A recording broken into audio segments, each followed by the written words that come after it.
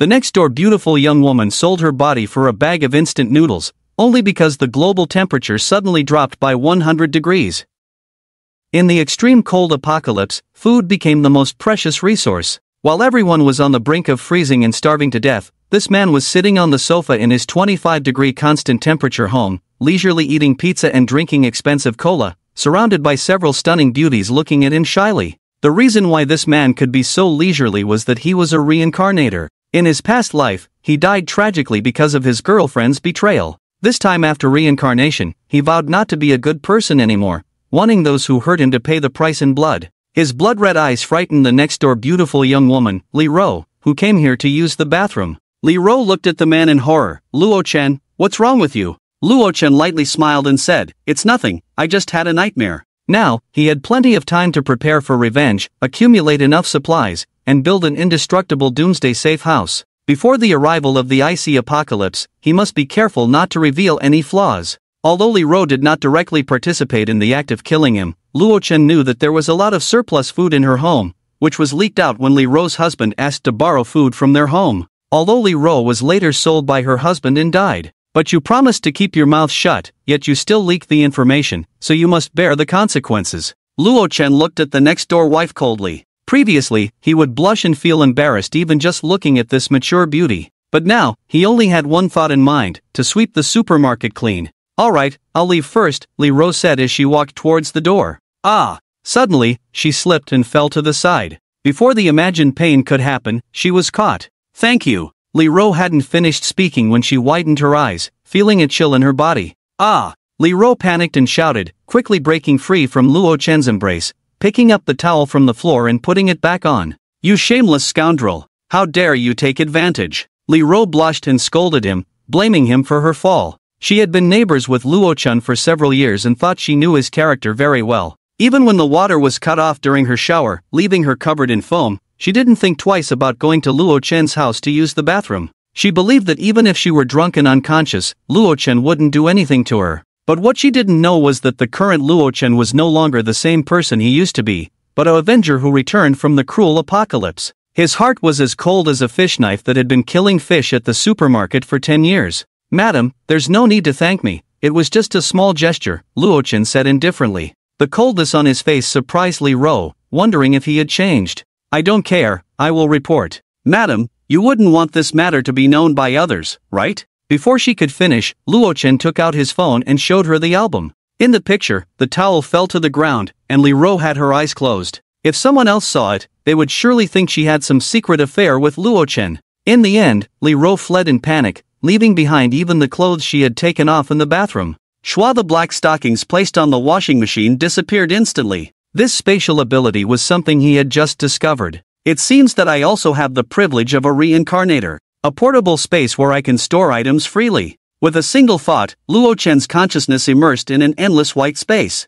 This space was so vast that he felt he could even fit the entire Earth into it if he wanted to. However, this is a bit whimsical. Because through experiments, Luo-chen found that there are limitations to storing objects in space. That is, he can only store things that his hands have touched. Moreover, the stored object must exist separately, such as the coffee table in the living room, the TV, etc. You cannot directly throw a building rooted on the ground into space. But, this is also a great start. Luo-chen smirked. In this city, there is a super large warehouse of Walmart. If the goods stored inside can be brought into space, it would be enough for him to use for at least 10 lifetimes. And because it is close to the sea, there is also a pier here. There are countless containers to be exported abroad, containing numerous food and daily necessities, making it a huge treasure trove. Before the apocalypse arrives, he must find an opportunity to bring everything into space. But, I'm a bit hungry. Luo-chen licked his lips. Having endured nearly a year in the apocalypse, he could only eat a bit of dry bread and cold biscuits every day. Now, he just wanted to have a warm meal. After going out, the sun was shining outside. The streets were bustling with traffic, and the shops and stalls on the roadside emitted various tempting aromas, attracting people to stop and buy food and goods. In just one more month, all of this will no longer exist. Luo-chen thought coldly. A month later, a solar flare erupted, followed by a solar anomaly almost extinguishing. The extreme cold doomsday arrived, with temperatures dropping to -70 degrees. There were no living creatures outside, only cold corpses could be seen. Luo Chen hailed a taxi and headed towards the city center. He had booked the largest state banquet-level hotel in the city, which was so luxurious that it could accommodate foreign guests. Ordinary people could not enter because the hotel had a consumption threshold, with a minimum spending of 100,000 yuan to qualify for entry. In the past, Luo Chen would have hesitated to eat in such a place, but because of his reincarnation, money was not important to him at all. His goal was to enjoy things he had never experienced before. After all, in a month, there would be no place to enjoy them. Bang! Closing the car door, Luo Chen arrived at the roadside. The five-star hotel was just across the street. However, at this moment, he looked at the provincial lottery center in front of him and seemed to remember something. I remember, in my previous life, I saw a video of someone winning the lottery. It seems that someone won 1 million here. Luo Chen raised his eyebrows, pondering in his mind. The winning date seemed to be today. Although he could indulge in dining at a five-star hotel, it didn't mean his wallet was sufficient. Currently, apart from a high-end housing worth 3 to 4 million left by his parents, he only had about 300,000 yuan in his account. Originally, he had over 500,000 yuan, but because he had spent a lot on Zuling, treating her and her girlfriends to meals from time to time, and even giving away many brand-name bags and high-end cosmetics. What a spendthrift! Luo Chen couldn't help but feel heartache. That was 200,000 yuan. If saved, how much food and life-saving supplies could be bought? Even if he set himself on fire, he could still warm his hands. It was really foolish to spend so much on Zuling. What's even more annoying is that after spending so much time, he hadn't even touched her hand. If it were a small female anchor, she probably would have been parachuted in by now. I don't have much money at the moment. To stock up enough supplies, I need at least several million in startup capital. To build a safe house with the top security company in the country, it would cost astronomical figures, at least tens of millions. After a moment of contemplation, Luo Chen walked into the lottery center. 1 million is not too little. He would use it first, and think about how to handle the rest after eating. In no time, Luo Chen walked out leisurely. There was an extra 1 million yuan in his account. Although he didn't know which scratch card was the first prize, he remembered the date of the winning video and the attire of the winner. Just now, the lucky guy was holding 2 scratch cards, hesitating whether to buy the card that could change his life. But he was intercepted by Luo Chen, who suddenly appeared. Woo woo woo! An ambulance with flashing lights suddenly stopped outside the lottery center. What's the situation with this patient? It seems like he fainted while buying a lottery ticket. Did he win a big prize? It seems like the jackpot was snatched away by someone. The doctors carrying a stretcher discussed, and soon they carried out a young man who had fainted and took him away in the ambulance. You can rest assured, leave this 1 million to me to spend. Luo Chen withdrew his gaze, lifted his leg, and walked towards the five-star hotel across the street. This money in his hands could only realize its maximum value, otherwise, it would become worthless paper that even wiping once but would feel too hard in just a month. Sir, how many in your party? Just as he arrived at the entrance, a beautiful woman in cheongsam and black stockings came to greet him. I have a reservation, the surname is Luo. Luo Chen said lightly. Oh, Mr. Luo, please this way. The elegant and luxurious private room. Luo Chen sat on a comfortable chair, watching the waitress in black stockings place dishes on the table one by one. Sir, this is your ordered 3 flowers competing, spring garden in full bloom, emperor's health-preserving soup. It was indeed a 5-star hotel. Each dish was exquisitely crafted, with perfect shapes, like works of art.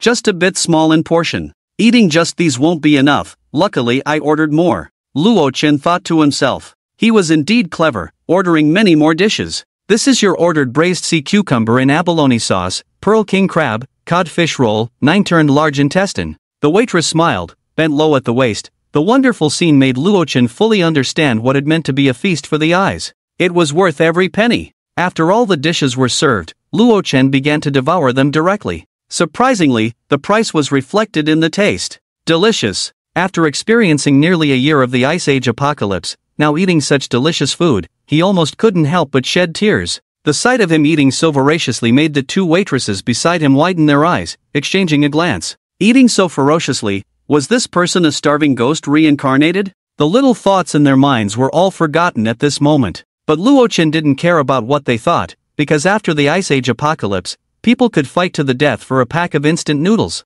At that time, all civilization and dignity would be meaningless. After eating for an hour, Luo Chen patted his round belly satisfied, and left amidst the attentive smiles of the beautiful waitress. After enjoying a feast, he was now ready to go to a large supermarket to buy the first wave of supplies to stock up in his space. This was also to better familiarize himself with his spatial abilities and to test his ability to store supplies. After all, he planned to empty the Walmart warehouse and the entire port of goods before the apocalypse arrived. It wouldn't be good if there were any mistakes then. He had experienced the cruelty of the apocalypse and couldn't tolerate any accidents. Nearby the dock, there is a large batch of goods that will be shipped to a beautiful country at the end of the month. This is the news that Luo Chen just heard from several beautiful country merchants at the hotel. At that time, a giant cargo ship will be used to transport the batch of goods worth billions, including food for import and export, as well as various daily necessities. Just the mineral water alone is said to weigh several hundred tons, in several dozen containers. I must secure this batch of goods. Luo Chen was full of confidence, as this batch of goods seemed to be prepared for his space. Storing them in his space as post-apocalyptic goods couldn't be better. This large batch of goods will be transported to the beautiful country before the apocalypse arrives, and will save countless people in the beautiful country during the apocalypse. So Luo Chen had no psychological burden picking them up, and even felt quite pleased. The life and death of the people in the beautiful country had nothing to do with him. He even wished more of them would die. Coincidentally, the eruption of sunspots on the day before the apocalypse will cause all electronic devices worldwide to malfunction for a whole day. Luo Chen pondered. Even satellites in the sky would be paralyzed. It was a perfect opportunity for him to quietly move thousands of tons of goods from the dock without anyone noticing. Of course, the Walmart super warehouse in the suburbs couldn't be left out. Oh, isn't this Luo Chen? Suddenly, an affected voice interrupted his thoughts. Luo Chen frowned and found that the other party was none other than Su Ling, the green tea girl who had killed him with her trust in her previous life. Not only did she cause his death and let those evil neighbors in, she even wanted to cut his flesh and make soup. Instantly, an uncontrollable killing intent surged in his heart. I really want to kill this disgusting person right now. Luo Chen's eyes were cold. Luo Chen. You are so scary. Su Ling said pitifully. In the past, if Luo Chen had used this attitude towards her, Su Ling would have probably lost her temper long ago. But things were different now, because she seemed to have discovered that the always flattering Luo Chen was actually a hidden second-generation rich kid. Otherwise, how could he afford to eat at this hotel? You should know that many diplomats usually dine there, and this high-end luxurious place is exclusively for the upper class. What's up? Luo Chen suppressed the killing intent in his heart and said indifferently. It wasn't the right time yet. It would be too easy for the other party to die before the apocalypse. Su Ling must experience the cruelty of the extreme cold apocalypse, and die in despair, coldness, and helplessness. Anyway, he had a storage space on him, and he had enough time to prepare. By then, he could build a sturdy shelter, store unlimited supplies in the space, and do whatever he wanted to retaliate against her. Hearing his question, Su Ling immediately put aside her discomfort. She didn't care about the sudden cold attitude of the other party. Instead, she suddenly discovered that Luo Chen was a local tyrant, so Su Ling excitedly thought about how to make him willingly spend money on her. Everything else was not important. Luo Chen, I just saw you eating in there. Su Ling pointed to the luxurious entrance of the hotel, looking at him expectantly, with a hint of enthusiasm in her tone. That look was as if she had found a suitable victim. Luo Chen looked coldly at Su Ling's expectant gaze, not wanting to deal with her at all. So what if she found out that he spent 100,000 yuan on a state banquet at a state banquet hotel and wanted his money? Dream on. Don't expect to get a penny from me again. Luo Chen, I've been waiting for you outside for half a day. My legs are tired from standing. Shouldn't you be more of a gentleman and invite me for a cup of milk tea? Su Ling pouted and complained. She deliberately showed off her fair legs, gently pressing them with her hands, as if trying to seduce him with her beauty. First, have some milk tea, then go shopping, and in the evening, we can go for a luxurious dinner. Although Su Ling was complaining on the surface, her heart was already blooming with joy. Today, if she doesn't spend 100,000 yuan on herself, she won't be allowed to leave. But what she didn't know was that the current Luo Chen was no longer the lapdog he used to be. Towards the green tea in front of him, Luo Chen only felt disgusted. Su Ling had always told him that she had never been in a relationship, but Luo Chen only found out before his death that Su Ling had changed boyfriends countless times. A certain rich second generation who barged into the room mocked her in person, saying that Su Ling had been an escort in their circle, willing to spend the night for just a few $1,000.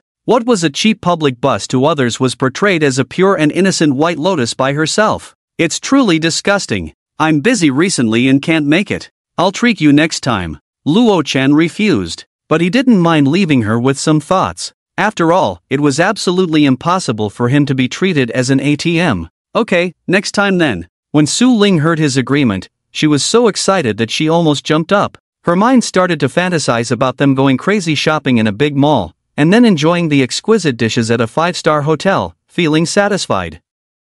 However, the happy Su Ling had no idea that the extreme cold apocalypse would arrive a month later.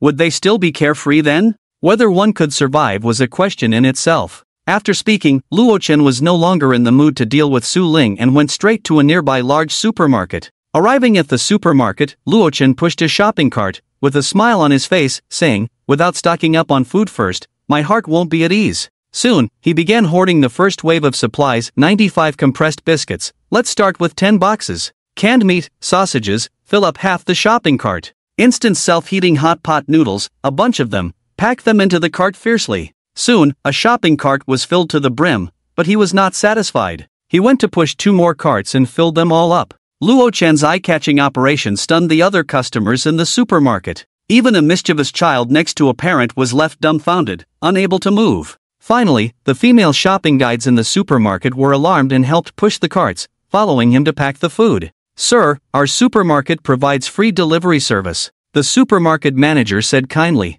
and personally helped with the checkout, along with the staff, carrying the goods to the car. For them, Luo Chen was a big customer and must be well taken care of. Facing the enthusiasm of the supermarket, Luo Chen did not refuse and had them deliver the goods directly to an underground warehouse in his residential area. When it came time to pay, facing a bill of over 10,000 yuan, Luo Chen readily paid. In the apocalypse, the prices of these foods would at least increase 100-fold, and even with money, they might not be available. It could easily trigger a large-scale life and death struggle. At the manager's enthusiastic invitation, Luo Chen also took a ride on the supermarket's shuttle bus and headed home. It was a good opportunity to further understand his spatial abilities. Back in the residential area, he met many homeowners on the way. Many of them couldn't help but show a surprised expression. Luo Chen ignored them and was not worried about the news of storing goods in his home getting out. Before the apocalypse arrived, his safe house had already been set up, and as long as he didn't open the door voluntarily, no one could come in.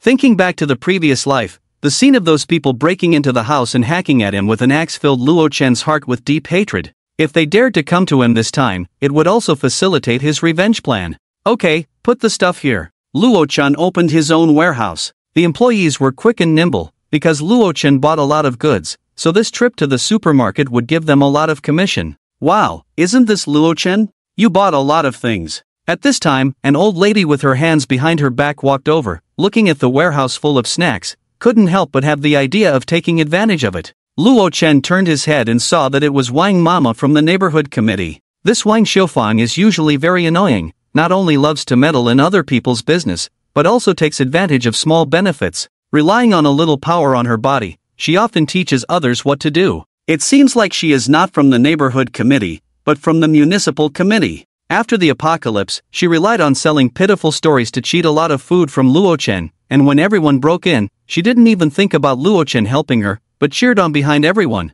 "Hey, this lady, please don't touch other people's things." A supermarket employee, while moving things, found that Wang Mama had secretly taken a large bag of food from the car. This bag of snacks is quite expensive, at least over 1,000 yuan. "What's stealing? I'm borrowing, do you understand?" Wang Mama, seeing herself being discovered, got angry and started making a scene on the spot. "Oh, young people nowadays don't know how to respect the elderly at all. I have difficulty walking, and there's nothing to eat at home. What's wrong with borrowing some food in case of emergency? I can pay for it. Do you want to let an old person like me starve to death?" Indeed, being from the neighborhood committee, she is really good at causing trouble. She immediately portrayed herself as a disadvantaged group, standing on the moral high ground to criticize them. The young employees had never seen such a situation before, and were directly confused by the old lady, scared to step back several steps, afraid that she might fall to the ground, and they would lose a year's salary. "Put the things down." Luo Chen was annoyed by her buzzing, walked over and directly snatched the bag of snacks from her.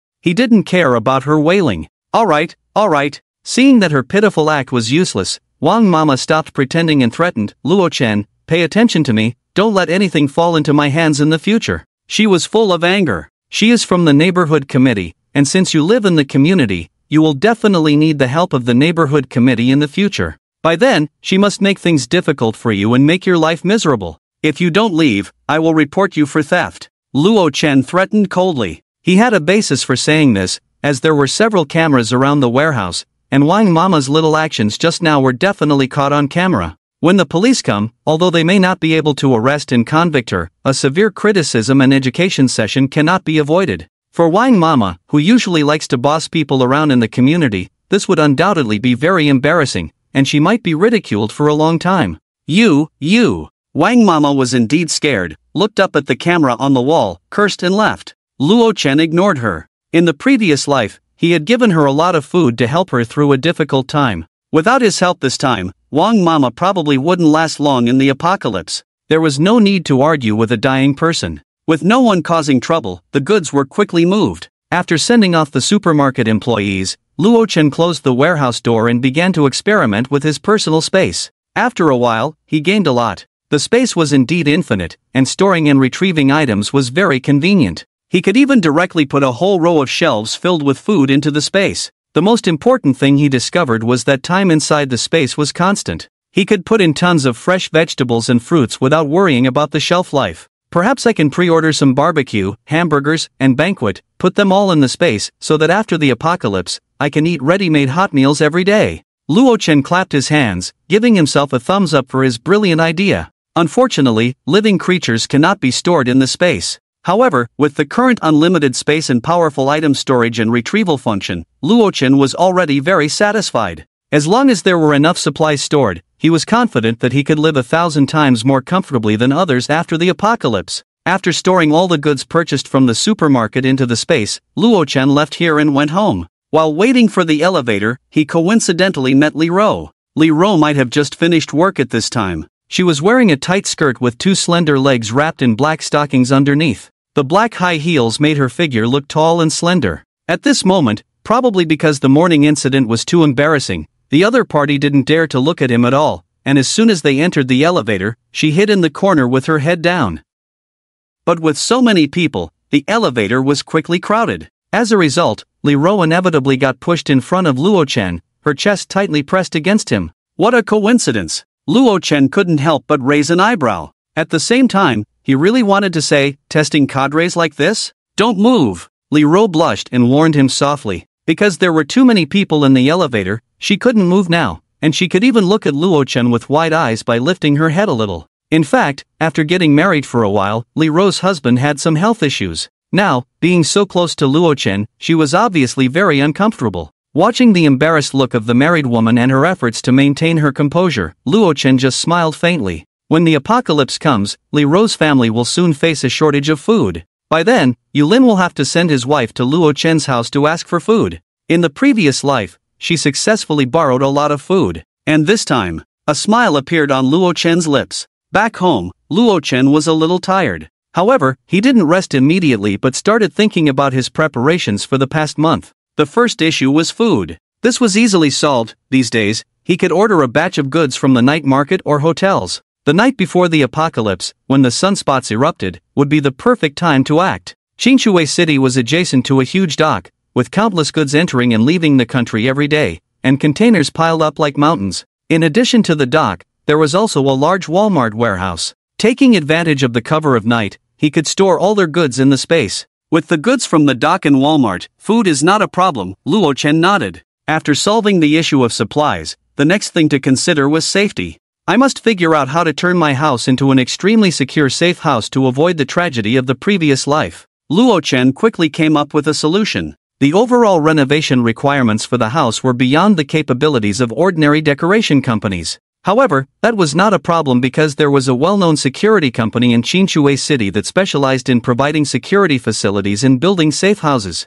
It was said that the safe houses they built used special alloy materials that were so hard that even ordinary bullets couldn't penetrate them, unless they were hit by a mushroom bomb. Domestic wealthy celebrities were their regular customers. Having a safe house was not enough. The issue of warmth also needed to be taken seriously, because after the extreme cold apocalypse, the outside temperature would drop sharply to over -70 degrees Celsius. The snow could be as deep as 10 meters. Without enough heat sources indoors, people would freeze to death. Luo Chen's idea was to choose between a fireplace and a heated brick bed. One of them originated from distant Europe, while the other is a commonly used heating facility in the northern region of the country, each with its own advantages and disadvantages, making it a bit difficult to choose. Only children make choices, adults naturally want everything. Luo Chen slapped his thigh. In fact, there is no need to be entangled, he can completely customize a fireplace with a security company, retaining its aesthetic advantages while adding the practicality of a firebed.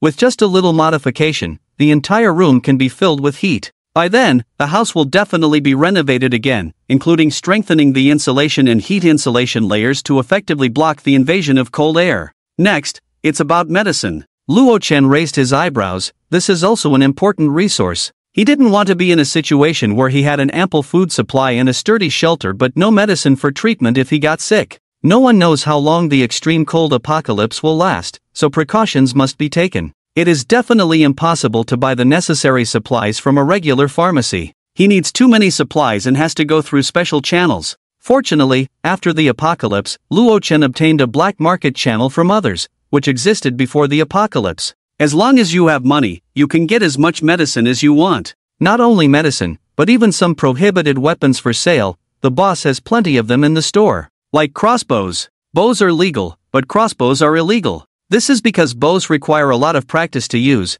and most people can't even shoot accurately, let alone pull the bow. But crossbows are different. Theoretically, if you string a crossbow arrow and hand it to a 5-year-old child to shoot, the damage caused is as great as when an adult uses it. Even bears, tigers, and other large predators will be killed in front of a crossbow. Now the issue of medicine and weapons is resolved. Luo Chen nodded in satisfaction. The importance of weapons in the apocalypse goes without saying. Having only food will make you nothing more than someone else's food storage. Without defensive weapons for counterattack and a sturdy shelter, you will only passively endure attacks. You must have frightening weapons in your hands to make those survivors think twice before acting on certain ideas. In fact, what Luo Chen most wants to get is the equalizer of all beings. This thing is easy to buy in foreign countries, especially in beautiful countries, where almost every household has a few for self-defense.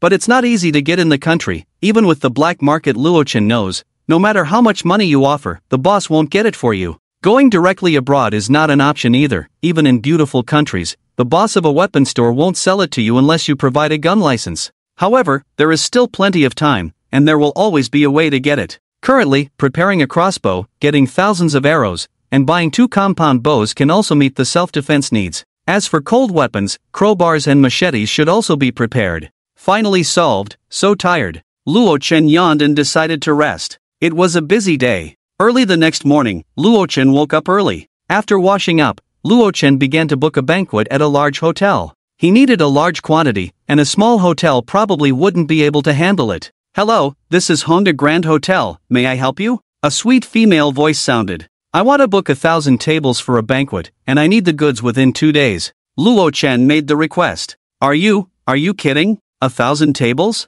The female voice was very shocked. 1,000 banquet tables not only take a long time to prepare but also cost hundreds of thousands. After all, one table costs several $1,000s. They are a 5-star hotel. "I am very sure. I need you to start today," Luo Chen said firmly. The front desk girl was not competent enough, so they eventually found the manager of the restaurant. Luo Chen immediately paid a deposit of 400,000, and only then did they promise to deliver the goods within 2 days. After checking his bank card balance, there was only a little over 800,000 left. Not enough money. Now I have to think of ways to make more money, Luo Chen sighed. The money for booking the banquet was paid from the 1 million won from the scratch card. Now he not only needed to buy medicine and weapons from the black market but also had to find a top security company to build a safe house. 800,000 was definitely not enough. Luo Chen took out his phone and downloaded a bunch of loan apps. With continuous will shearing, another 1 million was added to the bank card, with the repayment date set for 2 months later. "It feels great to get something for nothing," Luo Chen said with great satisfaction. The extreme cold apocalypse would arrive in a month, and there would be no day to repay the money. Next, he turned his attention to his own house. Before Luo Chen's parents passed away, they left him a house located within the second ring road of Qinshui City, which cost over 3 million when bought. But with the continuous rise in house prices, it was now estimated to be worth 6 million. By mortgaging it to the bank, wouldn't money come in? I can freeload again. Luo Chen thought smugly and left home with the property deed. While in the community, he met the neighbor's wife wearing black stockings, who seemed to be going to work. However, as soon as she saw him, she blushed and quickened her pace to escape. Luo Chen didn't care and had more important things to do at the moment. He hailed a taxi by the roadside and headed to the bank. The bank staff warmly welcomed him. Due to the excellent location of Luo Chen's house and its increased value over the years, the bank easily granted him a credit line of 5 million. With some effort, he might have been able to get 6 million. But Luo Chen didn't want to argue with the bank staff. It was a waste of time. So he signed without hesitation and received the huge sum of 5 million. The money arrived quickly. At this moment, there was suddenly a commotion in the bank hall. "Shut up! Put your hands up!" Bang! Bang! Following that were 2 gunshots. What the hell is going on? Luo Chen widened his eyes, full of questions. Someone was robbing the bank? Memories from the pre-apocalyptic era suddenly flooded his mind. There were indeed news of bank robberies in the previous life, but they were not reported on television, and the information on the internet was quickly blocked by the authorities. He only knew that there was a bank robbery in Qinshui City, but he didn't know the specific time and place. Was it today? Or was it in the bank where he borrowed money from? This was too damn coincidental. The vigilance developed in the apocalypse came into play at this moment. Luo Chen frowned and quickly retreated to the back of the crowd while everyone else was scared silly. In the terrified eyes of the crowd, 2 robbers escorted a middle-aged man with a bald head out of the VIP room. Luo Chen knew that person, a well-known real estate tycoon in Qinshui City. According to the information he knew from the previous life, it seemed that the man had gotten into trouble and wanted to embezzle money and escape abroad in advance. Unfortunately, the information was leaked by people around him, leading to a premeditated robbery. It took the police more than half a month to solve the case. What Luo Chen knew was that the tycoon was not harmed, and all the robbers were caught, one of whom was the tycoon's longtime bodyguard.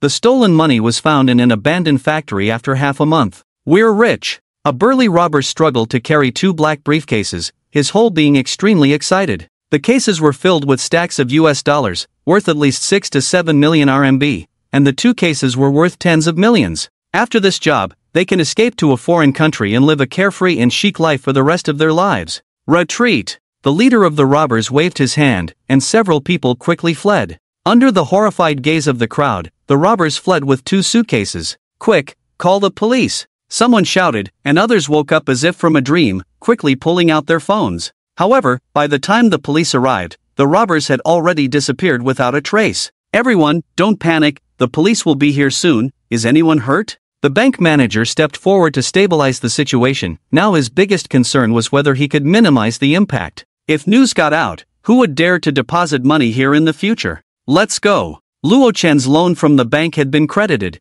and he didn't plan to stay here any longer. If he stayed, he might have to make a statement at the police station later, which would be a waste of time. Leaving the chaotic crowd, Luo Chen hailed a taxi on the street. "Where to, handsome?" the driver asked with a slight accent. Luo Chen originally intended to go to the top national security company in Qinshui City to discuss the construction of a safe house. However, a thought flashed through his mind, and he suddenly changed his mind. The over 5 million in his account could be used as a deposit for the safe house, but it was not enough to choose the top-of-the-line one. That wouldn't do. For the reborn Luo Chen, safety was a top priority. He didn't want to experience being dismembered again. "Go to Dongli Park." Luo Chen got into the car and said lightly, "Okay, please fasten your seatbelt." The driver's face lit up with joy, as this fare would earn him quite a bit. Dongli Park was not close by, and there were many abandoned factories nearby, so there was less traffic and it was easier to drive. Yes, Luo Chen's goal was the huge fortune that the robbers had taken. Although there wasn't much news about the robbery in the previous life, Luo Chen had accidentally heard the specific details from the aunties in the neighborhood after the case was solved by the police. According to one homeowner auntie, in order to show off in front of others, she vividly described the incident, completely forgetting her nephew's confidentiality request. She said that the robbers confessed during interrogation that after robbing the bank, they didn't take the money with them but hid halfway in the abandoned factories near Dongli Park. After hiding the money, they immediately left to create an alibi for themselves. They had planned to return to the factory after the heat died down, but they were all caught before that happened. And the most important point was that everyone thought the rich man's suitcase contained cash. But it wasn't until the police found the 2 suitcases at the factory that they discovered one was filled with gold bars. The robbers themselves were unaware of this because the boxes were specially made and weighed about the same. Only the rich man knew. Due to the large amount involved, the rich man was sentenced to life imprisonment directly and froze to death in prison after the apocalypse.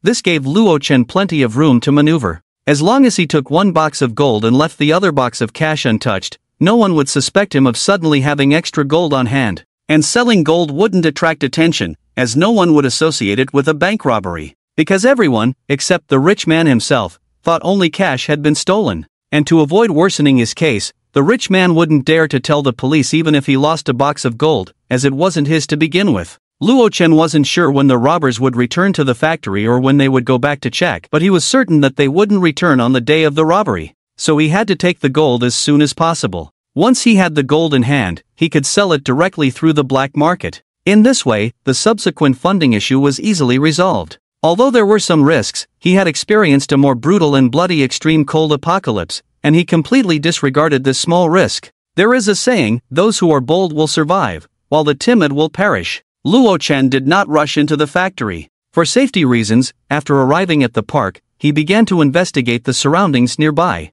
He found that this remote area did not even have a single surveillance camera, which conveniently facilitated his next actions. Occasionally, he would encounter people walking in the park, and he did not appear out of place himself. After an hour, Luo Chen finally began to act. Making sure there was no one around, he turned and entered a small path leading to an abandoned factory, remaining vigilant for any possible surprises. Fortunately, there was no one in the abandoned factory. According to information from his previous life, Luo Chen easily found 2 heavy suitcases in a hidden room of the factory. Next to the suitcases, there was a large black plastic bag. Is this over 100 pounds of gold? Luo Chen's breathing quickened at this moment, and he steadied himself before opening one of the large suitcases. Rows of gold bars, heavy and neatly arranged, lay before his eyes. They seemed to emit a dazzling golden light. It was a visually stunning sight. Wow, this must be worth at least 30 to 40 million. Calculating based on the current market price, at least 600 yuan per gram of gold.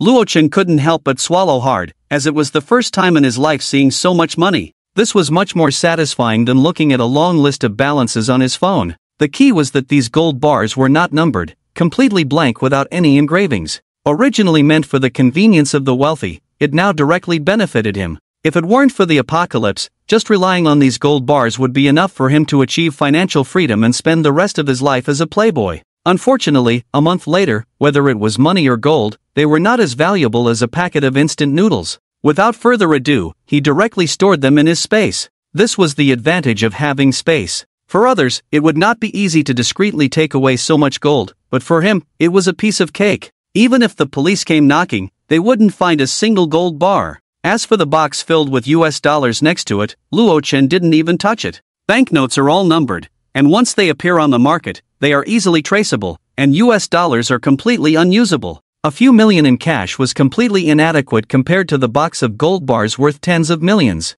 What's in this black bag? After taking the gold, Luo Chen's gaze fell on the black bag next to him. Curiously opening it, his eyes widened in surprise. It turned out to be a handgun. 3 black handguns, emitting a cold and icy aura, lay quietly in the bag. What a pleasant surprise, this is amazing! Luo Chen exclaimed in delight. His goal this time was just the gold, but unexpectedly, he also gained a handgun, saving him from worrying about the gun issue. Holding the cold gun in his hand, Luo Chen suddenly felt a strong sense of security. Take off! With this powerful weapon, his safety would be maximally guaranteed after the apocalypse. It was much more useful than bows and arrows. With just one bullet, he could easily take a person's life. It was much more intimidating to other survivors than bows and arrows. This would become his biggest trump card. There are quite a few bullets, 30 magazines, probably around 450 bullets. Luo Chen checked the bag again and found a total of 30 magazines inside. This handgun seemed to be a Glock. The specific model was unclear, but it used 9mm bullets, with each handgun capable of holding 15 rounds. With a sweep of his hand, all the handgun magazines were stored in his space. Luo Chen did not stay long, immediately left carefully and erased all traces of his presence. Several layers of plastic bags on his hands and shoes were also put away. In order to avoid leaving DNA, he even wrapped his head tightly with a bag. In the wilderness, there was no surveillance. No one knew he had been there. 10 minutes later, Luo Chen was already sitting inconspicuously in a taxi. I can consider selling gold on the black market, get money, and discuss the matter of a safe house with a security company. Luo Chen thought happily. Just the thought of not having to worry about firearms and funds anymore made him very pleased. The end of the world was approaching in over 20 days. the safe house had to be put on the agenda as soon as possible. It would be best to start construction tomorrow and complete it within 20 days. With the extra funds, he could even order more food. Barbecue, hamburger, hot pot base. He wanted it all. Welcome. The waiter politely greeted him with a bow. Black Swan Bar. On the surface, it was a luxurious and elegant place for consumption. But in secret, it was an underground trading black market. The owner of this bar had a very strong background. As long as the money was right, you could buy many things here that were not available on the market. They didn't care if the items were clean or what you did with any prohibited items. They only provided a platform for transactions. Because their reputation was good, there were very few incidents of double-crossing. Of course, the reason Luochen felt at ease coming here was that he had a life equalizer on him. "Hello, what drink would you like?" the bartender asked with a smile. "When will the full moon appear?" Luochen suddenly said. The bartender was taken aback and replied, "Look up and see for yourself. The withered vine and old tree are covered in crows." The other person continued, wearing long johns, heading home. Luochen almost burst out laughing after hearing that. Damn! Who came up with this ridiculous code? Even elementary school students wouldn't come up with something so childish, right? If he hadn't heard it with his own ears in the end of the world, he wouldn't have solemnly recited it. "This way, please." The bartender's expression became more respectful, bowing and gesturing. Luochen followed him to a secluded room where the soundproofing was excellent, and the music from the dance floor outside couldn't be heard. In front of a cabinet displaying many rare treasures sat a man with slicked back hair. In the corner of the room, two cold-looking bodyguards were on standby. "You look unfamiliar, first time here?" Wu Nan asked, puffing on his cigar, legs on the table, blowing smoke rings. He was the person in charge of this black market, and all transactions usually went through him. "I'm here to make a delivery," Luochen replied without directly answering. Instead, he placed the heavy briefcase in his hand on the table, making a dull thud. The cold aura emanating from him made the other person glance sideways. "What goods? If they're too cheap, I'm not interested," Wu Nan said casually, tapping his cigar and ashing it. The box was large and heavy, but he didn't pay much attention to it. Most of the things traded here were shady, with values ranging from a few million to tens of millions being trivial. With a click, the box opened, and a gleam of gold emerged. Wu Nan glanced casually, then shuddered all over, almost tipping over his chair in shock. Damn it! He couldn't remember the last time he had been so excited, not even when he received a genuine masterpiece painting from a master. "Did you rob a bank vault?" Wu Nan's hand was burned by the cigar, but he didn't care about the pain at this moment. A whole box of gold bars. 24K pure gold. Estimated to be over 100 pounds. Valued at least over 30 million. The black market had traded gold before, with transactions in the millions not uncommon. But to see so much at once, he had never seen it before. Bright and shiny. He even had the idea of playing dirty, but he reluctantly suppressed it. Someone who can produce so many gold bars, how could they be a good person? "Don't worry about that." Luochen closed the box and said lightly. "Too many words will lead to mistakes. If you can say less, say less." Most of the things that can be traded on the black market are not from legitimate sources. He just needed to act aloof. Wow, this time Lao Nan, really misjudged. Wu Nan finally perked up, and without further ado, called two assistants to start measuring with professional equipment. If this deal goes through, the income it brings will not be a small amount. The gold content of this box of gold bars is as high as 99.6%, weighing 135.3 caddies, and is worth about 40 million based on the market price. Wu Nan tapped his fingers on the table, observing Luochen's expression. However, Luochen remained indifferent, showing no signs of excitement, which made Wu Nan a bit unsure. Judging from his sharp eyes, Luochen was definitely not a seasoned trader in these dealings. But there was a subtle aura of killing intent emanating from him, a kind of aura Wu Nan had only seen on desperados. Of course, he didn't know that Luochen had seen too much bloodshed and cruelty in the apocalypse. This made Wu Nan feel a sense of fear. If it were an ordinary person with so many gold bars, they would have been taken down and disposed of long ago. "Tell me your price." Luochen knew the other party would not accept the market price. Otherwise, why call it the black market? "I can offer you 30 million, the money will be transferred immediately." Wu Nan extended 3 fingers, saying earnestly, "Too little, at least add another 5 million. Luochen shook his head, indicating the price was too low. This was 40 million worth of gold, and they would net a profit of 10 million after handling it. Although the gold was originally obtained through trickery, losing 10 million was no big deal, but he didn't want the other party to make so much profit and be taken for a fool. I've been in business for so many years, and you're the first one to dare to raise the price with me. Wu Nan squinted his eyes, like a venomous snake spitting out its tongue. He didn't know if the other party was being reckless, actually daring to raise the price by 5 million at once, without thinking about where they were. This was their black market stronghold. After taking in so much, could they safely take the money and leave? What? Their black market had a good reputation and never engaged in dirty dealings? What a joke! They wouldn't even leave your bones after they were done with you. Who knows if your body would be sealed in concrete and sunk into the sea? Hearing this, the two henchmen who had been standing in the corner immediately became restless, flexing their muscles with wolf head tattoos, slowly moving towards Luo Chen. Their gaze was like that of a lamb waiting to be slaughtered. Forget it then. Luo Chen seemed to ignore the two approaching thugs and casually lifted his hem. Around his bulging waist, a black metallic shape was revealed. This move instantly changed Wu Nan's expression. "Ha, my friend, I was just joking. Why so serious?" Wu Nan stood up, pushed away the two puzzled thugs, and said with a sincere smile, "I won't take advantage of you either. How about a discount? Add another 5 million. Wu Nan raised 2 fingers. This price was relatively fair. Although they would still make a good profit, it was not as outrageous as before. Okay. Luo Chen didn't make things difficult and agreed directly. After all, they needed to make some connections and it would cost them a lot of money. 5 million, I want to see the money right away. To this request from Luo Chen, Wu Nan readily sent someone to handle it. The money will be transferred immediately, he said. Soon, Luo Chen's phone received a text message. Your bank card ending in 0786 received a transfer of 32,500,000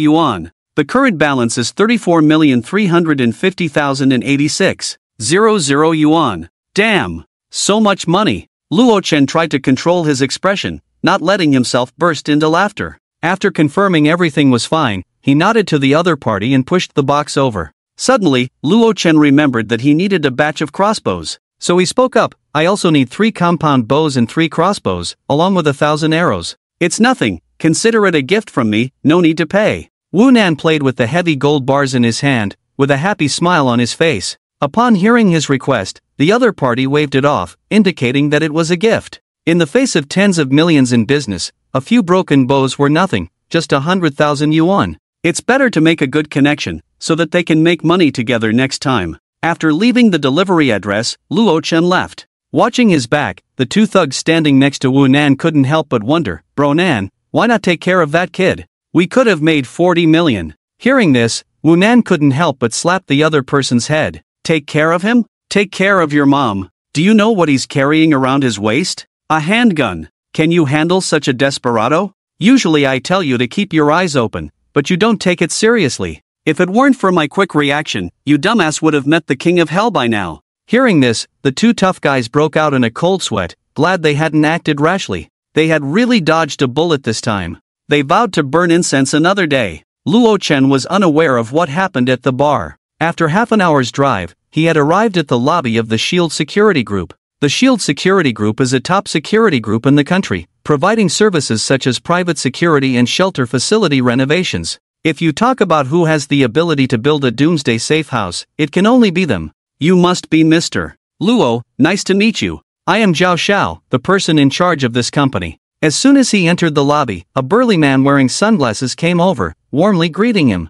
While on the way, Luo Chen had called ahead. Normally, a face-to-face meeting required an appointment, but upon hearing it was a multi-million-dollar deal, they immediately came down to greet him personally. Company rules were not important. What mattered was that this customer was in a hurry. After all, our aim is to help customers in times of trouble. With a brilliant smile on his face, Zhao Xiao invited Luo Chen to his office. Mr. Luo, I heard you say on the phone that you want to build a sturdy doomsday safe house, is that correct? Zhao Xiao poured 2 cups of tea guanyin tea, offering one to him. A doomsday-level safe house, this was a huge order. Previously, they had built a similar project for a domestic doomsday enthusiast billionaire. The cost exceeded tens of millions, making it the largest order the Shield Group had ever received. For ordinary people, the idea of a doomsday safe house might seem unrealistic. But for Zhao Xiao, who often provided security measures for the wealthy and celebrities, it was completely routine. The richer the billionaire, the more afraid of death they were.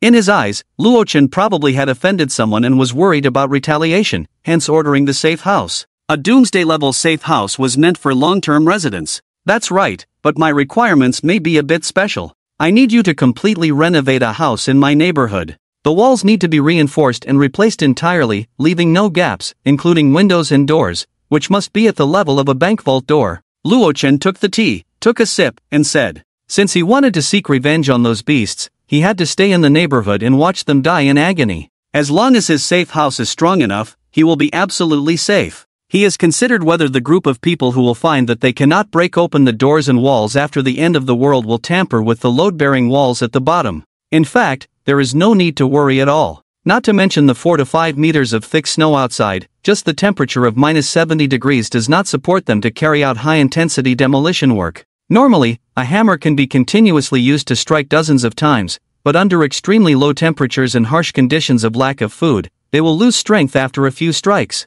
As for explosives and the like, ordinary people cannot get them. Moreover, a 20-story high-rise building, the load-bearing walls are not ordinary sturdy. Hearing his request, Zhao Xiao also felt a bit strange, because most of the wealthy people usually request to build a new safe house separately, or dig a big hole to build the house underground. It is the first time he has seen someone requesting a renovation on such a high floor. However, he didn't think much about it. Since the customer has a demand, they should try their best to meet it. After all, who would have a problem with money? Mr. Luo, these are the project services we can provide, you can browse them yourself. Zhao Xiao reached out and tapped on the large LCD screen in the office, and a detailed list of projects and corresponding prices immediately appeared on it. This is undoubtedly very convenient. It is worthy of being a top security company. Luo Chen even saw the service of building a safe house for mushroom eggs underground 80 meters deep. However, the construction period is too long, and he doesn't have time for that. Now, after careful consideration, the time left for him is less than a month.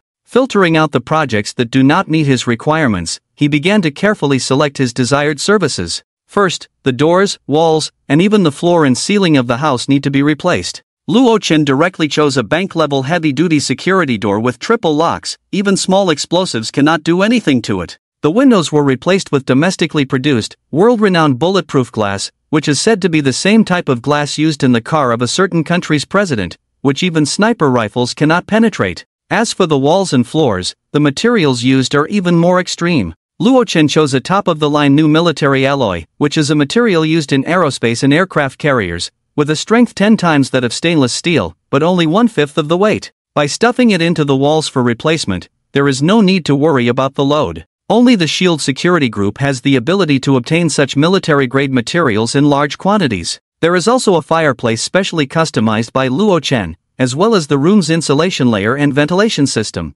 After solving these issues, he even considered a very extreme problem. That is, in order to prevent the load-bearing walls on the lower level from being damaged under certain circumstances, Luo Chen opened up a small room and installed a top-of-the-line safety pod device that was the latest development in the world. It uses advanced shock absorption and energy absorption technology, ensuring the safety of the people inside the room no matter how much damage the building suffers. After selecting all these, the settlement amount reached a terrifying 245.3 million. But it's okay, he only needs to pay 1/10 of the deposit. The final payment can be made within 3 months, but by then the extreme cold end of the world will have already arrived. Who will care whether he has paid the final payment or not? With these renovation services, the room has been completely transformed, from an ordinary residence into an impregnable doomsday fortress. Oh, what service is this AI brain? Luo Chen asked curiously. Just as he was about to click the end button after making his selection, his attention was suddenly drawn to something interesting. This is a good thing, Zhao Xiao said mysteriously. Seeing Luo Chen also looking very curious, he began to explain in detail. This feature is a super AI system jointly developed by their company and the strongest domestic brain group, which can monitor and analyze the room 24 hours a day. It requires the use of high-tech wristbands and leg bands. Once the AI detects a threat from other people in the room to the owner through monitoring, it will immediately activate the protective mechanism of the wristband and leg band, paralyzing the opponent with a burst of high-voltage electric current to render them unable to attack. Whether you are trying to secretly drug someone or hide weapons on yourself, the AI will monitor and analyze in real time. Stop any threats immediately. The electronic wristband also uses long-distance wireless charging technology, so you don't have to worry about battery issues, and the wearer cannot forcibly remove it. This feature is also desired by many top tycoons. There have been several assassination incidents abroad recently. The killers were women supported by big shots, and one of the victims was ranked 10th on the list of beautiful wealthy people in the country. Zhao Xiao explained in a low voice. This feature has just been developed, but it has passed hundreds of thousands of safety tests. Many tycoons have expressed that they must come to the company to order a set in 2 months. If Luo Chen needs it, he will be the first customer to experience the AI brain for the company. Sounds good. Luo Chen was a little moved. This feature is tailor-made for him. In the previous life, he was killed by a green tea knife in the room. Now with this system, such incidents can be prevented. After the extreme cold apocalypse, he doesn't have to worry about external threats, but he can't always pay attention to threats inside the room. After all, during the cold winter doomsday, it's lonely to hide alone in a safe house. Wouldn't it be nice to have a few beautiful girls to accompany and pass the time? By then, the loyalty issue of these girls can be perfectly solved by the AI brain. No need to worry about potential threats. I just don't know if it's as reliable as you say. Luo Chen lightly tapped the table with his fingers. After all, without experiencing it firsthand, you can't believe everything you hear. What if it's false advertising? Clap, clap. Zhao Xiao understood this and called in a female secretary wearing black stockings and high heels. He took out a set of electronic wristbands from the cabinet and directly put them on her wrists and thighs. This is a simplified version of the AI system, but it has all the necessary security features. Zhao Xiao explained, setting Luo Chen as the person to be protected in the system. At his signal, the female secretary stood behind Luo Chen and lifted a heavy vase. Beep beep beep on the LCD screen. Zhao Xiao's threat level was 0, while the threat level of the female secretary kept rising. Before the vase could be smashed, the AI controlled the electronic wristband, releasing a powerful electric current to render her unable to attack. With a clang, the valuable vase shattered, and the female secretary, weakened, fell into Luo Chen's arms. As soon as the female secretary regained some strength, Zhao Xiao had her demonstrate various attacks such as drugging and ambushes from different angles, showcasing the perfect reliability of the AI system to Luo Chen. The poor beautiful secretary became an experiment for the two. After the experiment, she was paralyzed on the ground from the electric shocks. Zhao Xiao had already reduced the power of the wristband by half, otherwise, she would have been gone after so many shocks. I'll take it. Luo Chen was very satisfied and added this service without hesitation. With these, he can enjoy the post-apocalyptic world with peace of mind. After all, some household chores still require special maids to clean, right? At this moment, the price directly increased by 10 million. The original price of this matching wristband is 100,000, but since you are the first customer, I'll give you some for free. Zhao Xiao opened a row of safes and looked at him. How many do you want? Most people only need a few of these things. After all, human energy is always limited, so he didn't think Luo Chen would need many. After a moment of thought, Luo Chen decisively said, "Give me 10. Upon hearing this, Zhao Xiao almost bumped his head on the safe. Are you planning to host an event at home? He felt a bit overwhelmed. A bracelet and a leg ring cost 100,000, so 10 would be 1,000,000. But since he had already promised to give them as gifts, Zhao Xiao couldn't back out now. Fortunately, the order was large enough, or else he would have suffered a loss. I also need to purchase a batch of special medicines. Do you have any relevant channels? Luo Chen seemed to remember something and asked the other party. Originally, he had planned to obtain the drugs through the black market, but it was not very safe and easy to attract attention. Getting a relatively safe channel from Zhao Xiao would be the best option. After all, with such a large security company providing safety services for various celebrities and wealthy individuals, they must have a lot of emergency medicines in stock. Well, I do have a channel. Zhao Xiao's tone was slightly hesitant. Since Luo Chen didn't buy the medicine from a hospital, it meant either the demand was too high or the drugs were hard to come by. There was a bit of legal risk involved. But since Luo Chen was his super VIP client, after all, he had already placed an order for 2 billion, how could he not fulfill even a small request? Moreover, their company's weapons and medicines didn't always follow the legal route. I wouldn't do this for anyone else, but since it's for my buddy Luo, I'll definitely help. Zhao Xiao took out a business card from the cabinet and handed it to Luo Chen. As long as you have the money, I can get you most of the medicines, just mention my name. Taking the card, Luo Chen looked at it. Vice Director Shi from Qingshui City Central Hospital. Wow! A vice director from the top hospital in Qingshui City. This channel was solid. Satisfied, Luo Chen tucked the business card into his pocket. The two then proceeded to sign the contract for the safe house. He first paid a deposit of 26 million, and the Shield Security Company would complete the renovation of his room within 20 days. The remaining balance would be settled within 3 months. Swish, without even looking, Luo Chen coolly signed the contract with a pen. A month later, it was just a piece of paper. As for the remaining balance, he probably wouldn't have the chance to pay it. At Luo Chen's request, Zhao Xiao promised to start the renovation the next day. Leaving the shield company, Luo Chen called the vice director on the business card. "Hello, who is this?" An old and imposing voice came through. "I was introduced by Boss Zhao and I want to buy a batch of special medicines from Director Shi." Luo Chen stated his purpose. "Oh, Zhao Xiao, alright." Vice Director Shi paused for a moment and then asked, "How much do you need?" "I need 3 million. Luo Chen didn't plan to spend all the money, leaving about half. After all, there was still some time before the apocalypse, and he could use the opportunity to stock up on more food. Upon hearing this amount, there was a brief silence on the other end of the phone, followed by a sweet female voice saying, "Director, why did you stop? Continue. Get lost, don't disturb me doing business." After a commotion, Luo Chen and the vice director began to discuss the specific details, including the required medicines and other medical supplies. In the end, they successfully completed the transaction by purchasing 10 large boxes of special medicines for 3 million, as well as a large quantity of bandages, disinfectant, and other medical supplies. Now the issues of the safe house, medicines, and even weapons were basically resolved. Feeling content, Luo Chen whistled his way back home, ready to treat himself to some takeout. Meituan, activate.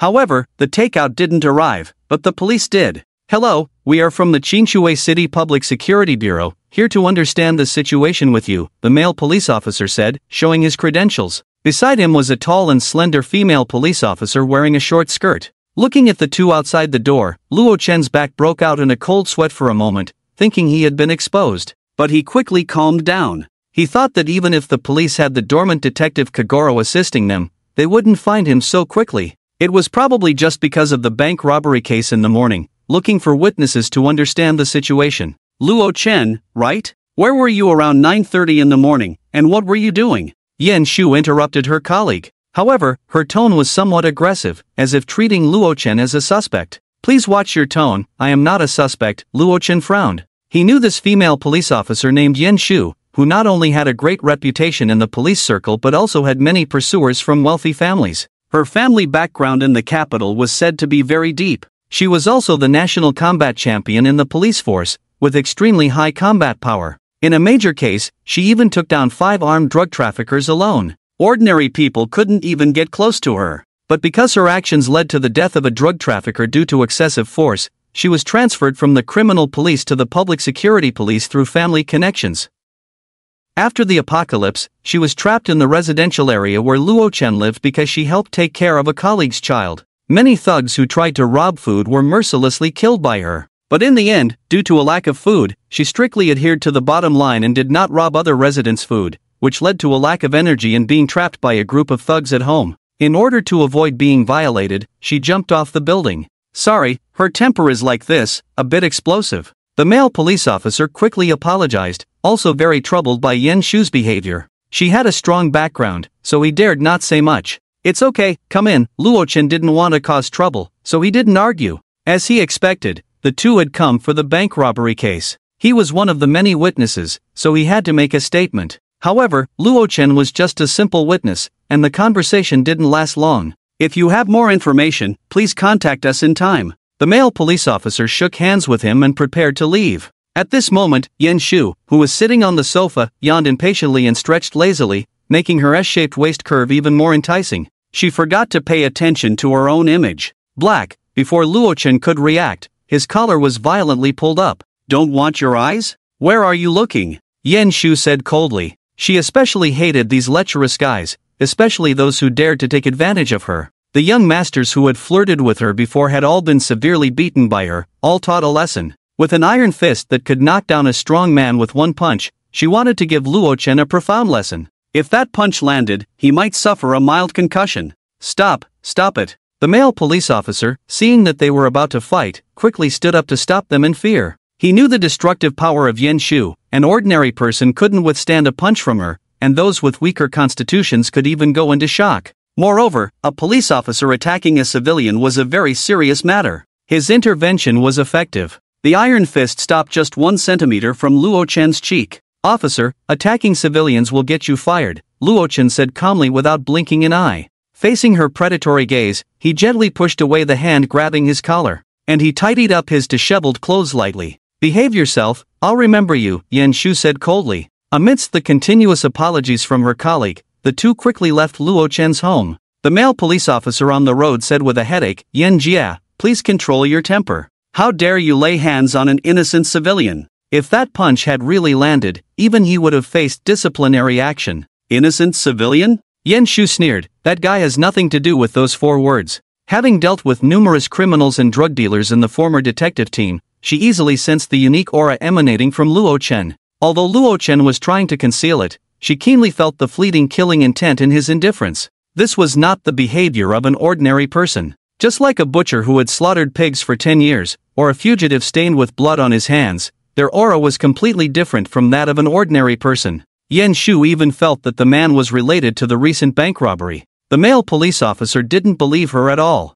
He simply thought that the other party was in a bad mood that came every month. Damn, you're quite strong. Luo Chen sat on the sofa, rubbing his sore neck and cursing. In just a short while, his neck turned red. It was evident that the other party was indeed strong. Hey, Yan Shu? Don't let me run into you after doomsday. Otherwise, I'll have to leave you with a leg ring. As soon as it got dark, Luo Chen arrived at a street in the night market. With over 3 million in his bank account, he planned to purchase a batch of barbecue to store in his space. In the extremely cold post-apocalyptic world, staying in a warm and comfortable safe house, roasting barbecue by the fireplace, was also a wonderful thing. What would the handsome guy like to eat? The barbecue shop owner, wearing a white apron, asked with a smile. Night had just fallen, and it wasn't yet the prime time for supper. Luo Chen was the first customer in the shop. Give me 1,000 servings of barbecue, Luo Chen said indifferently. He reached out and picked up a menu from the table. When the barbecue shop owner heard this, his face stiffened instantly, thinking he had misheard. How many? 1,000 servings. 1,000 servings, Luo Chen repeated, adding, 1,000 servings of grilled gluten, 1,000 servings of sausages, 1,000 servings of lamb skewers, 1,000 servings of beef skewers, 1,000 servings of chicken skewers, 1,000 servings of enoki mushrooms. He listed a long string of items from the menu. Normally, ordering so much barbecue should have made the owner happy. But at this moment, the barbecue shop owner's face turned as dark as charcoal, full of anger as he cursed. Where did this idiot come from, trying to mess with me right after opening the shop? Get out quickly. Ordering so much barbecue, all totaling 1,000 servings, would cost at least tens of thousands. Moreover, Luo Chen was alone. How could he possibly eat so much food? It was clear that he was here to cause trouble. Ding, Alipay received 10,000 yuan. Luo Chen knew that nothing was more convincing than money. After ordering from the menu, he took out his phone and scanned the QR code on the table, transferring 10,000 yuan. Before the barbecue shop owner could finish speaking, he heard the sound of money being received on his phone, immediately cutting off the rest of his words.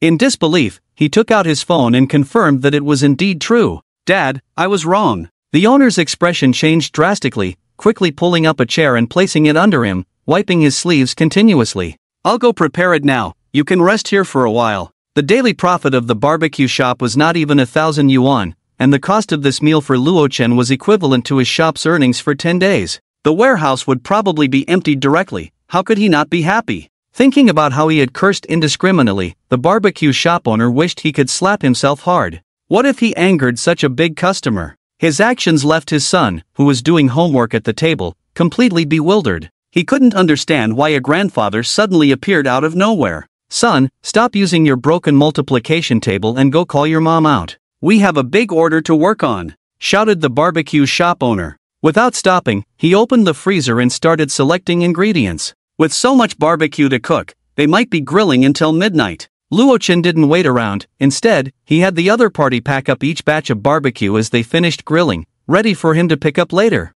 The inventory of a single store wouldn't be enough. Alipay received 10,000 yuan. Alipay received 10,000 yuan. Alipay received 10,000 yuan. Tonight, he had bought out all the barbecue shops on this street. He had ordered at least nearly 100,000 servings of barbecue. Eating 100 servings a day would be enough for him for 3 years. This led to a strange phenomenon. Although all the shops were open and the owners were working hard to grill, whenever someone entered the shop, the owners would always say in unison that they were out of stock. This left those who had finished work and wanted to enjoy a good meal feeling very frustrated. They couldn't understand why all the shops on this street were acting so crazy today. Oh, how could I forget Hot Pot? Luo Chen walked up to the entrance of a Haidilao store, murmuring to himself. In the icy environment, having a warm hot pot would be so satisfying. Although he couldn't buy thousands of servings of hot pot like barbecue, he could buy ready-made hot pot base from Heidileo. Give me 10,000 portions of hot pot base. Faced with such a huge order, the manager of Heidileo couldn't believe it and thought he was joking. But because of his professionalism, he maintained his smile without diminishing it. After Luo-chan quickly settled the payment, the manager's smile grew even wider, and he immediately called for the warehouse to start preparing the goods. He even generously gave him an extra 500 portions. Several large boxes of hot pot base were all moved onto his newly bought Porsche in batches by Luo-chan, and then directly stored in his space in a secluded corner. Since he only needed to make the down payment, he had only spent 10,000 yuan on the car that cost over 1 million. Installments? Completely unnecessary. After buying the hot pot base, Luo-chan drove to the largest farmer's market in the area. With the base ready, he needed the raw materials. Walking into a relatively large butcher shop, he started purchasing frantically by paying the deposit first. 100 tons of pork, 100 tons of chicken, 100 tons of beef, 100 tons of fish. The bosses were shocked by such massive orders. Their inventory was not enough. With the 1 million deposit received, the boss immediately started calling suppliers to prepare for overnight delivery. After buying the meat, Luo-chan started purchasing vegetables. 100 tons of cabbage, 100 tons of potatoes, 100 tons of carrots. After a series of transactions, the vegetable shop owner was all smiles. He was going to make a fortune. The god of wealth had arrived. Using the same method, Luo-chan went on to order various fruits as well. As a result, the owners of major butcher shops, fishmongers, and vegetable vendors all became busy. They were required to deliver their goods to a large refrigerated warehouse in the suburbs, which Luo-chan had rented for tens of thousands of yuan. Once all the goods were ready, he would store them all in his space. After all, storing them in the space was the safest way to keep the meat and vegetables fresh indefinitely. After finishing these tasks, Luo-chan drove back to the barbecue shop in his Porsche. He had the owner serve him the already prepared 100 servings of barbecue, and he sat there enjoying his meal. Thus, the customers on the night market street all watched him greedily devouring the oily barbecue, while they themselves were still being told there was no stock when they tried to order. Damn, why is it that when we order, they say there's no stock, but when he eats, there's stock? Exactly. I'm so hungry, I can't take it anymore. I can't take it anymore. I'm going to negotiate with that handsome guy to see if he can sell me a few skewers of barbecue. The onlookers kept swallowing their saliva. Smelling that enticing aroma, they felt their mouths constantly salivating. Their stomachs were growling with hunger. Some children were rolling on the ground shouting that they wanted to eat barbecue, only to be embarrassed by their parents and scolded. Luo-chan enjoyed his meal very much. During this time, many people wanted to buy barbecue from him, but they were all rejected. What a joke. Do I look like I need your money? Until the early hours of the morning, all the barbecue stalls finally completed their orders. The barbecue placed in the insulated box, also transported by Luo-chan in a discreet manner, was all stored in his space. Just as he bought a bottle of cold drink from the vending machine and opened it to drink, he suddenly heard someone calling his name. Luo-chan? He turned his head and saw that it was the neighbor's wife, Li Ro. Li Ro looked a bit tired, obviously working late at the company. Her swaying figure still attracted a lot of attention. Her 2 long legs in high heels seemed to have walked a long way, making her too tired to move. Beside Li Ro was a man pushing a cart, Yulin. He was her husband. Luo-chan? Yulin, upon seeing Luo-chan, was instantly ignited with anger that he had been holding back. Are you trying to seduce my wife, you little punk? Although Luo-chan and Yulin were neighbors, they rarely spoke to each other.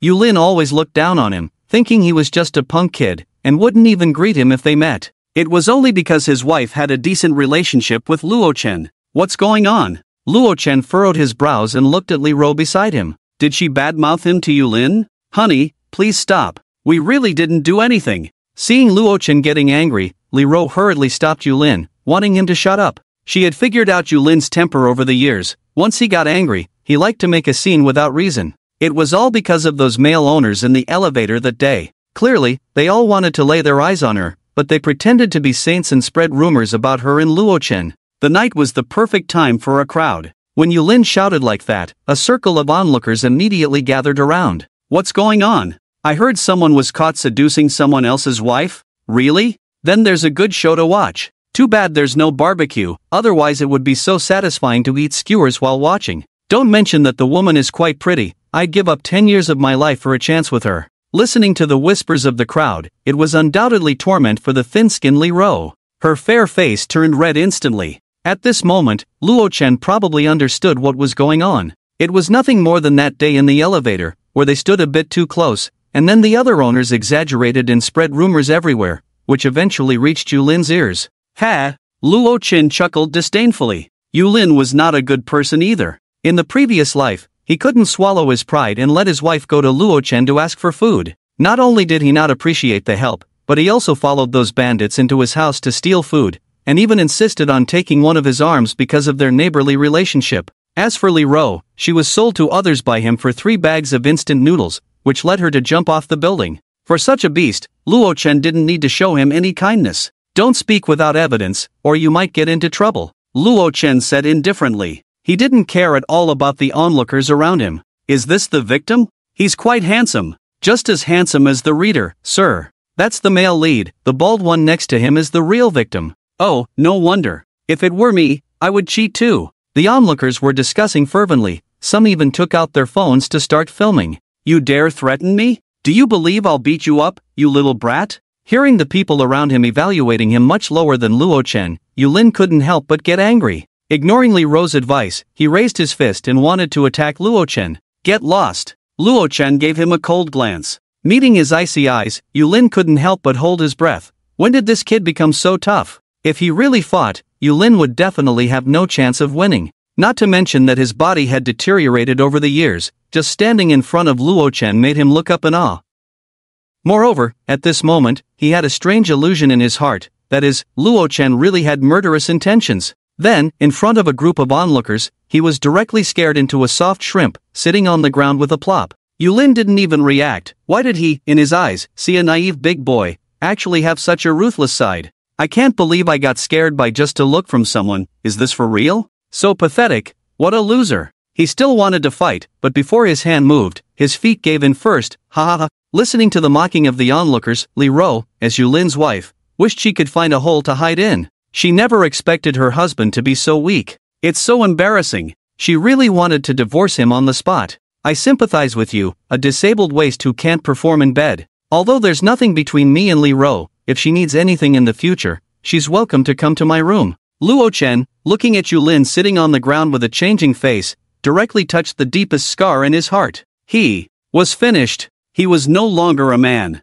As the news spread, the onlookers were in an uproar. The discussion heated up instantly. Everyone looked at the miserable Yulin with pity in their eyes. Yulin was burning with anger. He got up from the ground full of rage, wishing he could crush Luo Chen to pieces. But he didn't dare. He could only bury this overwhelming hatred deep in his heart. Luo Chen, I'll kill you when I get the chance. Yulin's eyes were blazing, fists clenched. But he didn't dare to fight Luo Chen. Seeing the other's miserable appearance, Luo Chen also lost interest in wasting time here, so he drove away in the Porsche parked by the roadside. This caused another wave of exclamations from the crowd. The next day, Luo Chen was awakened early by a call from Zhao Xiao. Hey, Luo buddy, it's me. Zhao Xiao said on the phone that their company's 2 large trucks had arrived. The design experts and construction team were also there, but they were all blocked at the entrance of the residential area. The security guard had opened the gate, but then a neighborhood committee lady appeared out of nowhere, saying that Luo Chen was not present and firmly refused to let the construction team in.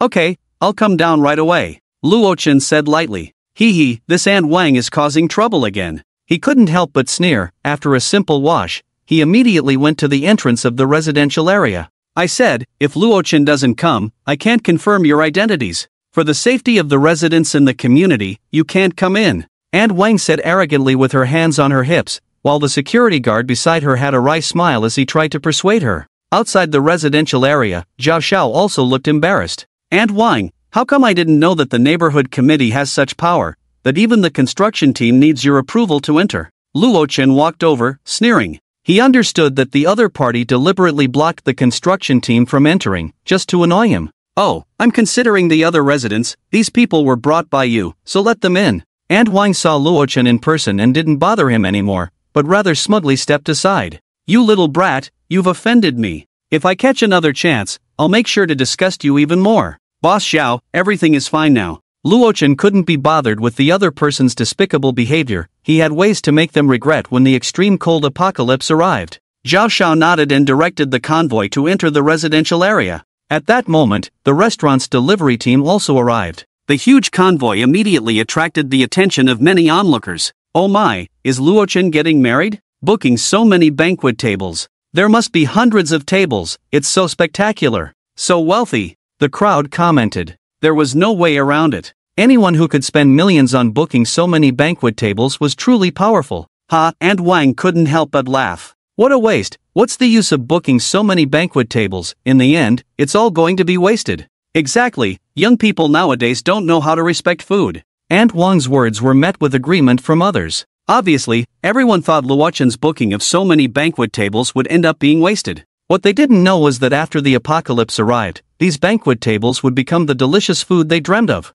Luochen didn't care about these foolish people, so he didn't bother to explain further. He decisively kept his mouth shut. In the midst of the discussion, the restaurant staff had already delivered the banquet tables to the underground warehouse. Although there were a lot of goods, with thousands of tables, Luochen's warehouse was quite spacious. It could easily accommodate them all. The ingredients Luochen ordered were all top-notch, including abalone, lobster, caviar, black truffles, and more. The restaurant manager in charge of delivery also mentioned that if there were future catering needs, they could contact him directly and generously gave Luochen a VIP card, welcoming him at any time. After all, the amount of this order was huge, even big companies hosting annual meetings had never booked so many banquet tables. After the restaurant staff left, Luochen secretly went to the underground warehouse and stored all the neatly stacked food in his own space. Because Shield Company was renovating his home, he was temporarily without a place to stay. Luochen greeted Zhao Xiao and asked him to ensure the quality of the construction,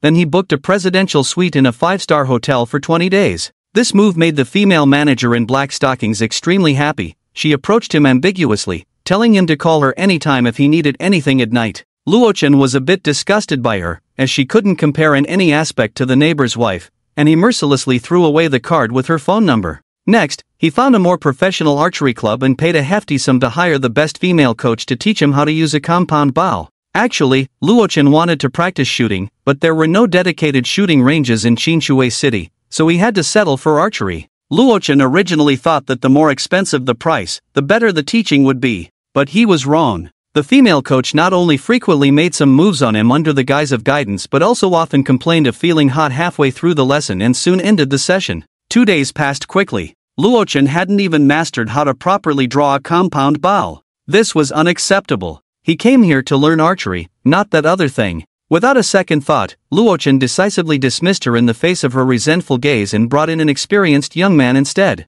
This time, the coaching was much more reliable. Just one day, Luochen was able to freely draw a compound bow and successfully shoot the arrow. Although the accuracy was very low, practice makes perfect. So in the following days, Luochen stayed in the presidential suite of the hotel at night and spent his days at the shooting club, constantly honing his archery skills. With his unremitting efforts, he finally made some progress with the compound bow. At least within a range of over 20 meters, the accuracy reached over 80%. Within 10 meters, he could hit the target almost every time. So, Luochen took a day off to relax. While enjoying Avengers 12, he suddenly realized that although he had no shortage of food supplies in the apocalypse, he seemed to lack entertainment. Without internet support, he couldn't download popular movies, TV shows, anime, or AAA games. So he had to prepare in advance. With over 800,000 yuan left in his bank account, Luochen directly bought a batch of Sony consoles, as well as a Switch. He also bought many high-performance desktop computers, 34-inch curved monitors, starting with an i20 CPU and an MTX 9080 graphics card. He also bought many high-performance gaming laptops and started downloading resources. Let's download games first. Luochen opened Steam and started buying and downloading games without hesitation, including Give Him Love 13, Descendants of the Forest, Fading Light 8, Resurrected Harlan Fist King, Call of Duty 40, Cybertron Battle. Damn! I'm surrounded by Beauties 6-inch, Genshin Impact 2 single-player version. As for anime, there were Rick and Morty Season 10, Undead King Season 8, Goblin Slayer Season 5, Doluwa Continent Episodes 1-1000, Wulyochi Season 7. In addition, the purchased hundreds of terabytes of hard drives couldn't be left empty. They were filled with works of various teachers, from Asia, Sakura Country, the West, to battles between humans and animals. Time passed quickly, and soon it was time to inspect the safe house. 2 weeks passed quickly. Luochen received a call from Zhao Xiao at the hotel, saying that the safe house was completed and waiting for his inspection. So Luo Chen got into his Porsche and quickly returned to the community. Led by Zhao Xiao, the two began to tour the completely renovated room. Shield Security Company truly lived up to its reputation as a top domestic company. As soon as he entered the room, Luo Chen's eyes couldn't help but light up. The quality of the safe house was impeccable. Not only was it completely renovated, with walls reinforced with 300mm military-grade alloy plates, but the room also looked more beautiful than before. The original LCD TV was replaced with a over 100-inch large screen, with the world's top AI brain built in. In the living room, there was also an exquisite large fireplace. Seeing Luo Chen's satisfied expression, Zhao Xiao also breathed a sigh of relief and patiently introduced him to the various renovations. Let's talk about the ventilation system first. It's top-notch globally, providing fresh air and filtering out all harmful gases. According to your requirements, the room's insulation has also been upgraded. With the fireplace, it can ensure that the room's temperature won't be lost, keeping it warm and comfortable 24/7. After saying this, Zhao Xiao finally began to introduce the most important part of this renovation, and then, this world-class super AI brain. Yours is the Plus version. In addition to the functions I demonstrated to you that day, there are many practical functions that you can experience yourself. Let me tell you about one of the more practical functions now, but because the highest authority is set to you, you need to personally activate it with your voice. Zhao Xiao smiled at him and said, "You can say anything." Luo Chen also became interested and eagerly said, "AI brain, activate?" Suddenly, the super large LCD screen lit up, and a loading bar started scrolling. 5%, 15%, 55%, 94%, 99%, 100%. Welcome, Master. Greetings from AI Brain. A mechanical female voice sounded very intelligent. After training with billions of data, it can almost perfectly understand every word you say. But for now, let's look at the confidential service you requested, Zhao Xiao explained, and Luo Chen had the brain open the monitoring system. Instantly, on the over 100-inch super large screen, there appeared more than 90 neatly arranged monitoring windows. Nearly 100 micro-surveillance cameras are installed in every corner of the entire building, allowing you to monitor any movement outside at any time, Zhao Xiao said in a low voice. And these cameras use the company's cutting-edge technology batteries, capable of wirelessly charging through the room's power source, penetrating dozens of thick concrete walls within 200 meters. No need to worry about battery life. This high-level confidential service was only possible due to Luo Chen's high payment, nearly 3 billion yuan, a luxury beyond the imagination of ordinary people. After seeing all this, Luo Chen nodded in satisfaction. Spending so much money was totally worth it. It exceeded his expectations completely. Luo Chen went to the balcony and found that the huge French windows had been completely renewed. Zhao Xiao explained, the windows are bulletproof and explosion-proof, even stronger than the 300mm titanium alloy plates in the walls. And it provides good lighting, allowing you to observe the outside environment freely.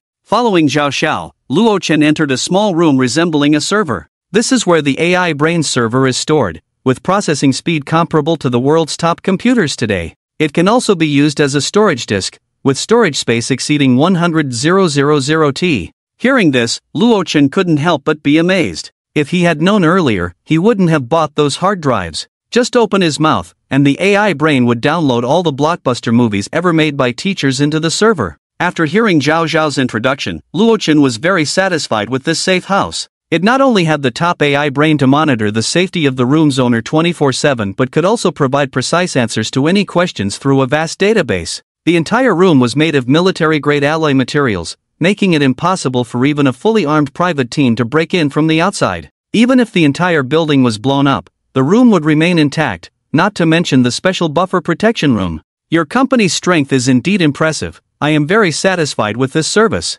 Luo Chen said with a smile. Hearing his approval, Zhao Xiao also smiled happily. Then he took out a document from his pocket and said, "If there are no issues, you can sign here, and please settle the final payment within 3 months. Luo Chen happily signed and promised, "Definitely." However, he secretly thought that he might not have the chance to pay the final installment. Thinking that he had only spent a little over 20 million to build a doomsday safe house worth nearly 3 billion, Luo Chen felt an indescribable sense of satisfaction. Lying on the sofa in the living room, Luo Chen admired his perfect safe house. The huge LCD screen displayed the AI brain quietly in standby mode. The AI brain, download and save offline maps globally, and monitor all messages about temperature changes on the network in real time. Luo Chen also gave orders to the AI brain. The AI brain immediately began executing the task, opening network message monitoring while offline maps were saved to the server. Although in the future, the snow depth would be maintained at 5 meters and the road surface covered with a thick layer of ice and snow, in case there was a need to go out, directions could still be distinguished by some landmark buildings.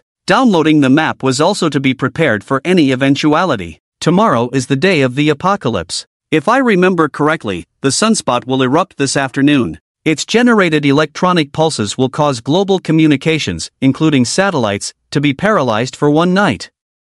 This is also an excellent opportunity for action. Luo Chen had been thinking about the Walmart warehouse in Qinshui City, which covers an area of over 1 million square meters, and the port near the sea that exports billions of goods every day. When the sunspot erupts, there will also be a solar eclipse phenomenon, making the day as dark as night. This also provides a wonderful cover for his actions. At 17:05, Luo Chen set out. As soon as Luo Chen walked out of the building, many homeowners in the community saw him and started discussing. Isn't that Luo Chen? It seems like we haven't seen him in a long time. This kid has been mysterious lately. He booked a bunch of banquets a while ago, and even reinforced the room.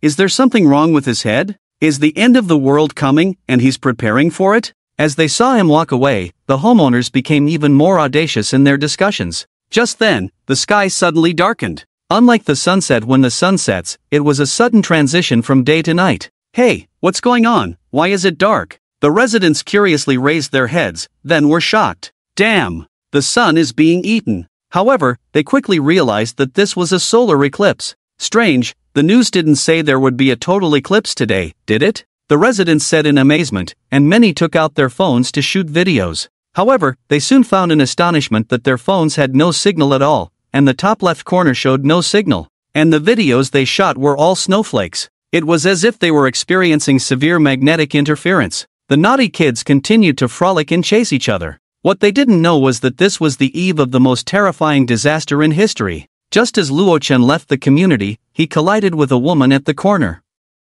Ouch! Li Ro rubbed her head in pain. She felt like her little nose was almost flattened by the collision. Looking up, she found that the person who bumped into her was her neighbor, Luo Chen. The neighbor's wife, who was originally angry and about to get angry, suddenly calmed down, her pretty face blushing rapidly. Why did she always have these accidents with Luo Chen? First, it was the living room at the beginning, then the elevator later. Now, as she was walking, the sky suddenly darkened, causing her not to see clearly and bump into Luo Chen. But it's a good thing it's not someone else, or I would have lost big time. Li Ro somehow had this thought in her mind. She turned her gaze and found Luo Chen standing in front of her, as if he hadn't noticed her at all. He stared straight at the sky, not saying a word. In the darkness, Li Ro seemed to see clearly Luo Chen's fanatic gaze. The harbinger of the extreme cold apocalypse had arrived. All of this was real. Luo Chen clenched his fists. Although he had experienced a lifetime, he was still a little nervous now. He took a deep breath to calm himself down.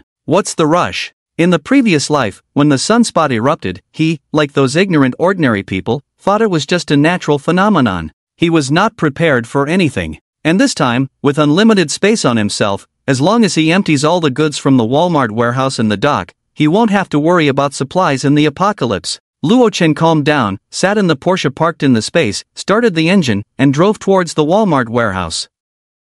Did he just leave like that? Li Ro, who was completely ignored throughout the journey, couldn't believe her eyes as she watched Luo Chen driving away, gradually disappearing from her sight. She looked down and pondered with her hand. It's the real deal. Why is he not reacting at all? 20 minutes later, the car stopped outside the warehouse. Luo Chen lowered his cap and walked in through the main gate. Who are you? A sturdy, well-dressed security guard angrily chased after him from the duty room. Walmart is a well-known company in the beautiful country, and this main warehouse in Qinshui City is one of Walmart's important warehouses, so they are not comfortable letting outsiders guard it, and the security guards are all from the beautiful country. Why chase after him? Luo Chen sighed lightly. Can't you pretend you didn't see anything? Interfering in everything will only harm you. Bang! A blond man had a deep hole in his forehead. Then, in a face of horror, he weakly fell to the ground without a sound. Until his death, the blond man never understood why there was a gun in the hands of an ordinary person here, not the beautiful country.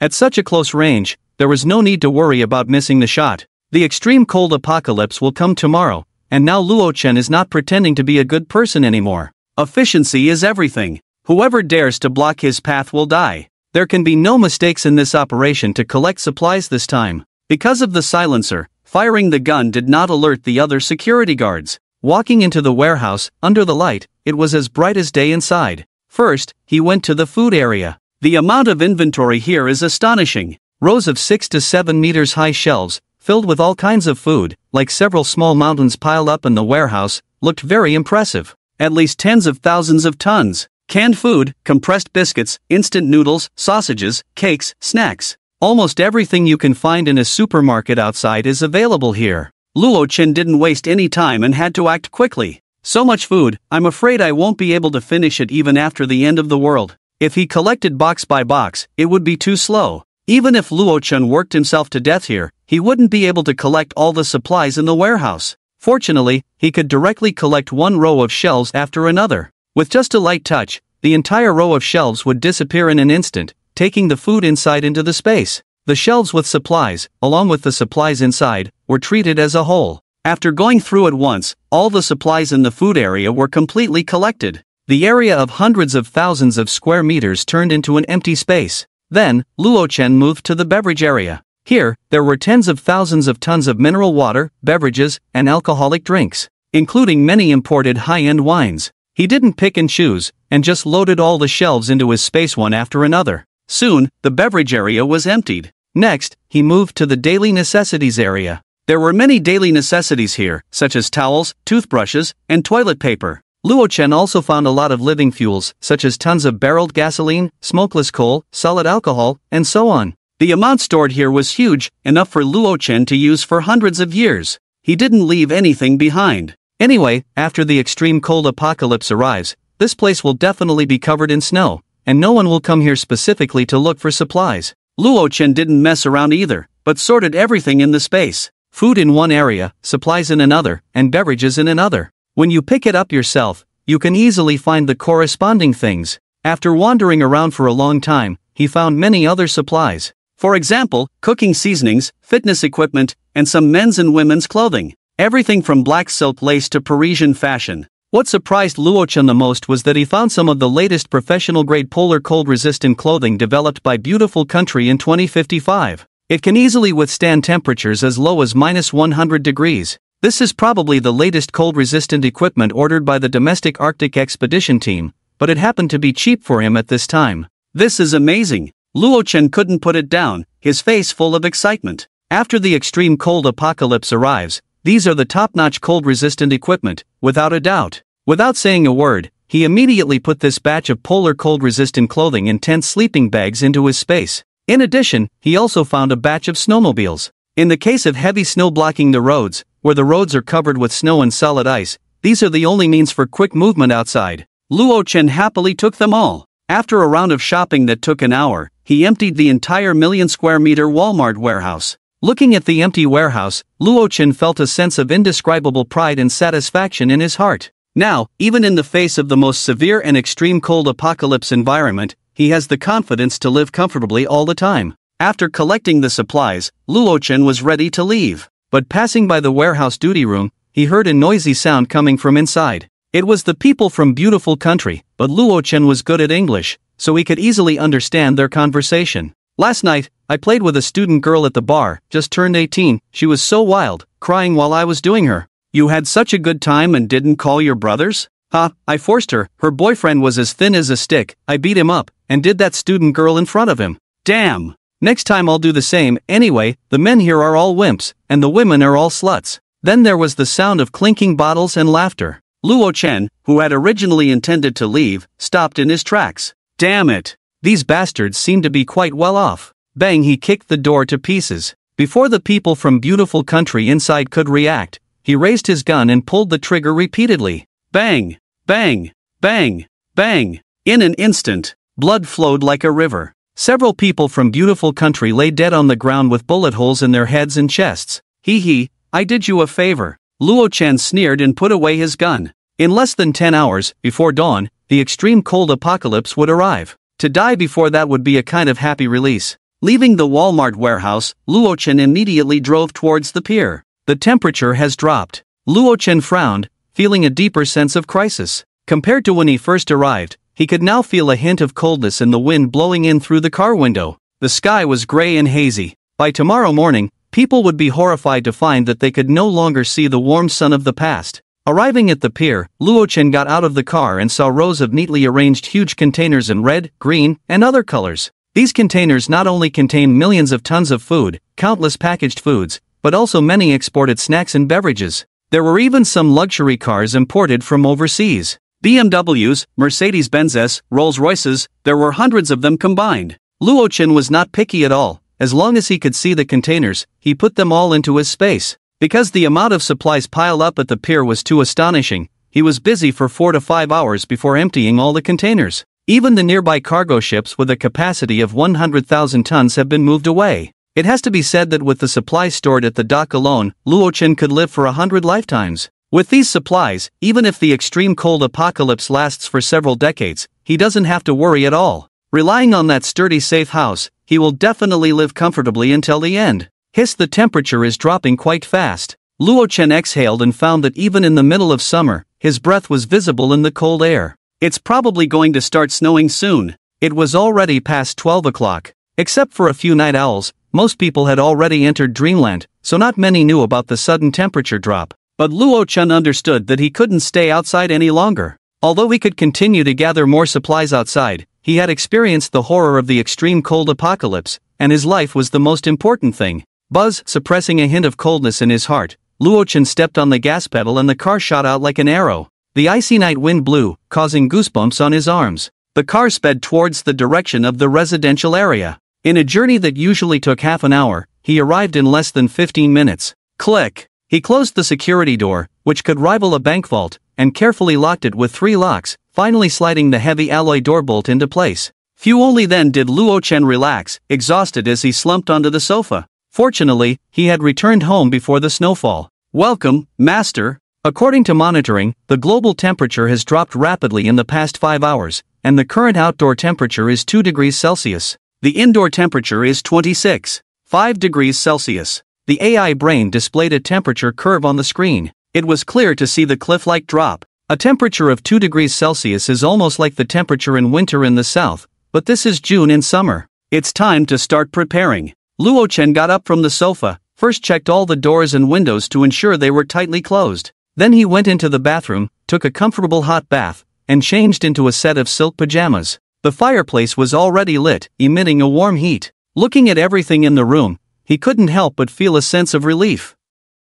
The reason for using the fireplace was that after the arrival of the extreme cold apocalypse, things like air conditioning and heating machines were basically useless piles of scrap metal. At 3 o'clock in the morning, Luo Chen was wide awake. Despite playing almost all the console games on the market on the background wall's oversized LCD screen, he still seemed absent-minded. Only he knew. Soon, a terrifying cold wave sweeping the globe would arrive. Master, detected a severe meteorological fluctuation. The butler suddenly issued a warning. It's here. Luo Chen's spirit shook, immediately dropped the controller in his hand, and came to the huge floor-to-ceiling window, staring outside with a serious expression. The quiet night sky was filled with a hint of coldness, and snowflakes were quietly falling. Suddenly, the sky became chaotic, the snowflakes became dense and violent. The howling wind mixed with ice and snow almost drowned out all other sounds, and heavy snow fell from the sky, shrouding the entire world in silver white. In the raging snowstorm, everything in sight was engulfed. The entire city was covered in heavy snow.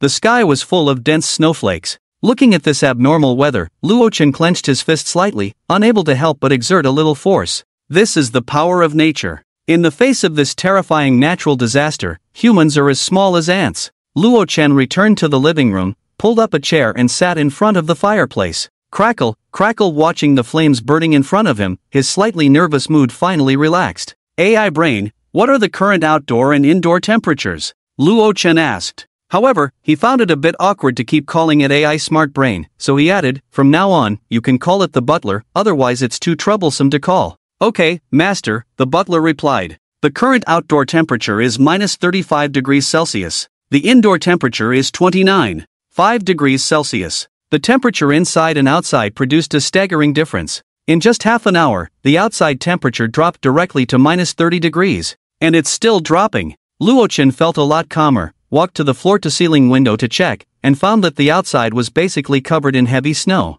The snow on the balcony had accumulated a thick layer. Checking his phone, he found that the signal had partially recovered. 3G network. Upon browsing, he discovered that the news of the sudden drop in temperature and heavy snow had taken the top spot on the trending list, with numerous netizens engaging in lively discussions.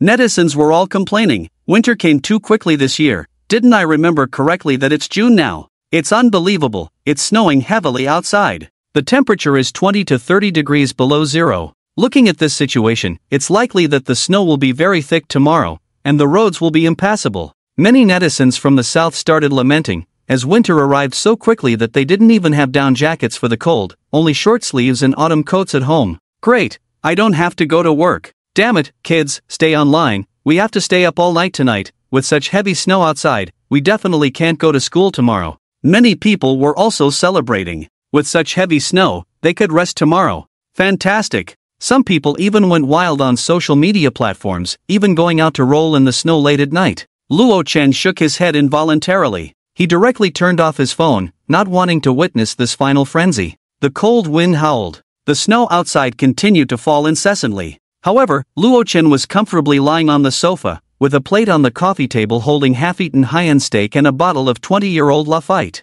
This was his late-night snack to satisfy his hunger. The current outdoor temperature is still dropping and has fallen below -50 degrees. Friendly reminder, it is not advisable to go out. Please stay at home until the cold wave passes and stock up on enough supplies. The current indoor temperature is 27.5 degrees Celsius. The smart butler promptly issued a reminder. It's already 50 degrees below zero. Luo Chen put his legs on the coffee table and lazily yawned. At this rate of temperature drop, the temperature would probably drop to 70 degrees below zero early tomorrow morning. No problem at all. However, he didn't need to worry at all, as the temperature in the safe house was a comfortable 27.5 degrees Celsius. The optimal comfort temperature for the human body is around 26 degrees Celsius. In other words, he was not only not cold but might even break a sweat after a few steps. The wood stored in the space from the dock, along with countless piles of fuel like small mountains, could keep the fireplace burning continuously for hundreds of years. Ding, the phone placed aside was also being flooded with messages.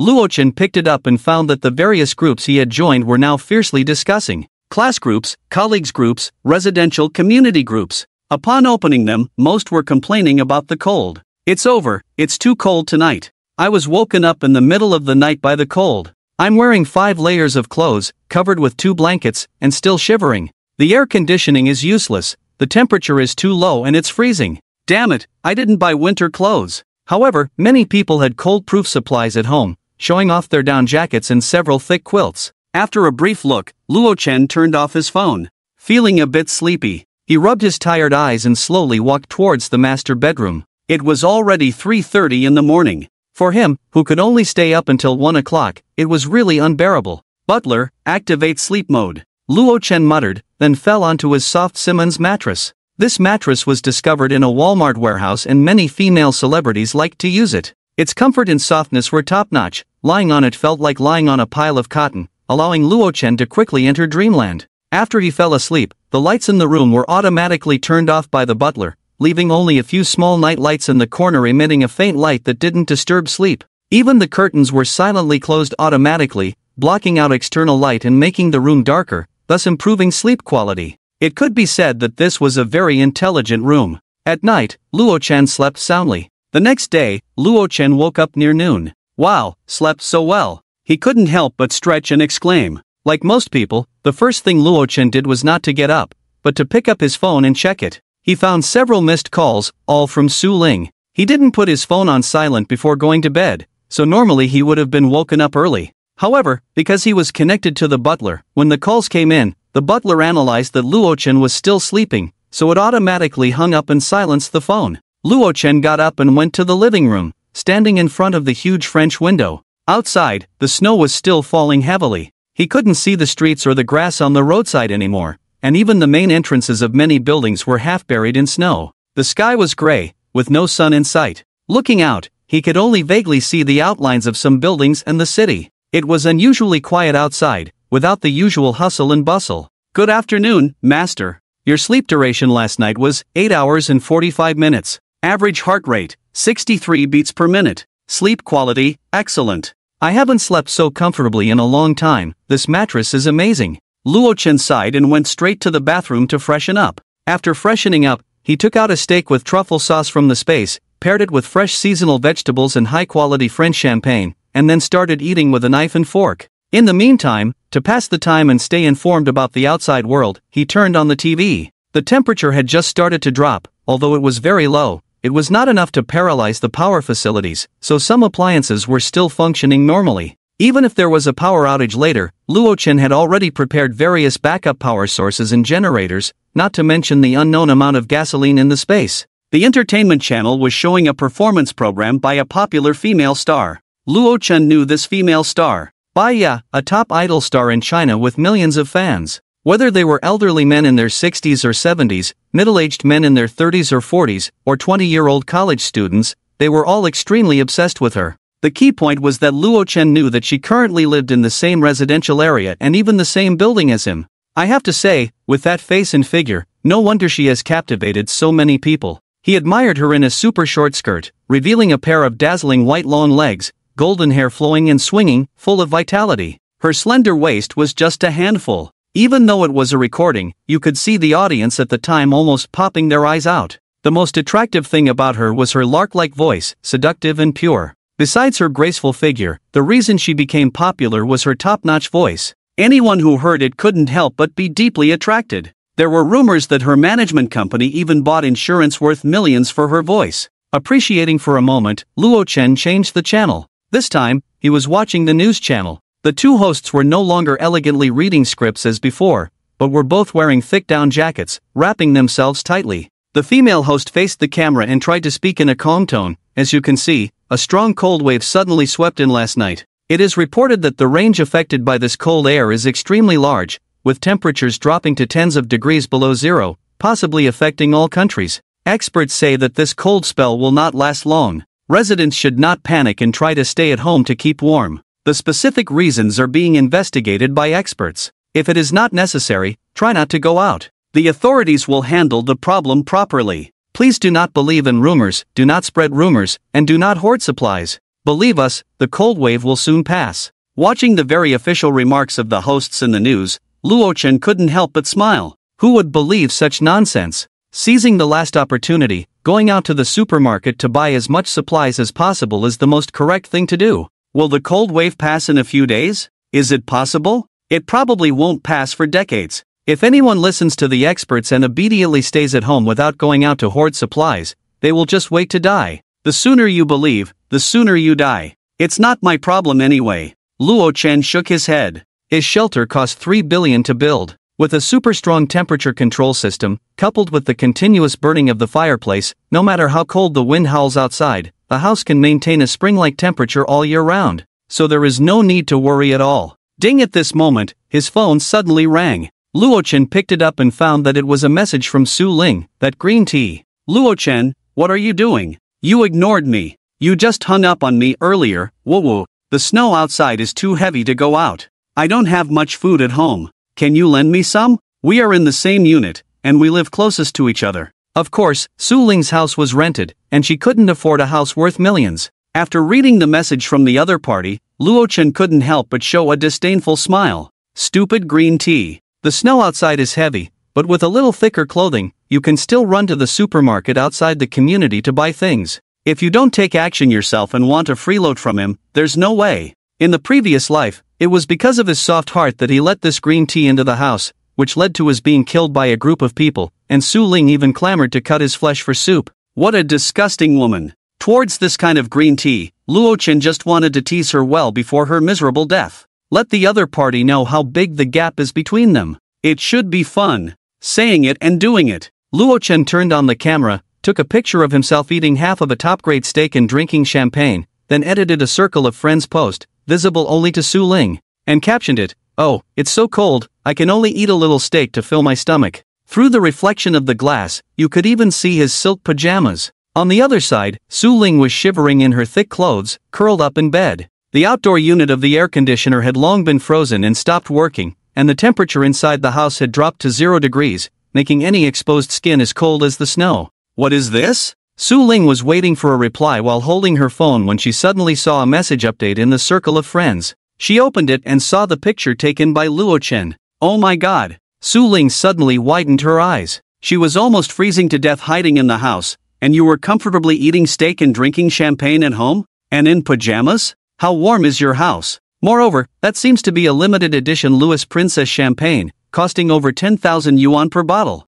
Damn it, Luo Chen really knows how to enjoy. She recognized the price of champagne at a glance. No, I must have Luo Chen send some over. I also want to eat steak and drink champagne. Su Ling gritted her teeth and quickly typed out the words. Everyone lived in the same unit, but she was freezing to death while Luo Chen's house was warm and enjoying luxurious food, which made Su Ling extremely jealous. Whoa, Luo Chen Gij, it's so nice. I'm so hungry and I also want to taste steak. Seeing this message, Luo Chen couldn't help but put down his phone and sneer. He easily guessed the other party's intention, nothing more than acting cute and pitiful to get him to deliver the goods. If it were in the past, he might have really gone over as a lapdog. Unfortunately, times have changed. Want to eat? If you want to eat, then think about it. You can actually learn from the wisdom of the ancients. In ancient times, there was looking at plums to quench thirst. You can look at steak to satisfy your hunger. Luo Chen casually sent a line of words. After seeing the message, Su Ling gritted her teeth and was furious. What does he mean?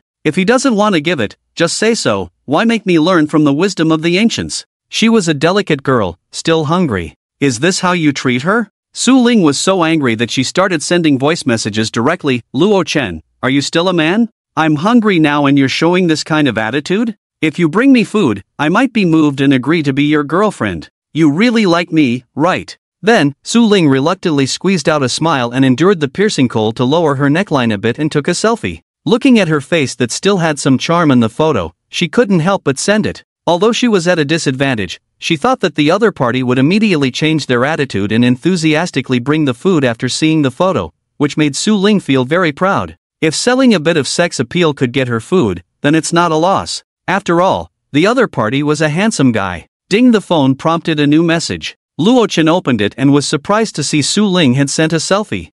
Seeing the other party's face pale from the cold and forcing a smile, Luo Chen couldn't help but laugh. As for other things, Luo Chen didn't even want to look at them. It's too flashy. He couldn't help but sneer in disdain. By the way, I think there's still a photo of Li Ro in my phone? Suddenly, Luo Chen remembered something and opened the album to look for it. Sure enough, he found it. It was a picture he took on the first day of his rebirth. The charming little face was much more beautiful than Su Ling's. Not to mention, the gap between these two was huge. There was no comparison at all. Forget it. Luo Chen closed the photo. The room was warm with a fireplace burning, enjoying high-end champagne and steak until full, and leisurely looking at the figure of the neighbor's wife next door. Not good. Then, Luo Chen opened a selfie of green tea. Really ugly. Really unattractive. Without comparison, there is no harm. If I remember correctly, in a few days, it seems that Li Ro's family won't be able to hold on with the food. A smile appeared on Luo Chen's lips.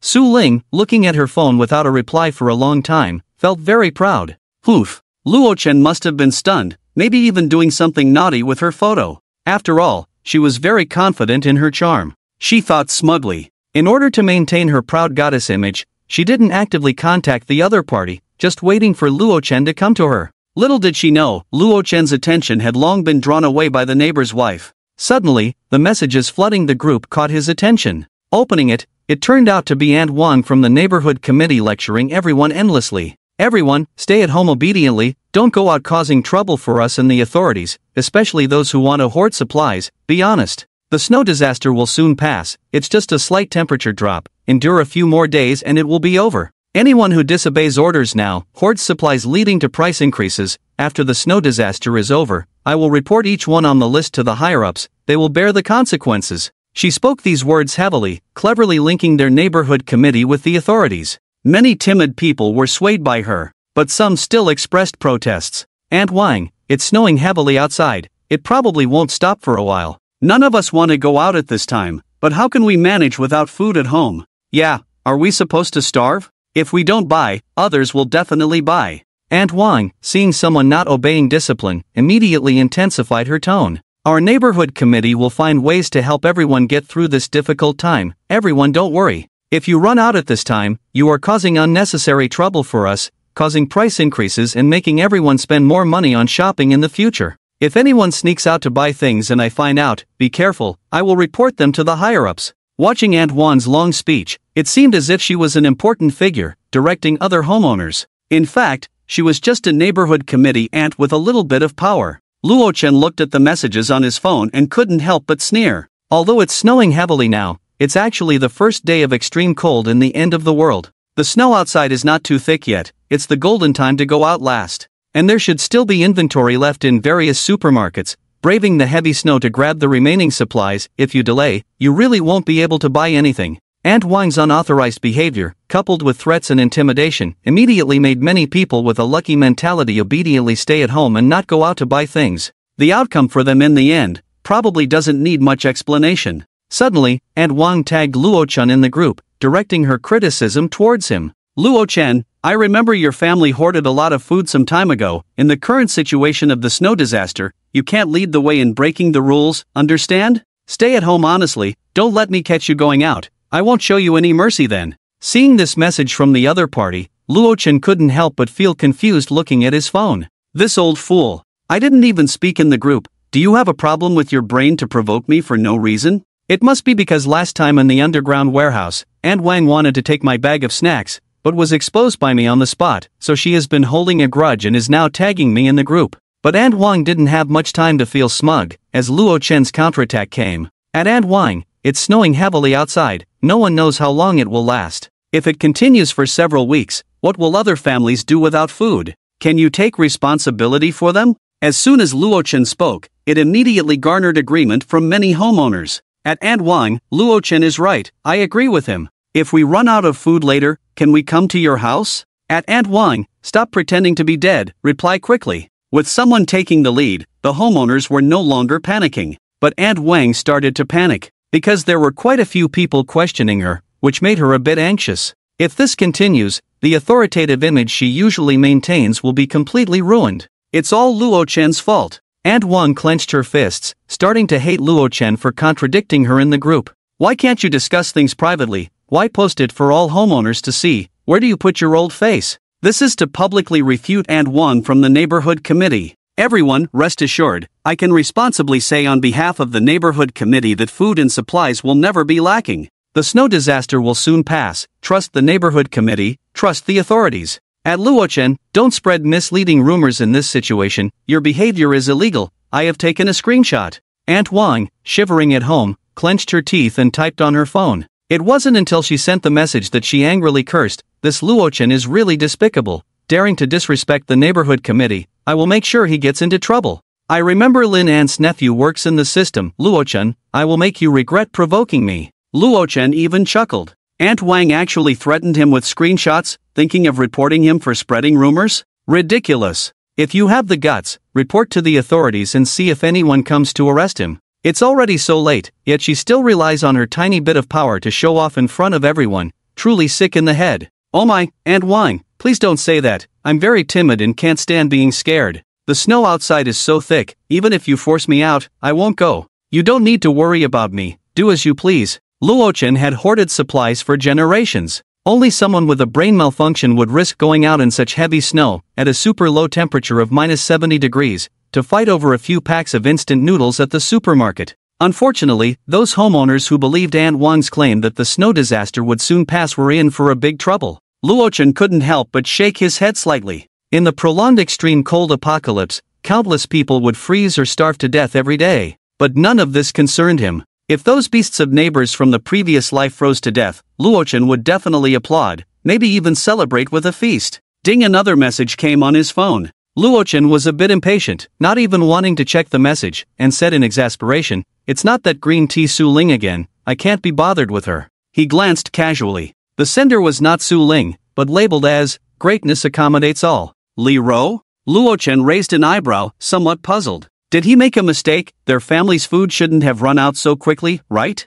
Snow was falling heavily outside, the cold wind howling. It's only June, why is the weather so abnormal? Li Ro stood in front of the window, her beautiful eyebrows furrowed, wrapped in a thick down jacket. It was evident that the temperature was extremely low at the moment. Even indoors, she had to be fully dressed. To keep warm, she had to put on 2 more layers. The weather issue wasn't her biggest concern. There wasn't much food left at home. Lee Ro had just checked. The kitchen only had a few packs of instant noodles and some vegetables she bought yesterday. There were also 2 buckets of instant noodles and a few sausages she had prepared to avoid cooking after work. But when she woke up this morning, she found that her husband had finished them all. Lin had been unemployed for several months, not looking for a new job, idling at home playing games every day. Perhaps due to hunger, he had eaten 2 buckets of instant noodles and all the sausages in one night, now sleeping soundly in the room. Looking at the side profile of her husband living alone, Lee Ro couldn't help but grit her teeth. So many snacks, all eaten up. Look at the situation now. The household food supply was running low. The blizzard outside had blocked the roads. The key was that Aunt Wang from the neighborhood committee kept shouting that homeowners were not allowed to hoard supplies by going out privately, and if caught, they would be reported to the organization for disrupting social stability. Originally, Lee Ro was thinking that even if the snow was heavier, she would grit her teeth and go out to buy some things. However, when Aunt Wang made a threat, Lee Ro, a virtuous and good wife, was naturally frightened by the high hat put on her by the other party. The crime of disrupting social stability. She would be invited by the police to the station for a chat. Thinking about this, Lee Ro stood by the window, looking at the heavy snow outside and began to worry. But if she didn't stock up on supplies, what would she do if the snow didn't stop in a few days and there was nothing to eat at home? Lee Ro, who was in a dilemma, couldn't make a decision herself. But Yu Lin was not reliable at all. Clearly, she had told him 2 days ago that there was no rice at home and asked him to buy a large bag back, but until today, he was still at home playing games, completely ignoring her words. If he had bought the rice, she wouldn't be in such a passive situation. Thinking of this, Lee Ro couldn't help but feel even more disappointed in Yu Lin. How did I ever fall for him in the first place? Lee Ro sighed. It was probably because she was too naive back then. As long as the other party treated her a little better, she would foolishly agree. Thinking back over the years, ever since Yu Lin had health problems due to his promiscuity, they had been sleeping in separate rooms. She had been working hard for the family, working overtime every day until late at night, and didn't even have time to make friends. On the other hand, he had been constantly degenerating. The key point was that he often lost his temper. In the conflict with Luo Chen a few days ago, his performance was completely lacking in the responsibility of a man. The more she thought about it, the more disappointed she became. What should I do? Lee Ro's pretty face couldn't help but show a hint of worry. Now she wanted to find someone to talk to, but she didn't know who to turn to. She took out her phone and scrolled through her WeChat contacts, and a name caught her eye.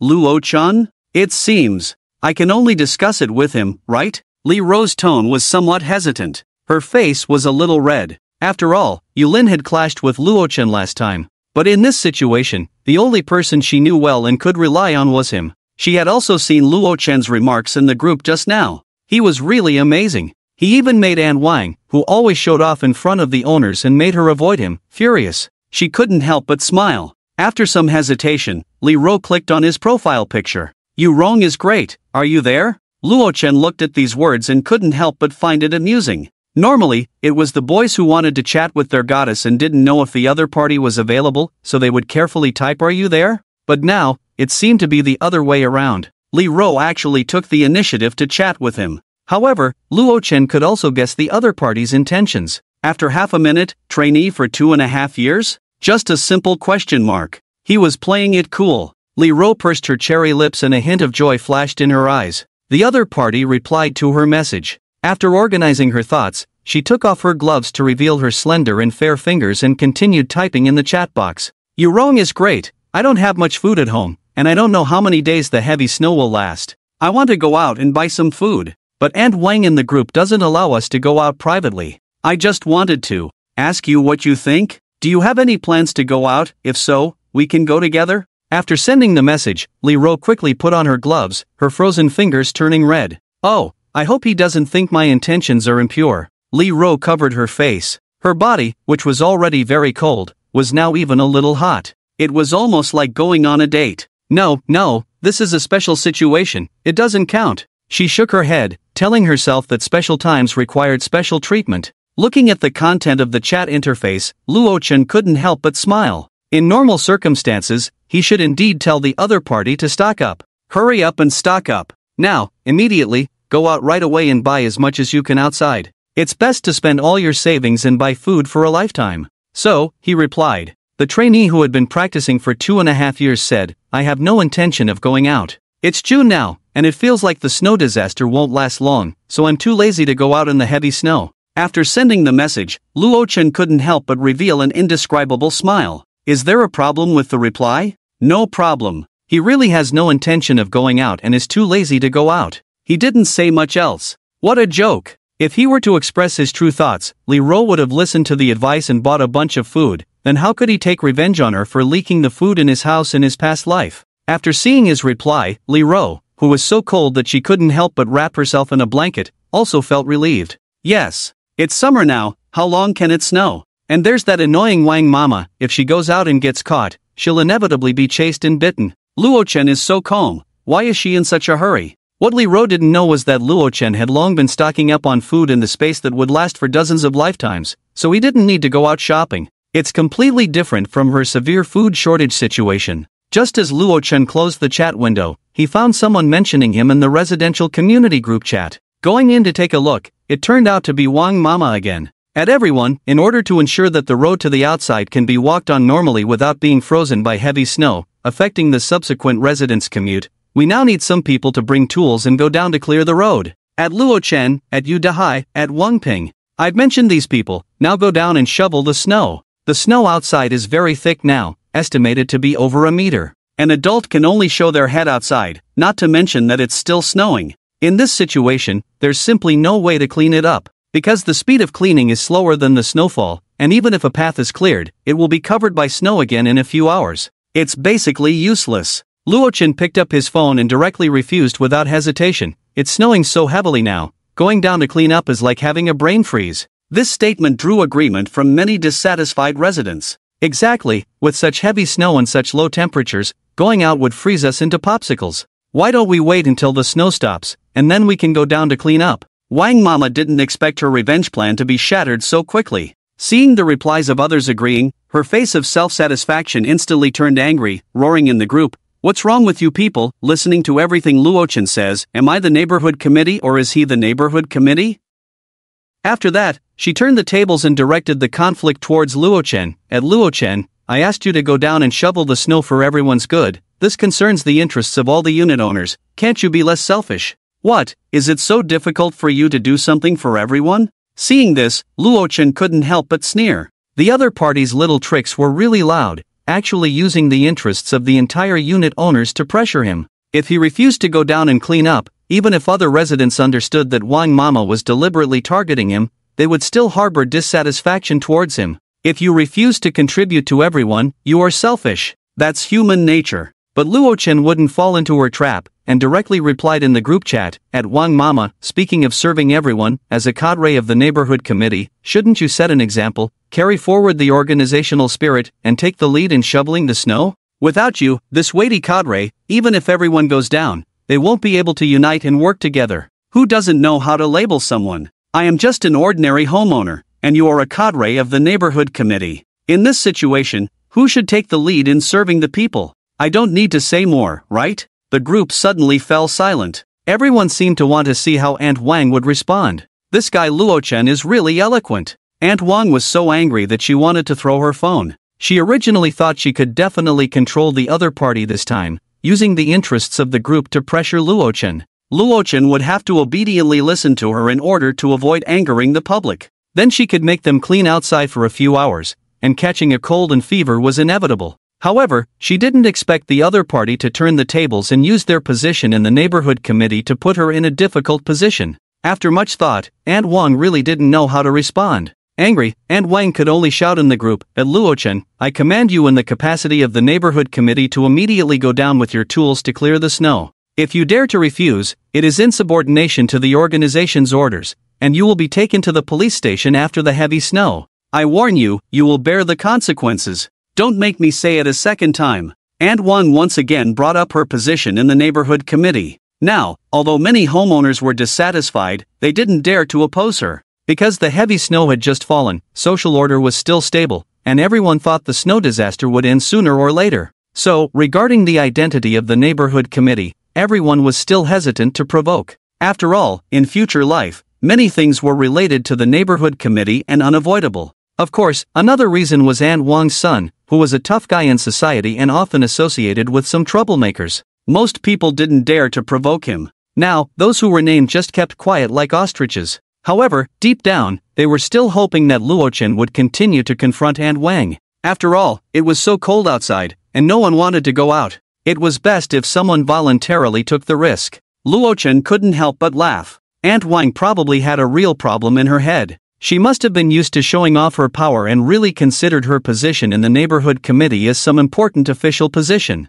Luochen couldn't help but look down on the homeowners who dared not speak up in his heart. Although he understood their thoughts, he would not yield to them. He directly tore off the mask. At Aunt Wang, you seem to be deeply involved in this drama. I didn't know the neighborhood committee had such great power. If you have the ability, call the police and arrest me now? I'm not going to clear the snow today. Bear the consequences yourself. You really think highly of yourself, how amusing. Blatant sarcasm. No mercy was shown. Other homeowners who saw these words were shocked and applauded. They called him a warrior. They didn't dare to speak so decisively themselves. The group fell silent for several minutes, and neither Aunt Wang nor anyone else spoke. Just when everyone thought things would end like this, a twist occurred. At Luochen, do you want to die? Kneel down and apologize to my mom right now, or I'll come up and kill you. Kneel down with the video on. As soon as the message was sent, the group fell silent. Wang Fu was Aunt Wang's son. He didn't have a regular job and followed a group of social people around various KTVs and bars, where he met many troublemakers. It was said that there was a very powerful social big brother behind them, who had committed murder. This was also why Aunt Wang could show off in the neighborhood, but many homeowners dared not speak out, fearing that the son would lead a group of troublemakers to cause trouble for them. Although most homeowners, except those who rented out their properties, were worth over $1 million, most of them were legitimate white-collar workers and businessmen from major companies. Faced with a group of troublemakers, they could only yield. The few who had strong connections and were not afraid of them were only a very small number of people. Others were afraid, but Luochen remained calm. Stay in the safe house that can withstand bullets. With several pistols and crossbows in the space, what can you do to me? What kind of thing are you, Kuan? If you have the guts, come up.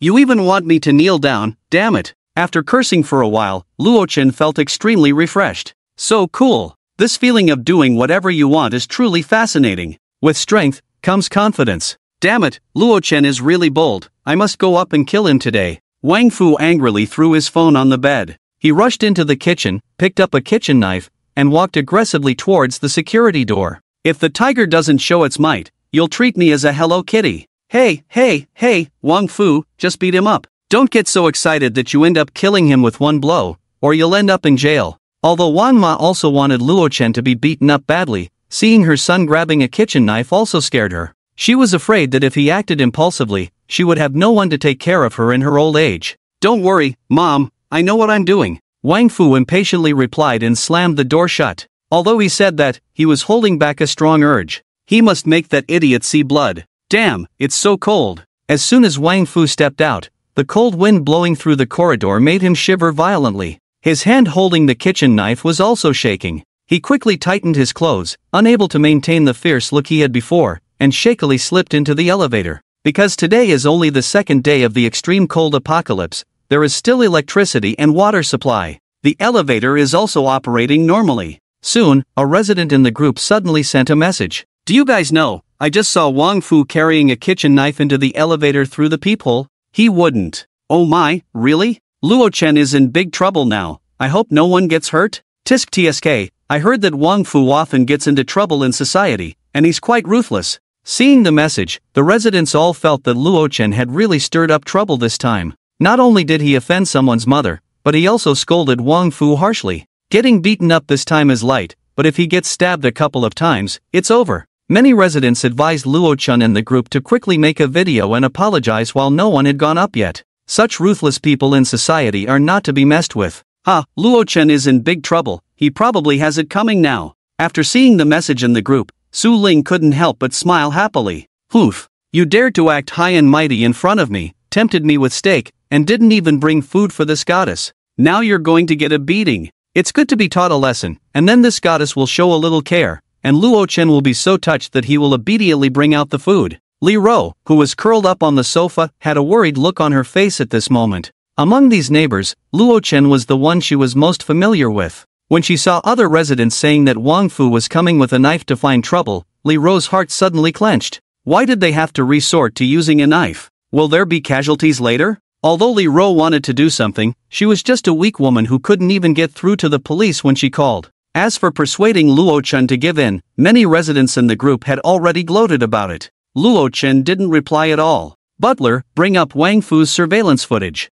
Luo Chen said lightly. You should know that after the service of the Shield Security Company, every corridor in the entire building, including the inside of the elevator, has been equipped with hidden pinhole cameras. He is in control of every move. According to the surveillance footage, Wang Fu is currently on the 20th floor inside the elevator, expected to arrive in half a minute. The other party is armed and the threat level is very high. The owner is advised to handle it carefully. Do not open the door under any circumstances. The butler doesn't need to remind him. Luo Chen won't open the door for the other party. With such an impregnable steel fortress, only a fool would open the door for a fight unless they have a death wish. It's time for you to make your appearance. Luo Chen directly pulled out a delicate crossbow from space and calmly loaded an arrow. This is a hunting tool. Even a ferocious wild boar would fall to the ground groaning after being shot, let alone a fragile human body. After half a month of practice, he was now very familiar with using the crossbow. Luo Chen opened a reserved shooting hole at the top of the security door, brought a chair, stood on it, and waited for the other party to arrive from a high vantage point. Wang Fugang came out of the elevator, holding a kitchen knife menacingly as he ran to the door. Luo Chen, get your ass out here. He cursed directly. He raised the kitchen knife and fiercely chopped at the security door. Most security doors are made of iron sheet material on the outside, not very sturdy. But this door is different. Comparable to a heavy bank vault door, even a small bomb can't blast it open, so using a kitchen knife is like hitting a rock with an egg. Bang! Is this door made of iron? Wang Fugang, looking at the missing piece of the kitchen knife, stood dumbfounded. It's too tough. Refusing to give up, he started kicking with his legs. With a dull thud, it was like kicking a lump of iron. The door remained unmoved, and he almost broke his foot. Damn, it hurts. Damn you, Luo Chen. You coward, hiding inside and not daring to show your face. Let's see how long you can hide, damn you. Wang Fugang cursed in frustration, chopping at the door with the kitchen knife. Angry Wang Fugang kept smashing the door,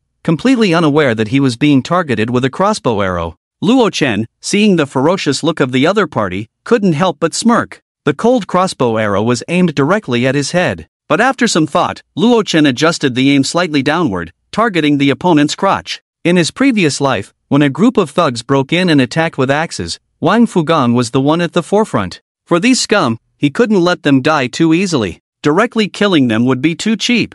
They must be tortured severely. Not just him, but many others too. All the same. If I remember correctly, Wang's mother seems to have not hugged her grandson yet. If I cripple her son, her reaction will be quite spectacular. Luo Chen sneered. Since the other party is so eager to have a grandson, he will directly cut off her family line, solving the problem at its root. Puff! A faint sound of breaking air came. A sharp crossbow arrow pierced directly through Wang Fugang's legs, leaving a trace of blood. Before Wang Fugang could react, he felt a chill in his lower body, followed by a severe and almost faint-inducing pain. He let out a earth-shattering scream, falling to the ground, clutching his bleeding crotch and rolling in agony. In this sub-zero 70-degree temperature, with such a severe injury, his manhood was 100% gone. Without proper treatment and medication to stop the bleeding, he might die in extreme pain. Wang Fugang, in excruciating pain, covered in cold sweat on his forehead, finally realized that he had provoked a ruthless person he couldn't afford to mess with. These gangsters rely on their numbers and fierceness. Most of the bullied are those who dare not resist. But Luo Chen is different. He is the kind of ruthless person who dares to use a deadly weapon like a crossbow. Wang Fugang, looking at the blood all over the floor, was scared to death, afraid that the other party would reload the arrow and shoot him again. So, he gritted his teeth and endured the intense pain between his legs, running back to the elevator quickly, one step at a time. Luo Chen did not stop him. He wasn't a bad person himself. Let the other party live a little longer. When he escaped back home, Wang Mama looked at her son, whose crotch was bleeding, and his ability to endure was almost on the verge of collapsing. Unfortunately, she couldn't see that exciting scene. In the homeowners group. It's been a long time, why is there no news at all? Could it be that they haven't finished fighting yet? What fight? Luo Chen is just getting beaten up on one side. I think so too. Although Luo Chen is in good shape, the other party is from the underworld. Fighting is as common as drinking water. He's probably beaten badly, don't cause any fatalities. The homeowners almost all looked down on Luo Chen. Many onlookers were gloating on the sidelines. They were all speculating on how tragic Luo Chen's fate would be. How can an ordinary person compete with a socialite, especially when they are so ruthless? Not to mention they were also holding a knife. This child of the Wang family is really something. He has no other virtues, just filial piety. Hit hard, just leave a breath. Wang Mama, seeing the messages from the homeowners in the group, was also delighted. It was as if all the resentment caused by Luo Chen had now been released. In her eyes, her own son knew quite a few socialites, so dealing with a little commoner like you would be a piece of cake. Maybe he's already kneeling down begging for mercy. Mom, please save me. Just as Wang Mama was immersed in how Luo Chen was begging for mercy, a sudden intense knocking on the door outside interrupted her thoughts, along with the extremely miserable wailing of her own son. It was as if he had lost his mother. Could Dafu have killed someone? Wang Mama's heart skipped a beat, her face turning pale. This shouting was too frightening. Even when he was taken to the police station for fighting before, when the police came to arrest him, her son had never looked so terrified. Opening the door, Wang Mama was about to comfort him, but suddenly she saw him clutching his lower body in pain, with his crotch all stained red with blood. The corridor was covered in blood, flowing from the elevator all the way to the front door. Quick, get a bandage, no, needle and thread, help me stitch it up. Wang Fu looked like he was at death's door, wailing repeatedly. Wang Mama finally realized that it was her own son who was injured. Come in quickly, what's going on? Why are you bleeding so much down there? Wang Mama dragged him into the house, her old face turning green with fear. Hearing that the injury was severe, he was numb. She was so anxious that she was stomping her feet, almost wanting to jump up and hit her head on the ceiling. Oh my ancestors! I haven't even held my grandson yet, how could you hurt your manhood? Wang Mama was extremely anxious. Like a headless fly, she rummaged through the house looking for something to stop the bleeding, but because she was so anxious, she couldn't remember where things were placed. In the end, it was Wang Fu's wife, Yunana, who heard the commotion and found the first aid kit in the living room drawer. Although Wang Mama and her daughter-in-law were not doctors, the situation was critical. Wang Fu's crotch was still bleeding profusely, and in just a short while, the floor was covered in blood, his face paler than a vampire. If the bleeding wasn't stopped and the wound wasn't stitched up, he would die soon. Especially now, in the extreme cold of -70 degrees, Wang Fu was not only shivering from the cold, but he was also experiencing intense pain from the wound. Even the blood outside was freezing. The pain made him wish for death. Fortunately, Wang Mama had plenty of experience with needlework, so although she didn't have professional tools, she managed to make do with a sewing needle. When she took off his clothes and saw the wound, the power of the crossbow was truly undeniable. Wang Fu had suffered severe castration, just like an eunuch entering the palace. The scene was bloody and gruesome. How could one word tragic describe it? Aunt Wang considered herself to have experienced storms before, but she almost fainted this time. Her body swayed, but she managed to steady herself. Mom, is the wound serious? That beast had a crossbow in his hand, and I was accidentally ambushed by him. Wang Fu wailed, not daring to look down at the wound. He could only ask with a glimmer of hope, that damn Luo Chen. He's truly a beast. Aunt Wang was so angry that her whole body was trembling. It was over. The chicken was slaughtered, and the egg was broken. Even if he was immediately sent to the best hospital in the country with a top-notch professional team, he couldn't be saved. If a finger is cut off, it can still be reattached if taken to the hospital in time. But if it's cut to pieces, even seeking help from a great immortal wouldn't help. Son, you may not be able to be a man in the future. There's still one left. I'll try to put it back for you. I don't know if it will work. And Wang shed tears as she revealed this cruel truth. Boom! It was as if a thunderous explosion went off in his mind. I can't. Wang Fu's mouth trembled as he spoke. For him, a gangster who often talked about righteousness and aspired to marry an honest woman, this was even scarier than the sky falling. Suddenly, he couldn't bear this bad news anymore. His eyes rolled back, and he fainted. Dafu, what's wrong with you? Dafu, don't scare me. Aunt Wang shook him urgently. Urgent. I saw Wang Fu running back to his own home holding his stomach. There was a lot of blood on the ground. In the group, the neighbor who lived on the same floor as Aunt Wang once again revealed. But others expressed disbelief. How is that possible? Are you sure that's not Luo Chen's blood? Yeah, I guess Luo Chen was attacked, and Wang Fu got all his blood on him. What, someone died? Is it true? Messages in the group kept coming. Everyone was speculating about the outcome, but most people believed that Luo Chen was the one who got attacked. Yunana closed the group chat with a complicated expression. After finishing sewing up Aunt Wang, she packed up the medical kit, picked up the mop, and numbly dragged the blood that had already frozen. Find another man. A thought crossed her mind. She didn't have much affection for Wang Fu herself, just playing around until she found someone with a big house to take over. "You Nana, are you up to no good? Although my son is disabled down there, you are still his wife for life. I warn you not to have any other ideas." Aunt Wang scolded with red eyes. Yu Nana was the Princess Wang Fu met at the KTV. She had never liked this daughter-in-law. "Mom, I'm just worried about Dafu's wound, you've misunderstood me." Yu Nana smiled. Seeing her yield, Aunt Wang ignored her and thought of Luo Chen, the culprit. The weapon in his hand was a crossbow. Although Aunt Wang was furious and wanted to skin him alive, she didn't dare to cause trouble. She could only curse viciously. After the snow disaster passed, she would have to use her connections to send him to prison for life. Let him die in there. Aunt Wang, who was so angry that she couldn't breathe properly, took out her phone and sent a message in the group. "At Luo Chen, do you have a conscience? Dafu just wanted to teach you a lesson, but you were so ruthless. Are you even worthy of being human?" As soon as this was said, the owners chatting in the group were shocked. Aunt Wang had confirmed it. So, did Luo Chen really use a knife to deal with Wang Fu, a member of society? The owners were all shocked. Living next door, Li Ro was not surprised at all, and even breathed a sigh of relief. She had heard Wang Fu's screams. It was as if someone had died. Although she didn't know how Luo Chen did it, Li Ro still felt a strange sense of security in her heart. She sat up from the sofa and hugged the two thickly wrapped thighs, and pressed the blanket tightly. Luo Chen is really amazing. He can even defeat the ruthless people in the underworld. If it were her own husband, she would probably be in trouble. She couldn't help but sigh lightly, comparing Yulin and Luo Chen, and found that there was no comparison at all. What? Wang Fu was actually cut and bleeding? Isn't he from the underworld? Why is he so weak? Su Ling looked at the messages in the group, disappointed. She was ready to pretend to comfort Luo Chen, accept his gratitude, but the result was completely different from what she had expected. She had to delete the pre-written text in the chat box. The meal that was in hand is gone. Su Ling couldn't help but sigh heavily. She really wished it was Luo Chen who got hurt. Ever since the last profound lesson she gave Wang Fu. After scolding in the group for a long time, Aunt Wang quieted down for a long time.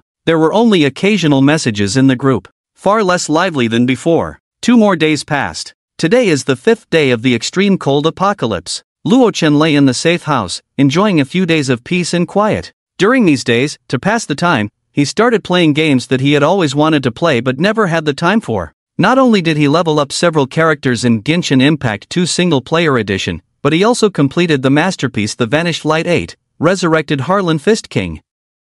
He even experienced the leading domestic science fiction masterpiece Oh No, I'm Surrounded by Beauties 6-inch. When thirsty, he drank joyfully. When hungry, he ate top-grade Wagyu beef and foie gras. Regardless of day or night, he played when he wanted, ate when he wanted, and occasionally exercised. It was truly enjoyable. Unexpectedly, the salted fish life he had longed for was realized after the apocalypse. Gudong Luo Chen, wearing silk pajamas, sipped a hot drink and leisurely walked to the huge floor-to-ceiling window. He intended to gaze into the distance and relax. However, he saw 7 or 8 homeowners outside vigorously clearing the snow on the road. They probably wanted to go out, but the snow was too thick, taller than them. Several homeowners didn't know how long they had been shoveling, and they barely cleared a small piece of ground. And in the -70-degree temperature, many people, even wearing thick down jackets and fleece gloves, were shivering uncontrollably and couldn't hold the shovel steady. It's futile. Luo Chen shook his head, speechless. In such harsh conditions, it was absolutely impossible to open a path to the outside world with just human power. Not only was the snow over 3 meters deep, but snowflakes were still falling from the sky. Even if a path was cleared, it would soon be covered again. Even if they went out, it would be of no use, because not only were the shops outside closed, but the snow on the road might be thicker than in the residential area. Luo Chen couldn't be bothered with them anymore. He continued to sit in the living room, picked up the controller, and enjoyed Sony's console games. When tired of playing, he had the butler bring out a highly acclaimed movie from the server to pass the time. And he kept asking the butler to evaluate the movie plot. With the super AI butler around, Luo Chen didn't feel as lonely as he did in his previous life. At least there was someone to chat with when he was free. Luo Chen was enjoying the movie in the safe house. But next door, the house of the married woman was in trouble due to running out of food. In the kitchen, is there really nothing left? Li Ro searched through the cupboards and drawers, her pretty face full of shock. She distinctly remembered there was a pack of instant noodles. If she ate sparingly, she could make it through today. Originally, that was her dinner from last night, but Li Ro felt that if she finished it, there would be no food left at home, so she endured the hunger and didn't eat dinner. She only let Yulin cook some for himself. These days she had been frugal with her meals, but Yulin didn't care at all and had eaten 2/3 of the food supplies at home. He didn't consider the current situation at all. When Li Ro woke up this morning, she was extremely hungry and wanted to cook some noodles to fill her stomach. However, after searching the kitchen, she couldn't find the noodles she had left over from yesterday. Finally, she found an empty noodle packaging bag in the trash can, and the sink was filled with bowls that Yulin had eaten from but not washed, all frozen solid with ice scraps. How could a normal person do such a thing? Yulin! Li Ro angrily pushed open his door and threw the empty bag on the ground. She asked coldly, "Don't you know that I saved this because I was hungry, and you ate it all and cooked it for yourself? We don't even have a grain of rice left at home. The snowstorm outside has blocked the roads. What are we going to do next? Starve to death at home?" Faced with Li Ro's anger, Yulin, who was playing a single-player game, seemed completely indifferent.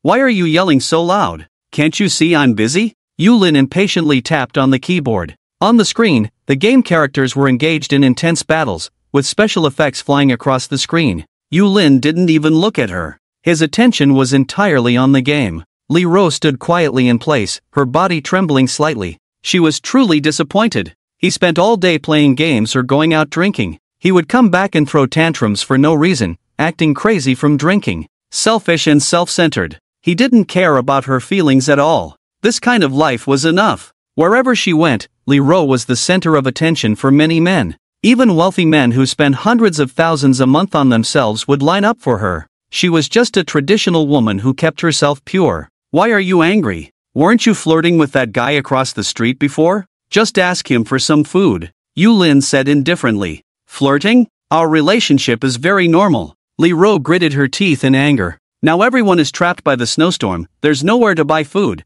What if his family doesn't have much to eat either? Hearing this, Yulin turned back with a disdainful look. "With your conditions, seducing him is a piece of cake. If you can't do it, then suffer a bit, make a sacrifice. Then deceive him of all the food, leave nothing. By then, I'll make Luo Chen beg me for food, and then humiliate him severely," Yulin said coldly. He had been holding a grudge from the humiliation he suffered at the night market last time. Now he had a great opportunity to deceive the other party's food and then take down Luo Chen. Faced with her husband's outrageous remarks, Li Ro trembled with anger. "Yulin, have you gone mad? How can you ask your own wife to be a bait and take revenge on others?" She couldn't believe it. These outrageous words were actually spoken by Yulin. What did he take her for? What's the big deal? Suffer a bit and you'll get a lot of food that you can't finish. It's a sure win, Yulin said impatiently, even putting on the headphones nearby. "Hurry up, I won't mind. Oh, and remember not to take it seriously. Move quickly, I'm hungry." With that, he immersed himself fully in the game. Okay. Li Ro couldn't help but laugh in anger. After so many years of marriage, she only now saw her husband's true colors. Even though Yulin had been unemployed and hadn't found a job, all the expenses and household chores were borne by her alone. Li Ro had been silent all along. But now, he actually treated himself like a commodity, casually pushing himself towards other men. For Li Ro, this was undoubtedly trampling on her moral bottom line. What is she to be treated as? A commodity that can be traded at will. Of course, what Li Ro didn't know was that in a maximum of 2 months, she would indeed be sold by Yulin, at the price of 3 bags of instant noodles. "Since you said so." Li Ro closed the door and leaned quietly against it. Initially, she had concerns in her heart, but now, none of it mattered anymore. "You want revenge, right? Fine." A moment passed. The cold wind howled through the corridor. Li Ro tightened her clothes and took a deep breath. She knocked on Luo Chen's door. Approaching noon, Luo Chen came to the huge French window, looked outside, and found that the snow shoveling owners had already left. Presumably, they also realized they were doing useless work. After 2 hours of heavy snow, the small piece of ground that had been shoveled out in the morning was now covered with thick snow again. This is the power of nature. With weak personal abilities, it is impossible to compete with the greatness of nature. "Master, the current outdoor temperature is -72.5 degrees Celsius. The indoor temperature is 27.6 degrees Celsius. The huge LCD screen in the living room displayed detailed indoor and outdoor temperatures. "I'm hungry, let's have lunch." Luo Chen patted his growling stomach, his consciousness immersed in the space. "What should I eat?" The food area, as far as the eye could see, was piled up like a small mountain of food. Steaks, grilled fish, grilled meat, lobsters, abalones. All kinds of exquisite dishes were available. After a while of choosing, he finally made up his mind. Let's have grilled lamb chops for lunch, along with a vegetable salad. With a wave of his hand, the golden lamb chops dripping with oil appeared on the table.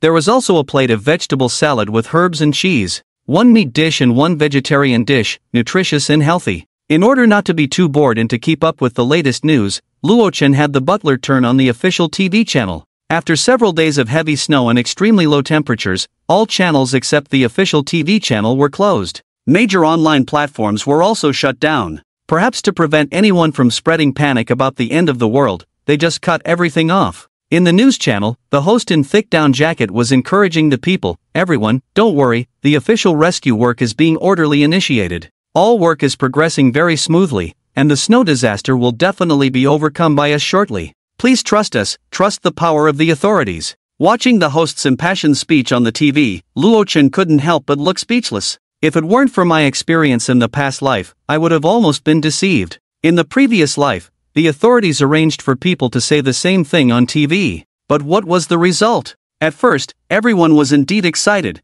thinking that the authorities had started the rescue operation. But after waiting for several months, there was no sign of rescue. Instead, most of the remaining people had run out of food at home and had to rob others' food to survive. Looting, killing, and plundering. Breaking into houses, killing those who resisted when they were not given food. After a few more months, food became even scarcer. Those starving people even set their sights on the dead bodies. After all, with the low temperatures, the heavy snow acted as a natural freezer. There was new news in the owners group. Luo Chen clicked on it to see. It turned out that Wang Mama, who had been quiet for several days, was incessantly talking about believing in the authorities' statements. To everyone, "Did you see what the official TV station said? The authorities will not give up on any of the masses, this snow disaster will eventually pass. Everyone should believe in the power of the authorities. Some households have limited reserves of supplies, and there is not enough food to eat. Those owners who hoard a lot of food can help them. It is a waste to hoard more food after the snow disaster is over. I also warn everyone that we live in the same building, we should live harmoniously like a big family. We should not scheme all day and engage in behaviors that harm others. This will make everyone despise you. When the snow disaster is over, these people will definitely face justice. Justice may be delayed, but it will never be absent." Aunt Wang was speaking passionately, although it seemed like she was comforting everyone and encouraging mutual help. But in reality, she was trying to rally other owners to collectively condemn and ostracize Luo Chen. However, despite her lengthy remarks, most owners ignored her. Today is the 5th day of the snow disaster, there is no movement outside, and as the food supplies at home gradually diminish, many people are starting to worry. How long will this damn snow disaster last? Jumping clown, Luo Chen sneered. He closed the owners group, too lazy to deal with them. After all, even his own son had become a eunuch. If he didn't come out to vent his anger, he might suffocate. "Master, the lady from across the street is knocking on the door." At this moment, the butler suddenly issued a reminder and brought up the surveillance footage installed on the security door. In the footage, Li Ro was wrapped in a thick down jacket, shivering in the cold wind. Her pretty face was mostly hidden in the collar. Judging from her trembling appearance, she had probably been knocking for a while. The security door of Luo Chen's house was as secure as a bank vault, with unparalleled thickness and sound insulation. Li Ro knocked for a long time, but he didn't hear a thing. Finally here. Luo Chen was taken aback, then a smile curved on his lips. In the previous life, around this time, Li Ro's husband had asked her to come and borrow food from him. Without saying a word, he lent her a lot, allowing her to get through a long period easily. Then the news of his abundant food at home was leaked, attracting Su Ling and those beastly neighbors, leading to his death under their axes. "Li Ro, it's time for you to compensate me." Luo Chen stretched his body. Outside the door. "Is Luo Chen still sleeping? I knocked on the door for so long, but there was no response." Li Ro was shivering from the cold, especially since she was only wearing 2 layers of thick leggings on her lower body. It was too cold. Just as she was about to give up waiting, Luo Chen's voice suddenly came from behind the door. "Li Ro, what are you doing at my door?" Luo Chen asked indifferently. Hearing Luo Chen's response, Li Ro's heart was filled with joy. "Luo Chen, can you let me in first? It's so cold in the corridor." Even though the corridor's windows were tightly closed, the piercing cold wind still howled in. If she waited a little longer, she might freeze into an ice lump. "You can come in, but I have a condition," Luo Chen said, opening a small window and handing out an electronic wristband. "You know that I was almost injured by Wang Fu a few days ago, so I have to be cautious. If you want to come in, you must wear this first. Even with Li Ro, Luo Chen would never directly open the door and let someone in. Who knows if she might suddenly pull out a knife from her pocket the next moment. Relying on the butler's 24-hour real-time monitoring and the electric wristband that releases current, he could feel a bit more at ease. He had personally experienced the reliability of the butler and the wristband, so he was completely reassured. Having died once, he had to be extremely careful. Of course, Li Ro is a very familiar neighbor to herself, and there is almost no threat. Otherwise, if it were someone else, Luo Chen would never let them in. You want me to wear this? Li Ro took the futuristic-looking bracelet and hesitated for a moment. Wearing a bracelet is no big deal, but for some reason, it feels strange. What's the problem with you not trusting me to wear it with you?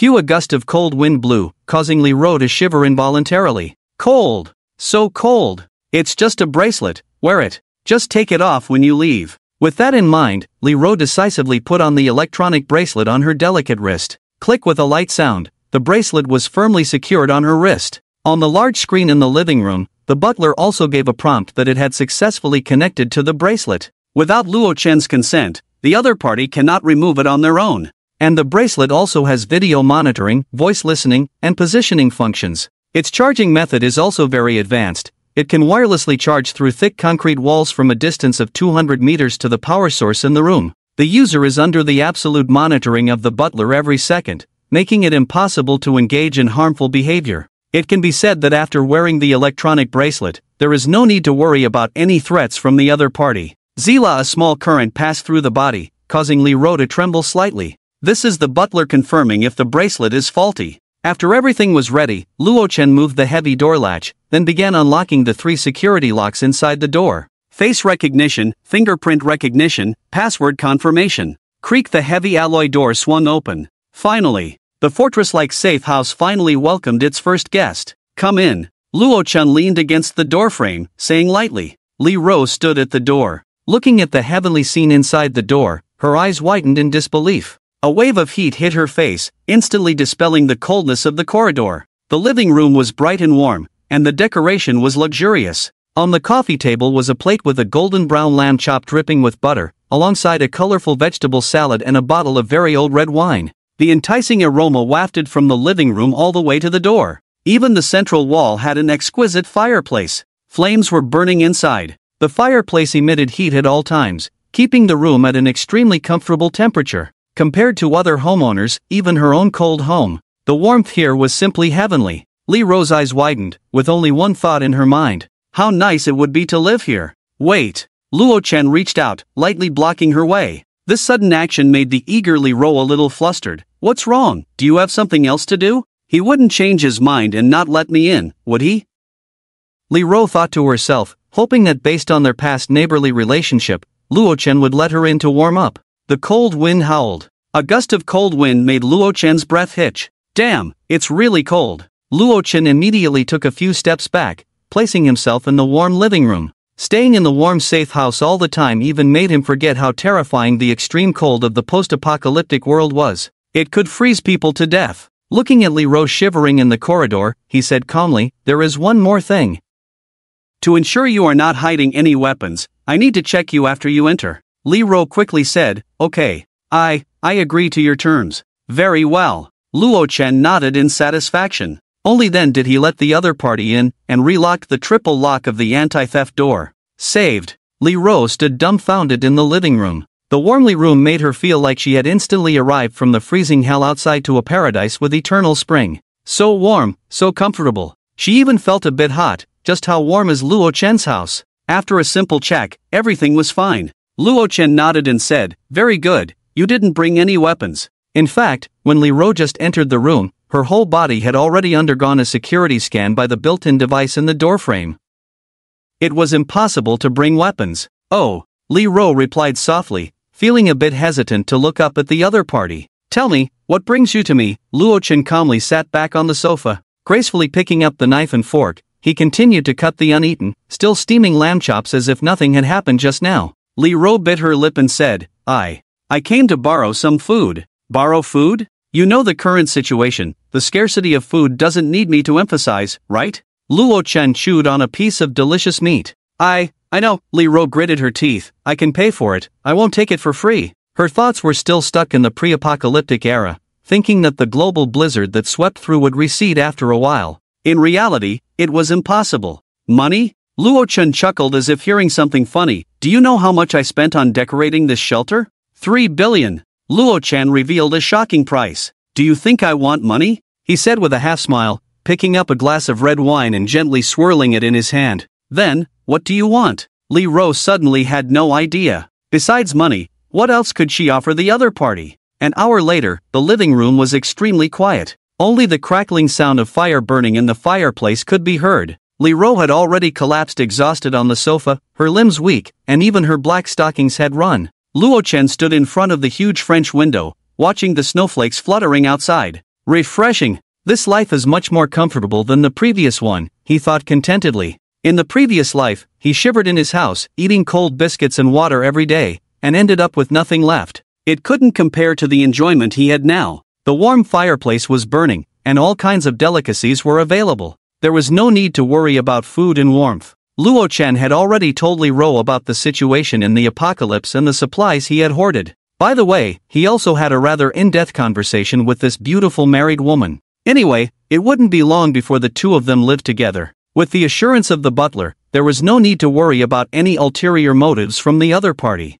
At the same time, any improper thoughts from the other party could be cut off, and make the other party willingly stay. After all the supplies were in his space. If he died, everything would be gone. Li Ro also understood. The global snow disaster would continue for many years. In order to ensure that she could always have enough to eat in the future, she would never do anything brainless to harm Luo Chen. After all, in the apocalypse, the only one capable of protecting her was Luo Chen. I'm hungry. Li Ro dragged her tired body to Luo Chen's side shyly. After all, she hadn't eaten anything for several days, and her original intention of coming to Luo Chen's house was to borrow food. Look at me, I forgot that you were still hungry. Luo Chen had just finished speaking. He was about to take some warm food from his space to replenish Li Ro's strength. No need, I'll just eat what you left. Li Ro tucked a strand of messy hair behind her ear, gently shook her head in refusal. Sitting on the sofa, she gathered her pair of beautiful legs in black stockings, bowed her head, picked up the knife and fork, and started eating the remaining lamb chops, not minding it at all. Looking at each other's gentle and graceful appearance, eating lamb chops bite by bite. Even when very hungry, Luo Chen couldn't help but watch her with great interest as she ate elegantly. Elegant. Really too elegant. It's like two different people from just now. Ding, the phone on the coffee table rang. Probably another message in the homeowners group. Any new updates? My home has no electricity, how about yours? We also have no electricity at home. The water in the kitchen has stopped too. What's happening? Oh my, on such a cold day, the water and electricity are cut off. The electric heaters are completely unusable, the rooms are freezing. How are we supposed to live? Not only in the homeowners group, but many group messages have exploded, all showing 99 plus. It can be seen that the sudden power and water outage has caused great anxiety among the homeowners. So it's already this time. Luo Chen shook his head. He was so engrossed in playing just now that he forgot that this afternoon, on the 5th day of the extreme cold apocalypse, the entire neighborhood's electricity would be paralyzed. And under the power outage, tap water could not be supplied normally. Every household's water supply was also cut off. The authorities have been working hard since the beginning of the snow disaster, hoping to resolve the crisis as soon as possible. But as the days passed, it was discovered that human efforts were no match for natural disasters. Due to the lack of manpower for maintenance, major power plants have gradually stopped working in the extreme cold, unable to continue supplying electricity to the city. Probably only a few nuclear power plants can continue to operate. However, the generated electricity is first supplied to various government departments, and ordinary people naturally cannot enjoy it. The water and power outages have made the survivors' lives even more difficult. Is the power out? Li Ro chewed a few bites, swallowed the lamb chops, and said softly. Obviously, she also saw the messages in the group. This suddenly made her worried. The city losing electricity and food, in this extreme cold, surviving humans are likely to be frozen and starved on a large scale. Thinking of this, she couldn't help but look around the living room with lingering fear. When she saw the warm and comfortable safe house, as solid as a doomsday fortress, and Luo Chen beside her with unlimited space and resources, Li Ro's heart was filled with a strong sense of security. She couldn't help but admire her decision, it was truly correct. The atmosphere in the neighborhood homeowners group was also very tense. Without electricity, they couldn't even use their phones, and even their home appliances would become useless. It's been snowing heavily for almost a week now. When will it stop? It's getting colder in the house every day. I'm going to freeze to death. Woo-woo. What are we going to do in the future? We have no food or drink, and we can't even go to the supermarket. Are we supposed to eat snow? At this moment, someone remembered Aunt Wang's previous statement. Aunt Wang, didn't you say that this snow disaster would be over soon, and not to go out and buy things? That's right, we didn't buy anything after listening to you. Now the food at home is running out. What should we do? In the morning, you said you believed in the official rescue. Now the water and electricity are cut off. When will the rescue come? Faced with the questioning of many homeowners, Aunt Wang also felt very panicked and anxious. As a member of the neighborhood committee, she naturally had more channels of information than ordinary homeowners and could also learn some more insider information. Not long ago, the neighborhood committee group exploded. It turns out that not only is the situation in Qinshui City so bad, but even the whole country, the whole world is experiencing heavy snowfall. According to official statements, this is a disaster comparable to prehistoric extinction. The apocalypse from novels and movies may have truly become a reality. Although the authorities are trying their best to carry out rescue and recovery work, the population is just too large, with over 1 billion people. They simply cannot take care of so many places. Even some key cities fell not long ago. If you want to survive, you must quickly stock up enough supplies, whether it's energy or food. The end of the world is really coming. Aunt Wang looked at the messages from the neighborhood committee group, and she was completely shocked. She felt as if she had fallen into an ice cave. The seriousness of the situation has exceeded everyone's expectations.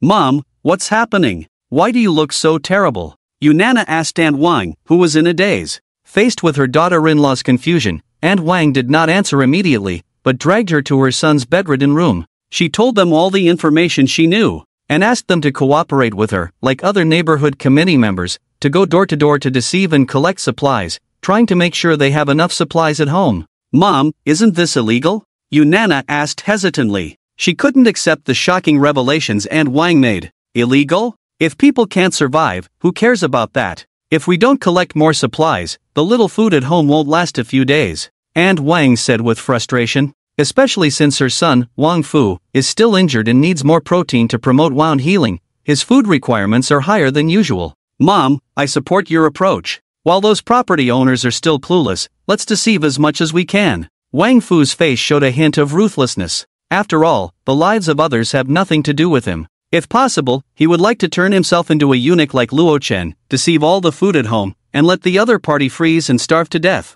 At everyone, please rest assured, the power outage and water cut are only temporary, and professionals have already started repairs. The official has issued the latest notice, requiring our neighborhood committee to properly manage the owners of the community during this extraordinary period, collect all supplies and distribute them uniformly. We hope that all owners will cooperate with the work of the neighborhood committee. Anyone who dares to disobey the order and obstruct the progress of the organization's work will be arrested by the police afterwards. They no longer paid attention to what Aunt Wang said. Since the power and water were cut off, they were using backup power in the room, so he had to turn on the generator as soon as possible. He went to a room specially used to store machinery and miscellaneous items. Luo Chen started up a high-power silent generator that had been installed long ago, and connected a tank filled with a large amount of gasoline next to it to the generator with a pipeline. The fuel was very sufficient, and the generator, produced by a well-known company, could utilize every drop of gasoline to the extreme. It was the latest product in the country with very high technological content.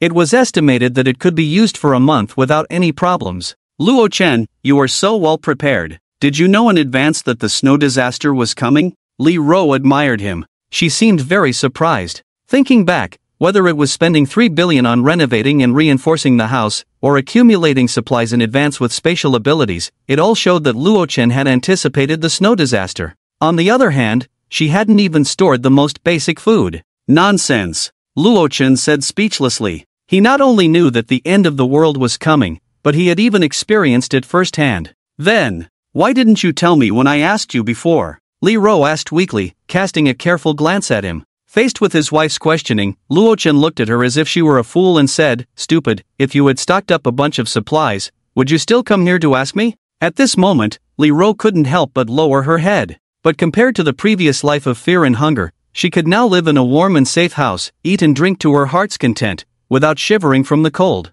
For her, she was already very satisfied. At least, Luo Chen was much better than that Wei Lin. Back in the living room, Luo Chen sat on the sofa and took out his phone, opening the homeowners group chat. Why is it like this? Everyone is short of water and food, and there's a power outage. The authorities don't care about calming us down, instead they are pressuring us. Many homeowners were very dissatisfied. But because the situation was very unstable now, and Aunt Wang kept mentioning the authorities, the homeowners didn't dare to oppose her. Most of them were ordinary people, and they were also afraid of being labeled as disobedient to the organization by Aunt Wang, and then being arrested by the police. Seeing no one objecting, Luo Chen couldn't help but sneer and didn't bother to expose the other party. In the previous life, Aunt Wang relied on this tactic of coaxing and deceiving to obtain a lot of supplies from many homeowners. Some households that already had little food were deceived of their last reserves by her, and ended up starving to death at home. It can be said that many people's deaths were caused by Aunt Wang. However, what does all this have to do with Luo Chen? The neighbors and Aunt Wang were basically birds of a feather, neither side being good people, and he wouldn't mind if a few more of them died. After all, the supplies and fuel stored in his space were enough for him to use for who knows how many lifetimes. Without electricity and water, how are other people going to survive? Li Ro curled up on the sofa, holding her two slender black stockings inside. If she wasn't Luo Chen's woman, she would probably be hiding at home like the other residents, feeling desperate and scared. The electricity should come back soon, after all, the authorities don't want people to die. Luo Chen took over the conversation. Later on, Li Ro asked curiously, "It's so cold outside, how does the government supply electricity?" "Nuclear power plants." Luo Chen crossed his legs, his gaze slightly focused, as if recalling something. After most of the power facilities were paralyzed, in the extremely cold post-apocalyptic world, the only way to obtain electricity was to rely on those few large nuclear power plants. However, with only a few nuclear power plants, it was definitely unrealistic to supply electricity to the entire country.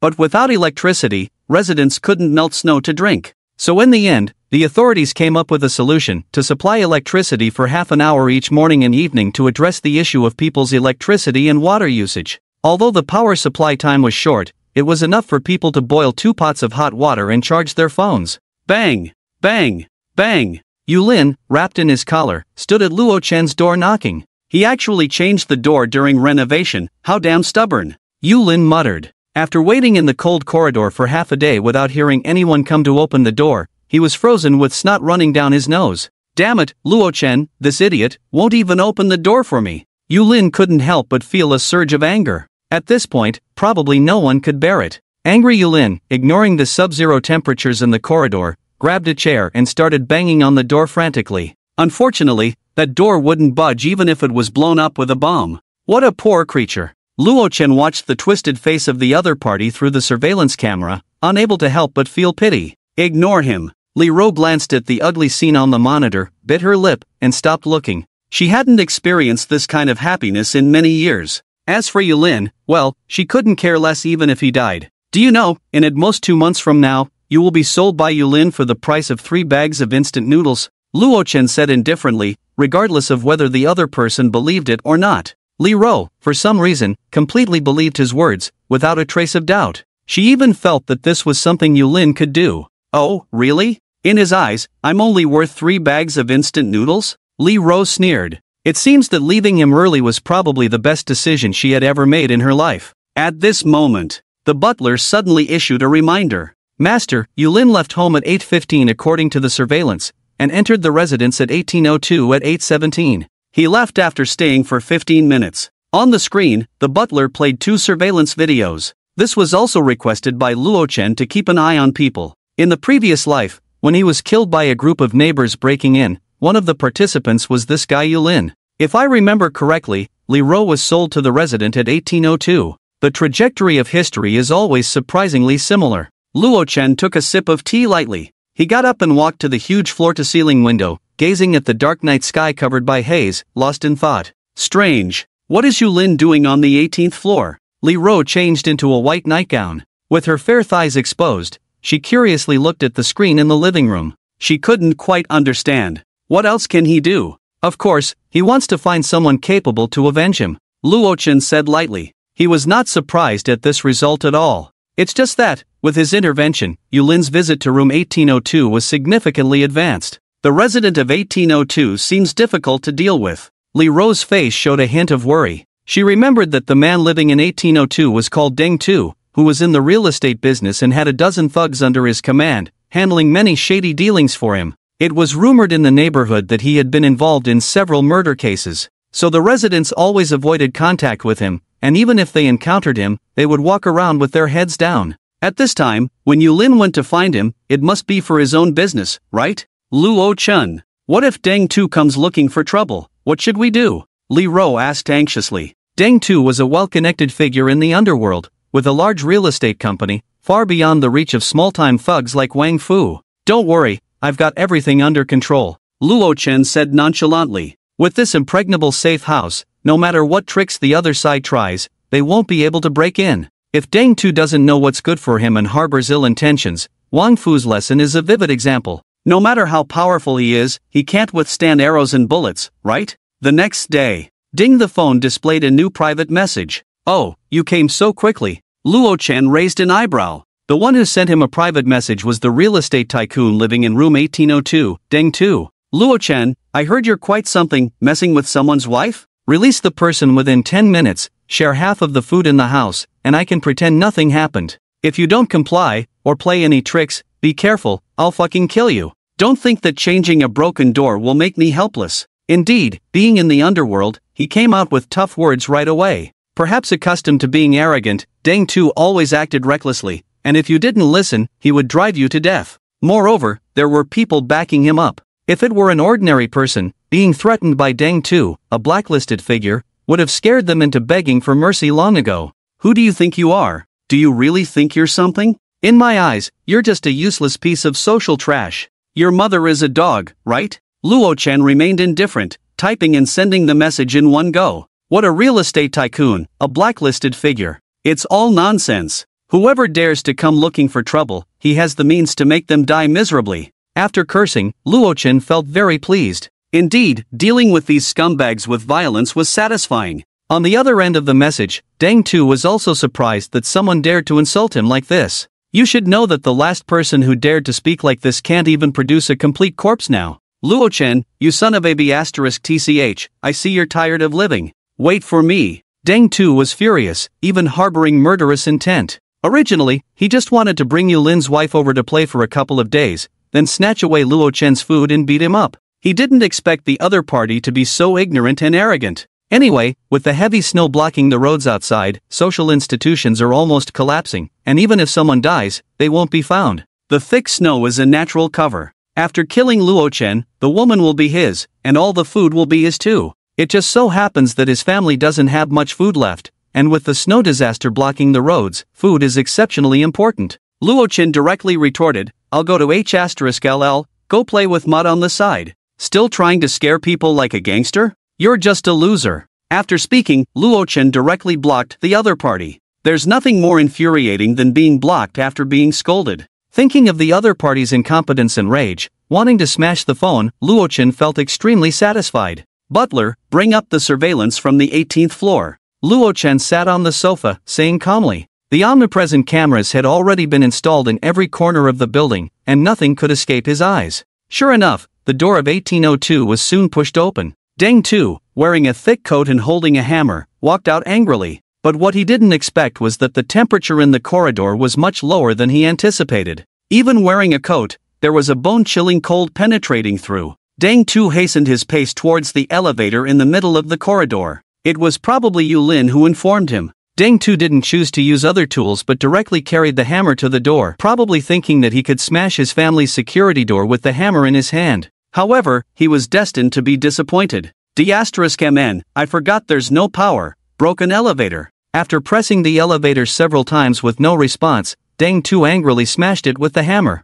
The elevator door was dented. For someone as arrogant as him, damaging public property was nothing, especially since the elevator couldn't be used without power. Fortunately, the sensor lights had backup power, so they didn't have to walk in the dark. Deng Tu, carrying the hammer, panted as he climbed the stairs. The 5-story staircase wasn't high, but it was quite exhausting to climb in one go, especially in the tens of degrees below zero temperature. This caused Deng Tu to run out of energy just as he reached the 23rd floor. So, Yulin, who was hiding at home, was reluctantly called out, carrying the hammer to smash Luo Chen's door. There was no choice. If he didn't obey, his own door would be smashed by Deng Tu first. Due to wearing a hat, Yulin swung the hammer with great force, as if he was smashing not the security door but Luochen himself. Bang! A huge recoil force came, making Yulin's hands numb. On the other hand, the security door remained unaffected under the hammer blows, leaving no trace. D***M*, Yulin, are you a man or a woman?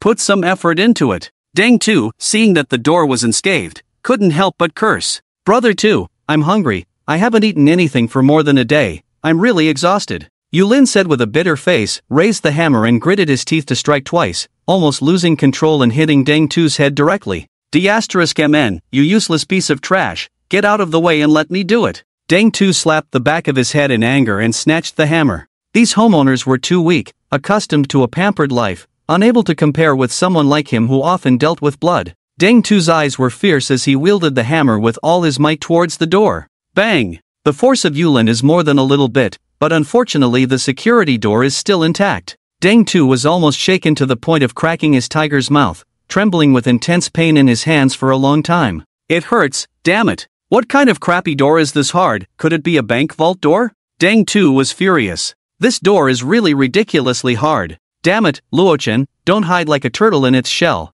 If you have the guts, come out and face me. I'll damn well kill you. Damn it, Luochen, you grandson of AB***TCH, come out. Deng Tu's vengeful nature made him unwilling to let the other party go, so he raised the hammer and continued to smash the door while cursing loudly. And the curses became more and more vulgar. Following his lead, Yulin also cursed loudly, Luochen, you damn it, you dare to mess with my wife, but you don't have the guts to open the door? Open the door now! The two of them, swearing profusely, did not notice. A sharp crossbow bolt had already aimed at them from a high shooting hole. Where should I shoot? Go for a headshot. Luochen stood on a stool, holding a delicate crossbow in his hand, the arrow tip secretly aimed at Deng Tu's body. He never showed mercy to scum like this. Or maybe I should treat everyone equally, no favoritism. Luochen smirked. Killing him would be too cheap, and it wouldn't be meaningful. Watching them unable to effectively treat their injuries due to lack of medicine, and finally dying in fear under the dual torture of low temperature and intense pain,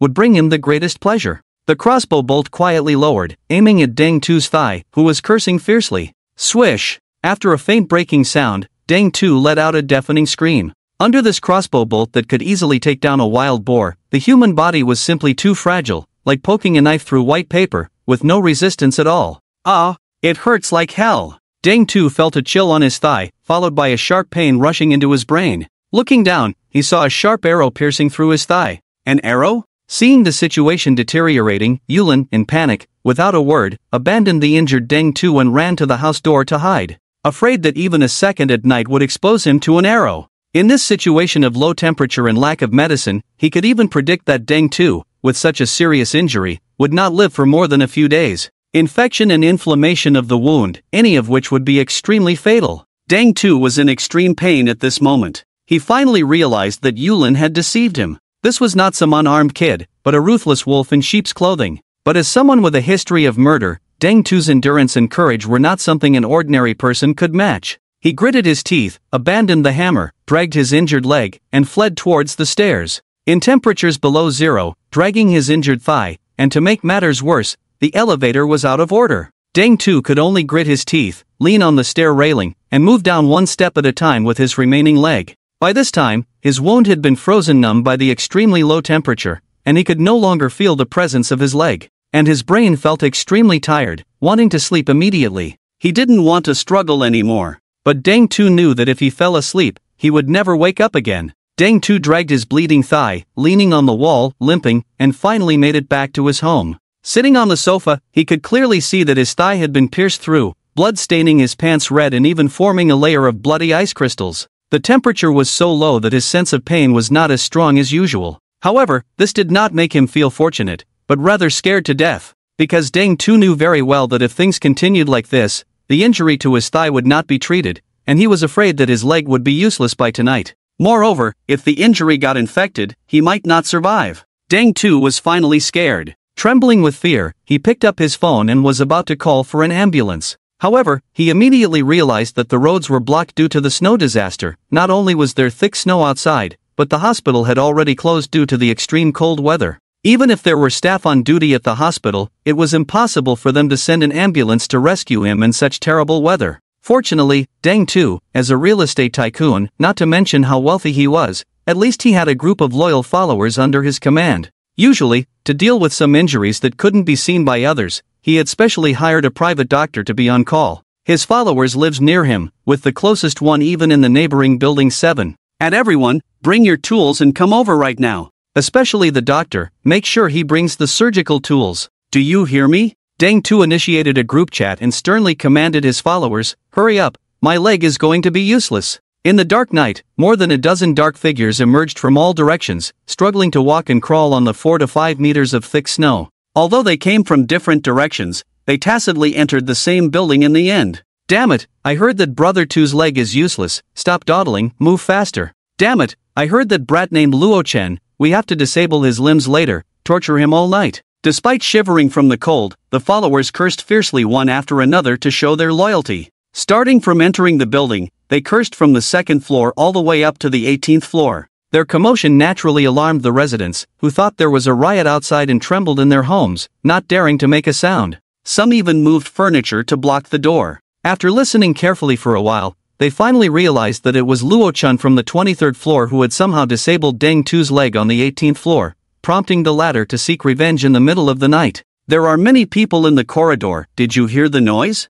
It's so scary. I heard, they seem to want to kill Luo Chen. Oh my, why is Luo Chen so ruthless? He just beat up Wang Fu a few days ago, and now he disabled Deng Tu's leg. That's the ruthless brother too. His net worth is probably over $1 billion, and the followers under him are tough guys. He might be in big trouble this time. Anyway, I didn't hear anything. I don't know anything." The messages in the group started flooding in. Soon, it reached 99 plus. "Mom, look at the group chat. That idiot Luo Chen is done for, he dared to provoke Brother Tu." Wang Fu laughed maniacally while holding his phone, a hint of blush appearing on his pale face. Probably due to the loss of the male symbol and lacking testosterone, his voice even sounded slightly feminine. Wang Fu had been in constant pain these days, harboring deep hatred towards Luo Chen. Now seeing that he had offended a big shot in the underworld, he was so excited that he wanted to jump out of bed. "Luo Chen, you're doomed. That scumbag Luo Chen, how come we didn't see how ruthless he was before, daring to provoke Brother Tu? But now he's probably finished, the other side has more than 10 people. I'm afraid his body will be chopped into pieces." Aunt Wang also knew how powerful Brother Tu was. As she spoke, she seemed to imagine Luo Chen's miserable fate, with a hint of satisfaction in her tone. "Oh no, Luo Chen is probably finished." Su Ling looked at the messages in the group and said anxiously. She was not worried about Luo Chen's safety, but afraid that the pile of food bought from the supermarket would be robbed by the gang of hooligans led by Deng Tu. In Su Ling's eyes, the food in Luo Chen's house belonged to her. 20th floor, room 2001. In the pink-decorated room, Baya was wearing an expensive warm wool sweater, wrapped in a thick velvet blanket, curled up at the head of the bed reading messages in the group. A beautiful and energetic face, full of surprise. Yes, she is the national popular female star Baya, whose popularity has almost reached a level of nationwide recognition, with fans covering various groups from the elderly to children. Not only does she have top-notch looks and figure, but most importantly, her voice is extremely sweet and melodious, captivating people at first listen. This Luo Chen seems to be very powerful. The topic in the group these days is all about him. Now so many people are looking for trouble with him, he won't get into trouble, right? Baya frowned, her melodious voice sounded like a oriole in the mountain stream. Unfortunately, no one else heard it here. She had just secretly bought a house here not long ago, not familiar with the other residents, but the frequency of discussing Luo Chen in the group was too high, so she remembered Luo Chen's name very well. Listening to the chaotic noise in the corridor, she couldn't help but uncover the blanket, stepped on a pair of slender thighs, and approached the cat's eye, closing one beautiful eye. Golden silky long hair fluttered, cute cat hairpin clipped at the end of the hair. So many people. Go, hold on, I'll pull the arrow out for you right away. The round glasses-wearing man, looking at the sharp arrow through his thigh, also had a nervous sweat on his forehead. Hurry up, just pull it out. Give me some anesthesia, my leg is numb from the cold. The butcher cursed loudly. The surrounding group of little brothers dared not make a sound. The glasses-wearing doctor cut open the pants with a knife. The bloody and blurry wound inside had already frozen, the surrounding skin had turned black and purple. The low temperature had frozen the muscles and nerves, saving even the anesthesia. Under pressure, the glasses-wearing doctor spent half an hour to finally complete the surgery. The process was somewhat bloody. The little brothers didn't dare to look at all, they all turned away. Deng Tu suffered great pain, almost passing out. Deng Tu's veins bulged with pain, gasping for breath. He hated Luo Chen, who shot him with a crossbow to the extreme. "Luo Chen, you idiot, I will definitely kill you," Deng Tu roared with killing intent. He was determined to kill Luo Chen. Otherwise, how could he continue to survive in Qinshui City?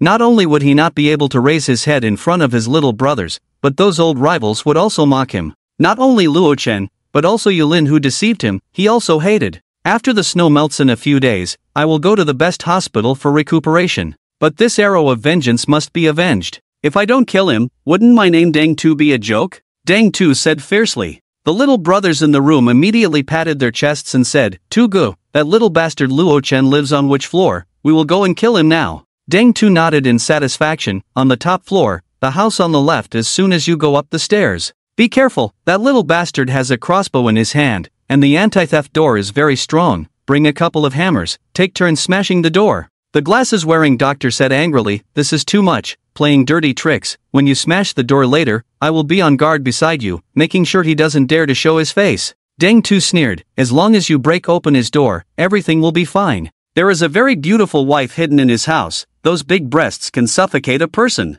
Once the door is opened, everyone gets a share." Hearing that there was a beautiful wife involved, this group of desperate men suddenly became excited. Now the blizzard has blocked the road, and no laws can reach them. Even if they kill a few people, it's not a big deal. At this moment, the evil in human nature suddenly erupted in them. A group of people aggressively holding machetes, hammers, and even using chairs as shields rushed towards the 23rd floor. Watching the fierce backs of the younger brothers, Deng Tu sat on the sofa covered with a thick blanket, propping up a wounded leg, feeling extremely pleased. "Luo Chen, I'll see if you can survive this." It can be clearly seen from the surveillance that a group of fierce younger brothers are constantly climbing the stairs with their tools. This time is different from before. There are more than 10 people, and each person came prepared, either carrying a hammer, a machete, or a baseball bat. They are determined to break in and dismantle him. 1 or 2 people smashing the door may not be a problem, but with the number multiplied by 10, can the door still hold up? Li Ro's pretty face was filled with panic. "Luo Chen, what should we do, Luo Chen? So many people are coming. Should we escape?" Li Ro is usually gentle and has hardly had any conflicts with others. Now she is directly targeted by more than 10 fierce desperados, which instantly frightens her. Escape? Where to escape? The only way out now is the stairs. "If we go out, we will run into them and die even faster," Luo Chen said indifferently. He looks calm and seems not worried at all. He is not in a hurry, but Li Ro is anxious. "Luo Chen, there are more than 10 people. Even if the door is strong, it won't last long against so many people smashing it, right? What if it's broken open?" Li Ro hesitated, her pretty face devoid of any color. She dare not think about what torture they will face once the door is broken open. Li Ro couldn't help but tightly grasp his arm, her jade hand cold without any warmth. Looking at the other party's extremely nervous appearance, as if they were about to be executed the next moment, Luo Chen couldn't help but find it somewhat amusing. Not to mention 10 people, even if another 100 people come, facing this door that cost millions, made of 300mm alloy, comparable to a bank vault, they are simply not enough. No matter how they smash it, the door will not be damaged at all. Instead, they will exhaust themselves. At this moment, Luo Chen couldn't help but have a teasing thought towards the other party. "If it's broken open, what do you think will happen to you?" Luo Chen sighed. "Woo woo woo." Li Ro was so scared that tears streamed down her face. "Luo Chen, should we die together? Or, I beg for mercy, let them spare you, you leave quickly. I'll bite my tongue and die." Li Ro seemed to have made a big decision. For her, if she were to face such an end, it would be better to end it herself. If her sacrifice could help Luo Chen, then her death would have value. It was not until this moment that Li Ro realized she might already be in the other party's plan. Rest assured, this door can't be blown open even with explosives. These few little rascals are completely insignificant. Luo Chen did not expect Li Ro to have the determination to sacrifice herself to give him a chance to survive. He couldn't help but feel slightly surprised. It seems that Li Ro has completely devoted herself. "Why didn't you say so earlier?" Li Ro looked at Luo Chen's faint smile and suddenly realized that he had spent 3 billion to have a security house built by a security company. How could a group of hooligans easily break open the door with a hammer? Li Ro blushed and wanted to find a hole to hide in. Bang bang bang. "You little bastards, open the door quickly. If you know what's good for you, the old man can leave you with a whole body. Otherwise, when I break the door open, you will wish you were dead." "Stop talking nonsense with that idiot," begging for mercy is useless. We must avenge Go. Tonight we will slaughter him. Outside the door, the little brothers had already started banging on the door. Unfortunately, after banging for half a day, not even a piece of paint was missing from the door. Luo Chen calmly took out a high-pressure water gun from the space and aimed the nozzle at the unsuspecting little brothers. Puff, what kind of experience is it to be drenched in ice water at -70 degrees? The continuous cold water instantly drenched the group of hooligans to the bone-chilling cold. The extreme cold temperature caused the water to freeze into ice blocks in an instant. Damn! It's so cold, I'm going to freeze to death. Help! Spare me, stop pouring, run. Their faces turned purple from the cold, feeling as if they were in a cold storage room, with some even almost fainting from the cold. The little brothers wailed and scattered like birds. They scrambled to escape from Luo Chen's doorstep. They swore they would rather be beaten black and blue than experience this extreme cold torture again. Due to the power outage and inability to use the elevator, the group of people had to endure the extremely low temperature, shivering uncontrollably, with their bodies covered in freezing ice chips, and awkwardly fled downstairs. Seeing the others disappear, Luo Chen finally retracted the high-pressure water gun into the space. With too many people, using a water gun for large-scale AoE damage was much more effective than individual crossbow arrows. Under the bonus of the extreme cold apocalypse, the seemingly harmless water gun could cause terrifying damage. There were even a series of subsequent effects such as colds, illnesses, and high fevers. Deng Tu was originally waiting for good news with a triumphant look on his face. But instead of good news, he was greeted by a group of people covered in ice chips, their faces purple, wailing as they rushed into the house. As soon as they entered the house, they began to undress and scramble for towels and thick blankets. Ah, I'm freezing to death. Move aside, give me the blanket first. Get lost, I got it first, you go away. Give me a piece of the blanket, damn it. The little brothers who didn't get the blanket were so anxious that they almost started fighting each other. Deng Tu was infuriated by this scene and said angrily, "Stop it, why are you all in such a mess? Where is that little bastard Luo Chen?" Several people shared a blanket, shivering as they began to explain, "Brother Tu, that kid Luo Chen is too tricky, the door of his house is extraordinary. No matter how we hit it, we can't open it, it's like a big iron block. Yes, and he even made a small hole in the door and used a high-pressure water gun on us." Hearing this, Deng Tu's face turned ugly. He didn't expect the door of Luo Chen's house to be so sturdy that even a dozen people couldn't do anything about it. Damn it! What kind of material was that door made of? Why did the other party install such a thing in the house? Could it be that they had anticipated what was happening now? Impossible, Deng Tu shook his head abruptly. Damn it, since we can't break it open, let's wait for him outside. Food is limited after all, I don't believe he can hide in there forever. Starting tomorrow, as soon as we find Luo Chen daring to come down, we'll kill him immediately. Deng Tu slammed his fist on the coffee table. He just didn't believe it. When food and water ran out, Luo Chen could still hide in the house without coming out. In the living room, Li Ro, with slightly red eyes from crying, was looking at Luo Chen with admiration. A dozen people were easily repelled. This was too cool. Don't just stare, go take a shower. Tonight, let's discuss some new knowledge. Luo Chen smirked. Okay. Li Ro whispered, her face blushing. Near noon, Luo Chen leisurely got out of the warm bed. I think I need to replenish myself. Luo Chen stroked his chin. Otherwise, he was afraid he wouldn't be able to keep up with the nutrition for long.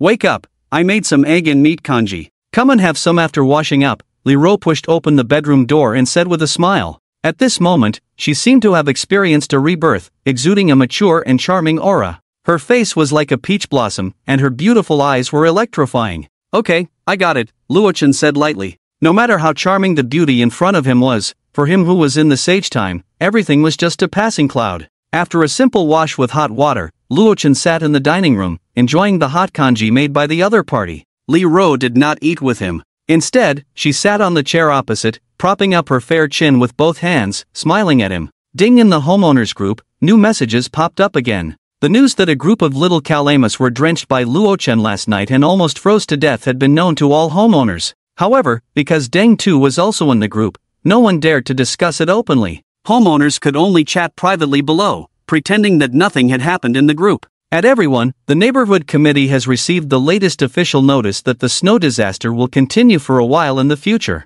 In order to take care of homeowners whose food supplies are running out, and to allow everyone to get through this difficult time together, the authorities require us to start collecting food from each household and distribute it uniformly after collection. This is a task from above, so no one is allowed to disobey the order. Otherwise, you will have to bear the consequences yourself. Trust me, the authorities attach great importance to this snow disaster. Anyone who acts selfishly and does not listen to the organization will be considered a criminal. Do not harbor any illusions and resist the entire country. Wang Mama posted several paragraphs. Perhaps it was because Deng Tu and his group were drenched with cold water, and there might be news that they were sick and feverish. Taking advantage of this gap, Wang Mama began to intimidate and deceive the homeowners. It's just like the previous life. Luo Chen looked at the messages in the group and couldn't help but sneer. In the previous life, at almost the same time, Wang Mama began to spread rumors of official statements in the group, attempting to intimidate some timid homeowners into handing over their food. There must be some insider information in the neighborhood committee that made her suddenly anxious. She started collecting materials by all means. Although her intimidating remarks were not very clever, they were helpless in the current extremely bad situation. Homeowners had been trapped by heavy snow for almost a week. In the entire building of 70 to 80 households, not everyone could remain rational. With a little intimidation from Wang Mama, many timid homeowners would surely obediently hand over their supplies. Luo Chen had no intention of caring about the life and death of others. Just watch for fun. After all, there weren't many entertainment options now. At Wang Mama, you also know how bad the situation is now. Our food is already scarce, we are hungry every day. If you take away our food to centralize it, how can we survive? Indeed, some homeowners, seeing Wang Mama's serious actions that they must obey the order to hand over their food, were also forced to be anxious. They directly began to speak out against Wang Mama. Dong Yen, who lived on the 13th floor, ran a supermarket herself, so her family usually stocked up on snacks. Most neighbors knew about this. If they had to hand over supplies, her family would definitely be the first target. So, in her urgency, Dong Yen, in order to prevent her family from suffering heavy losses, didn't care too much and directly opposed Wang Mama's actions in the group. Her remarks were met with agreement from some homeowners. That's right, we already don't have enough food to eat. Where do we have extra things to hand over? Let's just forget about it. How could Wang Mama agree? After all, the official never said that. It was her own idea to collect food. Taking advantage of the fact that things have not yet developed in a more chaotic direction, and the owners are not aware of the coming of the doomsday, she must deceive as much supplies as possible from others. Aunt Wang typed fiercely and clicked send. I have made it clear, it is the official requirement to do so. It is not our neighborhood committee's private action. Special situations require special means. The official has already guaranteed that the snow disaster will not last too long, so you don't need to worry about the situation ahead. After the snow disaster is over, you can buy as much food as you want at the supermarket. Many families can't even have a meal now. Without the neighborhood committee's unified distribution of food, they won't last long. So please don't be selfish anymore. Are you all heartless animals, willing to watch your neighbors starve to death? Homeowners like Dong Yen who hoard food are just a minority after all. There are more homeowners who usually only buy groceries for 1 or 2 days, and at most hoard food for a week. Homeowners whose food is running out naturally stood up and firmly expressed their support for Aunt Wang's actions. At Dong Yen, why didn't I see how selfish you are before? We are all neighbors. What's wrong with sharing some of your food? Exactly, just sharing some snacks. How expensive could it be? I have taken care of your supermarket business many times before. I advise those homeowners who hoard food and are selfish and unwilling to contribute. This is an official order. If you disobey the order, be careful of being settled after the snow disaster. Suddenly, in the group, people with different opinions started a chaotic argument. Luo Chen, Aunt Wang must be lying, right? Li Ro also saw the messages in the group. However, as Luo Chen had informed her of many situations in advance, Li Ro simply thought for a moment and found that Aunt Wang's remarks were full of loopholes. How could the authorities agree to let a mere neighborhood committee collect and distribute supplies to all homeowners? That's right. This Aunt Wang, she has no other skills, but she is very skilled at using borrowed power. Luo Chen sneered. With just the identity of a neighborhood committee, not even considered a civil servant, she managed to play tricks. She used her identity as the spokesperson for the authorities every day to do evil deeds in front of the homeowners. That's why they say good people don't live long, but bad people live 1,000 years. In the previous life, Aunt Wang relied on this trick to support her family until the end. Luo Chen just wanted to watch the show. But unexpectedly, Aunt Wang sent him a private message after a while. People with fewer supplies had the upper hand in the group. They were angry at the residents who hoarded food but refused to contribute, standing on a moral high ground and crazily criticizing. Under the public opinion attack, Dong Yen and her group dared not show their faces. Their ancestors were cursed by the homeowners. They had no choice but to agree to hand over the food. Aunt Wang was very pleased and thought of Luochen hoarding a lot of food at home, so she wanted to use the same trick again. Relying on the support of other homeowners, she directly contacted him privately. Luochen, you have seen the situation in the group. The homeowners really hate landlords like you who hoard food. Now, Auntie represents the opinions of all homeowners. Aunt Wang said leisurely, with a winning attitude. If you are sensible, just immediately hand over some of the food you bought from the supermarket, otherwise, if Auntie says a word in the group, those angry homeowners might drown you in spit. Alas, I didn't even let you have a bag of snacks before, now, all the food has to be handed over. Aunt Wang said cheerfully. She thought that Luo Chen would be intimidated by the criticism of other homeowners like Dong Yin. After all, public opinion can be very scary. In front of the minority can only obey. But this time, she had the support of all the homeowners in the building. The other party is just one person, dare to go against so many people? Luo Chen sneered and replied, are you an idiot? I don't care what others say, it's none of my business. Even if the god himself comes, don't expect to take a bag of instant noodles from me. Would he care about such a small threat? Ridiculous. Even if Deng Tu led a group of henchmen to his door, he wouldn't be afraid. How could he be scared by a few troublemakers? So what if all the homeowners in the building are against him? Even if all the homeowners in the neighborhood curse him in the group chat, he still wouldn't care. Don't be so arrogant. Mrs. Wang gritted her teeth and replied. She didn't expect that Luo Chen would dare to go against her, representing the will of all the homeowners. This was completely different from what she had initially thought. So what if I'm arrogant, old lady? If you have the guts, come and ask me for it? Seeing this message in the chat box, Mrs. Wang trembled with anger. Even if she had 10 times the courage, she wouldn't dare to ask for food. She didn't want to experience the tragedy that her son had with Deng Tu and his group. Mrs. Wang decided to publicize Luo Chen's remarks in the group chat. Even if she couldn't deceive them into giving her food, she could still incite hatred. By making the other homeowners curse him like a rat, Luo Chen's reputation would be ruined. She couldn't let him off easily. Just as Mrs. Wang was about to hit send, she saw a new message from Luo Chen. Instantly, her face turned pale with anger. Mrs. Wang, do you think I don't know that you want to use official authority to threaten the homeowners in the group chat and deceive them for food? What, is the neighborhood chat exploding? Is the end of the world coming? Are you in a hurry? I'll tell you, I don't care about the dirty things you do, but if you insist on making me unhappy, how could this be? Her thoughts were completely exposed. Even in a room with temperatures below freezing, Mrs. Wang suddenly broke out in a cold sweat. How did Luo Chen know about the internal messages of the neighborhood committee? The members of the neighborhood chat were all familiar faces. It was impossible for them to leak information. No matter how she guessed, she wouldn't know. Luo Chen was a reincarnator. In his previous life, Luo Chen had contributed some of his hoarded food because he was soft-hearted and thought the heavy snow wouldn't last long. But those greedy neighbors were not satisfied. They thought he must have a lot of food stored at home. So, they united and killed him. In this life, Luo Chen was well aware of all of Mrs. Wang's actions. Since those neighbors and Mrs. Wang were not good people, he didn't care if they were deceived and starved. It was better to let them fight among themselves. After much thought, Mrs. Wang deleted all the messages she had prepared against Luo Chen in the chat box. If her deception about the supplies was revealed, whether the homeowners believed it or not, they would definitely have suspicions. If they found out that Luo Chen was determined not to give up food, it would be difficult for her to deceive food from other homeowners in the future. Luo Chen, you're lucky this time. Mrs. Wang admits defeat this time. Mrs. Wang was furious, but she could only swallow her anger. She had to bear it and move on. Deceiving food from homeowners in the future was the most important thing.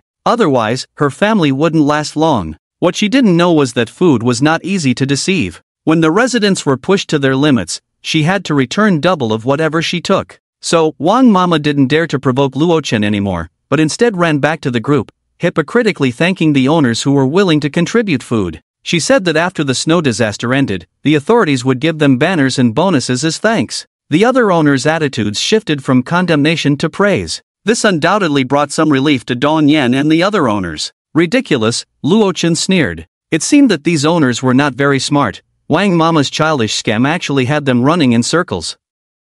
He had even anticipated that in the next few days, Wang Mama would definitely go crazy trying to deceive some honest and timid owners, while ruthless people like Deng Tu and his gang at home would be completely ignored. However, when those owners realized they had been deceived, Wang Mama would eventually have to return everything she took. 2 more days passed. Indeed, under Wang Mama's continuous threats and intimidation, spreading official rumors in the group while privately breaking down individuals, many owners obediently handed over their food. However, many people were cautious and only handed over a portion, keeping the rest hidden at home. Some smarter owners prioritized whether they had enough food at home, so regardless of the threats, they ignored the situation.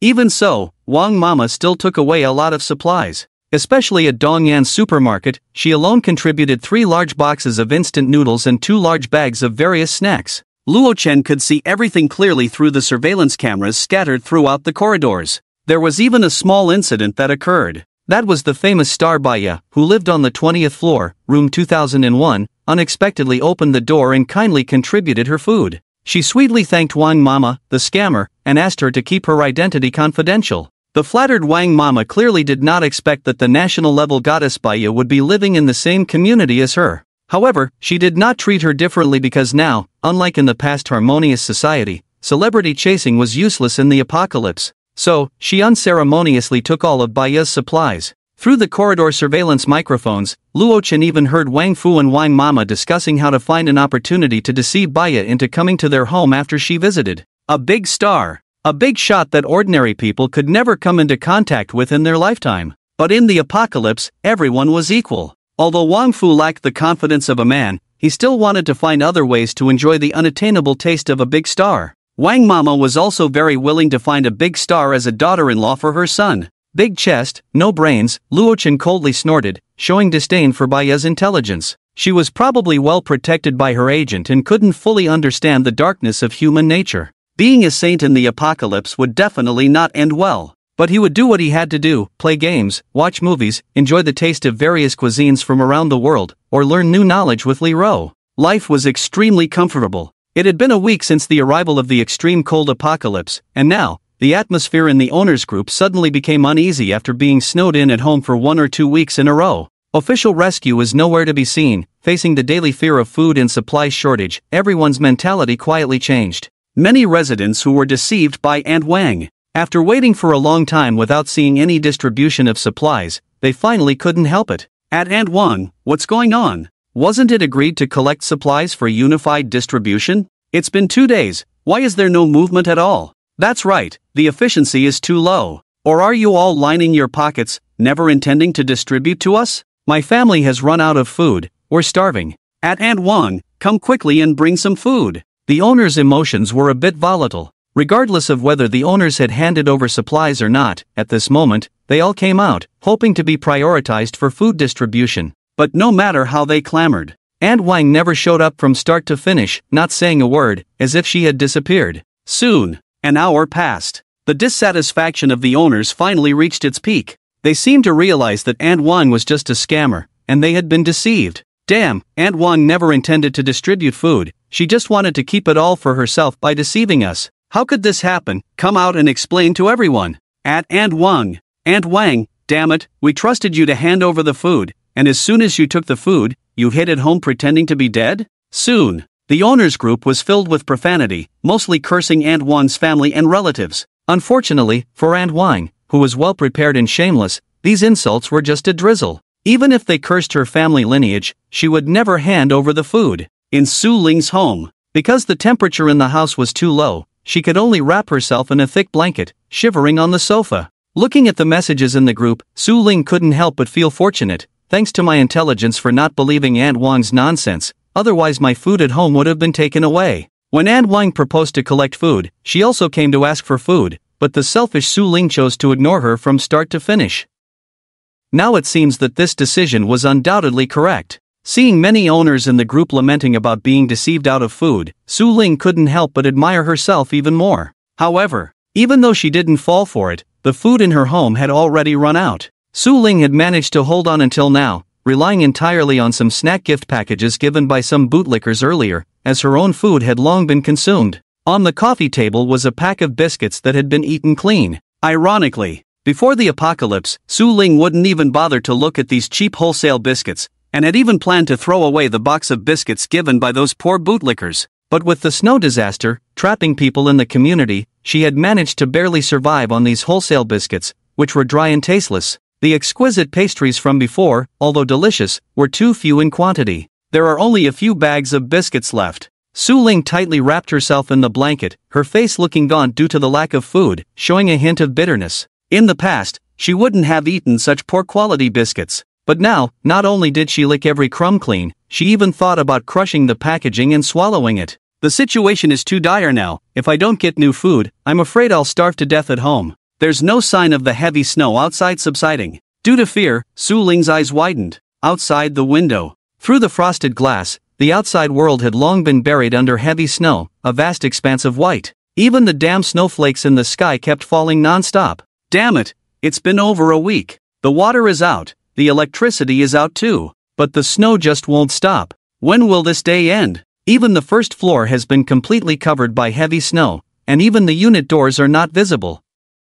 The residents on the first floor live in pitch darkness every day, and it is said that their mental state is starting to deteriorate. In this situation, there is no way to go out. There is still no sign of official rescue. Even the TV programs have been off the air for several days, and no matter which channel you turn to, all you see is static, various signals. It seems to be telling them that this heavy snow will never stop. Humanity is facing doomsday. How long will this snow disaster last? Or will it end? Goo, Su Ling's stomach rumbled again. I'm so hungry, what should I do? There's only this little food at home, I'll really starve to death like this. After thinking for a while in her mind, she gritted her teeth unwillingly. Do I really have to bow down to Luo Chen, that bootlicker? No, I've already asked him last time. And his attitude. It's really annoying. Not only did he tempt her with photos of steak on social media, he even deliberately didn't let her eat. Su Ling, who was furious at the time, angrily decided that she must ignore Luo Chen for a while. Sooner or later he would come crying to win her back.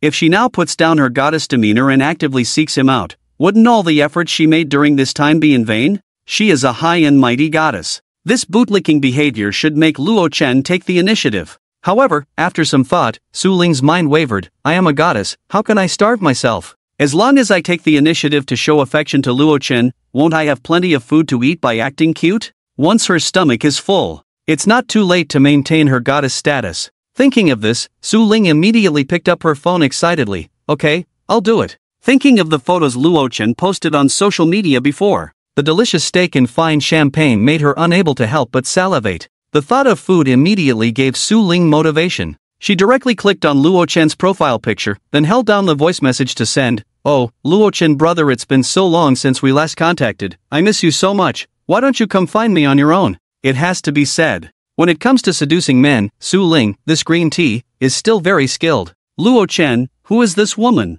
Li Ro picked up a crystal grape from a platter full of fresh fruits, peeled it gently with her slender jade fingers. Listening to the female voice coming from the phone, she couldn't help but feel a bit jealous. Just a damn green tea, Luo Chen said indifferently, not sure what trick Su Ling was up to again. But he almost knew without thinking that the reason the other party took the initiative to find him in this situation must be to covet the food at his place. These days, Gugu has been busy with something. Luo Chen felt that since he was idle anyway, he might as well have some fun with the other party. It just so happened that he could tease the green tea bitch again. Oh, really? What is Luo Chen brother busy with? Can you tell me? Su Ling asked curiously. Nothing much, just busy tasting the cuisine of other countries. I wanted to see which country's dishes are the most delicious, but unfortunately, my stomach was too full to continue eating. Luo Chen sent a leisurely message. Looking at this message in the chat box, Su Ling was stunned, suddenly feeling fooled. Busy tasting food? From other countries? Can't eat anymore? Liar. Su Ling looked disbelieving, thinking that Luo Chen was just bragging. She couldn't even eat her fill, she was almost starving. Give her a bucket of instant noodles, and she would think it's the most delicious food in the world. Where else would you dare to expect the cuisine of other countries? Oh, Luo Chen, don't tease me to make me happy. You must be eating canned meat and instant noodles, and I also want to eat. Su Ling sent a voice message coquettishly. Even a bucket of ordinary instant noodles is a rare delicacy for Su Ling at the moment. As for canned meat, if you could make a pot of hot soup by making a fire, tasting a bite would be an unparalleled delicacy. Seeing the other party's disbelief, Luo Chen couldn't help but smirk, opened the camera function, and took a picture of the delicacies on the table. Caviar, lasagna, roast duck, fruit platter, and then sent the picture. Ding. Looking at the picture received on her phone, Su Ling couldn't help but widen her eyes in shock, her face full of disbelief. Impossible. Absolutely impossible. How could Luo Chen's house have so much food? Su Ling shook her head, disbelieving. She knew that the other party had stocked up on a lot of food in advance, but it was mostly snacks bought from the supermarket. How could he have so many top-notch delicacies? It's fake, definitely an online image. It must be a picture he saved from his phone before. Su Ling couldn't help but gasp, then repeatedly denied. In such harsh conditions, how could there be so much food in Luo Chen's house, even if it were an official department? Trying to prepare such a luxurious feast in the snowstorm, with extremely low temperatures, it probably wouldn't be an easy task. Wait, in the refrigerator behind, it seems to be full of food. Su Ling enlarged the picture. Inside the half-open refrigerator door, each layer was filled with food and drinks. Just the delicious Russian ham filled a whole layer. On the kitchen cabinet, famous red wines like French Louis, Martini, Remy Martin, were piled up as if they were free. And from another picture sent by Luo Chen, you could clearly see a warm fireplace in the center of the living room, burning flames continuously. Not only that, the living room's oversized LCD screen was even playing a movie. What does this mean? Luo Chen's house has electricity. His Su Ling couldn't help but gasp. What kind of fairy tale life is Luo Chen living? Not only is the food abundant, with delicacies from various countries to the point of being sickening, the house also has a fireplace for heating, and there is even a generator for power supply at any time. Not to mention, just the heating ability of the fireplace. Su Ling was very clear about it. In the cold winter in the Nordic region, as long as the fireplace at home was lit, the room would maintain a very comfortable temperature throughout the winter. I want to move in. I must move in. Su Ling was just a little envious before, but after seeing these things, she couldn't help it anymore. Su Ling gritted her teeth and said fiercely, with jealousy burning in her eyes.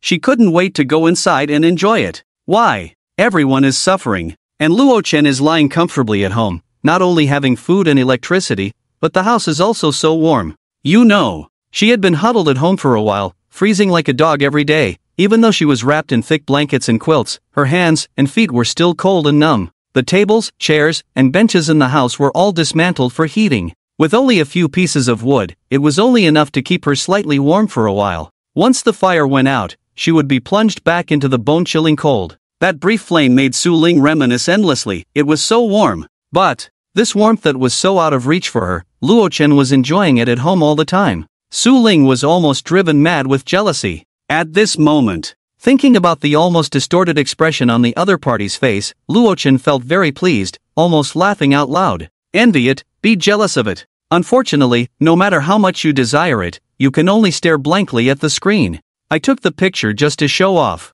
Are you on a diet? I haven't seen you for over a week, and you've lost a lot of weight.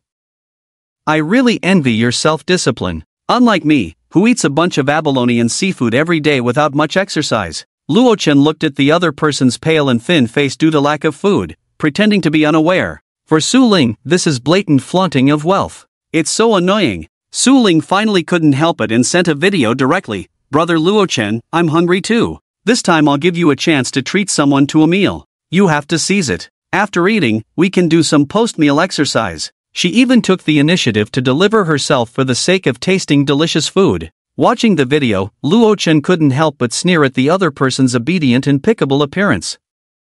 He thought, what a nice thing to say. Giving yourself a chance to treat someone to a meal is just a way to freeload on food and drinks. If he really wanted to give a chance, why not do it before the apocalypse, but choose to do it now when the roads are blocked due to a snow disaster? Should I bring Su Ling over and then punish her severely with a bracelet? Luo Chen pondered. Although he doesn't care about the other person now, Su Ling is just a bust to him. But he licked her for so long in his previous life. Now there is a chance to taste her, which is also worth considering, as it would fulfill his past desires. Forget it. It wouldn't be good if she gets sick. Luo Chen quickly gave up on this idea. He finds her dirty. He now has Li Ro, a top-notch wife, by his side, whose looks and figure are all around better than hers. Even without makeup, she scores 9 points, while Su Ling, with makeup, might score 7 points at most, but now with a bare face, even 6 points are too much for her. No need. Luo Chen flatly rejected her. Su Ling couldn't help but widen her eyes, as if she had heard something unbelievable, and said in shock, I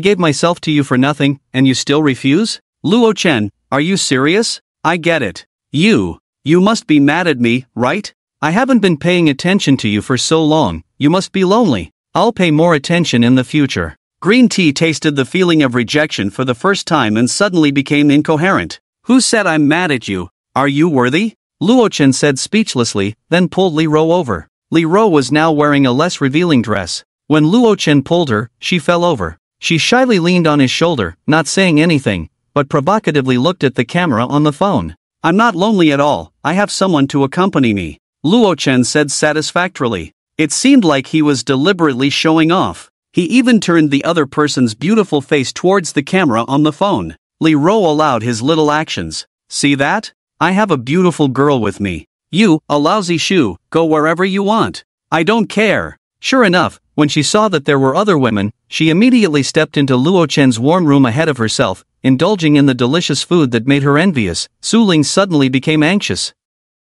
Luo-chan, who is she? How can you let someone else into your home? I hate having other women around. You make her leave immediately. Su-ling gritted her teeth and ordered, as if she were the mistress of the room. This made Luo-chan unhappy, and he said coldly, why do I have to care about who I let in? With that said, Su-ling was stunned. Was she scolded? And by someone she considered a lapdog.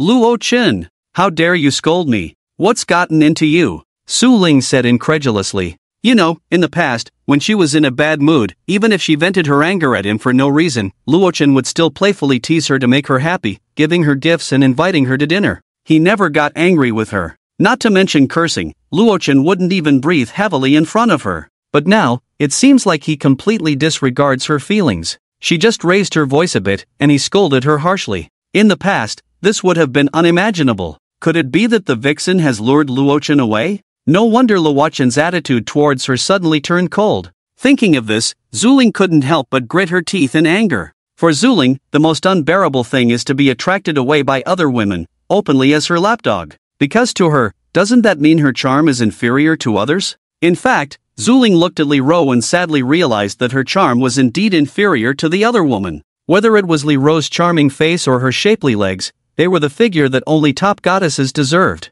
Her face was made up, her eyelashes were fake, she was completely inferior. Even if she had plastic surgery, she probably wouldn't be as beautiful as the other woman. Luo-chan, don't be deceived by that vixen. Aren't I the woman you love the most? Physical attraction is only temporary, liking someone's soul lasts long. Su-ling squeezed out a few tears and said to him tearfully. As a top green tea, she could enter a state anytime and anywhere, and acting skills were also a required course. Previously, Su-ling had deceived many men by pretending to be pitiful. Ha! Luo-chan, hearing her say this, couldn't help but show a puzzled expression. Su-ling, you don't think I used to like you, do you? Luo-chan sneered. Maybe you misunderstood. I didn't just give gifts and invite you to dinner. He said indifferently, don't be delusional, I'm just casting a wide net, and you are just one of my many backups. How is that possible? I don't believe it, Luo-chan, you must be talking nonsense. You're deliberately trying to provoke me. Su-ling's face instantly turned ugly.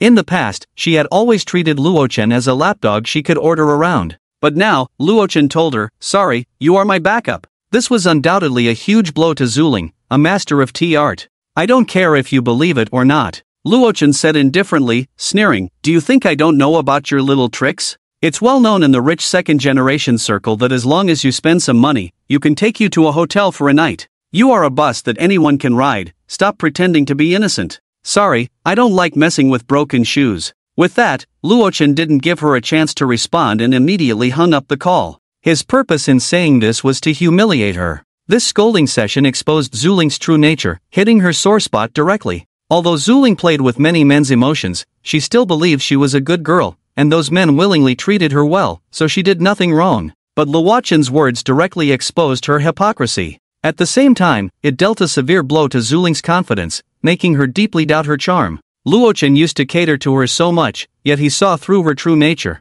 What about the lapdogs who were strung along by her? Did they think the same way? Soon, several 60-second voice messages popped up in the chat box. Luo-chan didn't even need to look to know they weren't good words. He had just scolded Su-ling, so she wouldn't be praising herself in a voice message, right? It's so easy to break your defense, boring. Luo-chan laughed and threw his phone aside. The feeling of cursing at green tea was really refreshing. He should have done this earlier. You cooperated well just now. What reward do you want? I can satisfy you, Luo-chan said in a good mood. Really? Li Ro leaned close to Luo-chan's ear and whispered a sentence. I want to switch positions. After being humiliated by Luo-chen, Su Ling, who hung up the phone, was almost furious. Luo-chen, you are just a dead bootlicker, how dare you curse at me like this? Sooner or later, I will break into your house and make you cry and kneel down to lick my feet. Su Ling lifted the blanket, grabbed a vase and smashed it fiercely on the ground. She also swept away the photo frames and miscellaneous items on the table, smashing them to pieces and clearing the table directly.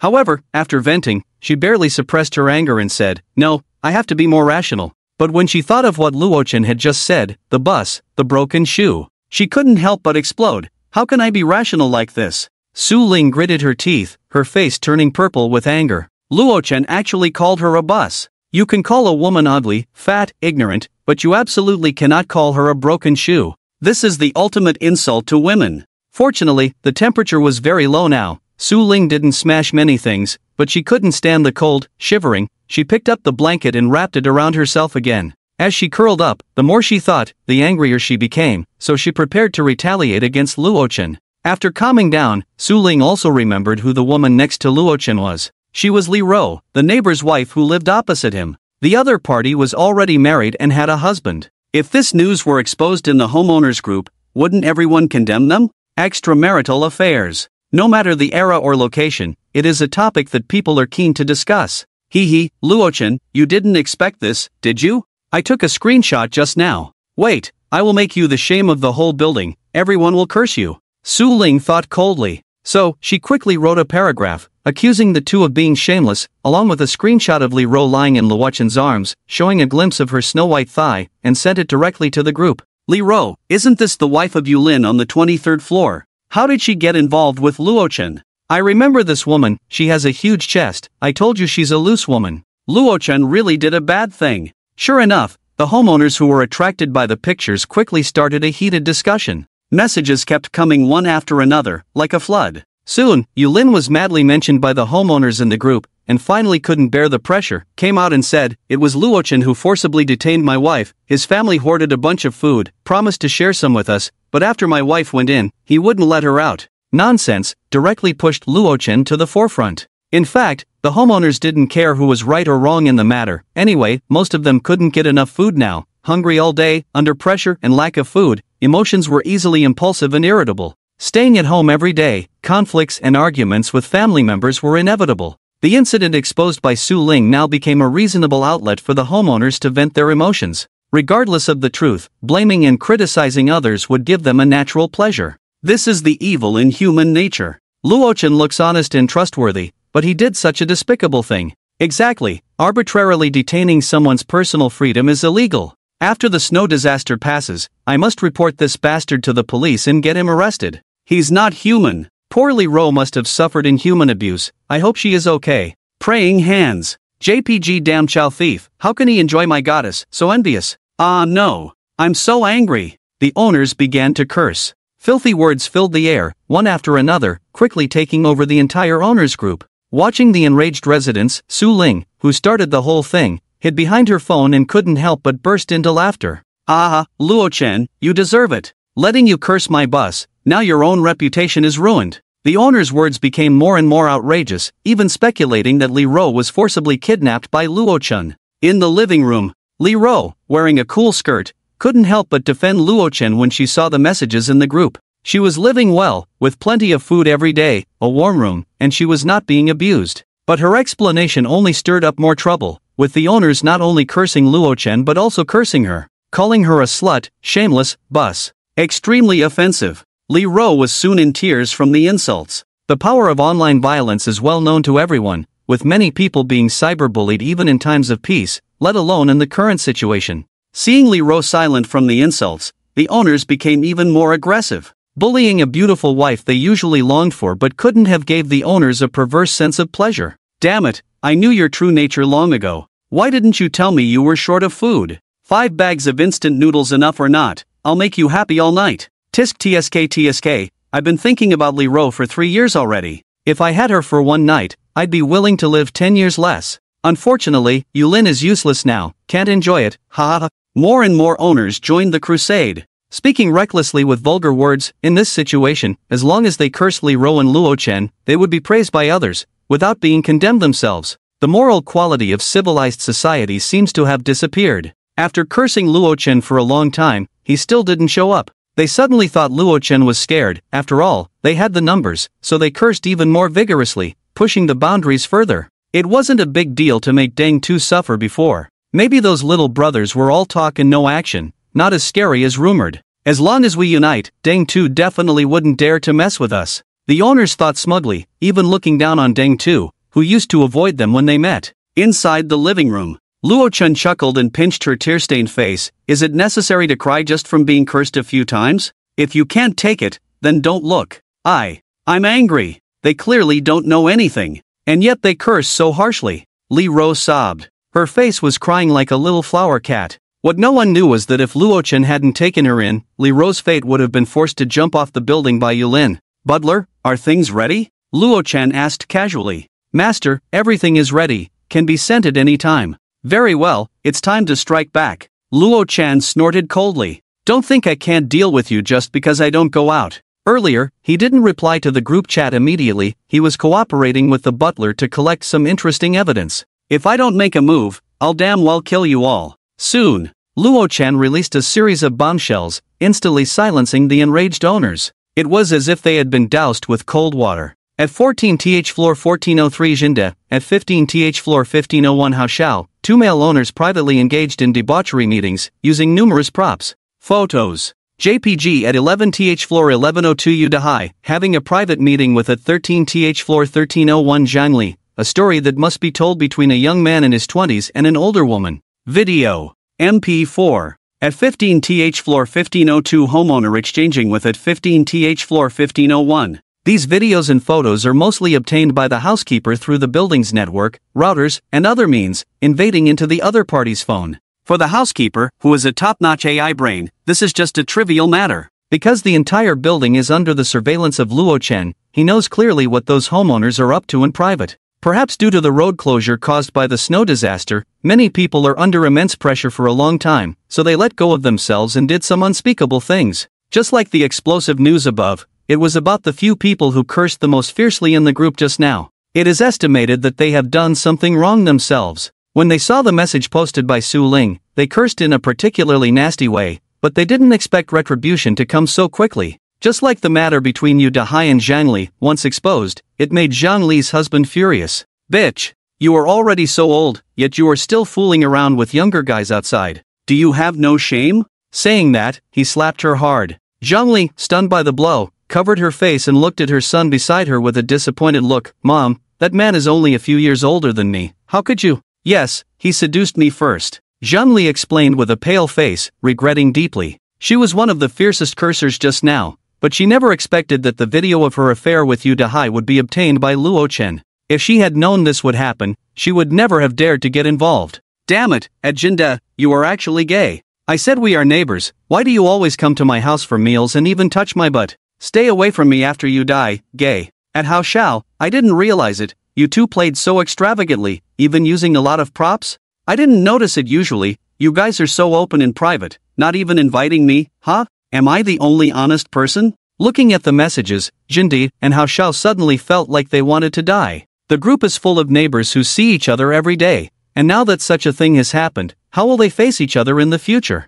They have become the laughingstock. Jindi and Haoshao, who thought the other leaked the photos, couldn't help but start a conflict, exchanging insults via voice messages. As for the two homeowners who swapped wives, their homes were in chaos. Seeing the other side of their loved ones almost made the children and the elderly from both families collapse. The homeowners who were just bystanders throughout the incident. At this moment, they also joined in the discussion with Schadenfreude. I was wondering why you guys cursed so fiercely just now. Turns out you did something wrong yourselves. So ridiculous, it's eye-opening. The rich circle is really chaotic. The farce quickly subsided. No matter how wild it was on the internet, when they put down their phones, they were greeted with extreme cold and food shortages. After all, in this damn weather, even typing on the phone feels cold. The homeowners just treated it as a spectacle, but Su Ling, who caused this incident, was not taking it lightly. She originally wanted to see Luo Chen being nailed to the pillar of shame by a group of people, but she didn't expect that the scandals of those homeowners would be exposed shortly after.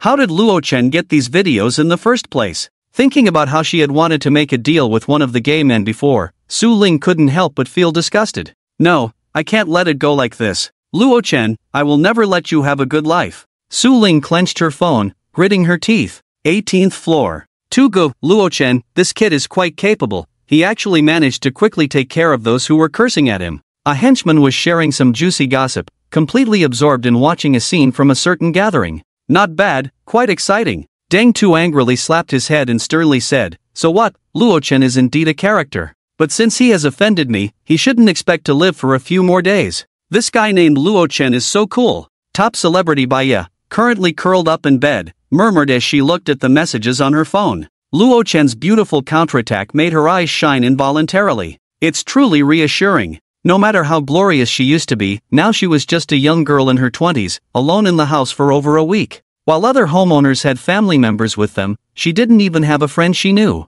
The heavy snow outside continued to fall, and a few days ago, more than half of her food was taken by Wang Mama. An anxious thought crept into Baya's mind. She really wanted someone to rely on. In the living room, Luo Chen put down his phone, clearly satisfied with the information provided by the steward. You all like to criticize others, now criticize your own actions properly. My behavior, following the legacy of Wei Wu, essentially can save Li Ro who should have been forced to death, and it will bring merit. Luo Chen thought to himself. His motives were different from the other homeowners. In legal terms, he was providing emergency relief for others. Luo Chen, you're amazing, Li Ro said admiringly. What kind of man can make a woman wholeheartedly devoted to him? Of course, someone who treats her well. A man who can step forward in times of crisis and protect her with strength. Li Ro couldn't help but sigh. If she had met Luo Chen 10 years earlier, she would have definitely married him without hesitation. It's nothing. Luo Chen chuckled lightly. Dealing with these guys. It's not too simple, it's just too easy. What's wrong? Are you not using your chopsticks? Luo Chen picked up a piece of meat and savored it with delight. The food made by the chef at the 5-star restaurant was indeed delicious. Crispy and tender, with a soft texture. With each bite, the juicy burst and the lingering aroma were endless. When he booked the banquet before the apocalypse, he saw these nourishing dishes on the menu and specially ordered a batch. Now it seemed that he was quite visionary. Oh, Li Ro nodded, pulled out a chair next to him, and started tasting with chopsticks. Delicious. As soon as the food entered her mouth, her eyes lit up. Fragrant but not greasy, with a long aftertaste. It made her want to eat 5 bowls of rice in a row. Li Ro knew the benefits of eating what you lack, so she kept picking dishes for Luo Chen, saying, this one is delicious, tastes good, eat more. Nourish your body. After all, the two of them had been exercising together a lot during this time, and they couldn't neglect sufficient nutrition.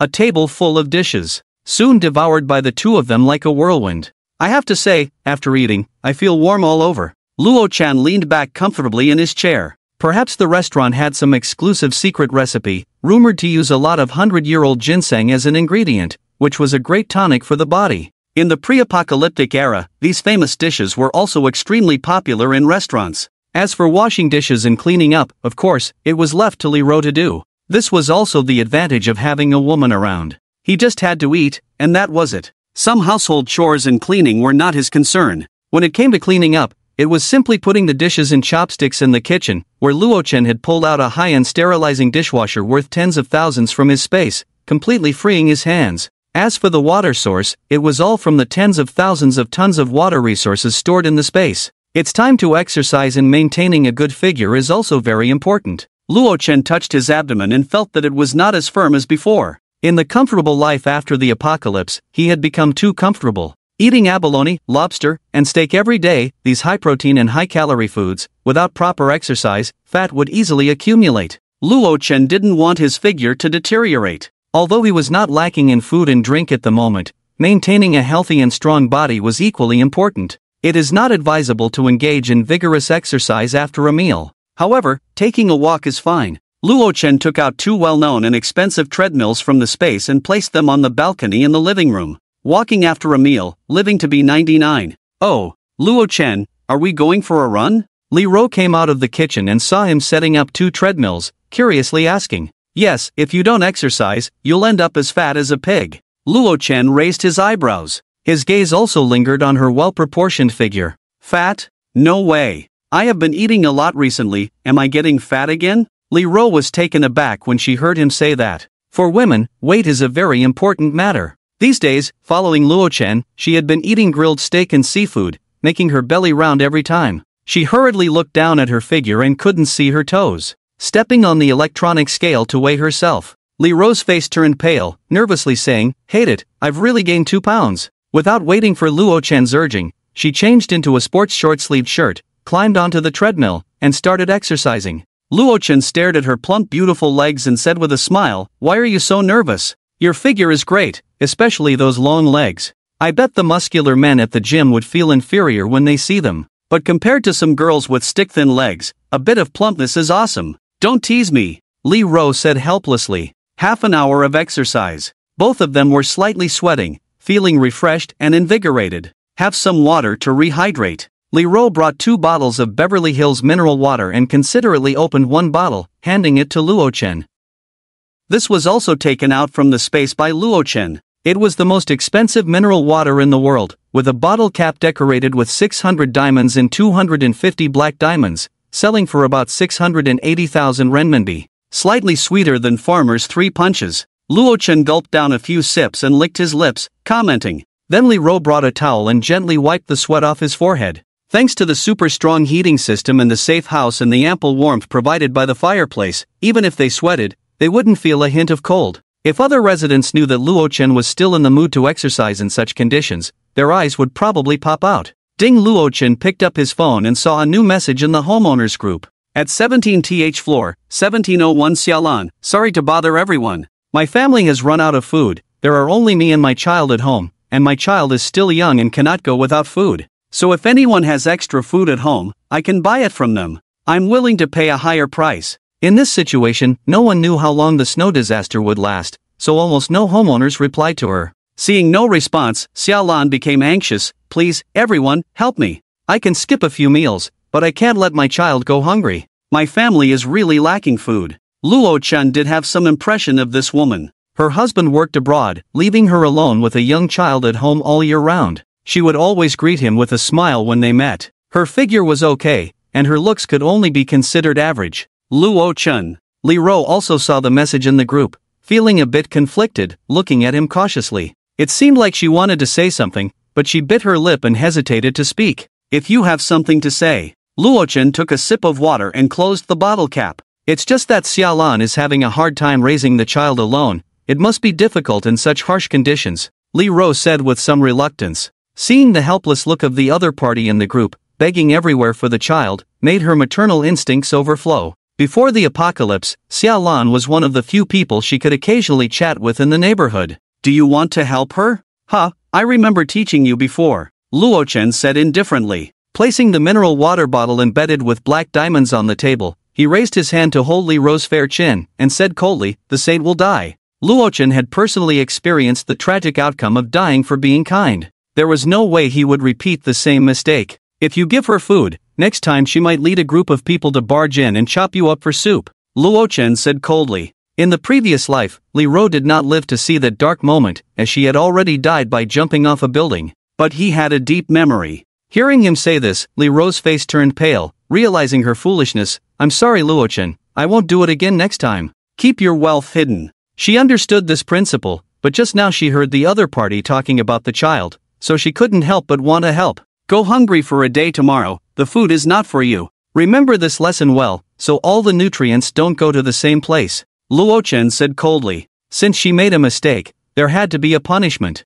Oh, Li Ro said ashamed, almost burying her head in her chest. But deep down, she was relieved. As long as she wasn't hated by Luo Chen, she would have to think before speaking next time. It was just going hungry for a day, while other residents couldn't even have a hot meal every day. She was already living a life like paradise. In the group. Please, I'm willing to pay 10 times, no, 100 times the price for your food. If that's not enough, 1,000 times is also fine. Under Xiaolan's continuous pleading. Finally, a homeowner came out to reply to her. Well, since you're so pitiful, I'll help you. But I don't have much food either. I can only sell you 2 bags of bread for 6,000. A male homeowner was attracted by the 1,000-fold profit. He agreed to sell the food. Before the apocalypse, 2 bags of bread cost only a few dollars at most. But after more than a week of heavy snowfall blocking the roads, prices had unexpectedly increased 1,000-fold. Although the two parties were willing to trade, the outrageous price still made the people in the group anxious. Hey, is this right? Bread is so expensive? Oh my, that's a month's salary for me. Damn, if I had known, I would have stocked up on a few big boxes of bread in advance. Wouldn't I be rich now? Joan, are you taking advantage of the situation, daring to sell bread for 6,000 when it's only worth a few bucks? Even worse than a profiteer. In addition to the homeowners exclaiming about the expensive prices, there were also homeowners who, for some reason, either couldn't bear to watch or were envious, came out to accuse Joan, who sold bread to Xiaolan. Joan immediately became unhappy and retorted, "How am I a profiteer? I didn't force her to buy, she said she wanted to buy it 1,000 times the price." Yes, it was my own choice, please don't blame Joan. Xiaolan pleaded meekly. She had been shouting in the group for a long time, and only Joan was willing to sell her food. Although the price was high, Xiaolan was very satisfied. She quickly defended him, afraid that he might change his mind. Other homeowners might still have some food stored at home, so they weren't living as difficultly, but Xiaolan's family had nothing left, and having experienced hunger, she knew the importance of food. Money can be earned again. The first priority is to ensure that she and the children have enough food to eat. 2 bags of bread, if saved, can last for a week.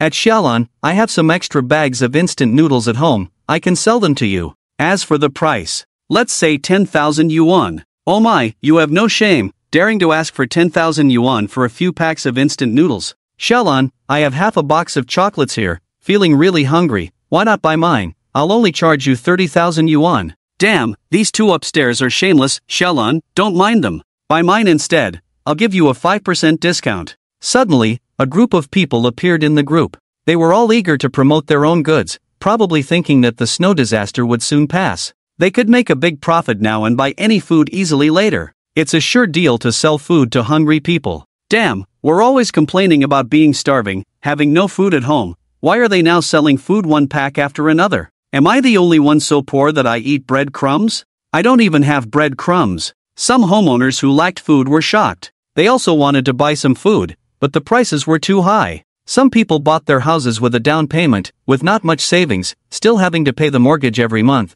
They simply couldn't afford such expensive food. Foolish. Luo Chen looked at the group of homeowners who only cared about money and were extremely greedy, and couldn't help but sneer. It seemed that Aunt Wan only deceived some of the homeowners' food, as many households were secretly hiding food. This was normal. If Aunt Wang, just a member of the neighborhood committee, could deceive all the residents of the building, that would be outrageous. There were always selfish smart people. Wait, don't rush to sell, I'll buy all your food, and I'll have 5,000 yuan on top of your original price. I'll take as much as you have. A wealthy man named Lu Teng suddenly sent a message in the group. His family was in the export business, and his parents' company was said to be going public in a beautiful country, very wealthy. A stone stirred up 1,000 layers of waves. Adding 5,000 on top of the original price meant that a bag of instant noodles that used to cost 2 yuan could now be sold for 7,000 yuan. 5 bags would be nearly 100,000 yuan. It could equal to some people's annual salary. Who's so wealthy? Turns out it's rich brother.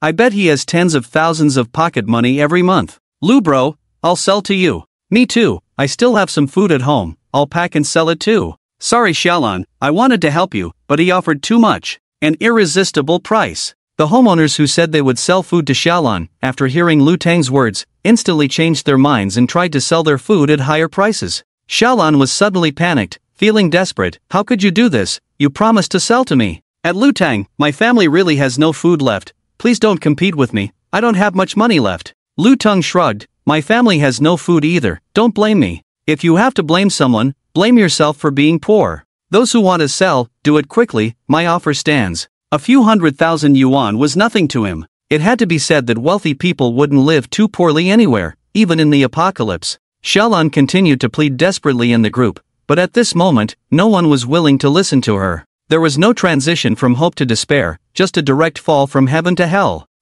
This is the last time money can play a role. Luo Chen looked at the messages in the group and couldn't help but sneer. If money was useful, he would have sold the many food items stored in his space long ago. Those who sold food would soon regret it. Because food can save lives, while banknotes are useless except for burning. Luo Chen was sitting on the sofa, leisurely sipping hot tea. Ding ding, unexpectedly, his phone received a friend request. He was wondering who would chat with him privately at this time. When he picked it up and saw that it was Xiaolan, who was buying food for children in the group. Luo Chen, I really have no other way, please help me. I know you have a lot of food at home, can you sell me some? The children really need to eat. Xiaolan could have bought some food from others, but because a rich second generation, Lu Tang, intercepted her food halfway. With no other options, Xiaolan could only hope for Luo Chen's help. After all, before the snow disaster, it was widely known in the neighborhood that he had stocked up on several carts of snacks from the supermarket. If someone were to ask which household in the building had the most food, undoubtedly, it would be Luo Chen's.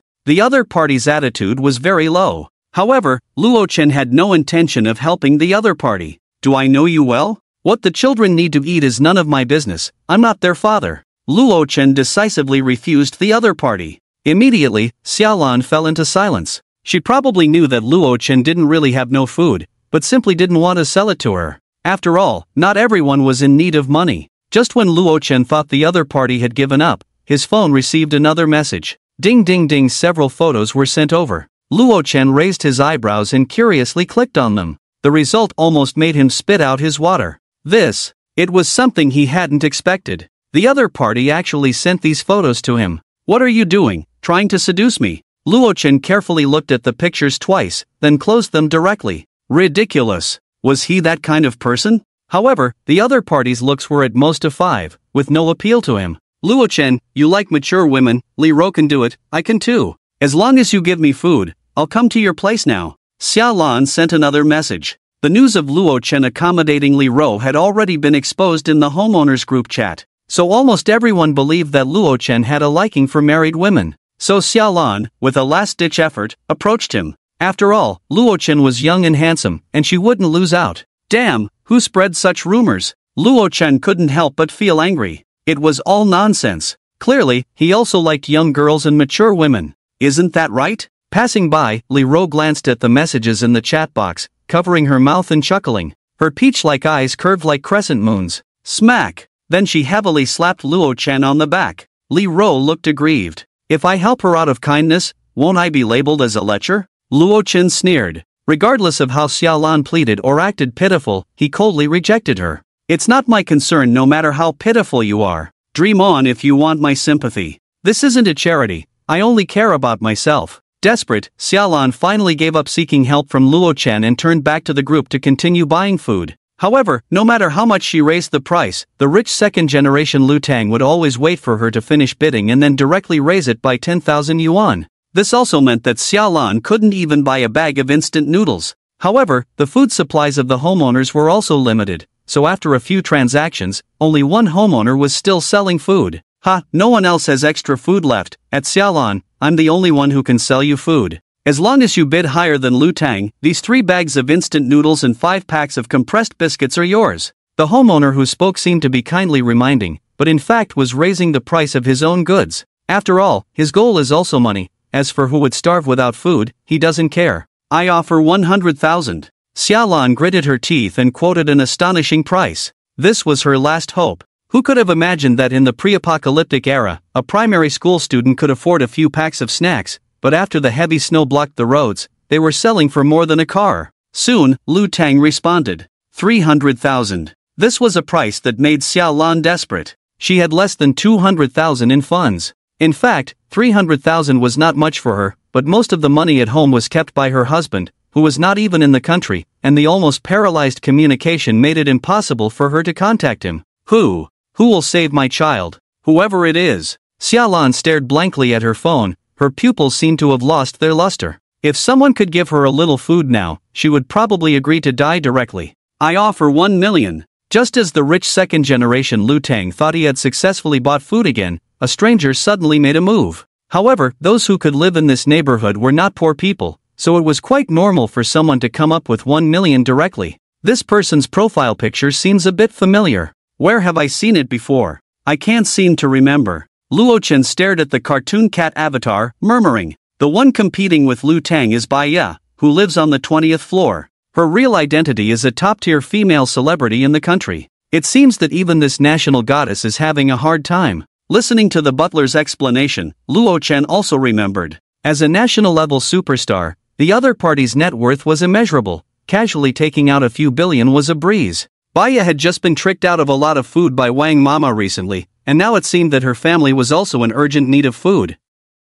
The reality was almost the same as Luo Chen had guessed. Baya's family was indeed short of food reserves, and she had just seen the message in the group chat, so she decisively made a move. Lu Tang was stunned for a moment, then disdainfully replied in the group chat, "Don't you know my name is Lu Tang? When it comes to money, who can beat me?" What a joke. He had nearly 10 million in pocket money in his bank account. But what Lu Tang didn't know was that the opponent he was competing with was not an ordinary wealthy person. It was none other than the goddess Baya, whom he himself adored. 5 million. A light sentence made Lu Tang freeze in place. Damn! Spend 5 million to buy a few bags of instant noodles and biscuits? Must be out of their mind. I may be rich, but I'm not an idiot. Lu Tang cursed and gave up shouting the price. Since he had bought some food before, if this person wanted to act foolish, he wouldn't play along. Deal! Deal! The homeowner selling food was almost ecstatic. Just a few packs of biscuits could allow him to buy another house. Encountering such a good thing was like a stroke of luck.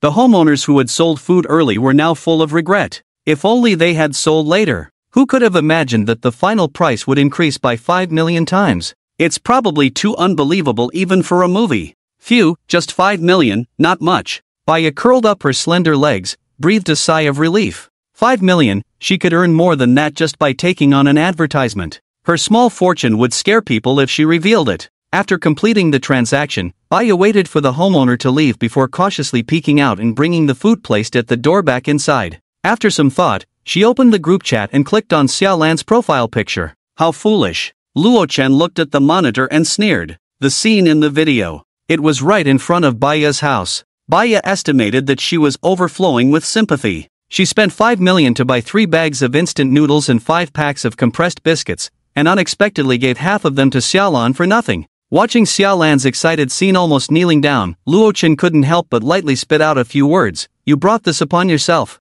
It seems that the other party did not suffer enough at Wang Mama's place. As a national-level female star, she is probably used to pampering her fans and has the habit of being charitable. But this has nothing to do with Luo Chen, he was just watching the fun. Just as Luo Chen was preparing to turn off the monitoring, an unexpected incident really happened. What do you want to do? Xiaolan, in horror, was blocked in the corridor by a group of henchmen holding food. Oh, we were originally squatting for Luo Chen, that dog, but unexpectedly there was a pleasant surprise. Hand over the food, and you can leave. These fierce and evil people are indeed Deng Tu's henchmen. The hard-earned food, Xiaolan naturally wouldn't easily let go, but in front of a group of strong thugs, her resistance was useless. She even couldn't help but bite one of the henchmen's hands, directly provoking the other party, and was forcibly dragged into Deng Tu's house by a group of people. That's how it is, Tu Gu. Since she likes to bite so much, why don't we let her bite all night? A henchman showed a lewd smile. Because of the snow disaster blocking the road,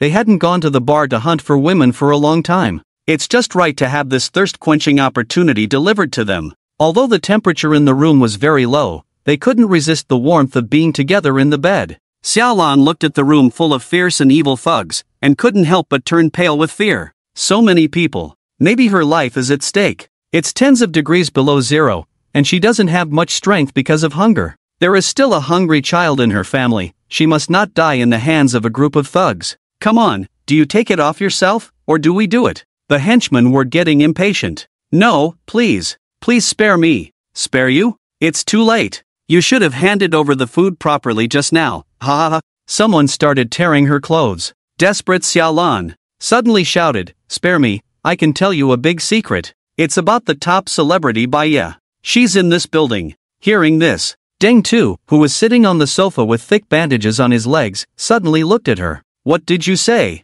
Deng Tu said coldly. Before the apocalypse, he had received private information that the top celebrity Baya might have moved into their neighborhood. And for Baya, the national-level goddess with top-notch looks and figure, Deng Tu was also extremely covetous. Even when playing with women in the hotel, the screen was showing a video of Baya in a short skirt showing off her long legs from a certain program. If he could play with Baya once, it would be worth it in this lifetime. Seeing that the henchmen were all stopped by Deng Tu, the terrified Xiaolan quickly said, "My food was given by Baya. As long as you let me go, I will tell you where she lives." In order to safely leave herself, Xiaolan did not hesitate to betray her savior. It was as if she had just stood at Baya's door, tears streaming down her face, promising not to reveal any information about the other party to anyone, even if it meant death, as if it had never happened. Baya didn't expect that her act of reaching out to a desperate mother would directly bring her into a deadly trouble. A group of desperados had their eyes on her. Who wouldn't like the highly anticipated female star?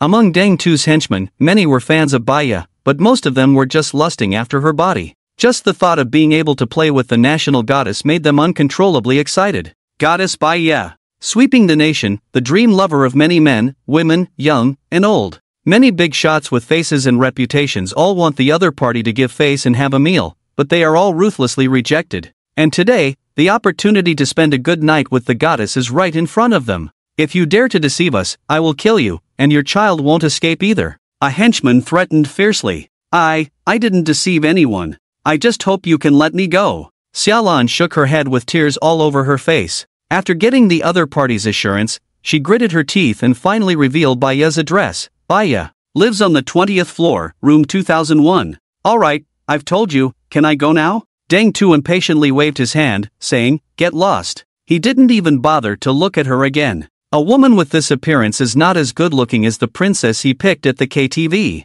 Only his henchmen are interested. Okay, I'll leave now. Xiaolan was overjoyed, picked up the bread and biscuits on the ground, and was about to leave. Unexpectedly, several henchmen suddenly surrounded her, saying in an unfriendly tone, let you go, did we let you take our food? You've got some nerve. This is my stuff. Xiaolan weakly lowered her head. Without food, all her efforts tonight would be in vain. Smack! A henchman slapped her hard, causing Xiaolan to fall to the ground instantly. Damn bitch, I'm giving you face. Wah! You guys are not trustworthy. Crying, she was dragged by a group of people by her hair, forcibly thrown out of the door, and lay crying heartbreakingly in the cold corridor. The hard-earned food was not left at all. She betrayed her trust, sold out her benefactor to save her own life, but in the end, she didn't get a good ending. Without food, she and her child at home would still starve to death. The extremely cold temperature even made her tears freeze the moment they flowed out. Watching a group of henchmen carrying hammers and axes walking towards the 20th floor, Xiaolan's heart turned to ashes.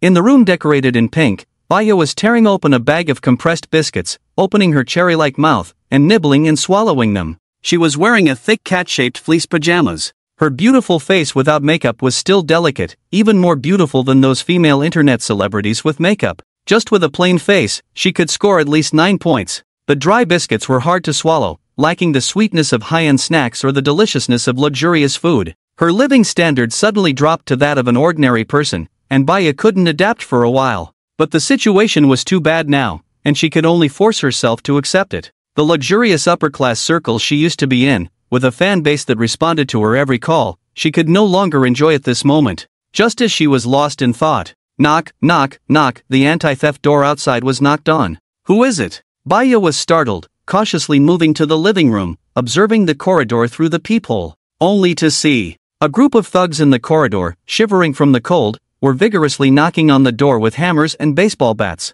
Do you guys think the goddess Baya is really in this room? I'm starting to doubt that little girl's words. If she dares to deceive us, she'll pay for it. Goddess, please open the door, we are your loyal fans. If you don't open the door soon, we will start smashing it. The henchmen laughed, and some even leaned their eyes against the peephole to peek inside. Holding the iron hammer in their hands, they knocked on the anti-theft door. This ordinary anti-theft door is not very sturdy. If a dozen people forcefully break in, it probably won't take long to be violently smashed open. Baya was startled and quickly lowered her voice, saying, there is no Baya here. You've got the wrong person. Unfortunately. Her Oreo-like voice. No matter how she disguised herself, the little brothers instantly recognized her. This is Baya herself. The little brothers were instantly excited. Damn, did you hear that? It's really Baya the goddess. Goddess, I love you goddess, please open the door. Great, tonight I can play with the goddess. Instantly, the crowd became even more excited. The security door was being pounded loudly. How could this happen? Baya was scared pale, taking a few steps back helplessly, hugging her arms. As a national-level goddess, she enjoys the support of hundreds of millions of fans every day. Wherever she goes is filled with praise. She faces nothing but high-end places and elegant upper-class people. When has she ever seen such a scene? You should know, Baya's charm is very high. Even some red second-generation officials in the capital are always eager to invite her to dinner. At this moment, she knew what these hooligans were up to. Xiaolan. It's Xiaolan who betrayed me, why? Baya easily guessed the truth from the language of these hooligans. She didn't understand. Why did she help a desperate mother with such sincerity, only to be betrayed without hesitation. Bang! Bang! The hammer fiercely smashed against the security door, leaving dents on the surface. As a big star, her charm can conquer countless fans nationwide, but she is helpless when facing a group of hooligans. I should have known, I shouldn't have been so willful. Baya leaned against the wall in despair, her delicate body trembling slightly with fear. Because she had taken on too many performances, she had quarreled with her agent and left her and the bodyguards behind, quietly buying a set of rooms here, intending to rest alone for a while. But unexpectedly, a severe blizzard struck. The hooligans outside, who would have been easily dealt with by her bodyguards on normal days, were now alone. Even the emergency call had long been useless. In this cold and snowy end-of-the-world environment, her final outcome must be very tragic. I'll commit suicide. Baya picked up a fruit knife from the coffee table, trembling as she pressed it against her fair throat. As long as she died, she could avoid being defiled. I seem to hear the goddess Baya saying she wants to commit suicide? Don't, goddess, let us enjoy ourselves before you die. Exactly, if you don't experience a woman's pleasure, isn't that a waste of life? Even if she dies, she's still a goddess, I don't mind. The sound of the hammer hitting the door paused for a moment, then the little brothers burst into laughter. In their words, even if she died, she couldn't escape. How could this happen? Someone, help me. Sob. Baya despairingly put down the fruit knife, covering her face and crying helplessly. Her fragile body trembled, breaking anyone's heart who saw her. The halo of a big star could not provide her with any help in this situation, and might even lead her to her doom. While outside, the arrogant shouts of the little brothers and the banging on the door. All the residents living in the building heard it, very shocked. The famous Baya goddess was actually living here. And she had already been discovered by Deng Tu and his group. Damn it, how could my goddess fall into the hands of those scum? Brothers, we must find a way to save the goddess Baya. Support! As loyal fans, we must not let the goddess cry out for help. The messages in the group quickly scrolled. Luo Chen curiously glanced at the group name, Baya Goddess Knights. In order to prevent Deng Tu and his gang of villains from seeing, the residents actually created a new group chat and pulled everyone else in. Many people were discussing enthusiastically how to rescue Baya from Deng Tu and his group.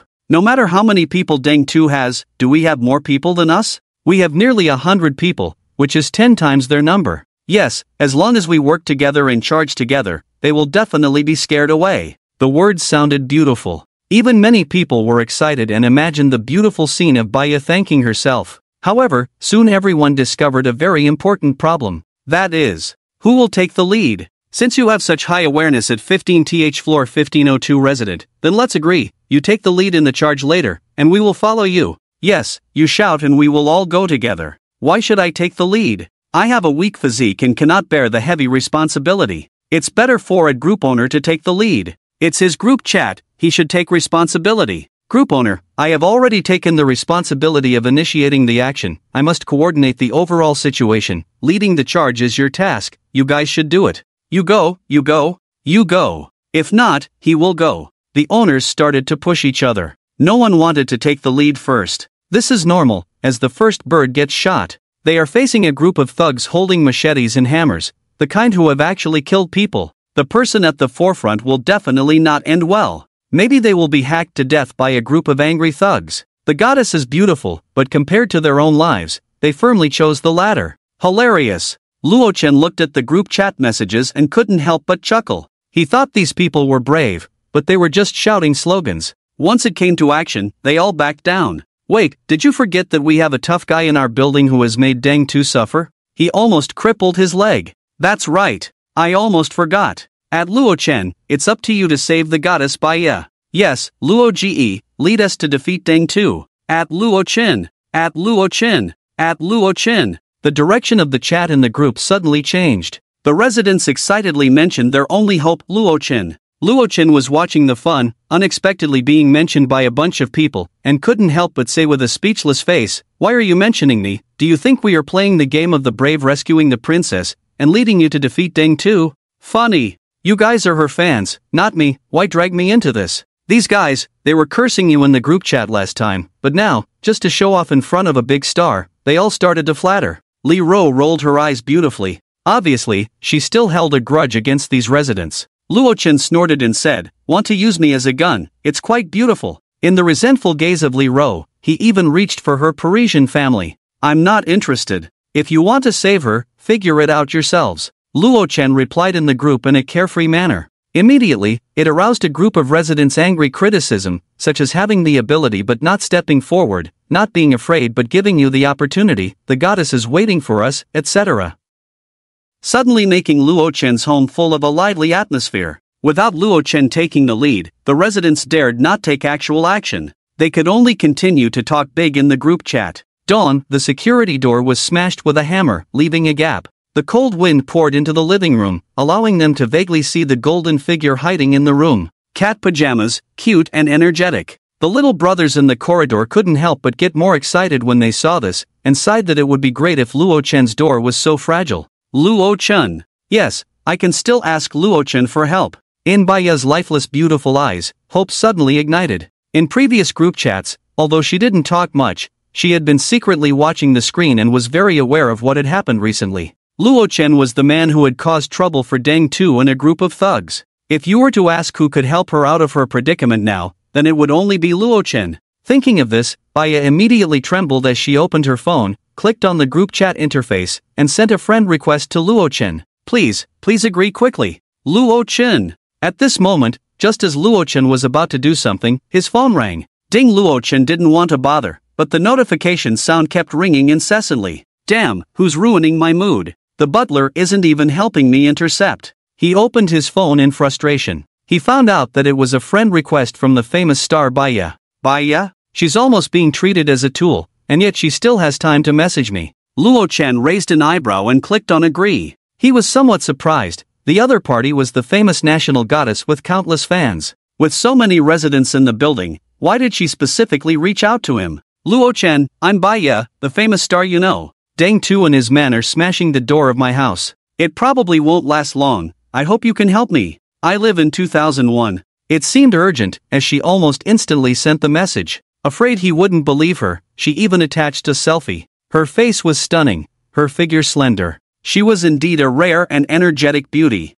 Luo Chen replied, why should I help you? He wouldn't do anything without benefits. I'm a big star, if you save me, I will be very grateful to you. I can also give you a lot of money. Baya seemed surprised by his cold attitude. Her beautiful eyes widened. In her understanding, no matter how outstanding a man was, once they met her, they would be very surprised and enthusiastic. After all, who wouldn't want to get close to her? But this time she might be disappointed. Luo Chen was different from others. If he didn't want to do something, even if you were the most important person, it wouldn't matter. Bang! Another gap was smashed in the security door. The cold wind poured in, and the temperature inside the house dropped sharply. Goddess, stop struggling. Open the door yourself. The situation was extremely critical. The security door probably could only hold for another 5 minutes. You being a big star has nothing to do with me. Luo Chen looked at the chat box message and replied disdainfully, your gratitude is worthless to me. As for money? Ha, in this situation, it's just a piece of paper. With that, he threw his phone aside.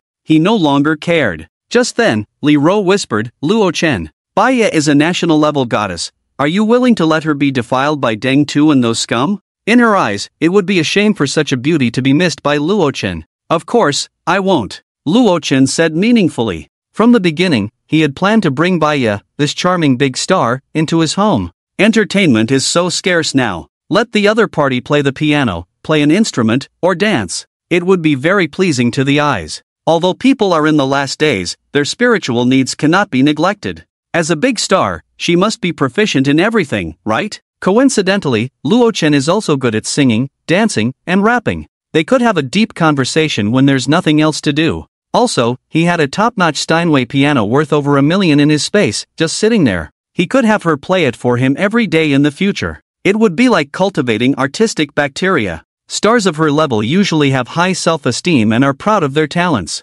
Luo Chen said lightly, if I easily agree to help her, she definitely won't be too grateful, and might even think it's only natural. When she has no way out and is desperate to commit suicide, that's when I should make my move for the best effect. After all, that's human nature. Don't come in. Baya raised the fruit knife in horror, aiming at the group of henchmen. The tip of the knife trembled slightly. The security door had a big hole broken in it. The cold wind howled in, just like Baya's despairing heart. I can save you, but there's a condition. You must listen to me in the future. A message came. It was from Luo Chen. Instantly, Baya, whose face had lost all color, like a drowning person grasping at a last straw, agreed without hesitation. Even so, she had resigned herself. Anyway, no matter what, it was 100 times better than falling into the hands of those hooligans. After all, with her extraordinary beauty, it was impossible to rely on her own strength to determine her own fate. I agree, as long as you can save me. Looking at the reply from the other party, Luo Chen's mouth curled up involuntarily. We can take action now, Li Ro asked, somewhat puzzled, but there are so many people on the other side. It's probably not very likely to succeed by force. How do you plan to save her? Speaking, a jade hand stopped his mischievous behavior. There are many ways. Luo Chen didn't elaborate, just teasingly said. In fact, using force was also an option. After all, in his space, he still had 3 Glock pistols taken from bank robbers. There were over 400 bullets alone. Even if he closed his eyes and shot, he could turn Deng Tu and his group into hedgehogs. But this would be a waste of bullets, especially for him who had never received formal firearms training. It was not the best solution. Believe it or not, I can safely rescue Baya without shedding blood, and play Deng Tu and his group of little thugs around. Luo Chen played with a strand of Li Ro's hair, showing a playful smile. I believe you. You're the best. Li Ro hugged his arm and said sweetly, maintaining trust without reason. But how do we do it? She asked curiously. It's simple, this move is called. Luo Chen paused, smiled, and said, luring the tiger out of the mountains. Goddess Baya, don't be afraid, I'm here to save you. Caught off guard by this sudden roar, both Baya and Deng Tu's group were startled. Luo Chen, are you here to save me? Baya was stunned, then thought it was Luo Chen and became very excited. Luo Chen? Deng Tu, sitting in a wheelchair snatched from a residence home by his henchmen, suddenly changed his expression upon hearing Baya's words. The group of men pounding on the door also froze in place. Deng Tu felt a sharp pain in his injured leg as if in an instant, and the henchmen seemed to recall the unforgettable ice water bath they had last time. Luo Chen? Where's Luo Chen? Damn, he's here in person? Stop him. Be careful, he has a crossbow. Watch out for cover. The group of people immediately reacted, shouting in fear, and the scene became extremely chaotic as they all desperately hid. They thought Luo Chen was attacking them with a crossbow and a high-pressure water gun. Suddenly, the lone otaku Lu Yuanyu who came to save the goddess was shocked. Damn! Am I really that awesome? They all ran away in fear as soon as they saw me. Lu Yuanyu wore a stainless steel basin on his head, held a rolling pin in his hand, and used a pot lid as a shield. Looking at the panicked henchman, he had an incredulous expression on his face. Could it be that I am the protagonist of this disaster, starting with saving the goddess, and the two of us will live a shameless life together? Lu Yuanyu stood in place, laughing foolishly. Bang! He was still immersed in his fantasy when he was punched hard on the cheek and fell heavily to the ground, seeing stars. Damn, is this idiot Luo Chen? A lackey spat disdainfully. He's too weak, I could knock him out with just one punch. Seeing this, the lackeys crouching in the corner with their heads in their hands suddenly perked up and arrogantly surrounded him. Luo Chen, I told you, if you dare to come out, I'll fucking kill you. You think you're tough? Let's see you be even tougher. Well done. Luo Chen was knocked down with just one punch. Your fighting skills have improved. Ha, I didn't expect Luo Chen to be so weak. The lackeys surrounded Lu Yuanyu, giving him a series of slaps and punches without mercy, turning him into a mess. Lu Yuanyu, who was being beaten up, lay on the cold ground, his mind blank. Luo Chen? Wait, if you want to beat up Luo Chen, what does it have to do with me, Lu Yuanyu? I'm sorry. Lu Yuanyu wailed for mercy. I'm not Luo Chen, you've got the wrong person. Not Luo Chen? The lackeys stopped at the sound of this. They took out their phones, pulled up a photo of the owner they got from someone else, and carefully compared it. Damn! It's really not him. Luo Chen is much more handsome than this guy. Damn, if you're not Luo Chen, why the hell are you yelling at us? You're annoying. Deng Tu angrily threw another punch. Lu Yuanyu's nose started bleeding. Damn! How dare a fat nerd like him try to be a hero, thinking they could take on so many people. I won't dare anymore. Please spare me. Lu Yuanyu, with a swollen face and bleeding nose, begged for mercy, his eyes almost swollen shut. In his attempt to save his goddess, he had seriously overestimated his own fighting ability and rushed out in a fit of passion. When he was truly surrounded by a group of knife-wielding thugs, looking at their malicious eyes, Lu Yuanyu deeply felt the fear of death. Not everyone can be a hero. Boss, how should we deal with this kid? A lackey, weighing a hammer in his hand, looked at Lu Yuanyu as if he were looking at a corpse. Open the window and throw him out. Deng Tu said casually, as if he were talking about something insignificant. Throw him out? This is the 20th floor. It's more than 50 meters above the ground. No, Tugu, spare me. Please spare me. Consider us neighbors. Lu Yuan Yu cried out in fear. If he had known he would lose his life, he wouldn't have dared to rush out. Goddess? Is such a stunning beauty someone a loser like him can covet? Alright, boss. A lackey grinned, grabbed his hair, and dragged him towards the corridor window, ignoring his pleas for mercy. Ding! Just then, everyone's phone rang at the same time. Curious, they opened it to find that Luochen had posted a message in the group along with a selfie. At Dang 2, I'm on the 2nd floor, and I can hear your dog barking on the 20th floor. Do you know you're disturbing the peace? If you don't shut up, I'll break your other dog leg. Photo. JPG, 2nd floor corridor, selfie, international hand gesture, Luochen, damn it. Dang 2, furious like a wild beast, smashed his phone to pieces and roared at the lackeys. You idiots, all slacking off, Luochen, that idiot has gone downstairs. Dang 2 sat in his wheelchair, smashing the armrest in anger. What are you standing there for? Go down and catch that dog Luochen, I'm going to rip his tongue out. Dang 2 roared. The younger brothers were scolded harshly, and immediately 2 people came and pushed a wheelchair towards the stairs. They confirmed the photo, it was real. Even in the photo, the footprints in the snow outside the window were made by them melting snow not long ago, which meant Luochen must be downstairs. Baya was like a trapped bird, with no way to escape. The group of people, driven by anger, didn't think much, they just wanted to rush down and catch Luochen before he could escape, and torture him fiercely. For themselves, and to avenge their boss. Did they really leave? Baya looked at the messages about Luochen in the group, then looked at the empty corridor, widening her beautiful eyes. But Luochen went alone to divert so many people to save her, he wouldn't be in danger, right? Before she could worry, she received a video call from Luochen on her phone. What are you waiting for? Come up. Baya looked at Luochen sitting on the sofa, couldn't help but be amazed. Luochen, shouldn't you be downstairs? Why are you at home now? Stop talking nonsense, if you don't act faster, they will figure it out. Luochen said lightly. The photo posted in the group was, of course, synthesized by the butler at his request. They used the surveillance cameras installed in the corridor to take real-time photos, with some details that were completely authentic. By provoking the other party with words first, it was easy to make them lose their minds. However, with the temperature so low now, even if they were provoked, after going down a couple of floors, being blown by the freezing wind at tens of degrees below zero, they would immediately calm down. A little thought would reveal that something was wrong. After all, in 2055, AI technology developed rapidly, synthesizing a photo was child's play. Sure enough, just as the group of people reached the 18th floor, Dang 2 was suddenly calmed down by the howling cold wind in the corridor. Something was wrong. That cunning little brat Luochen was hiding at home and kept shooting arrows. How could he risk his life to save Baya like this? So openly, as if he was afraid of not going down himself. It seemed like he was deliberately provoking himself. With AI synthesis software so rampant now, what if he had a resident downstairs take a photo and then synthesized one to fool me? Luochen was so cunning, it seemed like he could really do it. Not good. I fell for it. Dang 2 was indeed a veteran who had been in both the black and white worlds for many years. The more he thought about it, the more something was wrong. He directly slapped the back of the younger brother's head and roared, Luochen is still at home, the photo is synthesized, go back immediately, don't let Baya escape. The younger brothers were shocked. They immediately paused, turned around, and roared back. The duck in hand must not fly away.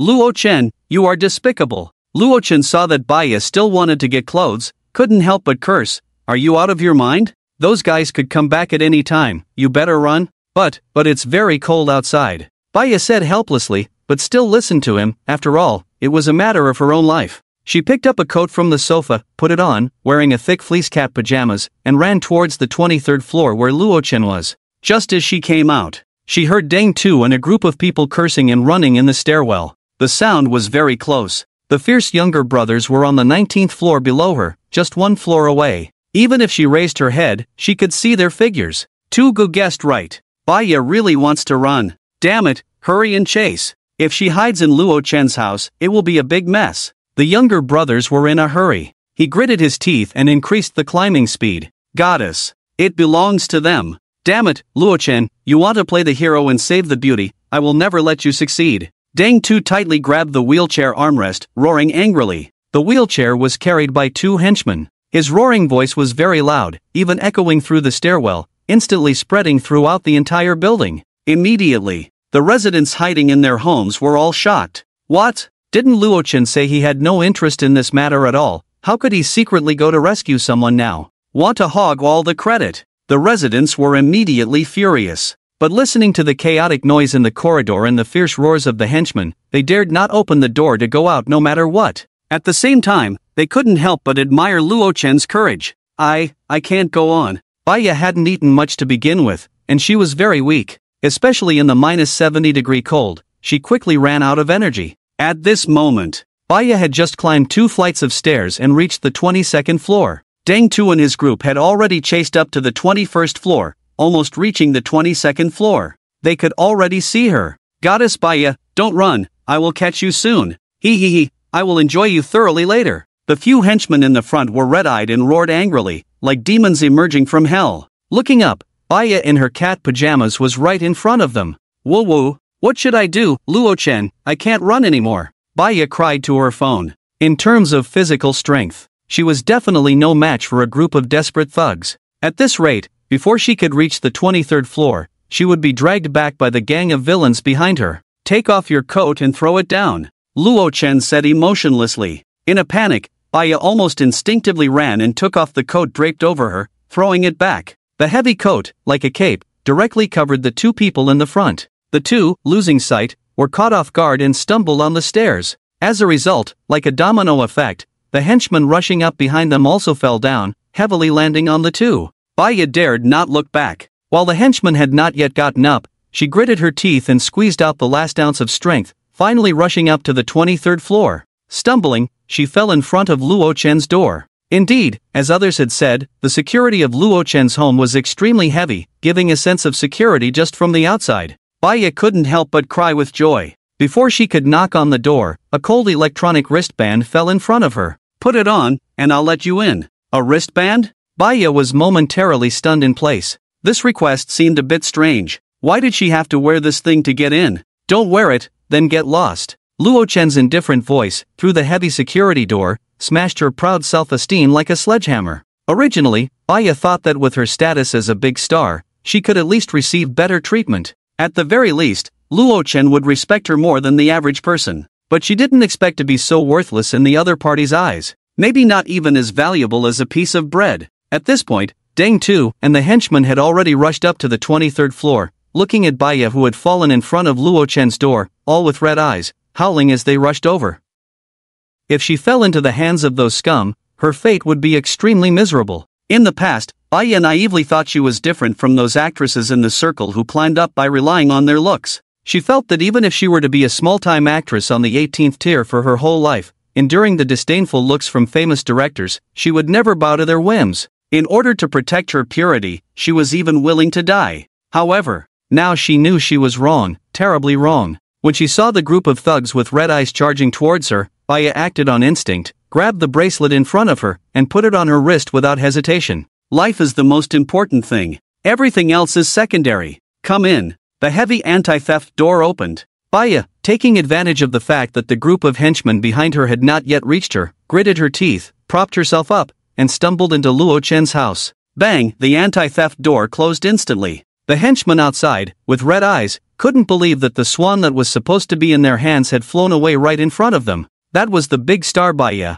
a goddess they could never touch in their lifetime. Luo Chen, damn it, open the door for me quickly. I'll count to 3. If you don't open the door and let the person out, I'll smash this damn door to pieces. Don't think your little tricks still work on us. Listening to the henchmen roaring outside the door, Luo Chen just said indifferently, trash, want to take a cold shower again? At these words, the thugs who had just been shouting to smash the door a moment ago instantly recalled the previous disaster. Being blasted with a high-pressure water gun in -70-degree temperatures, many of them ended up with high fevers, shock, and even almost lost 2 brothers. Run! The group of people were so scared that they fled in panic, not daring to utter a word. There was no way. Faced with an indestructible door, they were helpless except to passively endure the beating. If they didn't leave soon, they would be met with crossbows and cold showers. Because of the panic, several people even fell directly down the stairs. Saved, Baya said with lingering fear. Exhausted, she could only barely prop herself up, sitting like a duck,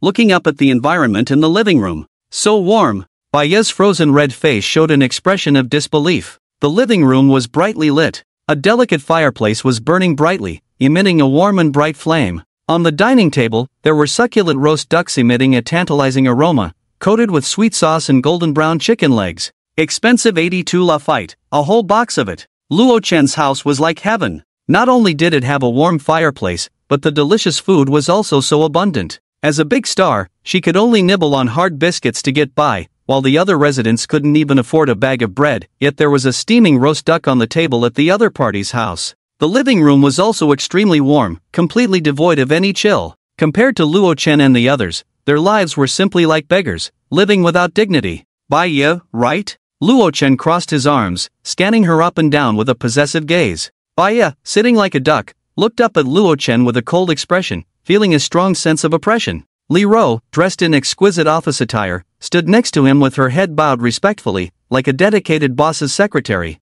Baiya had long heard of Li Ro, the wife of a wealthy man. Now standing in front of her, she realized that the other party's appearance was indeed top-notch, not as beautiful as herself, but compared to other A-list female stars, she was not inferior at all. Most importantly, her figure was unmatched in the entire entertainment industry. I'm Baiya. You. Baiya had just spoken, but before she could finish, Luo Chen coldly interrupted her. There's a smell on you, go take a shower first. Luo Chen covered his nose in disgust, waved at her, then walked towards the sofa, crossed his legs and sat down. He didn't look at her again. A smell? Baiya was stunned, as if she had misheard. She was a national sensation, an ice-cold goddess, and the cost of maintaining her body alone was astronomical, although she hadn't taken a proper hot shower for a few days since the snow disaster struck. But Luo Chen's disdainful look and indifferent attitude still hurt Baiya, who had a high sense of self-esteem. Can't he be a bit gentler to himself? Baiya thought sadly. Go quickly, don't make him angry, I'll put your change of clothes outside. Li Ro smiled gently at her. Compared to Luo Chen's indifference, Li Ro's gentle and considerate behavior undoubtedly made Baiya develop quite a fondness for her. Okay. Baiya nodded and headed towards the bathroom. This was not only because of Luo Chen's words, but also because she hadn't had a proper shower for several days and felt a bit uncomfortable. Passing by the kitchen, the expensive and rare ingredients on the cabinets made Baiya, who glanced at them unintentionally, greatly shocked. Lobsters, king crabs, Russian ham, truffles, tuna sushi, grilled meat. Almost half of the kitchen was filled. My God! In the small kitchen, there were delicacies from dozens of countries. This quality of life. It can be said without exaggeration that it was more luxurious than what Baiya had eaten before the snow disaster. Luo Chen, why do you hoard so much food at home?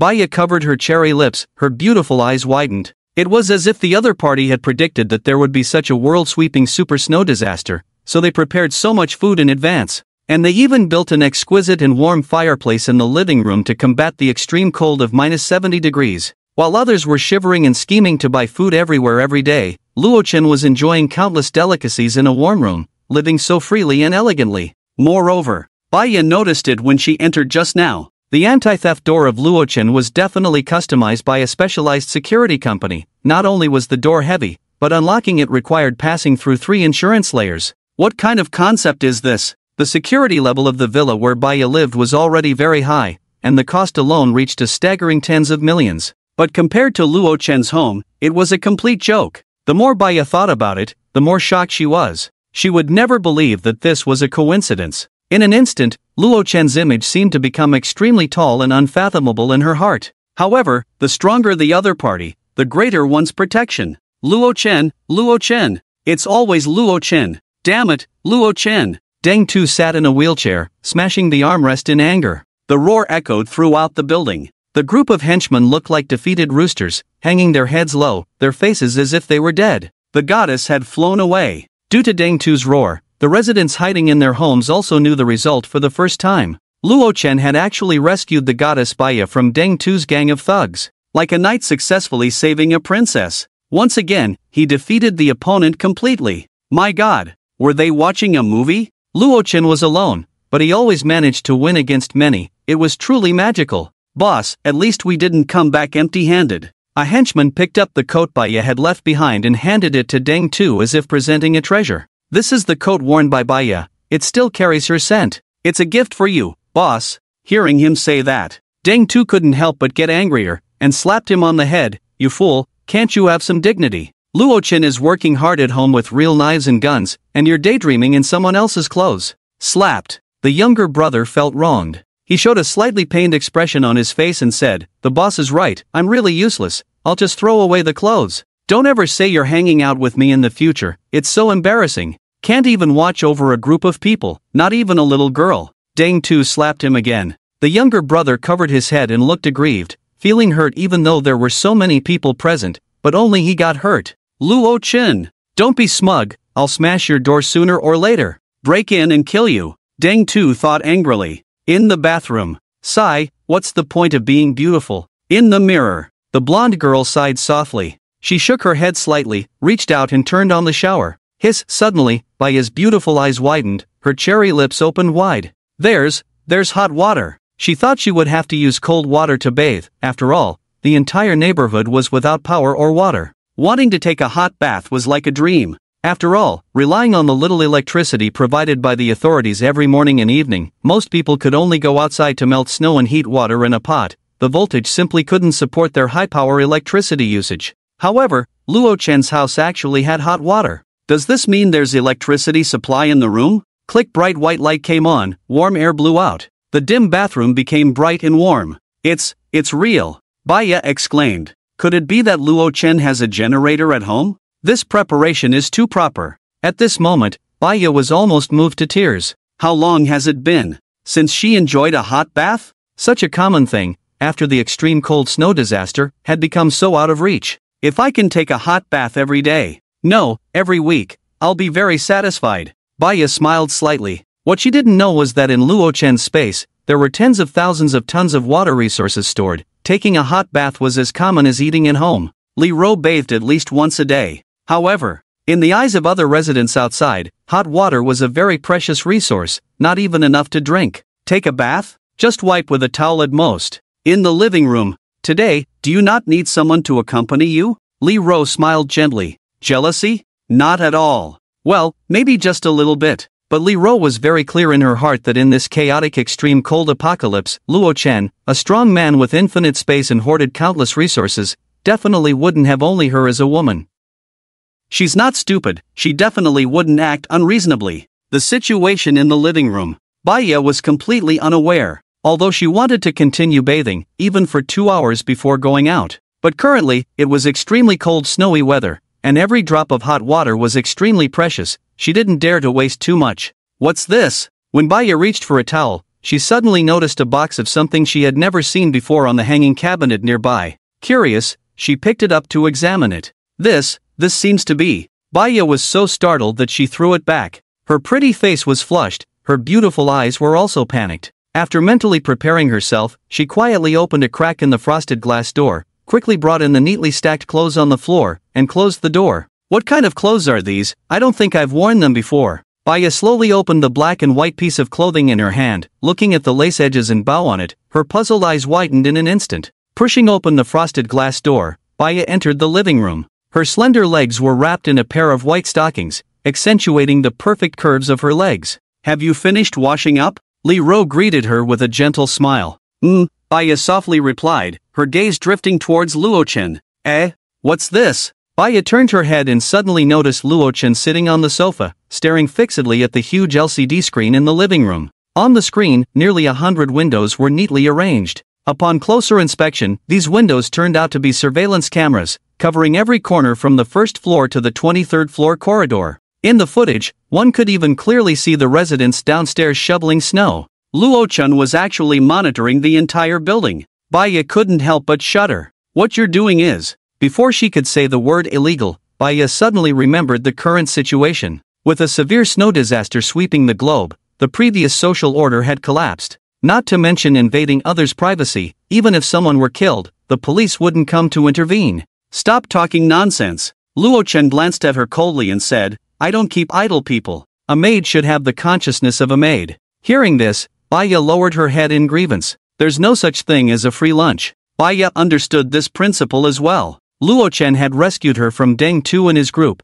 and now he was only asking her to work. It could be said that it was not excessive at all. Fortunately, the house was not dirty, it could be said to be spotless. If this scene were posted in the homeowners group, those people would probably be exploding with jealousy. Soon, the sky gradually darkened. It was time for dinner. What should we eat today? Luo Chen was a bit indecisive. Grilled meat salad yesterday, seafood lobster the day before yesterday, and a grand banquet the day before that. Stop hesitating, let's continue with meat. I remember there are quite a few tomahawk lamb chops in the space, I've been wanting to try them out. Luo Chen immersed himself in the space, taking out several tomahawk lamb chops from the food area and a large bag of toast bread. Li Ro, go prepare the ingredients, he instructed. As the master of the house, Luo Chen would definitely not cook himself. Leave the kitchen to the women, especially since Li Ro's cooking skills were not bad, and the dishes she made were always praised by Luo Chen. These ingredients look very fresh. As for the toast bread, I think, how about having grilled tomahawk lamb chops and lamb meat pita bread for dinner? Li Ro suggested, tapping her cherry lips with a jade finger. Seeing Luo Chen nod in agreement, she quickly took the ingredients to the kitchen, put on an apron, and started cutting the toast, onions, and other ingredients needed. Baya, who was still in shock, finally came back to her senses. What did she see? Did Luo Chen just conjure up 2 huge tomahawk lamb legs out of thin air? Is this a sci-fi movie? Or am I seeing things? Baya was filled with immense doubt and incredulously asked, Luo Chen, what just happened? How did you do that? Could it be that in the kitchen, all those ingredients were created out of thin air by the other party using this method? This is too unbelievable. Want to know? Luo Chen raised an eyebrow. Seeing the other party nod expectantly, he beckoned, come here. Baya lifted a strand of golden hair, eagerly bringing her fair ear closer. I'm listening. But unexpectedly, Luo Chen directly held her chin and, in the other party's astonished gaze, fiercely kissed her cherry lips. Baya widened her eyes. That was her first kiss. I'll go help in the kitchen. Baya stood up shyly, shaking her smooth golden hair and escaped to the kitchen. Faintly, one could see her ears turning red. In the kitchen, Li Ro had already placed the large lamb chops into the smokeless oven for roasting. She bent slightly, using a knife to handle onions, chili peppers, and cut the toast into small squares. When the lamb soup in the clay pot was ready, it would be poured over to make delicious lamb soup with bread. Baya couldn't help but be slightly stunned by Li Ro's virtuous appearance. Li Ro's cooking skills are really good. Baya couldn't help but think that if she had to cook by herself, she would definitely be in a mess. Need help? Li Ro turned her head and smiled. I'll help. Baya nodded, feeling a bit nervous. After a busy period, the fragrant roasted lamb chops and the thick and delicious lamb soup with bread were served on the table. Li Ro and Baya stood by with their hands down. It's really good, your cooking skills have improved. Luo Chen used a dining knife to cut a piece of golden roasted lamb chop, put it in his mouth, and savored it carefully. Baya smelled the tempting aroma, her mouth watering and her stomach growling. She covered her stomach, her face turning red. Let's eat together. Luo Chen smiled. After all, since the other party entered this house, they were already considered part of the family. When it comes to food, Luo Chen never mistreats them. Thank you. Baya was pleasantly surprised. She didn't expect to enjoy such luxurious food. She thought Luo Chen would only give her some dry and hard bread or instant noodles to eat. Although Luo Chen had been cold to her before, suddenly being a little nicer to her now made Baya's feelings towards Luo Chen rise sharply in her heart. It smells so good. Baya took small bites of the golden roasted lamb chop, feeling no hint of gaminess, only the strong aroma of grilled meat in her mouth. For Baya, who had been hungry and eating snacks for over a week, this was undoubtedly the most delicious food in the world. At this moment, Baya suddenly felt that it was not bad to stay here. Ding, a message suddenly came in the group. Luo Chen had almost finished eating, so he unlocked his phone and opened the chat group. I wonder what new fun there is. He smirked. Luo Chen didn't want to directly block or blacklist the residents who had killed him in their past lives, because that would affect his enjoyment. Only by watching them gradually fall into despair, die miserably in regret, could he feel extremely pleased. After all, he was not a generous person. Since they had done unforgivable evil deeds to him in their past lives, this time he would definitely retaliate fiercely. Baya Goddess Nights at 9th floor, room 902 resident at Luo Chen. I heard you saved Baya Goddess. Is she at your place now? How is she? At 6th floor, room 601 resident. That's right. Is the goddess okay? You didn't bully her, right? At 21th floor, room 2101 Lu Yuanyue at Luo Chen. Be nicer to the goddess. Let her eat first if there's something delicious. Her body is delicate. By the way, I remember her preferences very clearly. I'll tell you. At Lick Dog Group Leader at Luo Chen. I warn you, don't have any improper thoughts about our goddess. The owners turned into lick dogs one after another. In the group, they kept mentioning Luo Chen, perhaps because they thought Baya could see their messages now, so they licked harder, hoping the goddess would develop a good impression of them. After all, that was the popular Baya Goddess of Blue Star. This extraordinary beauty. It was the first time they had such close contact with her. So many people are standing up for you, Luochen said to Baya, who was eating with an oily mouth, smiling. Glancing at the group chat, Baya lost interest, pouting and saying, fans' personal behavior, please do not elevate it to the idol itself. Joke. Those fans who only know how to talk big are completely useless. If they really cared about her, where were they when she was trapped in the room and being pounded on the door by the gang of desperados led by Deng Tu? Trying to win her favor with just a few words is really ridiculous. Baya may be a bit naive, but she is not stupid. Although Luochen may bully her, he provides her with all kinds of delicious food. In the extreme cold and snow disaster environment, this is a treatment that many cannot enjoy no matter how much wealth they have. Suddenly, Luochen felt a bit mischievous and replied in the group, your goddess Baya is doing well, she just finished bathing and is now enjoying herself. That's right. Enjoying food is also a kind of enjoyment. But the homeowners don't care about these, they start making wild guesses directly. Just thinking about their pure and flawless goddess being successfully seduced by Luochen, the homeowners suddenly felt heartbroken. Jealousy, envy, anger. The homeowners were already being driven crazy. At Luochen, IN *% UN hashtag at. At Luochen and *n%%. Before the telegram sound rang in the group, he had already left the group chat. Ha ha ha. I envy you guys, you bunch of bootlickers. Luochen laughed heartily. After teasing those homeowners, he felt extremely pleased. Indeed, this sense of superiority being envied by a group of people is truly incredibly comfortable. What Luochen didn't expect was that a few stimulated and frenzied homeowners actually ran to the larger group to send messages. At 9th floor, Unit 901 at Luochen, don't let the goddess suffer in your home anymore. Her delicate oral cavity can't withstand the ravages of your snacks. There's no way. Luochen has stocked up a lot of snacks at home, but all of them are just snacks, there's nothing else delicious. Heartaches for the goddess every second. Why not let the goddess come to my place still has a lot. Photo. JPG come to my place, I have. Do not underestimate the persistence of bootlickers. The feeling of wanting to bootlick but not being able to, is truly painful. The bootlickers in the group kept sending messages frantically, and even a few people exposed their own remaining food supplies.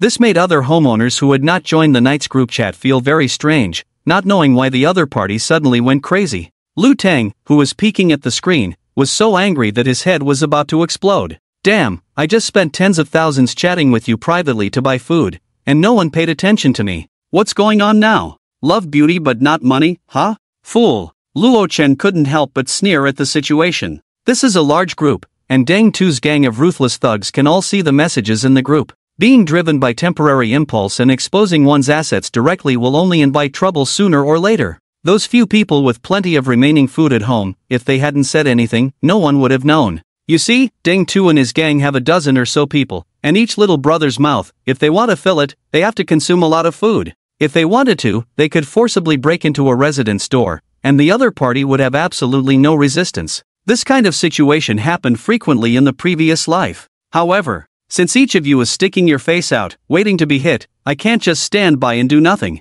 Click. Luochen took a picture of the golden baked tomahawk lamb chops, the delicious lamb meat soaked in bread, along with the high-end Lafite red wine next to it, and sent it to the group. At everyone, tonight we will taste tomahawk lamb chops paired with a 1982 Lafite. Those interested, pay attention as soon as this message came out, accompanied by the glistening tomahawk lamb leg dripping with butter. The group instantly fell silent. Homeowners clicked on the photos sent by Luochen one by one, looking at the sumptuous roast meat and expensive red wine in the pictures. They couldn't help but be stimulated to madness. Oh my god, what did I see? Tomahawk lamb leg worth tens of thousands. Am I dreaming? Damn, my family is almost out of food. I have to tighten my belt every day, and Luochen's family actually has roast meat to eat? What kind of fairy tale life is this? I'm even worse, I crushed a pack of instant noodles and ate it for 3 whole days. I've lost over 10 pounds from hunger. I can't believe Luochen's family still has meat to eat. Are they living in heaven? The homeowners kept talking excitedly, one message after another, clearly feeling severely stimulated.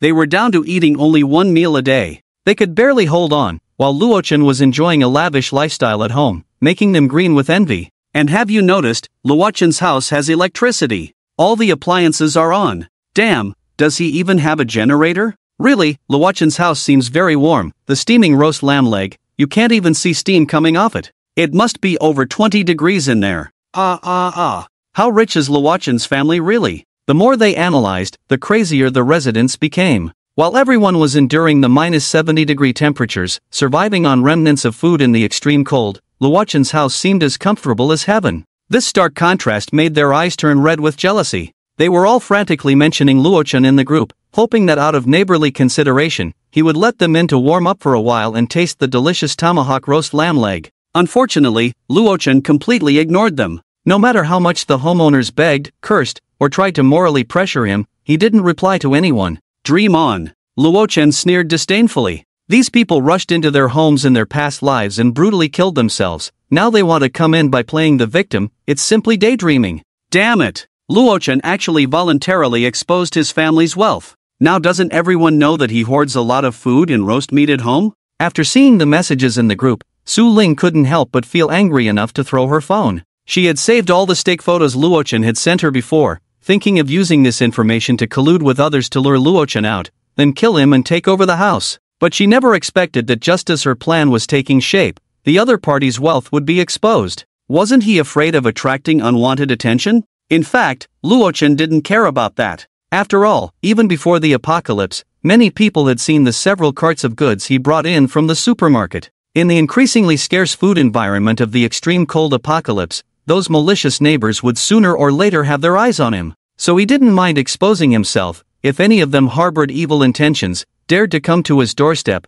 he could easily take care of them. At Luochen, please share some roast meat with me. There's only half a bag of bread left in my house, and there's nothing else to eat. Can you enjoy roast meat yourself while watching us starve at home, Luochen? We're all neighbors. You have so much food at home, share it quickly. At Luochen, you're despicable. You're heartless for not helping your neighbors in need. Regardless of whether the homeowners were trying to get closer to him, play the victim for sympathy, or morally pressure him, Luochen ignored them all. They wanted him to show some compassion. Unless the almost extinguished sun in the sky reignites. Thinking of this, Luochen couldn't help but turn his head to look out of the floor-to-ceiling window. It was pitch black, with a hazy night sky. Not a single star could be seen. This was not due to smog, but because the sun had lost its light and heat, barely maintaining operation internally, so no stars could be seen in the sky anymore. I wonder, what caused the sun to extinguish? Even in the previous life, even though I lived for nearly a year, I didn't get any relevant information, Luochen sighed in his heart.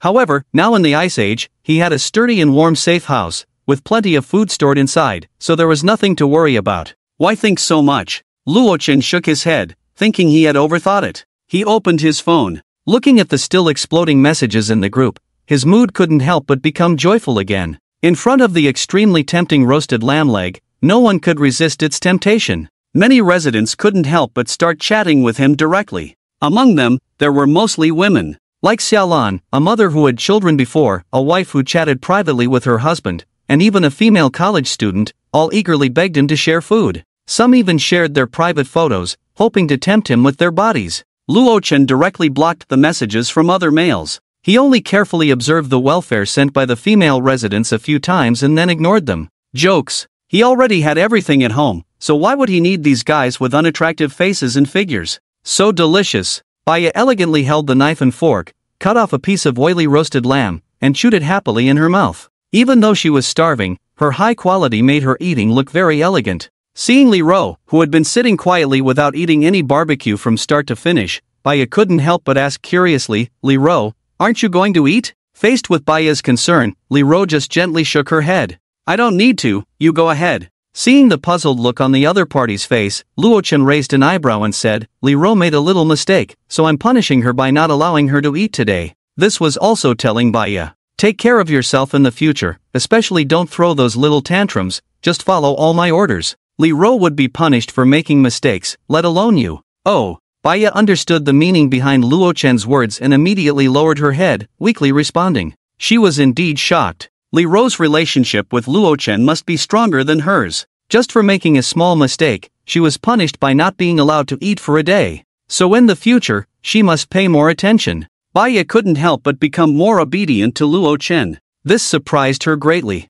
After all, before the apocalypse, she was a national goddess adored by countless fans. She had always looked down on others. But now, for the first time, she was so obedient to someone else's command. Baya couldn't help but blush, her head lowered even more. At the same time, 18th floor. Deng Tu and his group of henchmen, looking at the tempting food Luo Chen posted in the group, couldn't help but turn red with envy. Barbecue. Damn. It's a crispy and oily roasted lamb leg with golden skin. It must be delicious to eat. I really want to take a bite. The henchmen stared at the picture of the battle axe roasted lamb leg, drooling even at the corners of their mouths. These days, they could only fill their stomachs with bread and instant noodles. And that damn Luo Chen could enjoy such a delicious roasted lamb leg at home. Damn it, Luo Chen really knows how to enjoy life. Probably hoarded a lot of stuff at home. I can't even have a barbecue. Deng Tu sat on the sofa, looking at the messages in the group, couldn't help but slam his fist down. As the eldest brother, Deng Tu usually just eats instant noodles,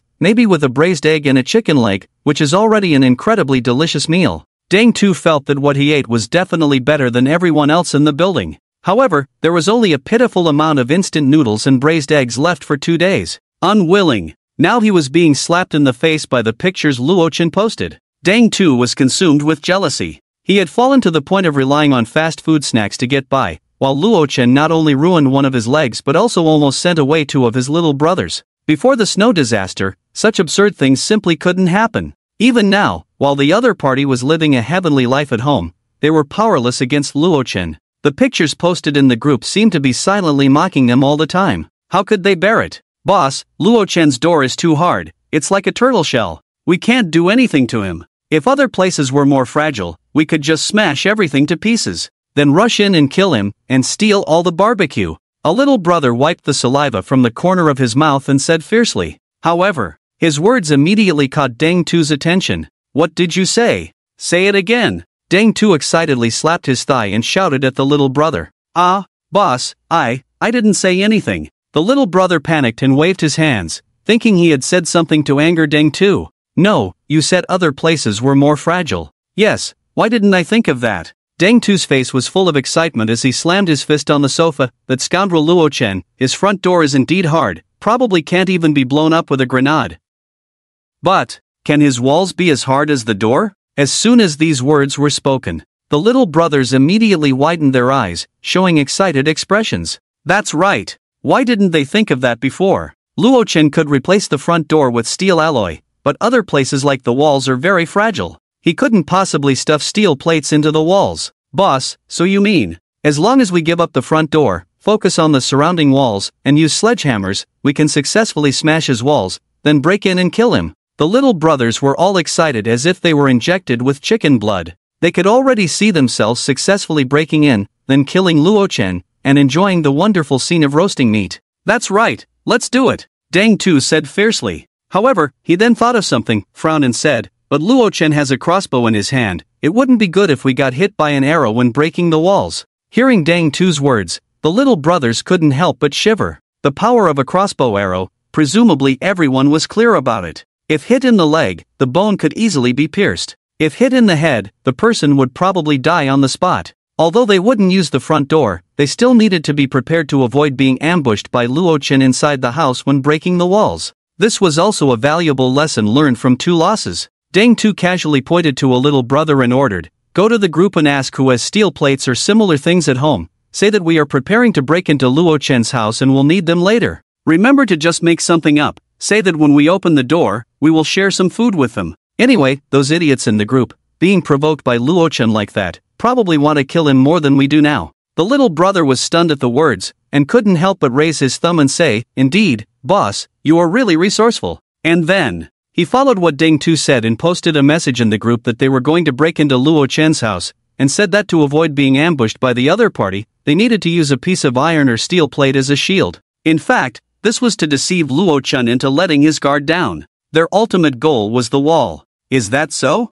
Great, I support Brother Tu's righteous actions. It's about time we break into that heartless Luo Chen's door, then steal his food. Let him have food but not share it. Let him show off. I don't have a steel plate at home. Can I use a wooden board? Who in your family has what Brother Tu needs? Hurry up and contribute. I have steel plates in the warehouse on the -1st floor, and a big iron hammer to smash the door. I'll lend them all to Brother Tu, and when we break into Luo Chen's house later, just give me some food. Support Brother Tu in killing Luo Chen and saving the goddess Bai Ya. Seeing Deng Tu planning to lead his men again to forcibly break into Luo Chen's door, the owners in the group exploded with excitement and cheers. What's even more absurd is that many owners contributed all the tools they could use to break the door from their own warehouses. The owners placed all their jealousy and hatred towards Luo Chen on Deng Tu and his men, hoping to take all of Luo Chen's food. And with Luo Chen falling into the hands of that group of desperados, his fate would definitely not be good. It's hard to imagine that before and after the apocalypse, the owner's attitude towards Deng Tu would have such a huge contrast. The evil of human nature was undoubtedly revealed at this moment. 18th floor corridor. Boss, this big iron hammer is really useful, heavier than the one we have. With it, we can definitely easily smash the wall, then go in and kill that dog Luo Chen. A henchman carrying the iron hammer said eagerly. And two others were carrying a steel plate brought up from the underground warehouse. With this thing as cover, they weren't afraid of being attacked by crossbows when breaking the wall. And the henchmen were also wearing raincoats and rain boots given by the owners to resist high-pressure water guns. Charge, brothers. The barbecue is calling us. Deng Tu said coldly. Tonight we'll break through Luo Chen's wall, and everyone will eat until full. The henchmen's morale soared, each one as if injected with chicken blood, wielding iron hammers and rushing up the stairs. What they didn't know was that their plan to break the wall had long been seen through by Luo Chen on the surveillance cameras. Not only was Luo Chen's theft-proof door unbreakable, but all the walls were embedded with military-grade alloy plates 300 millimeters thick that could withstand bullets. At minus 70 degrees Celsius, no matter how long they used the iron hammer, they wouldn't be able to break through. Ha! It's time to kill these dogs and scum led by Deng Tu, Luo Chen said coldly as he watched the surveillance. Since they wanted to come in so badly, fine, let them slowly think about it in hell. From the surveillance, it was clear to see Deng Tu and his men, holding several large iron hammers and carrying a steel plate taller than a person, looking fierce and excited, climbing towards the 23rd floor. In their eyes, this operation was absolutely foolproof. The weak walls wouldn't last long under the astonishing destructive power of the iron hammers. As long as they smashed the walls, everything in the house, including the women, would all be theirs. Each person couldn't help but reveal an extremely greedy look on their faces. In the living room, Luo Chen. What should we do? They're coming to break the wall this time. The walls aren't as strong as the door, Baya said somewhat anxiously. Through the corridor surveillance and the built-in microphones, she clearly heard Deng Tu and others at the 18th floor entrance discussing their intention to come up and break the wall, and she understood it. In Baya's view, the concrete walls were definitely not as strong as the alloy theft-proof door. With more than 10 people taking turns using large iron hammers, it would eventually be smashed into a big hole. When the time comes, all three in the room must die. What's the rush? Luo Chen calmly said. I've embedded alloy steel plates in the walls, the kind used on aircraft carrier satellites, he said leisurely. It's harder than a security door, just dreaming if they think they can break through. Hearing this, Baya couldn't help but look shocked. What? Not only did he change the security door to a bank vault level, even the interior walls were replaced with alloy steel plates. This preparation is too thorough. Normal people don't decorate their homes like this, turning it into a steel fortress. Did you provoke a group of terrorists abroad, afraid they would bring missiles to break into your home? However, Luo Chen's words did put Baya's mind at ease. What followed was a strong sense of security. Luo Chen is so mysterious. Baya couldn't help but admire Luo Chen's profile with her eyes. It's as if she understood why Li Ro listened to Luo Chen. He actually built such a secure safe house before the snow disaster occurred. As long as you stay inside obediently and don't go out to seek trouble, presumably no one can break in. If she knew that Luo Chen also had an infinite space storing countless supplies, her jaw would probably drop. Thud, thud. A muffled sound faintly came through the walls. Because the soundproofing was done very well, it was almost inaudible if you didn't listen carefully. Luo Chen watched the enthusiastic guys in the video smashing the wall with sledgehammers, still sitting calmly on the sofa, picking up the hot tea Li Ro had just brewed, and taking a sip. Truly a premium Da Hong Pao tea worth thousands of dollars per ounce. Sweet and lingering. The commotion outside continued. Feeling bored, Luo Chen even put one leg on Li Ro's black silk leg, enjoying the massage of her slender fingers. Baya, dressed as a maid, stood behind Luo Chen like a real maid, gently massaging his shoulders. Luo Chen squinted his eyes in enjoyment. Blissful. This is simply a heavenly life. He couldn't help but exclaim that the AI brain function of the S.H.I.E.L.D. security company had truly won his heart. It allowed him to enjoy the service without worrying about betrayal.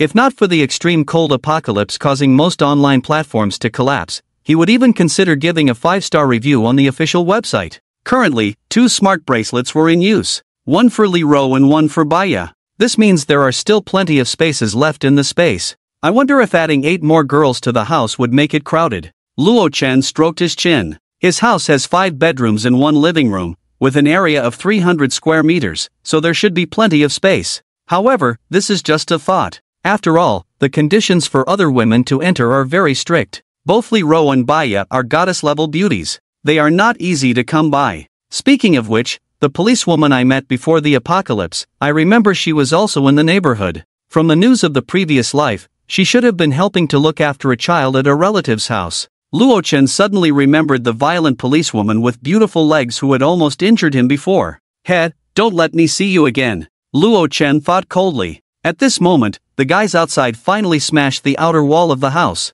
Ha, it's open, it's open. Luo Chen, why don't you give it to me? A guy laughed maniacally. Before he could finish his sentence, he found that behind the falling concrete blocks was not red bricks or the interior structure of the wall. Instead, it was an extremely dark alloy wall. Are my eyes playing tricks on me? Almost everyone couldn't believe what they saw with their own eyes. Whose walls are embedded with alloy plates inside? It must be the construction workers cutting corners and using inferior materials like low-quality cement. That's why it turned black. If I hit it with a hammer, it will definitely break. A henchman refused to believe otherwise. Clenching his teeth, he raised the big hammer and smashed it against the wall with force.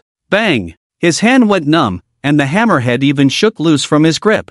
Damn, there's really an alloy steel plate behind this. Damn it! The henchman trembled, his hands shaking, and shouted in despair. Damn it, I don't believe it, he can still install steel plates in all the walls. Spread out, smash elsewhere. Deng Tu roared from his wheelchair. As long as there was a spot without an alloy plate covering it, they could seize the opportunity and break in directly. He couldn't believe that Luo Chen could be so mysterious. You're responsible here, I'll take care of the side, let's smash it together. The henchmen also showed their strength, spreading out, each raising a big iron hammer and starting to smash fiercely. They vowed not to stop until it was broken. Bang! Bang! Unfortunately, reality is always cruel. When a dozen henchmen destroyed the walls in various places, they were shocked to find out that the walls were all covered with alloy plates. They couldn't break it at all. Whether it was on the left, right, top, or bottom, it was all tightly covered with this damn alloy material. Damn you, Luo Chen! Are you crazy? The henchmen were in despair. Deng Tu, who witnessed everything,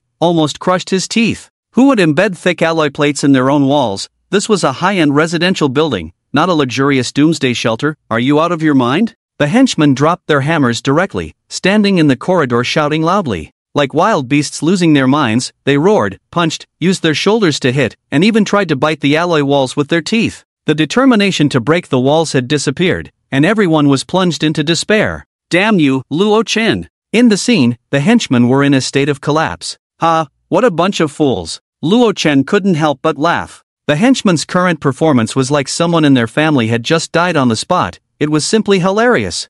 Baya, who was massaging Luo Chen, couldn't help but burst into laughter. Her charming and innocent appearance was mixed with a hint of charm. Unfortunately, no one appreciated it. They haven't given up yet? Li Ro curiously said. In the scene, after Deng Tu and the henchmen vented like madmen, they fell into silence. After a while, about 6 or 7 henchmen looked at each other and walked downstairs. Deng Tu and the remaining henchmen stayed in the corridor. Oh, let's see what they have in mind. Luo Chen took a sip of hot tea and sneered. After about 10 minutes, Luo Chen saw from the surveillance that the 7 henchmen who went down to the basement warehouse were struggling to climb upstairs with a thick steel column. The steel column was extremely heavy, weighing at least a few hundred pounds. It took the 7 of them nearly 2 hours to carry this heavy steel column to the 23rd floor. Luo Chen, why are they doing this laborious and thankless task? Baya furrowed her brows, unable to understand. Climbing stairs for over an hour in sub-zero temperatures while carrying a steel column weighing hundreds of pounds, are they out of their minds? In ancient times, this tool was usually called a battering ram, although it is not. Luo Chen said calmly. It seemed that the property owners had all kinds of talents. Keeping such a thick steel column in the underground warehouse, were they planning to sell it for scrap later? Are you saying they want to use this to break down the door? Baya immediately understood. The little Karamis failed to break the wall, so they came up with the idea of using this steel pillar as an ancient siege hammer to forcibly break open the door. The impact of this heavy object is not to be underestimated. A regular security door would probably be easily dented with just one hit. Just as I was thinking about how to kill them, they actually came to me. Luo Chen smirked. Lifting his leg, he stared at the big screen in the living room. You, go block the door with a steel plate to prevent Luo Chen from attacking with crossbow arrows. You. Those who didn't go down earlier, lift the steel pillar and hit the door hard. Today, I must break through this shell. Deng Tu sat in a wheelchair, gritting his teeth as he commanded. In front of this door, their group of notorious desperados had become like clowns, repeatedly mocked by Luo Chen. This grudge must be avenged, or they will never be able to show their faces again. Alright, boss, rest assured, no matter how strong this door is, its frame won't withstand the impact. The little brothers who didn't go down to move, replaced their exhausted comrades, and together lifted the heavy steel pillar to ram the security door. Boom! A dull roar exploded in their ears. This steel pillar they had high hopes for, carrying hundreds of pounds of force, slammed hard against the door. Unfortunately, the security door remained unmoved. It only lost a bit of paint on the surface. Damn, I don't believe it. Let's do it again. One little brother, eyes red, gritted his teeth and roared. The other 5 also had a look of madness, adjusting their distance, determined to use all their strength to break down the door. This is revenge. What they didn't know was that the next impact would be their farewell to this world, freeing them from this cruel post-apocalyptic moment. Butler, turn on the power and crank up the voltage to the maximum. Luo Chen said coldly. If they thought his trump card was only the crossbow, they were gravely mistaken. When renovating the house, Luo Chen had the Shield Security Company make special modifications inside the security door. Just flick a switch, and the entire door would instantly be filled with over 1,000 volts of high-voltage electricity. Not to mention a person, even an elephant would be charred by it. Remember, he had a super high-voltage generator in the house. At this moment, 7 little brothers, holding the steel pillar, rammed it against the security door. And steel, being a conductor, was an excellent material for conducting electricity. At the moment of contact, it seemed like a thunderous explosion. Boom! Violent electric sparks ravaged through the bodies of the 7 men in just 0.001 milliseconds. The inherently destructive energy it carried instantly caused irreversible damage to their internal organs.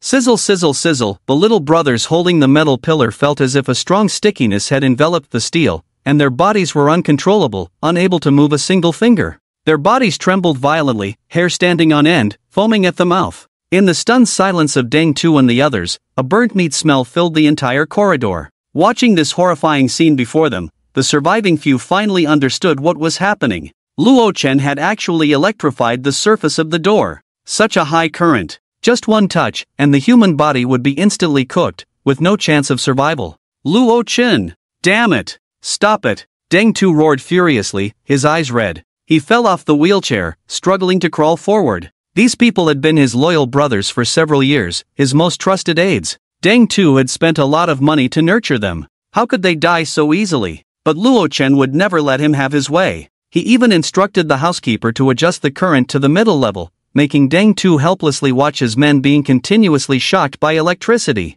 This was also to avoid the electricity being too strong and turning people into charcoal directly. It would be troublesome to clean up the mess at the door. Half a minute later, in the fearful eyes of the others, the high-voltage electricity was finally turned off. Thud, the heavy steel pillar fell to the ground with a dull sound. The 7 little brothers who had been shocked by high voltage also fell to the side like wooden sticks. The remaining current in their bodies even caused unnatural convulsions. One little brother trembled as he approached, then tremblingly placed his hand in front of their noses, fearfully saying, "Tu gu. They are dead, all dead." 7 companions. Just a moment ago, they were fiercely saying they would break open the door together, but the next second, they turned into charred corpses. Deng Tu lay on the ground. His eyes were numb and hollow. The little brothers standing behind him also leaned against the wall, their bodies weak, slowly sliding to the ground. Luo Chen. They couldn't have all died, right? Baya and Li Ro covered their mouths, staring wide-eyed.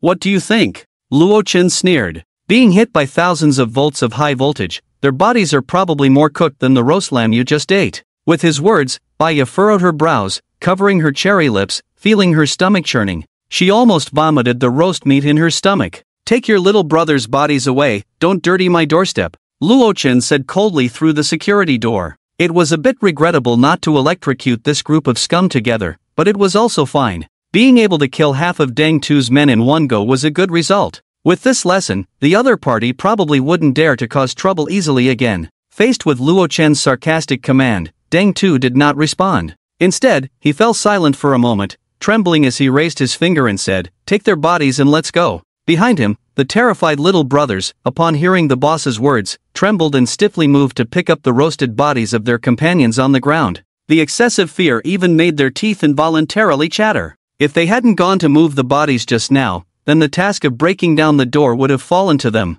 In that case, it wouldn't have been their companions lying on the ground now, but them. The little brothers carrying the bodies of their companions had eyes wide open, bloodshot eyes filled with blood vessels. They looked a bit crazy. It seemed like their minds had been stimulated to abnormality. Watching the numb thugs carrying the bodies, leaving like they had lost their souls, Luochen disdainfully chuckled. If I don't show you some color, do you really think I'm made of mud? Back on the 18th floor. The atmosphere was extremely oppressive, so oppressive that it was hard to breathe. One little brother dropped the body of his companion, stood in place holding his head, and suddenly uncontrollably shouted. He stared madly with bloodshot eyes, unable to bear it any longer, and burst out towards Deng Tu's back. Deng Tu, it's all your fault. It's you who made us smash the door time and time again, made us look for trouble. It's you who killed everyone. Hua Jiang, Lao Bao, Rong Zi, Tai Tu. All dead. All dead. All damn dead. Foam flew from his mouth, and he danced and shouted, you promised to let us play with the goddess, but where is the goddess? Eat roast meat. Where is the roast meat? Where the hell is the roast meat? There's nothing, only a bunch of dead people. Under the oppressive atmosphere of the extremely cold apocalypse, everyone's mental state was very fragile. Bang! Deng Tu, dragging a wounded leg, fiercely punched the other person. Looking at the little brother lying on the ground, he gasped with bloodshot eyes, roast meat, you want to eat roast meat, right? Who the hell said there's no barbecue here? He was red-eyed, seemingly going crazy. Isn't this a pile of barbecue? Others couldn't help but stare. The smell of burned food wafted to their noses. Their throats involuntarily swallowed saliva. 3 days had passed. Since the arrival of the extreme cold apocalypse, it had been half a month. Since the last time they let Deng Tu and his men suffer a big loss, and half-cooked their younger brothers, Luochen had not seen their figures on the monitor again. It was unknown what they could eat to satisfy their hunger while hiding in the house. Balcony. Deng deng deng deng. Baya wore a cool white short skirt. Her pair of snow-white slender legs, under the dim light outside the window, seemed to be covered with a layer of gray. She sat in front of a Steinway piano worth $1 million, looking extremely intoxicated, her slender jade fingers dancing on the keys like butterflies. The melodious piano music flowed, making people involuntarily immersed in it. The piece being played was canon. In the field of music, Baya could unleash her 200% charm. The gray sky, French windows, Steinway piano, music, an elegant goddess. These elements formed an extremely beautiful picture. As a piece ended, clap, clap, clap. Luochen, dressed in loose pajamas, leaned on the side and generously applauded. Elegant. Too elegant. She was indeed the chosen goddess, with no doubt about her musical accomplishments. Every morning, after listening to a piece, it felt like both body and mind had received a sacred cleansing. In this extremely oppressive cold apocalypse, maintaining good physical and mental health was an issue that could not be ignored. You play so beautifully, Baya. Li Ro also applauded gently, conquered by her music. She was truly a top domestic superstar. With her high artistic accomplishments, just based on this piece of canon, she could probably win the national piano competition. Thank you. Baya smiled sweetly, stood up and bowed to the two. However, she forgot that this white skirt was very ill-fitting, and belatedly, she shyly held onto her skirt. Why so shy? Luochen's mouth curved up, extending a finger to gently lift the goddess's chin. Before, I didn't see you being so shy. 3 days. Enough time for a naive girl to shed her greenness. At this moment, Luochen smiled faintly, his gaze sweeping over the other party's snow-white skin and round, beautiful legs. Li Ro beside him pursed her red lips and turned away. I'll go prepare breakfast. 30 minutes later, Li Ro, who had finished her busy work, walked out of the kitchen, draped her white apron over a chair, and softly said, breakfast is ready, you can eat now. English breakfast. Toast, served with butter, jam, honey, fried eggs, bacon slowly fried over low heat, along with a cup of Assam tea with a faint malt aroma. It had a unique taste. Compared to other residents who were eating hard-to-swallow frozen bread, stale biscuits, and tasteless compressed foods at home, this meal was definitely considered a luxurious breakfast. Here it is. Luochen breathed a sigh of satisfaction. After tasting it, he also couldn't help but praise, delicious, it's even better than the chefs in a 5-star hotel. Eat more, there's more in the kitchen. Li Ro smiled gently. There was nothing more satisfying than having one's hard work acknowledged. Watching Luochen enjoy the food, Li Ro also felt relieved and couldn't help but think, phew, luckily my cooking skills are decent, so I can be of some help. Since Baya entered, the Steinway piano had been frequently playing. Watching Baya, who was proficient in music and skilled in various dances, easily winning the favor of Luo Chen, Li Ro also felt a strong sense of crisis in her heart. These days, she communicated closely with the housekeeper, and her cooking skills greatly improved. Luo Chen didn't mind by being taken care of. But Li Ro, who also had a high sense of self-esteem, would not be willing to just be a pretty vase with no use. She felt that only by demonstrating her own value could she enjoy the protection provided by Luo Chen. Baya, come and eat too. Li Ro shook her head, dispelling distracting thoughts, and smiled at Baya. Both of them were goddesses, but because of Li Ro's broad-mindedness, she had never felt jealous. Their relationship had always been good. No, Sister Ro. Baya wiped her cherry lips, blushing, and said, I'm not hungry, you guys go ahead and eat. After breakfast, Li Ro also took the plates and went to the kitchen to clean up. Luo Chen got up and walked to the living room, sitting on the sofa, thinking about what to do next. Master, there's a situation on the 18th floor, the housekeeper alerted at this moment. The surveillance footage was pulled up. What are Deng Tu's men up to again? He raised his eyebrows, then puzzled, it looks like these guys are in very poor spirits. The 8K realistic level image was enlarged. Luo Chen squinted, seeing that these thugs who had survived the high-voltage electricity last time had sunken eye sockets, bloodshot eyes, looking like drug addicts who had been up for 3 days and smoked 2 pounds of marijuana.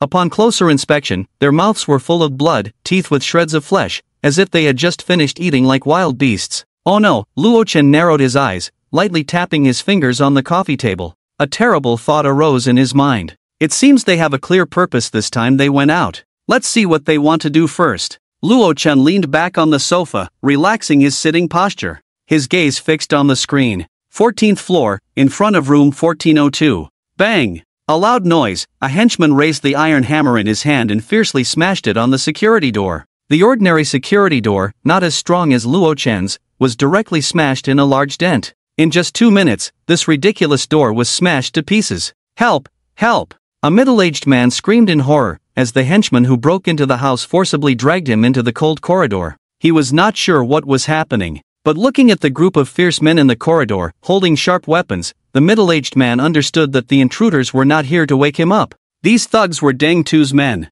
You're the one called Su Chang, right? A henchman propped the iron hammer on the ground, staring with bloodshot eyes, grinned and said, Brother, Su Chang is me. I am Su Chang. Su Chang stammered in fear. He looked at the large iron hammer in the other party's hand, couldn't help but swallow his saliva, feeling scared. The large iron hammer in the hands of these people was borrowed from the basement by him a few days ago, intending to have them break into Luo Chen's house, take all his belongings, and then share some for himself. Unexpectedly, Su Chang's own door was smashed open by the iron hammer he lent out. Su Chang regretted it deeply. Don't be afraid, we are here to thank you this time, we won't do anything to you, the henchman said in a friendly tone. However, the more he said that, the more Su Chang's body trembled. Who would believe that? Su Chang shouted in his heart. The owners had spread the news privately that 3 days ago, Deng Tu and his men had suffered a big loss when they forcibly attacked Luo Chen's house. That night, many people were carried back covered in black. Su Chang didn't know that those blackened people were all dead, but he knew that the other party must be coming to settle scores with him now. After all, he provided the tools. In fact, the whole thing was not Su Chang's fault from start to finish, but don't expect a group of desperate people to reason with you. Come on, eat it. A little brother next to him ordered in a tough tone. Really, really? Su Chang seemed very incredulous. Could it be? The information provided privately by the homeowners was inaccurate, and in fact, although these people suffered losses, they also took some food from Luo Chen. Otherwise, why would they invite him to have a meal now? You see, Su Chang's family has almost no food left, only a few bags of instant noodles for 1 yuan each, which he can only break off a small piece at each meal and savor in his mouth. Long-term malnutrition has even caused him to lose a significant amount of weight. Now that he can eat such scarce food, how can he not be happy? If I tell you to eat, then eat, stop talking nonsense. The little brother stared with bloodshot eyes, cursing with a dirty mouth, revealing 2 rows of teeth stained with red marks. Su Chang felt that something was wrong. Before the apocalypse, if he had eaten such things in a restaurant, Su Chang would have made the other party compensate tenfold. But now the situation is different, so he didn't care. Su Chang didn't notice the strange smiles on the faces of the little brothers around him. Suddenly, Su Chang was scared out of his wits. His wax-yellow face turned as white as a sheet. What did you give me to eat? Su Chang kept retreating, leaning against the wall and shouting in fear. He felt his stomach churning, wishing he could vomit all the stomach acid out. As soon as he said that, the little brothers around him burst into loud laughter with bloodshot eyes. Ha ha, how does it taste? Delicious. For a moment, the scene was extremely chaotic. The little brothers were laughing wildly like madmen, losing their minds. They had been hiding at home, eating for 3 whole days. At first, some resisted, but later, "You're crazy, all of you are crazy," Su Chang shouted in fear. He understood that this group of desperate people must have been driven to madness. No! How could people do such absurd things? Su Chang's legs went weak against the wall. He wanted to escape. A voice in his heart was frantically reminding him that if he didn't run now, he would also fall victim to their poison later. You want to run, right? Sure, go ahead. A little brother with a blood-stained axe grinned. Count to 10. 1. Run. Su Chang turned around without hesitation and ran. He had never thought that his reaction could be so fast. Maybe, when facing a life-threatening situation, the potential of the human body can really be unleashed. By the time the other person had just said one number, Su Chang had run 5 meters away. You should know that an athlete can run about 7 to 8 meters in the first second of a sprint. 10. The little brother with red eyes laughed wildly, picked up the axe in his hand, and threw it fiercely at Su Chang's back. Splurt! Just as Su Chang rushed to the stairs, his excited face suddenly stiffened and he fell down. The back of his head was split open by the axe blade. The gushing blood, at that moment of flowing out, was frozen into blood flowers by the tens of degrees below zero temperature. Ha ha ha! We have fresh ingredients today. He he he. Can't run, can't run. No one in this building can escape. Everyone must die. In the corridor, the little brothers had ferocious faces, eyes full of bloodshot veins, like evil spirits ready to devour. From the surveillance screen, Luo Chen saw the whole process of the incident. Oh my god. Li Ro's face looked very ugly as she said, "Are these people really considered human?" She really didn't expect it. These villains actually wanted to kill and eat people. It is now the year 2055, in this civilized, harmonious, and progressive society, such a terrifying cannibalistic incident could happen. If she hadn't seen it with her own eyes, she wouldn't have believed it at all. Baya stood vivaciously beside Li Ro. The scene was too bloody, she even turned her head and dared not continue watching. It's too terrifying. She bit her lip. In the past, she thought she had seen a lot of dirty and dark things in the entertainment industry. But, compared to the current situation, those things were nothing. Fortunately, with Luo Chen here, I don't have to worry about getting hurt. Baya couldn't help but feel lucky. It's really beyond my expectations, those guys from Deng 2, they lost their humanity so quickly. Luo Chen crossed his arms, his eyes fixed on the screen. Originally, he had expected that in about 3 months after the arrival of the extreme cold apocalypse, similar incidents of cannibalism would occur as in the previous life. But now, Deng 2 and his group had greatly advanced the time of this incident.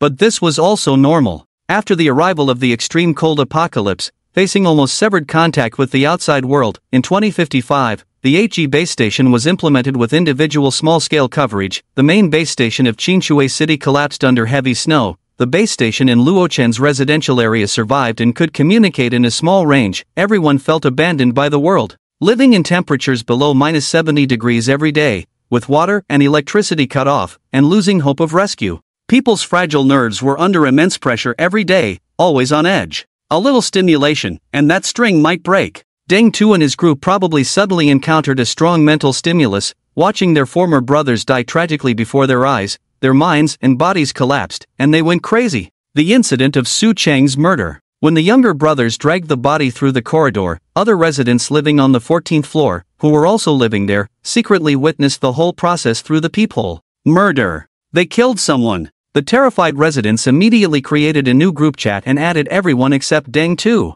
They killed someone. They killed someone. I saw it with my own eyes. Su Chang was killed by Deng 2's men. There was an axe embedded in the back of his head, and the body was dragged away. The neighbor living next to Su Chang said in horror. As soon as these words were spoken, the group fell silent for a few seconds. Then the shocked residents began to ask questions as if they had gone mad. Ah, that's impossible, are you joking? Exactly, I don't believe it. Even if they are powerful, would they dare to openly commit murder? He's not lying, those thugs were dragging Su Chang's body past my house. I peeked through the peephole and almost got scared to death. And, I don't know if I misheard. I'm even doubting my ears now. They were saying they were going to chop up the body and make barbecue out of Su Chang's flesh. I think I heard it too. The other 2 households on the 14th floor, at this moment, stood there in horror to testify, and even when typing, they were trembling uncontrollably. It's too terrifying. Those villains really killed someone, and even dragged the body away to eat as food reserves. This is the kind of plot that only happens in horror movies. With the assurance of the 3 households on the 14th floor, the rest finally believed in this terrifying and absurd cannibalistic incident. After all, there were rumors that Deng Tu and his people were already involved in murder cases. The situation was too horrifying. Almost all the residents who saw the news were afraid and joined the group chat. After all, with such a group of people holding weapons, able to easily smash open the anti-theft door, and break in with a murderer, the homeowners are not just pretending to be afraid, and some are even so scared that they have moved furniture to block the door. Some people wanted to call the police, but the phone calls were not going through. Not only the police station, but also hospitals, fire departments, city governments. Almost all official organizations have lost their effectiveness in this terrifying snow disaster. No one can come to rescue them. The homeowners in the group are desperately trying to think of ways to save themselves, but after discussing for a long time, almost everyone has racked their brains, but still cannot come up with a feasible solution. Some suggested gathering together, but in the end, it was not adopted due to food distribution issues. In this situation, some households still have food, while others have almost run out, and no one wants to share with others. Faced with the gang of villains, the power of ordinary people is too insignificant. The helpless homeowners can only pray that the group of demons will not come after them. After all, there are 100 households living in this building. As long as luck is not too bad, they should not be targeted by the other party. In this desperate environment, it is estimated that only Luo Chen can enjoy beauty and food peacefully at home. After all, his home is a solid doomsday-safe house. Even if a group of armed mercenaries come, they won't be able to break in. Even if the younger brothers are crazy, they dare not cause trouble again in a short period of time. Help! Help! A voice message suddenly popped up in the group chat, attracting everyone's attention. A male resident named Guotian, in a panic, pleaded for help. Deng Tu and his group are smashing my door, saying they want to kill me and take away my supplies. Guotian is one of the homeowners who, after Baiya moved into Luo Chen's house, mocked Luo Chen in the large group with other homeowners and boasted about the abundance of supplies in his home, inviting Baiya to visit his home. He never expected that his earlier boastfulness exposed the fact that he had a lot of cold-resistant clothing and frozen meat in his home, which now made him a target of those thugs. When the younger brothers searched through the chat records, the first person they targeted was Guotian. After all, cold-resistant blankets and clothing are essential items. Moreover, it's rare to have such a big fool expose his family's assets. It would be a waste not to rob him. Faced with Guotian's plea for help, the group fell silent, as if the previous lively atmosphere was just an illusion, and no homeowner dared to respond to him. What a joke! They are all hiding at home in fear. How can they care about others' lives and deaths? It's fortunate that it's Guotian who died. He had a lot of supplies. After those thugs take his supplies, they probably won't continue to break into other people's homes, so we are safe. Even other homeowners were secretly relieved. It's a good thing it's not me. Guotian's death can ensure the safety of all the other residents. They have no relationship with Guotian. Why risk their lives to save him? If he dies, he dies. When it comes to life and death, everyone is selfish and indifferent. In despair, Guotian trembled and finally turned to Luo Chen for help. At Luo Chen, Brother Luo, Lord Luo,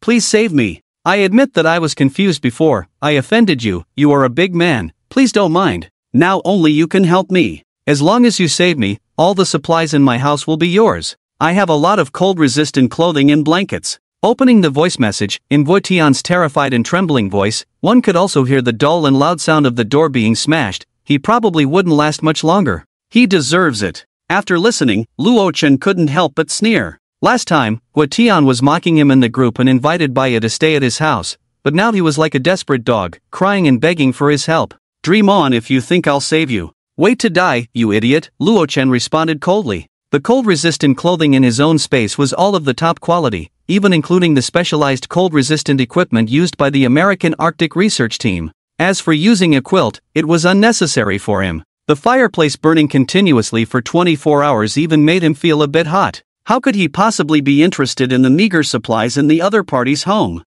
Don't bring out your shabby clothes to embarrass yourself, just save your face. Exactly, does Luo Go really think highly of it? Get lost, stop being a nuisance here. You mocked Luo Go last time, this is retribution. What was shocking was that when the other homeowners saw Luo Chen appear, their attitude suddenly changed, enthusiastically flattering him like grass bending in the wind. They completely forgot that they had previously called for Deng Tu and others to break into Luo Chen's home. The homeowners probably knew that in the current situation, only Luochen could confront Deng Tu. By maintaining a good relationship with him, they might even be able to ask Luochen for help if they were in danger. Losing face?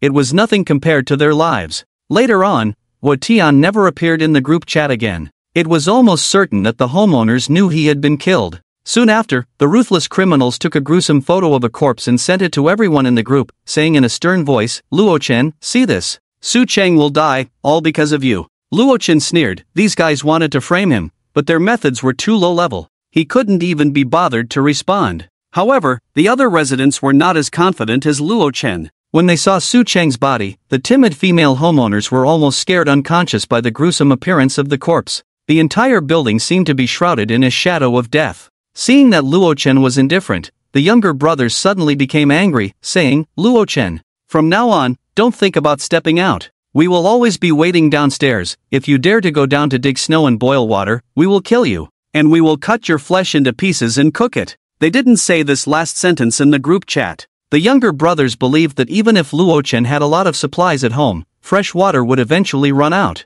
He would sooner or later drink up all the water and have to go down to dig snow and boil water. At that time, it would be their perfect opportunity for revenge. Even if it took a long time, they would exhaust Luochen to death. However, what the younger brothers didn't know was that in Luochen's infinite space, there were tens of thousands of tons of fresh water resources stored, so there was no need to do unnecessary things like digging snow and boiling water. Deng Tu suddenly spoke in the group chat, "At everyone, if anyone finds Luochen outside in the future, you can contact me immediately. I, Deng Tu, promise that from now on, he will be under our protection, and we will not lay a finger on him." Deng Tu's words caused a stir in the group chat. Many homeowners were itching to act. As long as they found Luochen and passed on the message to Deng Tu, they could avoid being targeted by this group of devils, which was simply irresistible. Many homeowners secretly thought that if they saw Luochen outside in the future, they would be the first to inform Deng Tu. Luochen's fate didn't matter, the key was that their own safety would be guaranteed. Seeing Deng Tu's message, Luochen coldly smiled. This Deng Tu seems quite clear-headed. He's smarter than those younger brothers, using this condition to have other homeowners keep an eye on me. If it were an ordinary person, they would probably be forced into a corner by the other party. But unfortunately, he was different. He was a man with an infinite space. As long as he wanted, he could even stay in the safe house until the sun exploded. However, not all residents believed Deng Tu's nonsense. With the tragic lesson of Su Chang, those homeowners with quick minds had long made up their minds not to have any dealings with Deng Tu and his group of demons. Unless their brains were addled, they wouldn't believe a group of murderers. If anyone believed their promises, they would surely meet a bad end. Since Deng Tu has made such a ridiculous promise, just to make things a bit more interesting, I'll respond a bit as well, Luochen said playfully. After some thought, he tagged all the residents in the group chat. "At everyone, I am now offering a reward. From now on, whoever can kill Deng Tu can bring his head to me and receive a whole roasted chicken. Killing one of his henchmen will get you 2 chicken legs." With that, he also posted a photo in the group chat, a golden, crispy and tender, delicious and enticing roasted chicken weighing 4 catties.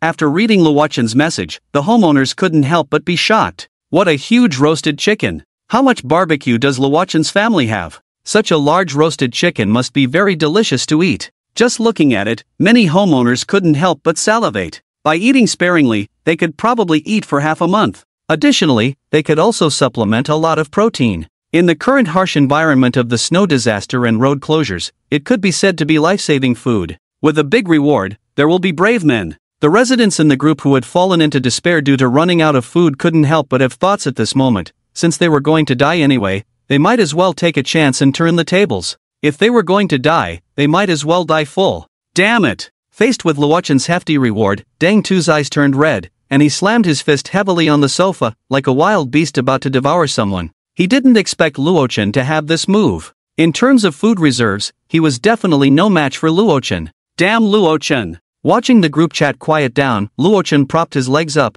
hands resting on the sides of the sofa, but his brows slightly furrowed. Find a way to get rid of Deng Tu and his group. They had set an example of cannibalism, just like a wild beast raised on raw meat from a young age. Once they tasted raw flesh, they could never go back. If they were allowed to run rampant in the building, it wouldn't be long before half of the living people in the building would be gone. In the previous life, there were examples in other buildings, where a group of thugs gathered and lost their humanity. They no longer struggled and decided to degenerate in the extreme cold apocalypse. They killed on sight and took pleasure in torturing the living. Before long, the building became a haunted house, with limbs and flesh scattered everywhere. The entire building became a hell on earth. This is my territory, how can I let them do as they please? I don't want to live in a building full of internal organs. Therefore, Deng Tu and his group must be dealt with. Luochen's eyes gleamed coldly, determined to eradicate them completely. But, how to kill this group of mentally unstable lunatics is a somewhat tricky problem. Luochen furrowed his brows slightly, got up and walked to the huge floor-to-ceiling window, staring blankly at the vast snow outside.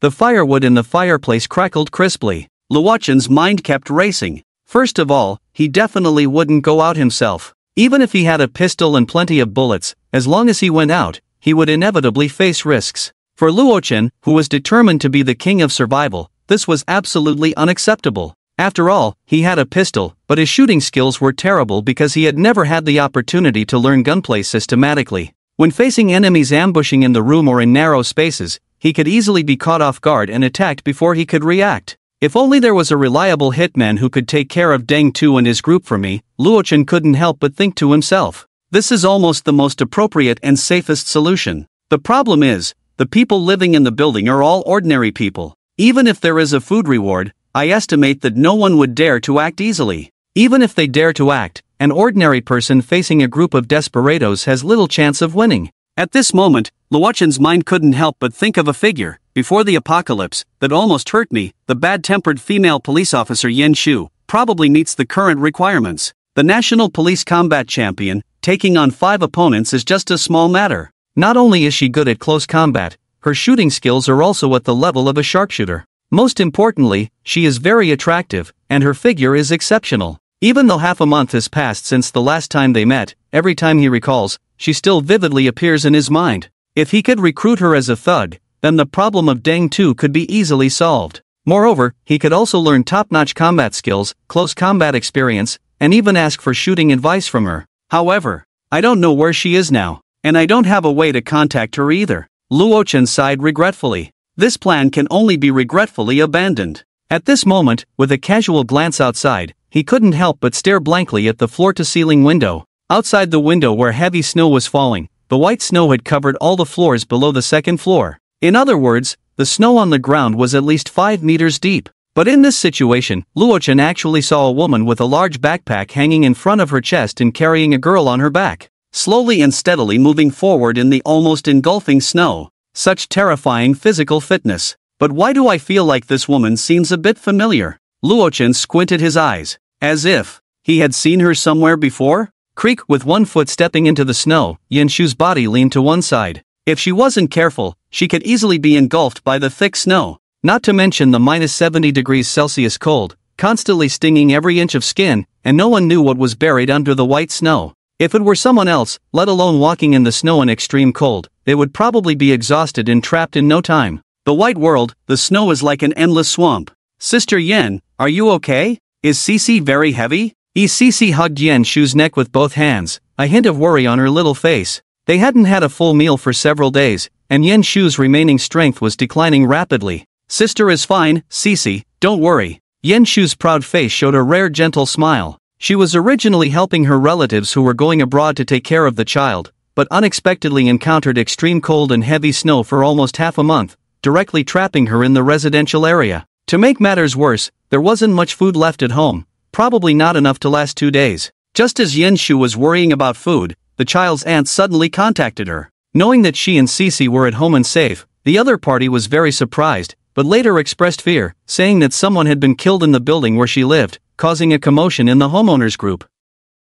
The other party hoped that Yen Shu and Cece could come over to accompany her, as there was still some food left in her house that could be shared. Since the distance between them was not far, and the other party also invited them, Yen Shu decisively packed up the supplies and immediately took Cece to move. After all, she and Cece had no reserves left. The residential building was right in front of them. Due to the thick snow, it was impossible to enter through the main entrance, so Yen Shu directly climbed in through the window of the second-floor corridor. This was the place where residents dug snow and boiled water, so the windows were generally not locked.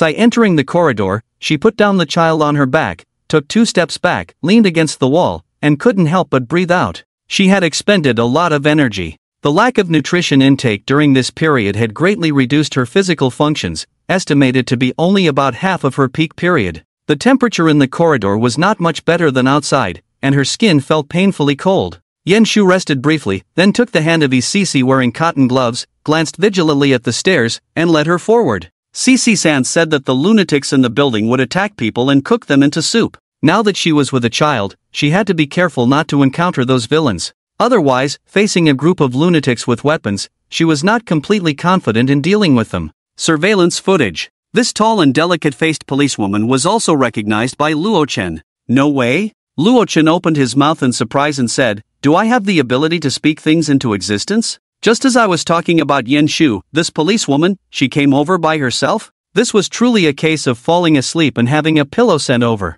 He looked at the footage of Yenshu, who was holding the hand of a little girl and cautiously assessing the corridor environment, with a slight smile on his lips. Since the other party had entered the building, there was only one issue he needed to consider now. That was how to make the other party obediently come to him and cooperate in wearing the ankle monitor. Yenshu can come in, but the little girl can stay out. Luo-chen played with the smart ankle monitor he took out from the space, his eyes narrowed. The other party was a perfect gold medal fighter. Not to mention anything else, compared to the outstanding appearance and figure of Yenshu, she was no less than by his two daughters. Moreover, she was already a popular policewoman at the police station, a goddess with both looks and combat skills. He must have her in his collection. Besides, she almost injured him before the apocalypse. Luo-chen felt it was necessary to gain some interest back from her. By the way, looking at the cute little girl who was about 5 or 6 years old next to her, Luo-chen's mouth twitched. Could this be her child? Yenshu looks at most 23 or 24 years old, and she's already a married woman?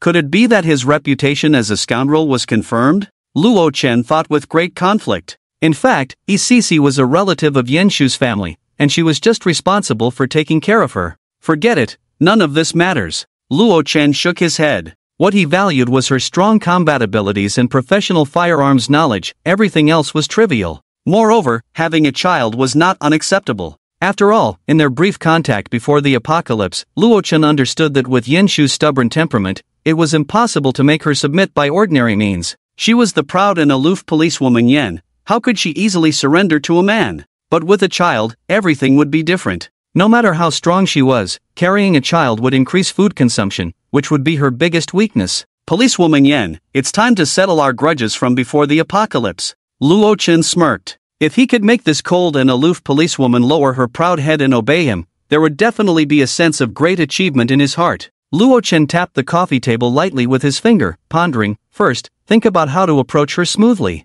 17th floor, 1701. Xiaolan looked at the empty ground floor and muttered to herself, Officer Yen. The one who just entered the building must be Officer Yen. Yes, I can't be mistaken. A month ago, she helped me find my lost child in the mall. Could it be that the authorities have started the rescue operation? Xiaolan's haggard face suddenly showed a glimmer of hope. However, her excited mood was quickly doused with a bucket of icy cold water. No! If there were a rescue operation, there wouldn't be only her. I can't see any other police officers outside. Xiaolan grabbed her hair in anguish. The hope that had just arisen in her heart was instantly shattered. Since the last time Baya gave her food, which was snatched by those thugs, she had not eaten for several days. She barely managed to survive each day by melting snow to boil water, and she was so weak from hunger that she could hardly leave the house. However, without eating, just drinking water would only last for 7 days at most. In the living room, an extinguished fire pit held a pot with a belt cut into several pieces boiling inside. Leather contains rich collagen, which theoretically could provide nutrition. However, modern industrial leather products are made from industrial waste, and the soup made from it is not only bitter and hard to swallow but also causes stomach cramps. Remembering the scene she had just seen, Xiaolan couldn't help but tighten her clothes. A bulging backpack hung in front of Yenshu, and there must be food inside. I have to figure out a way to get something to eat. Xiaolan gritted her teeth, her eyes showing determination. She was forced into a corner and couldn't afford to think too much. In order to survive, she had to focus on Yenshu, the beautiful policewoman who had helped her before. Yenshu was holding Isisi's hand as they walked in the stairwell. The extremely low temperature made her shiver, and she almost didn't have the strength to continue climbing the stairs. Yenshu had to pick up the other person and continue to the upper floors. Killing people is so damn fun. I just chopped Suchong down like a chicken. Exactly, forget about morals and laws, it's almost like doomsday now. The authorities are paralyzed themselves. There won't be any rescue. Hurry up, dig more snow downstairs. When the power comes back on at night, we'll boil water and cook meat. A commotion came from the corridor, mixed with the sound of an axe hitting the steps. Not good. Yen Shu's beautiful eyes narrowed, and almost instantly she realized that the group of thugs who had killed someone was probably coming down from upstairs. She wanted to cover Cece's mouth with her hand, but it was too late. Sister Yen, the floor. Cece had just spoken a few words when her mouth was tightly covered. She stared with watery eyes, not understanding why Yen Shu covered her mouth. From the surveillance footage, it could be seen that the younger brothers were speeding up the stairs, probably hearing the child's voice. This is why I don't like children very much. Luo Chen shook his head speechlessly. Originally, Yen Shu could have held the other person and hidden in the corridor of the current floor before the thugs found them. But once they were discovered, there was no way to escape. The group of thugs led by Deng Tu was already insane, killing and eating meat. Every time the residents of the building went downstairs to dig snow and boil water, they acted like thieves, afraid of encountering them outside. Now, Yen Shu, the heroic policewoman, would definitely not be safe when she collided with those villains. I wonder if she can handle it. Luo Chen frowned. He didn't care about the child's safety, but Yen Shu couldn't get hurt. After all, she was his designated enforcer, and he didn't want any accidents to happen to her now. Hey, there's a child's voice. Brothers, hurry up. I want to see what Sister Yen, as mentioned by the little sister, looks like. There are still people daring to run outside now. Admirable, ha. The younger brothers laughed wildly and ran down. After going down 2 flights of stairs, they directly blocked Yen Shu, who was protecting the little girl, on the stairs. The younger brothers holding axes suddenly stopped with a fierce expression. They suddenly felt that the white down jacket wearing, delicate-faced, long-legged beauty in front of them looked familiar. Yen Shu? One of the younger brothers stared in horror, sitting on the steps in shock. When the other younger brothers took a closer look, they all gasped and even took several steps back in fear. How could this woman be here? In the hearts of the younger brothers, this question arose simultaneously. Shouldn't she be at the police station or at her own home? I haven't heard that she lives here. In fact, shortly before the apocalypse, they were caught by Yen Shu, who was in plainclothes, because of causing trouble. At that time, Yen Shu did not reveal her identity, and single-handedly defeated 8 or 9 of them, with 2 even suffering severe injuries, with multiple comminuted fractures all over their bodies, and were directly taken to the ICU by an ambulance. Since then, they had a shadow in their hearts towards Yen Shu, the violent policewoman. At this moment, a group of younger brothers were extremely nervous, their backs starting to sweat coldly, suddenly feeling that the current -70 degrees temperature had dropped by 20 degrees. What's going on? Officer Yen actually appeared here. I say, could it be that official rescue has arrived? Or has this place already been surrounded by the police? Then, if we kill someone, won't we be shot on the spot? This statement almost made the younger brothers sit on the ground in fear. Murder pays the price. If the police really came to rescue and surrounded this place, then they, who had committed murder, would definitely be executed by the police. However, when the younger brothers were blown by the -70 degree cold wind, they suddenly calmed down. Upon careful consideration, it seemed unlikely that police rescue or the like would happen. After all, the accumulated snow outside was 4 to 5 meters deep. Not to mention police cars, even the police would not be able to walk over. In such a cold and ghostly weather, staying outside for a long time could lead to freezing to death. The official institutions themselves had collapsed, so how could there be any rescue? Sister Yen. Cece looked at the group of fierce-looking men in front of her, also realizing that she had caused trouble, and grabbed Yen Shu's clothes in fear. It's okay, don't be afraid, sister is here. Yen Shu protected her with one hand, her beautiful eyes staring tightly at the younger brothers. Her delicate body slightly arched, like a cheetah ready to pounce. The other party had more people and weapons, indeed posing a great threat. The current situation was very unfavorable for her. However, in past missions, there were many more dangerous situations than this, so she was not panicked at the moment. Let's go, hurry up and run, damn it. Run fast, don't let her catch you. Damn it, stay away from this female violent maniac. What Yen Shu didn't expect was that the expected fierce battle did not happen. Someone among the younger brothers shouted,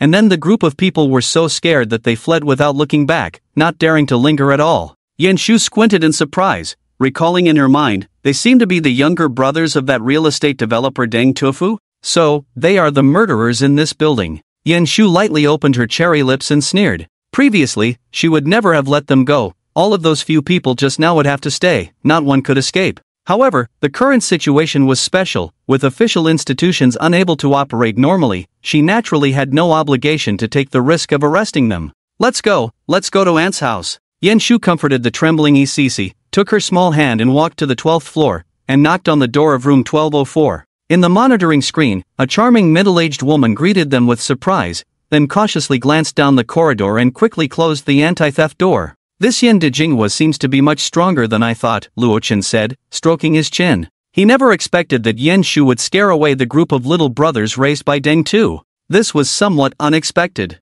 At this moment, Luochen walked to the window. While contemplating, he always liked to stare blankly at the snowy scenery outside the window. After closing the anti-theft door, Cece happily shouted, "Auntie, Cece misses you so much." Watching Cece running towards her, Yimingrong immediately showed a gentle smile and hugged her, saying, "Cece, Auntie misses you too." The two of them lived in the same community, and Cece often came to play at Yimingrong's house. However, after the extreme cold and heavy snow blocked the roads, they had not seen each other again. Watching the happy aunt and niece, Yen Shu was not as optimistic as them. She put her backpack on the side of the sofa, put her hand on her waist, and said, "Rongjie, let's put aside the old stories for now." She lightly opened her cherry lips. "You know, the situation is so bad now. Every grain of food is extremely precious. Since we are living together, we need to coordinate the food first and distribute it accurately every day." Yimingrong, holding Cece, suddenly froze with a smile on her face, then forced a smile and said, "Xiaoshu, there's no rush about the food, let's talk about it later in the evening.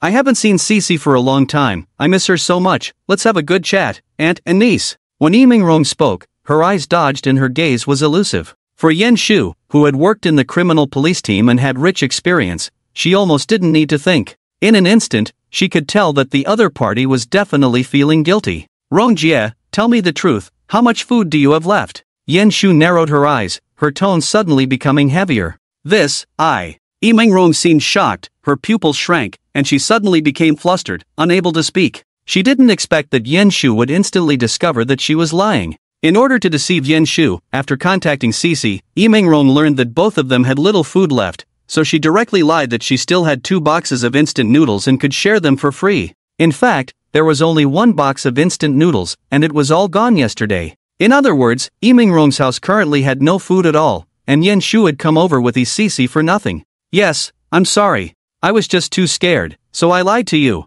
Yimingrong apologized in shame, knowing that her behavior of lying was very shameful. But since finishing the last bag of instant noodles yesterday, she not only faced the situation of starving to death, but also the group of demons led by Deng Tu were still wandering in the corridor. Yimingrong was worried all the time that they would target her living alone. So when she learned that Yen Shu was at Cece's house, in order to ensure her own safety, Yimingrong said that there were 2 boxes of instant noodles at her house and invited them to come over with Cece. "Sai Rongjie, you are really going too far." Yen Shu couldn't help but take a deep breath, shaking her head in disappointment. If it weren't for the fact that she was related to Cece's family and had met Yimingrong several times before, considering their age, Yen Shu would really not be able to restrain herself from taking action. Both she and Cece already had little food, and taking such a big risk to come over wasted a lot of energy. Now it was even worse. "In my bag, there are still 2 bags of instant noodles, half a bag of potato chips, and 3 candies," Yen Shu sighed lightly. "Such a small amount of food, there are 3 of us, even if Cece eats less, how long can we hold on?" "I estimate at most 3 days. It's okay, Sister Yen, Cece is not hungry, she can go without eating today." Yisasai saw her aunt being scolded by Yen Shu, and couldn't help but speak up sensibly for the other person. Seeing this, Yen Shu didn't say much, but her brows furrowed tightly. Cece is still young and doesn't understand how bad the current situation is. This is a matter of survival for the 3 of them, and they must come up with a solution. Suddenly, a feeling of dizziness came over her. Yen Shu seemed to lose strength and fell back on the sofa. "Xiaoshu, what's wrong with you? Are you okay?" Yimingrong was shocked, Cece was almost crying, and the 2 of them quickly helped her up and let Yen Shu rest on the sofa. "I'm fine, just a little hypoglycemic." Yen Shu supported her forehead, her cheeks somewhat pale, and waved her hand at the 2 of them. For more than half a month, without enough protein and glucose intake, and just carrying Cece on her back through several meters of thick snow for half a day, her body was overloaded. Thud. Yen Shu took out a candy from her backpack, then picked up a decoration on the coffee table and smashed it down. She carefully tore open the packaging, picked up a small piece of broken candy and put it in her mouth. Don't underestimate the candy. In fact, the energy provided by a piece of candy can be much higher than some snacks, with just one piece enough to support an adult for several hours of activity. However, the downside is also obvious, there is no feeling of fullness. After eating a piece of candy, Yen Shu's complexion improved slightly, and the dizziness from the brain finally subsided a lot.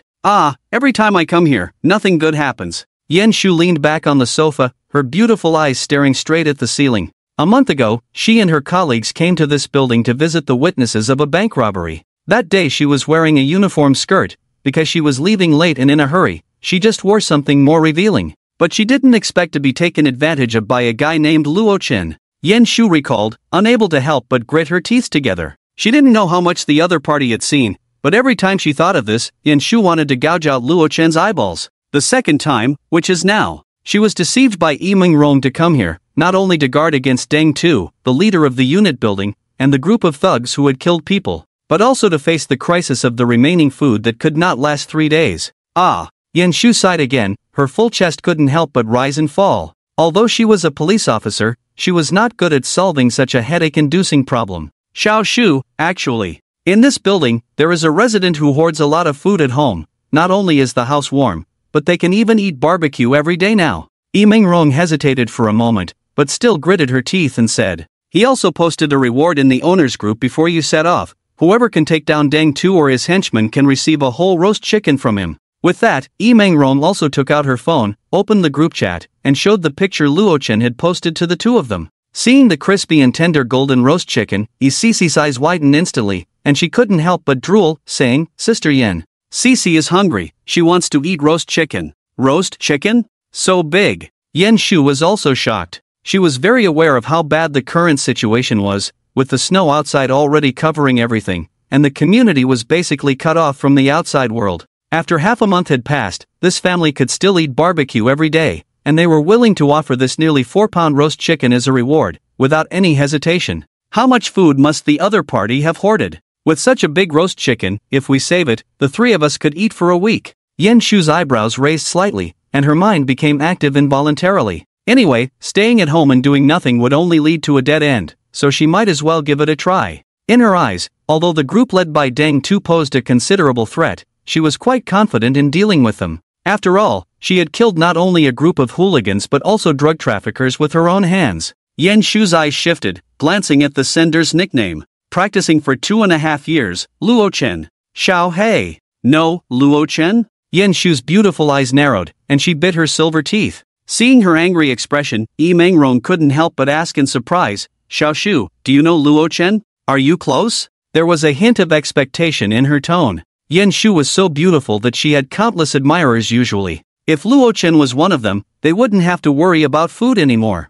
Yi Mingrong couldn't help but think to herself, this is what it means to latch onto a powerful person. Not close. Yen Shu shook her head, annoyed, he's just a shameless scoundrel. Achoo! Luo Chen, who was learning the piano with Baya, suddenly sneezed. Strange, which idiot cursed me? Luo Chen had his left arm around Baya's waist but was making a move with his right hand. Sama, wrapped in gold. Baya said, biting her cherry lips. She played the Steinway piano with both hands, but for some reason, the notes she played were getting more and more off-key. Play properly. Repeat the instructions for finger techniques. Luo Chen said in a serious learning posture. I'm talking about piano finger techniques. Baya bit her lip tightly. Why bother with the reward? I'll just go to his house and take the roast chicken. Consider it as the interest he owes me for taking advantage of me last time. Yen Shu's eyes flickered with a cold light. She had suffered a big loss last time. Now, just taking some food was already quite merciful. Hearing this, Yi Mingrong panicked. Hey, Xiao Shu, you must not act impulsively. Yi Mingrong quickly grabbed her shoulder, explaining anxiously, didn't I tell you, Luo Chen is after Deng Tu and his group's lives. But, before that, he had already repelled Deng Tu several times. Yen Shu raised her eyebrows suspiciously. Rong Jia, don't lie to me. I've investigated it. Luo Chen is not a martial arts expert, just an ordinary person. If he didn't get beaten up by the other party, how could he drive them away? Even she herself, when facing a group of fierce knife-wielding thugs, couldn't be sure that she could make them flee without getting hurt. It's true. Yi Mingrong, seeing her disbelief, explained anxiously, we don't know what methods Luo Chen used, but Deng Tu and his men really didn't dare to trouble Luo Chen afterwards. And I heard that the anti-theft door at Luo Chen's house is very strong, even a sledgehammer can't break it open. Yen Shu said very unhappily, fine. If you want to get food, you can only listen to Luo Chen. After all, Dang Tu and his group, whom Luo Chen had put a bounty on, were originally wanted for murder and could be executed directly. Yan Shu wouldn't feel any guilt about exchanging their lives for food. Even though the opponents were numerous, it was not wise to be reckless in killing them. It would be best to defeat them one by one. But, I still feel so unhappy in my heart, Yan Shu said angrily. Her underwear had been exposed by the other party, and now she had to help them deal with their enemies, which was simply a big loss. She had never thought that one day she would succumb to food. What a disgrace. Xiao Shu, you also know that the situation is special now, so I can only inconvenience you. Yi Mingrong, seeing her compromise, also secretly breathed a sigh of relief. Since she didn't live here, she was unaware of Luo Chen's strength. But she was very clear that if Yan Shu forced her way in, the outcome would probably be similar to that of Dang Tu and his group of henchmen. Yan Shu was very skilled. As long as she ambushed them in the stairwell in advance and killed a few henchmen who went downstairs to dig snow and boil water, there should be no major problem. As long as they could exchange for a few big chicken legs, then at least the three of them would not have to worry about food in the short term. Anyway, now all social order has collapsed, and the word law seems ridiculous. Although they resorted to some means, as long as they could survive, it was fine for them. Moreover, the roast chicken and big chicken legs given by Luo Chen were generous in portion, unlike some unscrupulous merchants who skimped on weight. A few pounds heavy big chicken leg, eating sparingly could last for several days at least. Alright then. Yan Shu narrowed her beautiful eyes and said with her arms crossed, Rongjia, please add him and say that I have accepted the reward, so that the other party won't go back on their word. Don't worry, Xiao Shu. Yi Mingrong smiled and said, the relationship between the two sides has reached the point where they both want to kill each other. And with Luo Chen hoarding so much barbecue, how could he possibly change his mind over a few chicken legs? But, you probably have to add him as a friend yourself. Yi Mingrong looked hesitant. I don't want to talk to him, Rongjia, you do it. Yan Shu said displeasedly. Well, my WeChat account has been blocked by him, so I can't add him as a friend. Last time I wanted to borrow some food from him, but Luo Chen didn't agree and even deleted me as a friend, Yi Mingrong said with some difficulty. In fact, when Luo Chen posted a picture of roasted lamb leg in the group last time, she, like other residents, was extremely envious. Yi Mingrong not only added Luo Chen as a friend, but also shamefully took a photo of herself, thinking of exchanging it for some barbecue. After all, Luo Chen had taken Li Ro, a married woman. Yi Mingrong's husband had also passed away long ago, and she herself was considered a married woman. Maybe Luo Chen would like her. Unexpectedly, Luo Chen only praised her for taking good care of herself and then directly blocked and deleted her. However, this matter was too embarrassing. If she said it, her face as Yan Shu's elder would be completely lost. So at this moment, Yi Mingrong could only lightly tell a white lie. As I expected, Luo Chen is not only lecherous but also selfish. Yan Shu snorted coldly. However, she didn't know how Luo Chen had been killed by the neighbors in his previous life, otherwise she wouldn't have said such things now. Ding Yan Shu took out her phone and proactively sent a friend request to the other party. Then, she propped up her long and straight thighs and leaned back on the sofa, waiting for a response. TSK, this is the first time I've taken the initiative to add a man as a friend. Snow was falling heavily outside the window. The fireplace inside the house was burning with a roaring flame. Master, you have a new friend request. The butler sent a reminder at this time. Since Luo Chen usually didn't pay attention to his phone, the butler would always notify him promptly when there was a new message. New friend? Luo Chen raised his eyebrows, wondering who was adding him again for no reason. Baya conscientiously got up, took the phone, opened the screen to show the friend request interface, and handed it to him. Who is it? I don't know. Luo Chen saw that the one adding him was a girl with an anime avatar, and couldn't help but curl his lips and reject it directly. I almost forgot. How many friend requests is this already? Baya covered her mouth and chuckled lightly. Boring. Luo Chen yawned and waved his hand to let Baya throw the phone aside. After exposing his family background in the group some time ago, too many people added him. Not only were there married women and unmarried girls, but even some guys pretending to be women to ask for food. So now, he chose to handle these friend requests coldly. But well, this friend request gave me some inspiration, Luo Chen said thoughtfully. If only I knew Yan Shu's WeChat. Understanding the other party's situation in a simple way would also be beneficial for me to tailor my plans and further lure the other party in. Luo Chen pondered in his mind. In this harsh and extremely cold post-apocalyptic world, he believed that no one could resist the nearly infinite resources in his space. As long as the other party had needs, they would definitely not escape in the end. However, what Luo Chen didn't know was that the person with the anime girl avatar he had just rejected was actually Yenda, the police flower herself. When Yen Shu applied to be friends,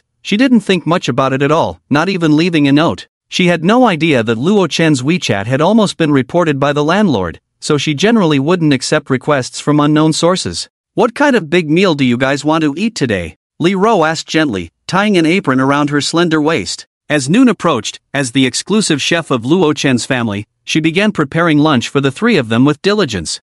I learned 2 new dishes with the housekeeper, why not try them for lunch?" Li Ro lightly tapped her cherry lips with her green onion-like finger and said, "Chicken sauce asparagus, red wine stewed beef, how about choosing one of these 2 dishes?" Because of the countless resources stored in Luo Chen's space, she could confidently learn new recipes without worrying about lacking the corresponding ingredients. "I want to eat asparagus with sauce." Baya's beautiful eyes sparkled with anticipation. It's not that beef isn't delicious, but she had been eating it quite often recently, so Baya felt a bit tired of it and wanted to switch to chicken. If her thoughts were known to other residents, they would probably be envious to the point of explosion. "We are all starving here. For nearly a month, we have been surviving on unhealthy snacks every day, and you are still picky about not eating delicious beef. If you don't want it, give it to us, we are not picky eaters. Let's eat stewed beef." Luo Chen smiled, not letting Baya have her way. "Ah, how can you be like this?" Baya pouted her cherry lips, showing a pitiful expression. Seeing that Luo Chen remained unmoved, she helplessly stared with her watery eyes.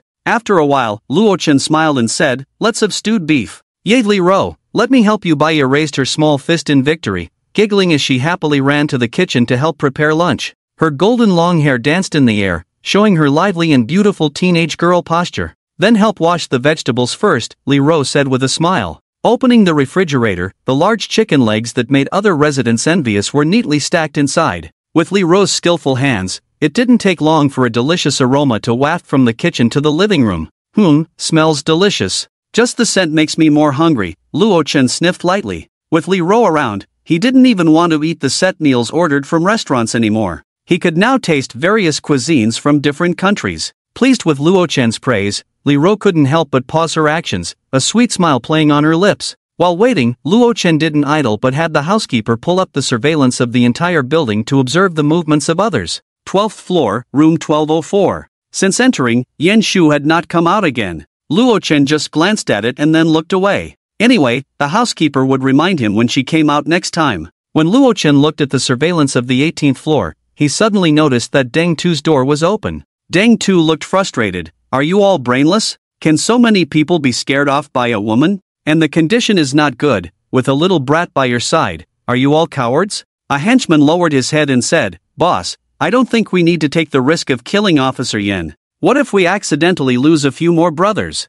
Deng Tu angrily scolded, "Fool. Use your poor brain to think about what status that woman has. She is a police officer, do you understand that? Compared to us, a group of murderers, who will the homeowners listen to? What if that female officer unites the other residents against us? Where will we have a foothold?" The henchman suddenly realized, "Boss is wise. Why didn't we think of that? Useless. If you could think of it, would I still be the boss?" Deng Tu angrily scolded. Then he changed the subject. "That's not even what worries me the most. I'm worried that if that female officer teams up with that dog, Luo Chen, we will really be in trouble. One has resources, the other has abilities. If they really join forces, the first thing they will probably do is kill us." Deng Tu said with a fierce look. It has to be said. As the leader of a group of scoundrels, although Deng Tu had one leg disabled, his mind was not slow. He knew that their archenemy, Luo Chen, would do everything possible to eliminate them. After all, he was also constantly trying to find ways to break down the damn iron gate of Luo Chen's house.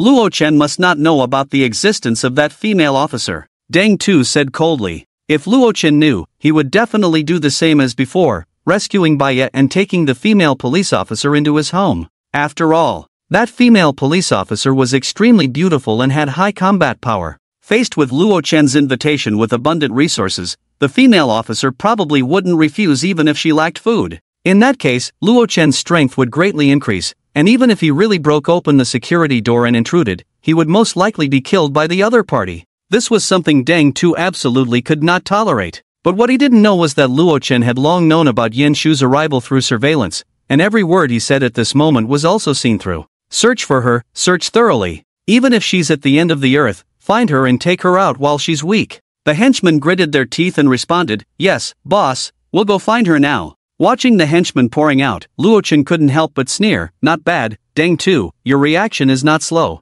Yan Shu was in a very bad state at this moment. If she wasn't careful, she would probably be seriously injured by the enemy's sneak attack. Humph, I will send you all to the west sooner or later, Luo Chen said coldly. Now, it depends on who acts faster and can contact Yan Shu first. 12th floor, room 1204. Your request has been denied. Looking at the result displayed on the screen, Yan Shu widened her beautiful eyes in disbelief and exclaimed, "That jerk, he actually rejected my friend request?" This was her first time adding a man as a friend. Unexpectedly, she was ruthlessly rejected. How many second-generation rich kids had fought to be her friend, but she never gave them a chance. Yi Mingrong also showed a hint of worry, then comforted, "Maybe you didn't explain clearly, so Luo Chen mistook you for another resident. Otherwise, make it clear and try applying again." Because Yi Mingrong had added Luo Chen as a friend before, she understood that there must be many people, like herself, eager to get food from Luo Chen, constantly adding him, eventually annoying Luo Chen. Yan Shu's friend request was probably rejected for this reason.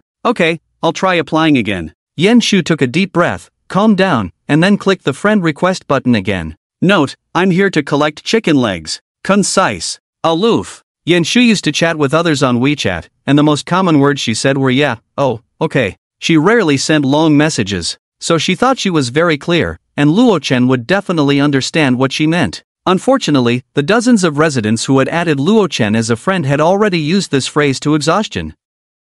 Phrases like "I'm here to collect steaks," "I don't care how you treat me as long as you feed me," "My prices are very cheap, just one piece of grilled meat for doorstep service," "I want to eat grilled meat, please give me some." Looking at the brief note message, Luo Chen couldn't help but disdainfully say, "Who the hell are you? Coming to collect chicken legs right away? You used to collect steaks before, now you've switched to chicken legs? Just take a hint." Without saying a word, Luo Chen directly blocked the other person. He had considered that the other person might be after the reward. However, none of the other male owners had the guts. How could this woman with an anime girl avatar possibly be competent? "Your application has been rejected." "No, I'm going to beat that bastard to death," Yan Shu said angrily. She was rejected again. It's unbelievable. This is too much of a bullying. Yan Shu even started to wonder if Luo Chen knew she had added him as a friend, so he was deliberately making things difficult for her. "Don't get excited, your note is too sloppy. Luo Chen definitely didn't understand what you meant." Yi Mingrong glanced at her note, then quickly pushed her back onto the sofa, a faint blush barely visible on her cheek. "This note format looks too familiar. It seems like the last time I was at home, I used this format to ask Luo Chen for steaks." Yi Mingrong thought somewhat embarrassedly. No wonder she got rejected. "Xiao Shu, you have to write your name and police identity on it," Yi Mingrong explained quickly. "Phew, alright, let's try again." Yan Shu forced herself to calm down, patiently filled in her identity and the purpose of adding a friend in the note. This time, it should work. In the hopeful look of Yi Mingrong, Yan Shu clicked the Add Friend button again. But, unexpectedly, a few big words instantly popped up. "You have been blocked." Now, Yi Mingrong, who was full of hope, was dumbfounded. Her own account was blocked by Luo Chen, and now Yan Shu's account was also blocked. How are they going to contact Luo Chen now? Ding! At this moment, Yan Shu suddenly received a message. She suppressed her anger. Upon opening it, she found that the one who had messaged her was Xiaolan, a mom she had helped a month ago. "Officer Yan, I think I saw you at our building just now. Is the official rescue here?" "Sorry, it's not," Yan Shu replied. "I'm here to visit an elder who lives here." "Ha?" Yi Mingrong beside her suddenly lit up. It seems like they can ask Xiaolan for help. With Yi Mingrong's reminder, Yan Shu also realized. "Xiaolan, I was actually planning to pick up the reward Luo Chen sent, but there's a small mistake at the moment." Yan Shu briefly explained the situation to the other party. "So, can you help me contact Luo Chen, and I will give you the corresponding reward afterwards?" Mom Xiaolan replied readily, "No problem, Officer Yan.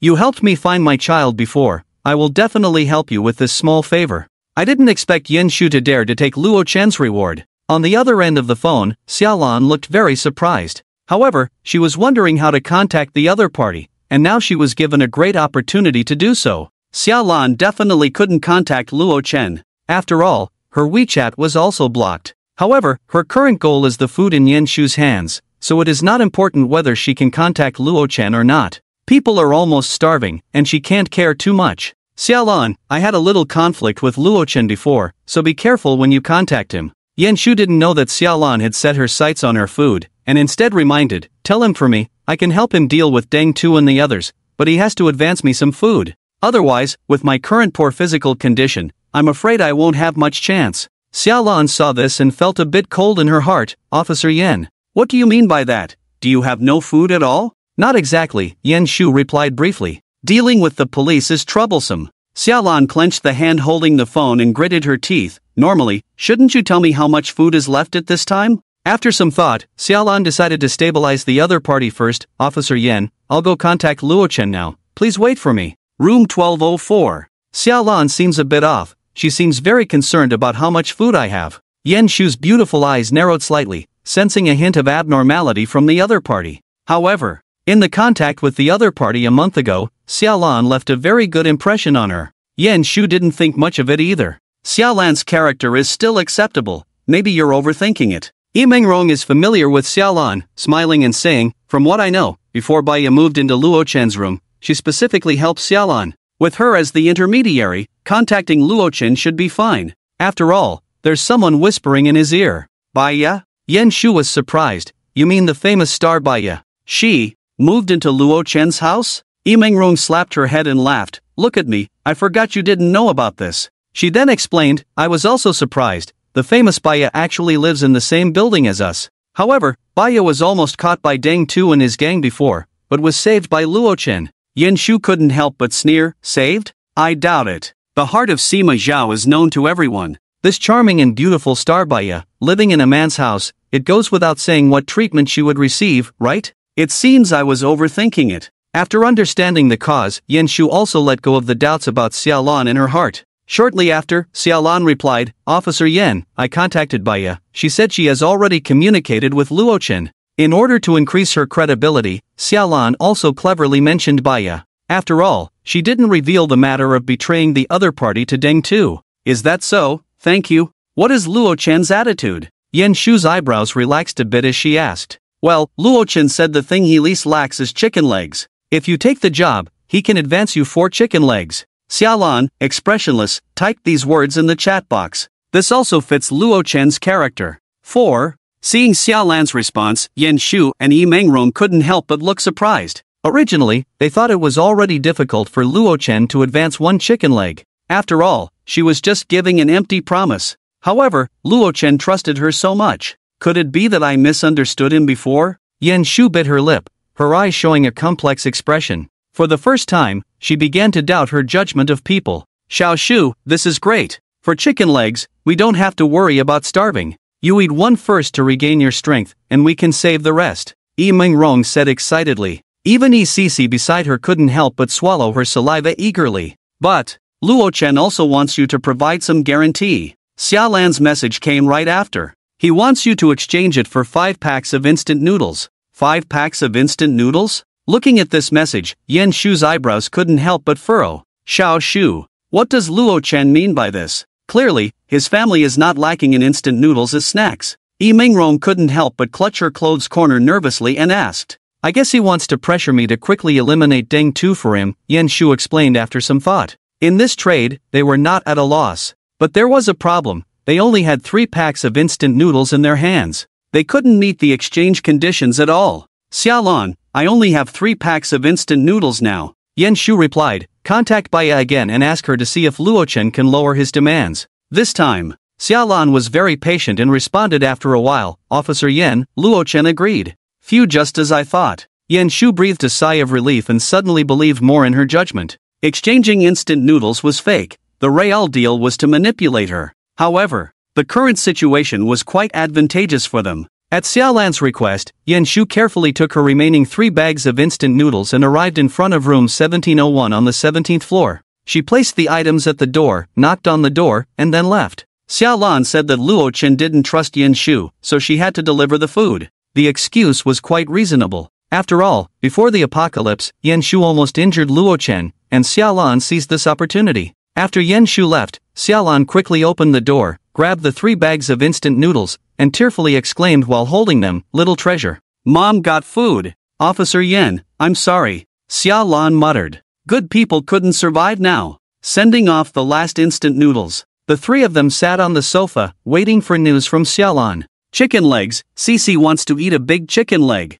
Cece held her phone, opened the picture in the group, and drooled. Saying she wasn't hungry was just a lie. I always feel things won't go too smoothly. Yenshu's beautiful eyes looked out at the vast white world. The heavy snow continued to fall. The goose feather-like snowflakes fluttered and fell in the air. This serene and beautiful scene not only didn't make her feel calm but also made her feel somewhat uneasy. I must be overthinking. Yenshu shook her head. She didn't want to doubt a single mother who was living a harder life than others with her child. So, the three of them began to wait quietly. Time passed. It's unknown how long had passed. Rongjia, how long has it been since I returned from Xiaolan's house? Yenshu suddenly asked. It's been 5 hours, Yimingrong said, biting her lip. Yenshu fell silent. A heart suddenly sank to the bottom of the valley. Xiaoshu, it's been so long since Xiaolan hasn't responded, do you think? Yimingrong hesitated. She didn't think Xiaolan would deceive them for food. But, too much time had passed. Let's not panic for now. Yenshu took out her phone, opened the chat interface, and sent a message inquiring about the situation. Xiaolan, how are things on your end? After sending the message, Yenshu hugged her arms, got up and started pacing in the living room. From one end of the living room to the other, and then repeated. Obviously, her heart was not at peace. 15 minutes passed, and there was still no news from Xiaolan. This time, Yenshu finally couldn't sit still. Rongjia, you and Cece stay here, I'll go to Xiaolan's house to see what's going on. Yenshu instructed Yimingrong, walked to the coffee table, picked up the fruit knife usually used to peel fruit, and tied it around her slender waist. Then she tore open the wrapper of a candy, threw the candy into her mouth. She needed to replenish her energy. Xiaoshu, it's too dangerous outside. If you run into Deng Tu and his gang of demons, and you've been hungry for days, it could be very dangerous, Yimingrong said worriedly. When Yenshu went to deliver food to Xiaolan just now, she was nervous at home, afraid that the other party would be discovered by Deng Tu and his group. It's okay, Sister Rong, I can move around easily by myself, a group of street thugs won't find me. Yenshu patted her shoulder and comforted her. In a few hours, it will be dark. We have no food left, so I must find out what's going on with Xiaolan. Yenshu said coldly, pushing open the door and walking out directly. If she goes hungry for another night, she might not even have the strength to go out tomorrow. That would be a real dead end. Dong, the security door closed gently. Cece couldn't help but say fearfully, Aunt, will Yen Jie be okay? Don't worry, your sister Yen is a police officer, very capable. Cece, don't be afraid, let's wait for her to come back together. Yimingrong hugged her and comforted her softly. On the other side, Yenshu walked along the wall and arrived safely at room 1701. One more floor up, and it would be Deng Tu's house. So she had to be extremely careful, not to make too much noise. Xiaolan? Yenshu knocked on the door gently, waiting for a response. However, 5 minutes passed, during which she tried knocking on the door again, but unfortunately, there was no sound inside the room. Is she not responding to me? Or, is she at Luo Chen's house? Yenshu thought coldly. Compared to the former, she was more inclined to believe that Xiaolan had been forcibly detained by Luo Chen. Perhaps Luo Chen had been holding a grudge against her all along, with no intention of giving her any food from the start. Luo Chen, I knew it. Yenshu touched the fruit knife at her waist and turned around without hesitation. This was one of the reasons why she had to carry a knife. Inside the room, Xiaolan covered her son's mouth, and the two dared not make a sound. It wasn't until there was no more movement outside the door that Xiaolan finally began to breathe deeply. A hint of joy appeared on her face. Xiaolan knew very well that as a police officer, Yenshu would never break into her house. In the eyes of the other party, she was just an innocent child's mother. With the deliberate guidance during their previous conversation, the other party would definitely suspect Luo Chen in the end. Hoo Officer Yen, if you break into Luo Chen's house, you'll probably end up in a dead end. Xiaolan muttered. She couldn't help but cover her chest with her hand, finding that her conscience was not the least bit uneasy. If Yenshu was killed by Luo Chen, then she could enjoy these instant noodles in peace. Xiaolan's fists gradually clenched, saying, Officer Yen, please, go to hell. In the living room, Luo Chen stared at the monitoring screen, looking somewhat strange. Strange, too strange. He marveled. Because Luo Chen was surprised to find that Yenshu had just come out of room 1204. After Yenshu left home, she didn't go anywhere else, nor did she choose to leave, but went to visit Xiaolan again.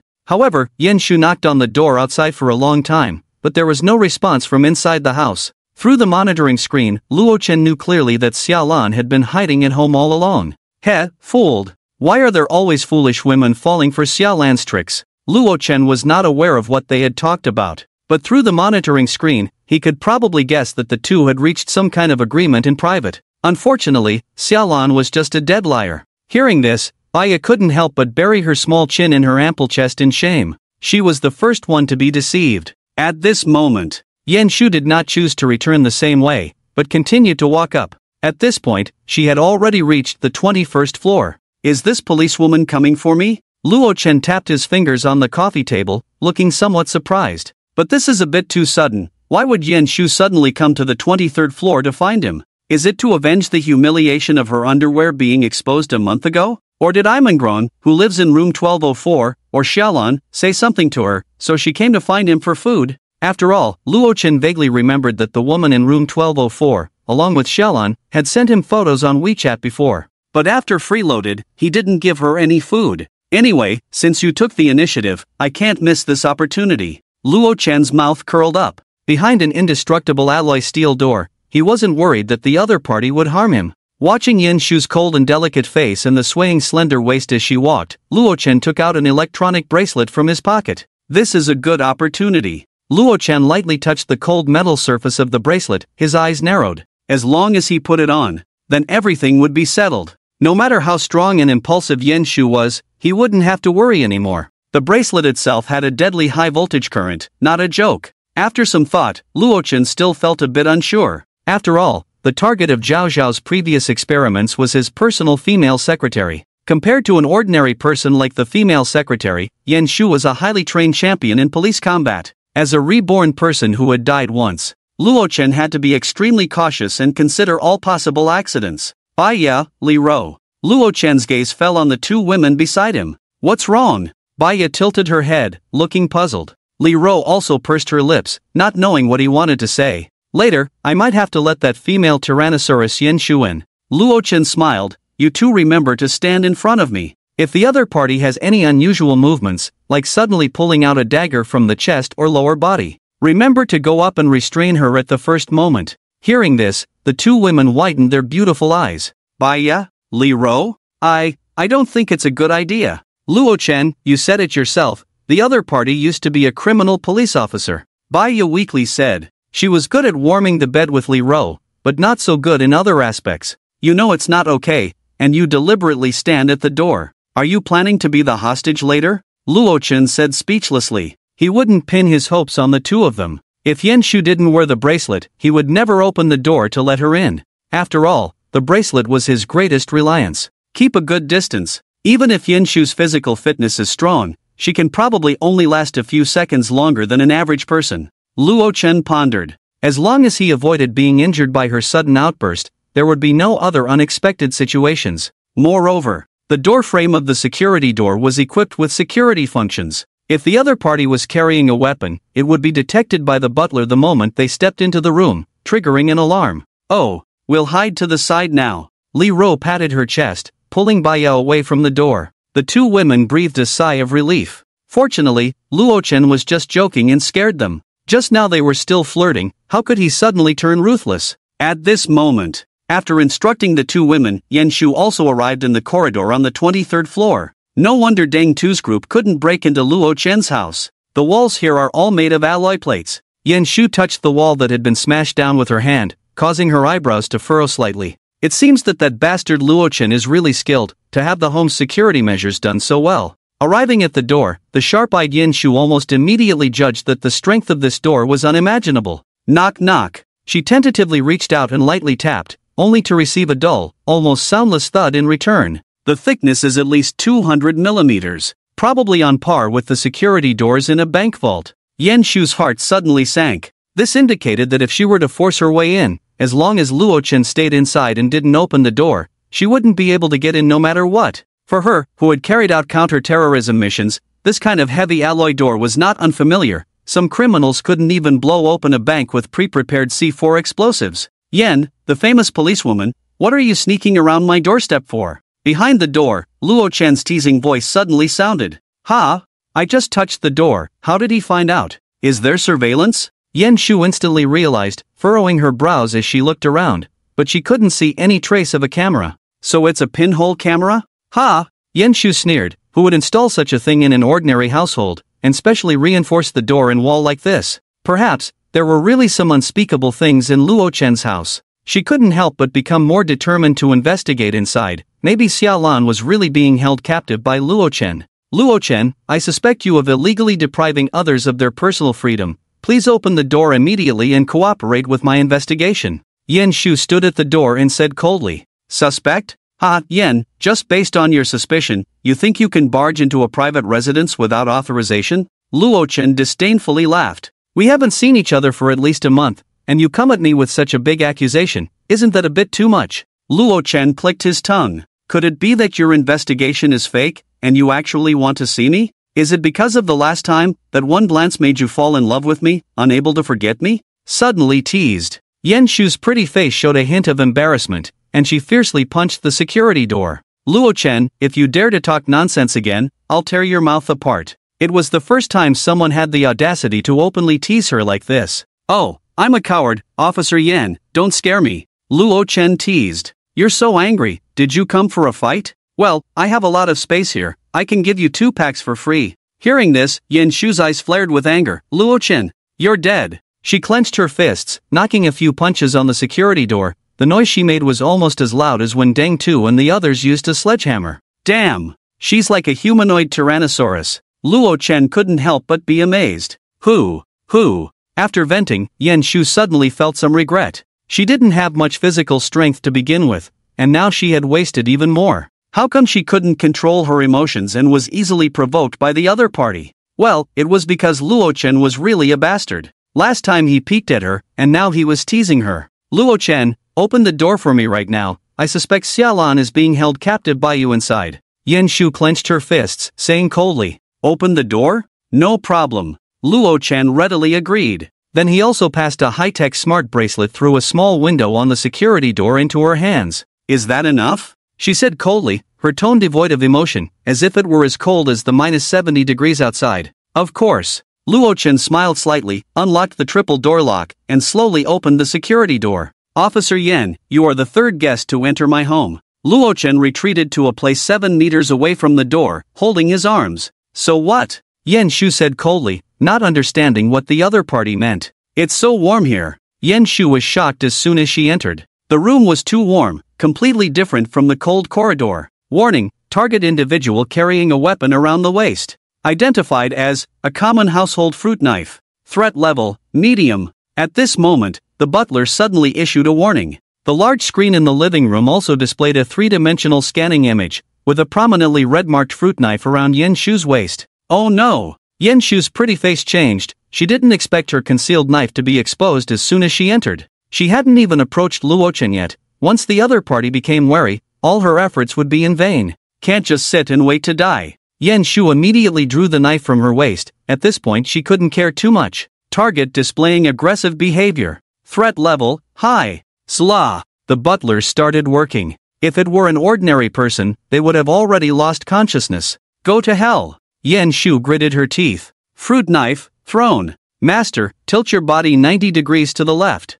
The butler issued a warning just before Yan Shu threw the fruit knife. However, Luo Chen did not listen to the butler. Instead, he directly took out a huge target for shooting from space and placed it in front of himself. Thud. As a result, the fruit knife was successfully blocked. Congratulations, 10 points. Luo Chen poked his head out from behind the target, looked at the knife hitting the bullseye, and gave a thumbs up. At this moment, whether it was anger or shock, Yan Shu directly lost strength and fainted on the ground. Butler, is she really fainted? Luo Chen asked the butler cautiously. Yes, master, according to the bracelet scan, Yan Shu is no longer a threat. Oh, that's good then. Luo Chen waved his hand, and the heavy security door closed automatically. Then, he walked over and relocked it with 3 locks, firmly securing the thick alloy door bolt behind it. Master must not be careless. Target's physical condition is astonishing. The butler paused for a moment, perhaps calculating. Estimated to wake up at any time in 30 minutes. After listening to the butler's words, Luo Chen nodded in understanding.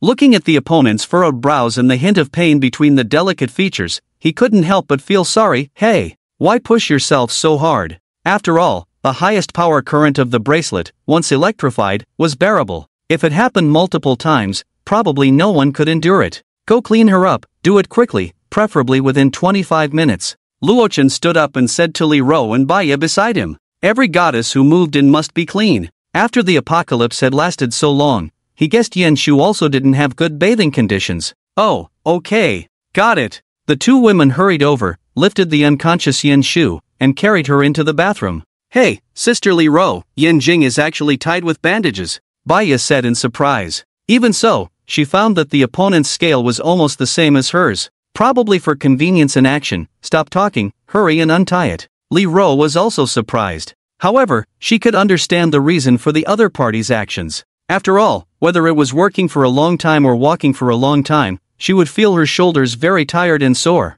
Sometimes, Li Ro would also secretly put her chest on the table to let the table share some of the pressure for her. I guess Yen Shu must have the same annoyance. It's unknown how long had passed. What is this? After Yen Shu realized her situation, her beautiful eyes widened. Why is it so warm in Luo Chen's house? There's even a fireplace in the living room. After scanning the room, she exclaimed in shock. You see, when she was at home with Cece before, there were only 2 thick blankets, and the two of them could only huddle together every day to keep warm by body heat. Even wearing thick down jackets, their hands and feet would still freeze in the room. And now, not only did she not feel any cold in the living room, but she also felt warm and comfortable. If it were in her own home or Yimingron's room, she would probably have frozen to death from the low temperature long ago. This means that outside the window is a world of extreme cold at minus 70 degrees, while the room is probably over 20 degrees. It's amazing. Is that a fruit platter? Yen Shu hadn't fully recovered from the warmth of the room when her eyes were drawn to a large plate of fresh fruits on the coffee table. What did she see? Lychee, dragon fruit, pineapple, red bananas, black-skinned watermelon, ruby grapes. Where did Luo Chen get these from? Yen Shu said in astonishment. In the past half-month of extreme cold and blizzards, others couldn't even have a decent meal and were almost starving. Luo Chen not only had lavish meals every day, eating grilled meat until full, but also had such fresh fruits, as if they were just picked from the tree. Even with preservation methods, it couldn't be this outrageous. What Yen Shu didn't know was that Luo Chen's space disregarded all rules. Fresh food thrown in would look the same as before after 100 years. Luo Chen must have some kind of secret. Yen Shu's agile mind started working at this moment. She also recalled the events that happened before she fainted. At that time, she threw the fruit knife as a throwing knife, and if Luo Chen had been hit, although he wouldn't die, he would definitely lose his mobility. But strangely enough, the other party conjured up a large target for shooting out of nowhere, blocking her entire body. Suddenly producing such a large target, it's absolutely impossible for magic tricks. He didn't hide it in the sofa or any other cover beforehand. Yen Shu furrowed her brows in contemplation. During her time in the criminal investigation team, she had participated in solving many bizarre mystery cases, so Yen Shu firmly believed in one principle. That is, eliminate all impossible conditions, no matter how absurd the remaining conjecture may be. Then, it is the truth. Luo Chen probably has some kind of supernatural power, ability. Just like in the movies, all these foods are conjured out of thin air by him using means that cannot be explained by science. Yen Shu thought in shock. With this, everything made sense. After all, there was a global blizzard that turned the world into an extreme cold doomsday. With a species extinction level disaster happening, what else is impossible to happen? It must be said that Yen Shu, apart from casting aside her sense of justice and duty, and not subconsciously believing in those vulnerable groups, such as Baoma Xiaolan, and thus abandoning her own rational thinking, her intelligence is still very high. Although she didn't guess it completely, she was very close to the truth that Luo Chen possessed an infinite space. Oh, Yen Police Flower, awake? Luo Chen, wearing a silk pajama, came out of the bedroom with a smile. Due to fatigue issues, Yen Shu could only sit on the ground reluctantly. The neon anime girl's exclusive sitting posture added a hint of cuteness to Yen Shu, the cold and glamorous police flower. At the same time, it perfectly showcased her snow-white beautiful legs. Seeing this, Yen Shu said coldly, "Now, can you let Xiaolan go?" she said, looking towards the bedroom. "Ha? Xiaolan?" Luo Chen sneered. "Why should I catch her? What value does she have that makes it worth bringing her in? Stop trying to be clever, Xiaolan is definitely in your bed." Yen Shu's eyebrows furrowed tightly. Before she could finish her sentence, she heard the bedroom door open again. To her surprise, Li Ro and Baya walked out. Seeing Yen Shu staring at them wide-eyed, they couldn't help but smile. "Baya?" Yen Shu exclaimed in astonishment. Although she had heard from Yiming Rong before, seeing it with her own eyes brought a huge shock. "Officer Yen, I think I heard you mention the name of that scammer Xiaolan," Baya curiously said. "Scammer?" Yen Shu's beautiful eyes narrowed, seizing the key information in the other's words. Yes, I guess you were also deceived by her. Baya had seen from the surveillance footage Yan Shu bringing food to Xiaolan. So, having suffered the same fate, she told Yan Shu about her kind help to Xiaolan, who then betrayed her to Deng Tu, almost getting her caught. What is this? Yan Shu was shocked, her mouth hanging open. She had never heard Yiming Rong mention this. So, Xiaolan's claims about contacting Baya and agreeing with Luo Chen to advance food supplies were all fabricated by her? Contact me? Baya saw Yan Shu staring at her intently, shook her head, and took out her phone. Officer Yan, see for yourself. My chat history with Xiaolan ended a long time ago, and my WeChat has been blocked. Yan Shu glanced at Baya's chat history and realized what the other said was true. She had been deceived by Xiaolan. Wasn't the attack on Luo Chen just now all her fault? Yan Shu felt ashamed. Her belief had always been to protect innocent people and deal the harshest blow to evil. But now, Luo Chen had done nothing wrong, yet she had almost taken his life without reason. Officer Yan, you came from the criminal police team, but it seems you have no brains. You've been spun around by Xiaolan, a stay-at-home mom. Luo Chen sneered. Could it be that all the nutrition went to the same place? Yan Shu clenched her teeth, lowered her head at his words, surprisingly not retorting. Instead, her body trembled slightly, her tone softened. Luo Chen, I admit I was wrong. I apologize to you, I hope you can forgive me. Faced with Yan Shu's apology, Luo Chen sneered. Officer Yan, listen to your own words, do they sound reasonable? If I weren't more skilled, what would have happened if I had been stabbed in this extremely cold and scarce environment? He stared into Yan Shu's beautiful eyes, his voice becoming colder. Now you just apologize, thinking I'll forgive you so easily. Dream on? Yan Shu gritted her teeth and said, then, I can help you deal with Deng Tu. Hearing this, Luo Chen couldn't help but laugh heartily. Ha ha. Officer Yan, it seems you still don't understand. In the other shocked expression, Luo Chen coldly said, Deng Tu and his gang won't live long.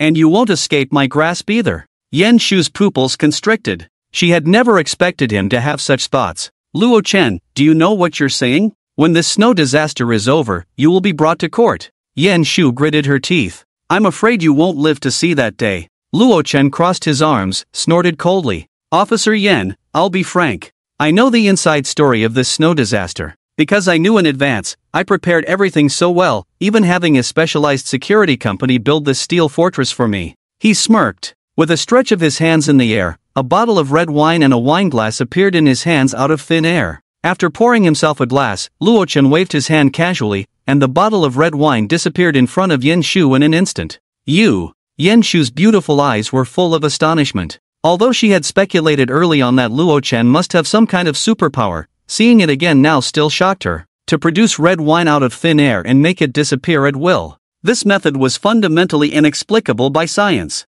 Do you want to know how long this natural disaster will last? Luo Chen lightly sipped his drink, speaking elegantly. Yan Shu bit her cherry lips, not saying a word, but her eyes did not leave Luo Chen's face. After this move, she basically believed it. Forever, he said lightly. The two light words made Yan Shu's body tremble violently. Forever? Her heart was shaken. Could it be that this extreme cold snow disaster will continue indefinitely? Yan Shu was stunned. The snow disaster had only arrived half a month ago, and the temperature had dropped to a terrifying -70 degrees. Every day, countless people were freezing or starving to death, and official institutions were paralyzed. If the heavy snow didn't stop, wouldn't all of humanity die in this unprecedented extreme cold? While Yan Shu was lost in thought, Deng Tu and his men had already searched all the corridors to find her trace. Boss, we haven't found a trace of that woman Yan Shu. We haven't found her either. Listening to his subordinates' reports, Deng Tu cursed angrily, useless, a bunch of useless people.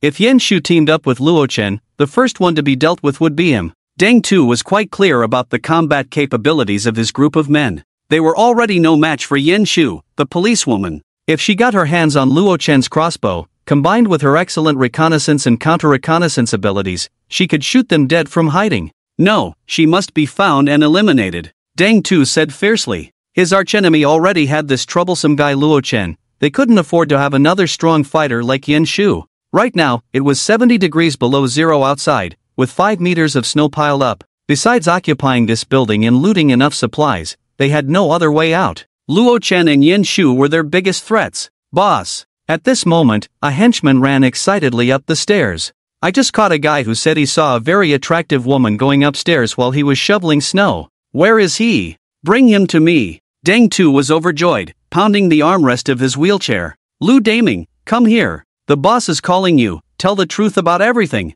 A henchman dragged a tightly wrapped middle-aged resident over, cursing and pulling him in front of Dang Tu.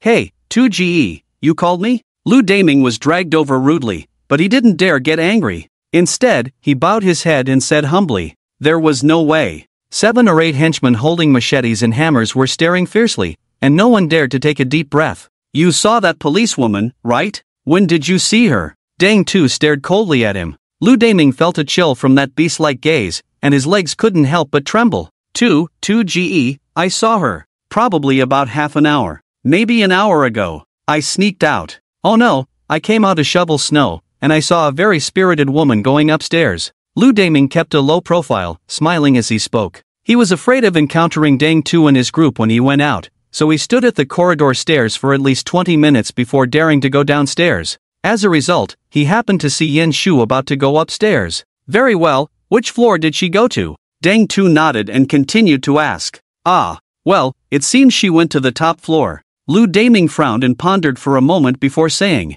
because Yen Shu was very beautiful, Lu Daming stood at the stairway, unwillingly glancing at her back several times. Damn! That policewoman ran to that scoundrel Luo Chen's house. Dang Tu angrily slammed the handrail, frightening everyone into holding their breath. Sure enough, the situation he feared the most had occurred. In this building, although not everyone necessarily knew each other, if you randomly stopped someone and asked who had the most food at home, they would definitely tell you without hesitation, it's Luo Chen's family on the 23rd floor. Supplies, supplies, it's all about supplies. Dang Tu clenched his fists, his eyes blazing. His desire for supplies grew deeper. In the current extremely cold and snowy environment, food is like military supplies during wartime, absolutely essential. How does that old saying go again? Build high walls, store up grain, and delay becoming king. If it weren't for Dang Tu relying on those roasted bodies from before to let his group of henchmen eat roasted meat, and then robbing Su Chang, who had hoarded a lot of cold-resistant supplies a few days ago, some people might have already turned against him.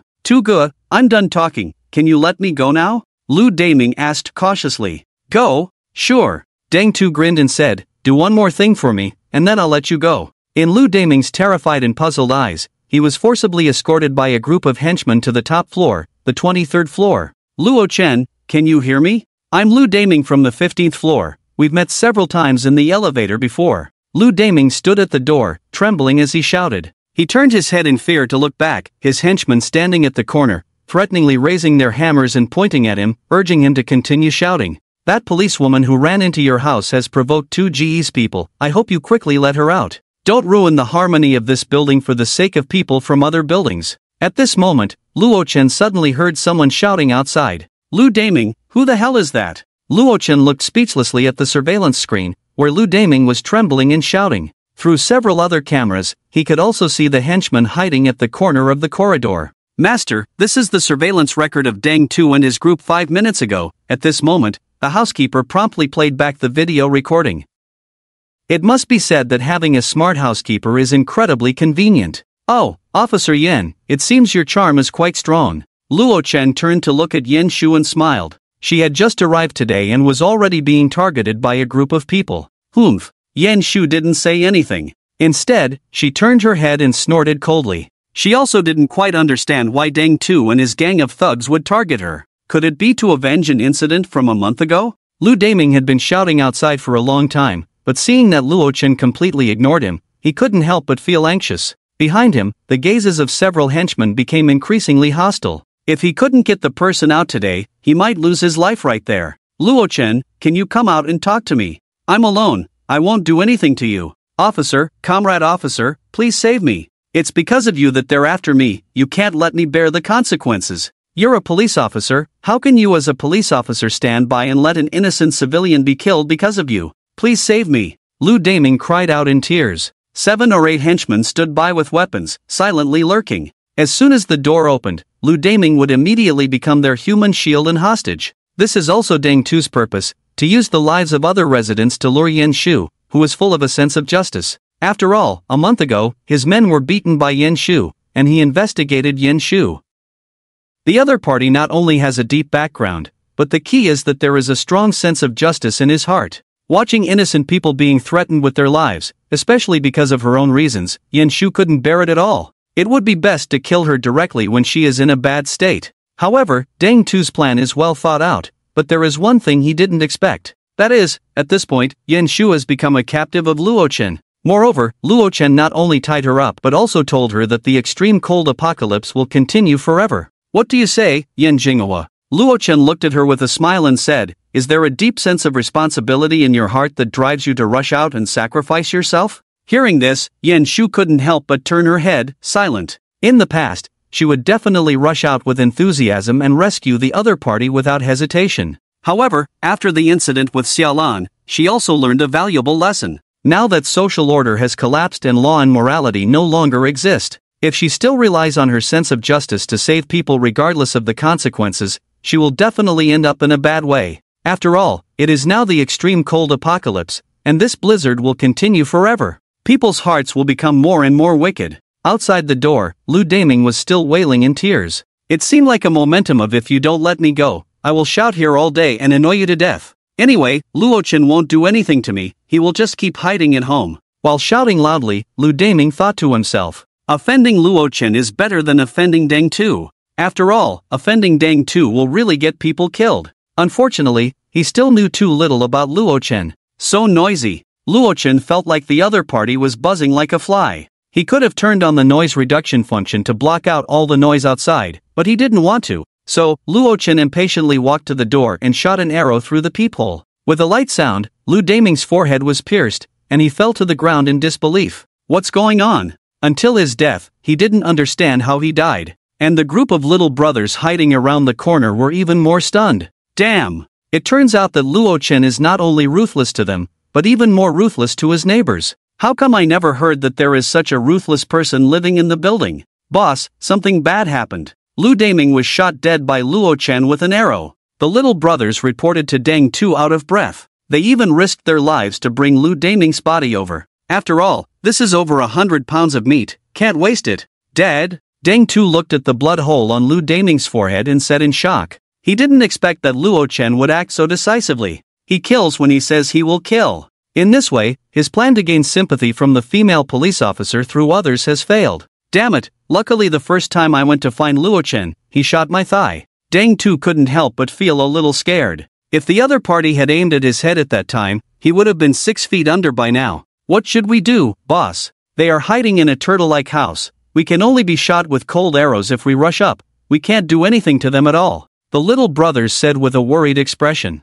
After so many brothers were killed by Luo Chen, they dare not cause trouble now, fearing that they will become roasted meat on their companion's dining table next time. Let them hide if they want, I'll see when they will come out. Deng Tu said coldly. Since Yan Shu has already entered Luo Chen's house, they have no other way but to wait for the other party to come out on their own. However, Deng Tu now feels that they have more important things to do. While guarding against Yan Shu the police officer, they need to quickly gather enough supplies so that they have more leverage to deal with uncertainties later on. Deng Tu is very clear that when Yan Shu comes out next time, it will be a life and death struggle between the two sides. In this building, only Luo Chen or he can survive. Throw this guy's body back, and then let's go get some supplies. I've been eating meat every day these days, and it makes me want to vomit. Deng Tu spat out. Hearing this, the younger brothers were also very pleased, saying, Boss is wise. Compared to pork, chicken, and beef, the taste of human flesh is indeed too unpleasant. Not only does it have a sour taste, but the texture is also incomparable to other meats. Especially when eating the flesh of their own brothers, the more they eat, the more they want to vomit. If there were a better choice, they wouldn't want to eat this. Instant noodles, ham, bread, canned food. It's been so long since they've had them, just thinking about it makes their mouths water. The younger brothers are eagerly looking forward to it. Where do these foods come from? Of course, they have to steal them from other residents. In their eyes, those weak and defenseless residents are simply excellent food stores. Boss, whose house should we rob? As long as you say the word, we'll empty their house directly. A younger brother patted his chest. Whose house to rob? Deng Tu sneered. It's definitely whoever has the most supplies, that's whose house we'll rob. Luo Chen's house has the most supplies, but they can't break in, and they dare not go back. As for others, it seems like Aunt Wang's house is a good choice. Deng Tu slapped his wheelchair, a hint of greed in his eyes. How could I forget about Aunt Wang, that old lady? She has cheated many people out of their food. A week ago, Aunt Wang pretended to be official and collected food from many residents' homes, saying she would distribute it evenly. However, everyone soon found out that Aunt Wan was deceiving them. But it has to be said that Aunt Wan's luck is really good. When she angered everyone, the national-level superstar Baya suddenly appeared and attracted everyone's attention. Naturally, this gave Aunt Wang a chance to quietly survive. However, now she's in big trouble. Bang! Bang! Ah! What are you doing, breaking into my house? Have you no respect for the law? Aunt Wang looked at the thugs who broke in with knives and hammers, screaming in fear. At this moment, she was even holding a large bag of chocolates. And Aunt Wang's son, Wang Fu, was eating hot instant noodles, his mouth covered in oil stains. Damn, the food in your house is really good, better than what I eat. A younger brother sneered. Instant noodles are a luxury item now. Previously, they could only have a few sips of hot soup after Deng Tu had eaten his fill. But Aunt Wan's family can freely enjoy it, how can they not be jealous? Damn, this old woman has cheated a lot of people. There are so many foods piled up in the room. There are 3 large boxes of instant noodles.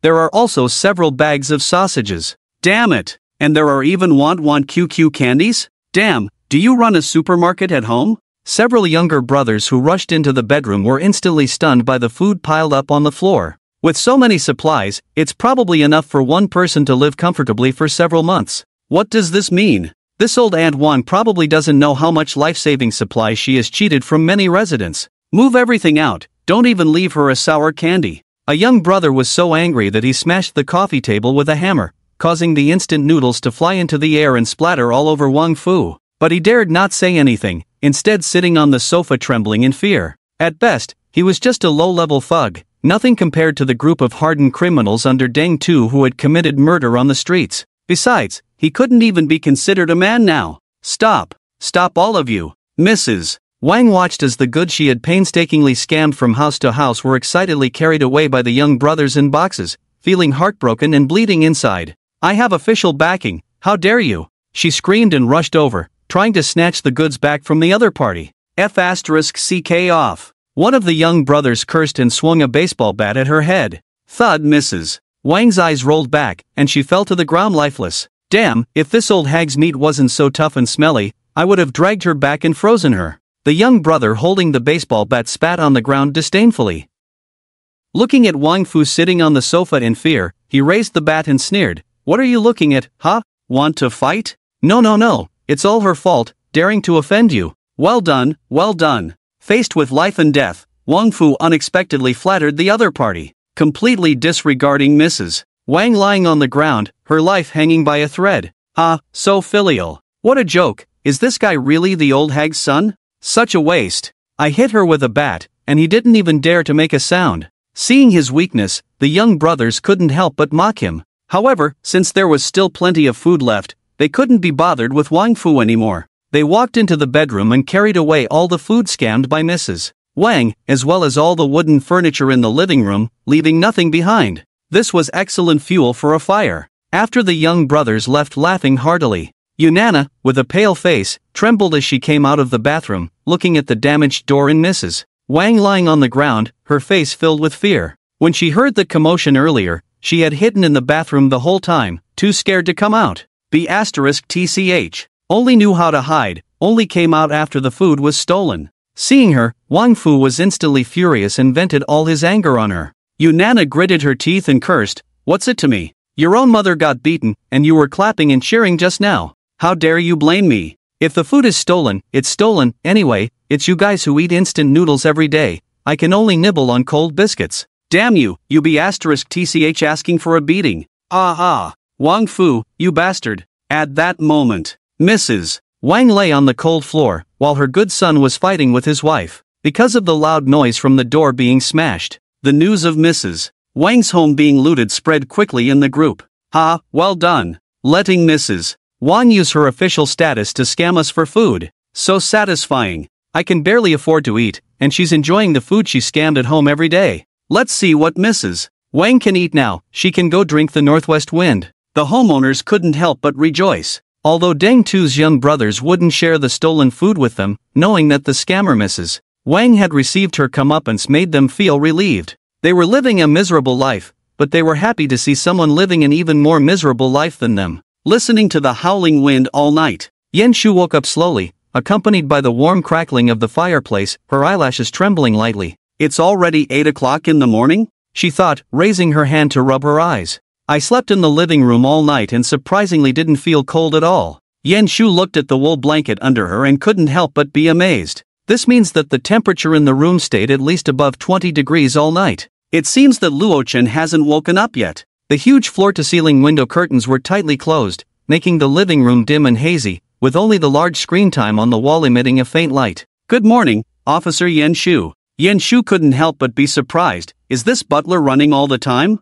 If that's the case, she wouldn't be able to do anything sneaky while no one was around. The other party would definitely sound the alarm. Li Ro yawned. She walked out of the bedroom in a camisole. Good morning, Mrs. Li Ro, the butler greeted. At the same time, the blackout curtains covering the floor-to-ceiling windows slowly opened. The living room instantly brightened up, although it was still snowing heavily outside. Officer Yan, good morning, Li Ro greeted with a smile. How did you sleep last night? Yan Shu pursed her lips and reluctantly said, it was okay. The living room was very warm and comfortable, much better than the cold home she had been in before at Isi or Yimengron. Not only was it warm and comfortable, but she could even enjoy the snow by the window. She even felt a hint of feeling that staying here seemed not bad at all. However, it was a bit noisy. Yan Shu thought back to last night and couldn't help but grit her teeth. Last night, she was already exhausted and had fallen asleep, but she was suddenly awakened by Baya. Damn it, Luo Chen is really a jerk.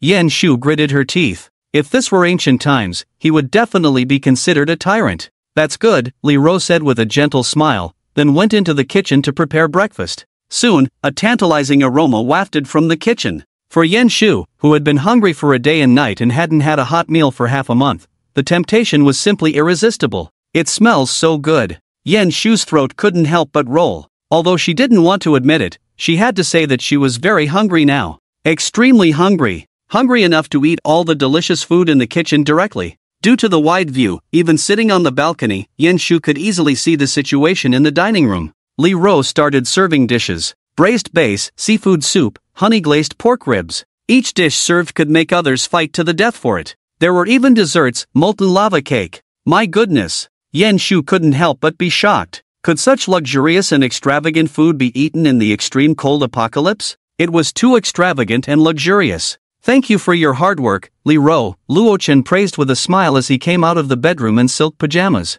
Behind him was Baya rubbing her sleepy eyes. Not at all, hurry up and eat while it's hot, Li Ro said gently. A satisfied smile hung on her pretty face. What made Yan Shu very unhappy was that from the moment Luo Chen came out to the dining table, he didn't even look in her direction. It was as if she didn't exist at all. The base stew is so fragrant, the meat is tender and delicious. Wow, this soup is so fresh. The pork chops are not greasy, so fragrant. Baya was enjoying herself, praising Li Ro's cooking skills enthusiastically. Li Ro didn't eat much herself, she kept serving fish to Luo Chen. The tempting aroma and Baya's satisfied praises made Yan Shu secretly swallow her saliva, resisting the urge to look over there. She was even feeling a bit dizzy from hunger. Gurgle, a protest sound made the air quiet down. No! Yan Shu blushed and almost fainted from embarrassment. Why was her stomach so disobedient? If there was a gap in the floor right now, she would not hesitate to dive right in. TSK, Yan Jinghua, you seem very greedy. Luo Chen's mouth curled up, picked up a small plate of fresh and tender base meat, and walked slowly to her. Squatting down, he placed the fish meat in front of her. I'll give you another chance. Luo Chen joked, you take the initiative to kiss me, and this plate of fish meat is yours. How about it? A good deal, right? Looking at the tempting food in front of her, Yan Shu couldn't help but resist her appetite, and said stubbornly, dream on if you want me to kiss you first. As a proud and glamorous policewoman, even if she starved to death, she would never bow down to the other party for a bite to eat. If you don't want it, forget it. Luo Chen didn't care either. He directly stood up, plate and fish meat in hand, and threw them into the nearby trash can. Then he clapped his hands and returned to the dining table to continue enjoying. Damn, wasting food. Yan Shu gritted her teeth, shocked by the other party's extravagant behavior. Don't eat it, give it to me. She never expected that just by saying she didn't want it, Luo Chen would throw away the precious and delicious fish meat as if it were garbage. As if despising that plate of fish meat. You know, taking this plate of fish meat out to feed other residents might even make them willingly trade their wives for it. Master, the group exploded last night, all discussing about Wang Mama's house being robbed. Baya suddenly remembered something and said with a smile. While the owners were celebrating and gloating in the group last night, she had already prepared to rest early, so she didn't pay much attention. When she woke up this morning, she even saw the frantic Wang Mama in the group, crying out for Deng Tu and the others to return the supplies, or else she would contact the authorities to send the police to arrest them. Everyone naturally knew she was going crazy, and they all mocked her mercilessly. What a joke. If you really had that much ability, why didn't you let the authorities send supplies earlier? Who would believe you now? Wang Mama is as resilient as a cockroach. She got hit with a stick and nothing happened, Luo Chen said with a smile. Afterwards, he naturally went to the steward and reviewed the video of the younger brothers moving food in the corridor. He also heard the younger brothers boasting about knocking down Wang Mama with a stick. I didn't expect that after Wang Mama was beaten, Wang Fu was so scared he didn't dare to move, Li Ro said softly. Indeed, there is still a big difference between street thugs and real underworld figures. A meal ends in joy. Master, Deng Tu, and the others are on the move again. Luo Chen sat on the sofa, and the steward timely issued a reminder. Deng Tu was quite stimulated to be so crazy as to break in and loot supplies. He watched the surveillance footage, where Dong Yen cried out as she was kicked aside by the younger brothers, and then boxes of snacks were taken out of the house.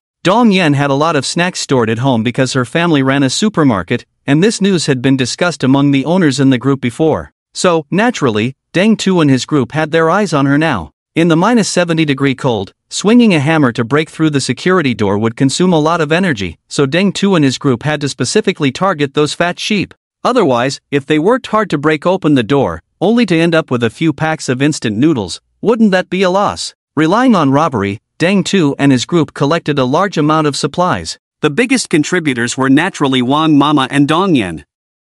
One deceived many households' food reserves, and the other hoarded many snacks from the supermarket at home, which made the younger brothers ecstatic. However, because they had food but no power, they could only helplessly become granaries, cheaply benefiting Deng Tu and his group. In the owners' group, other owners naturally also received this news, all hiding at home trembling, praying not to be targeted by this group of villains. Faced with these fierce thugs, they couldn't muster any resistance at all. After robbing Dong Yan's home, the younger brothers quieted down and never came out of the 18th floor again, probably enjoying the looted food. Luo Chen naturally stopped paying attention to them. Just continue to do what needs to be done. Enjoy Li Ro's delicious food, and the 5-star maid service of Baya, leaving only Yen Shu in the balcony. Time passed quickly. Today is already the 3rd day since Yen Shu arrived here. Although she has seen countless tempting delicacies these past 2 days, she hasn't eaten a single bite, relying entirely on the glucose and Luo Chen's space to sustain herself. In the kitchen, Li Ro has already started bringing out plates of delicious food.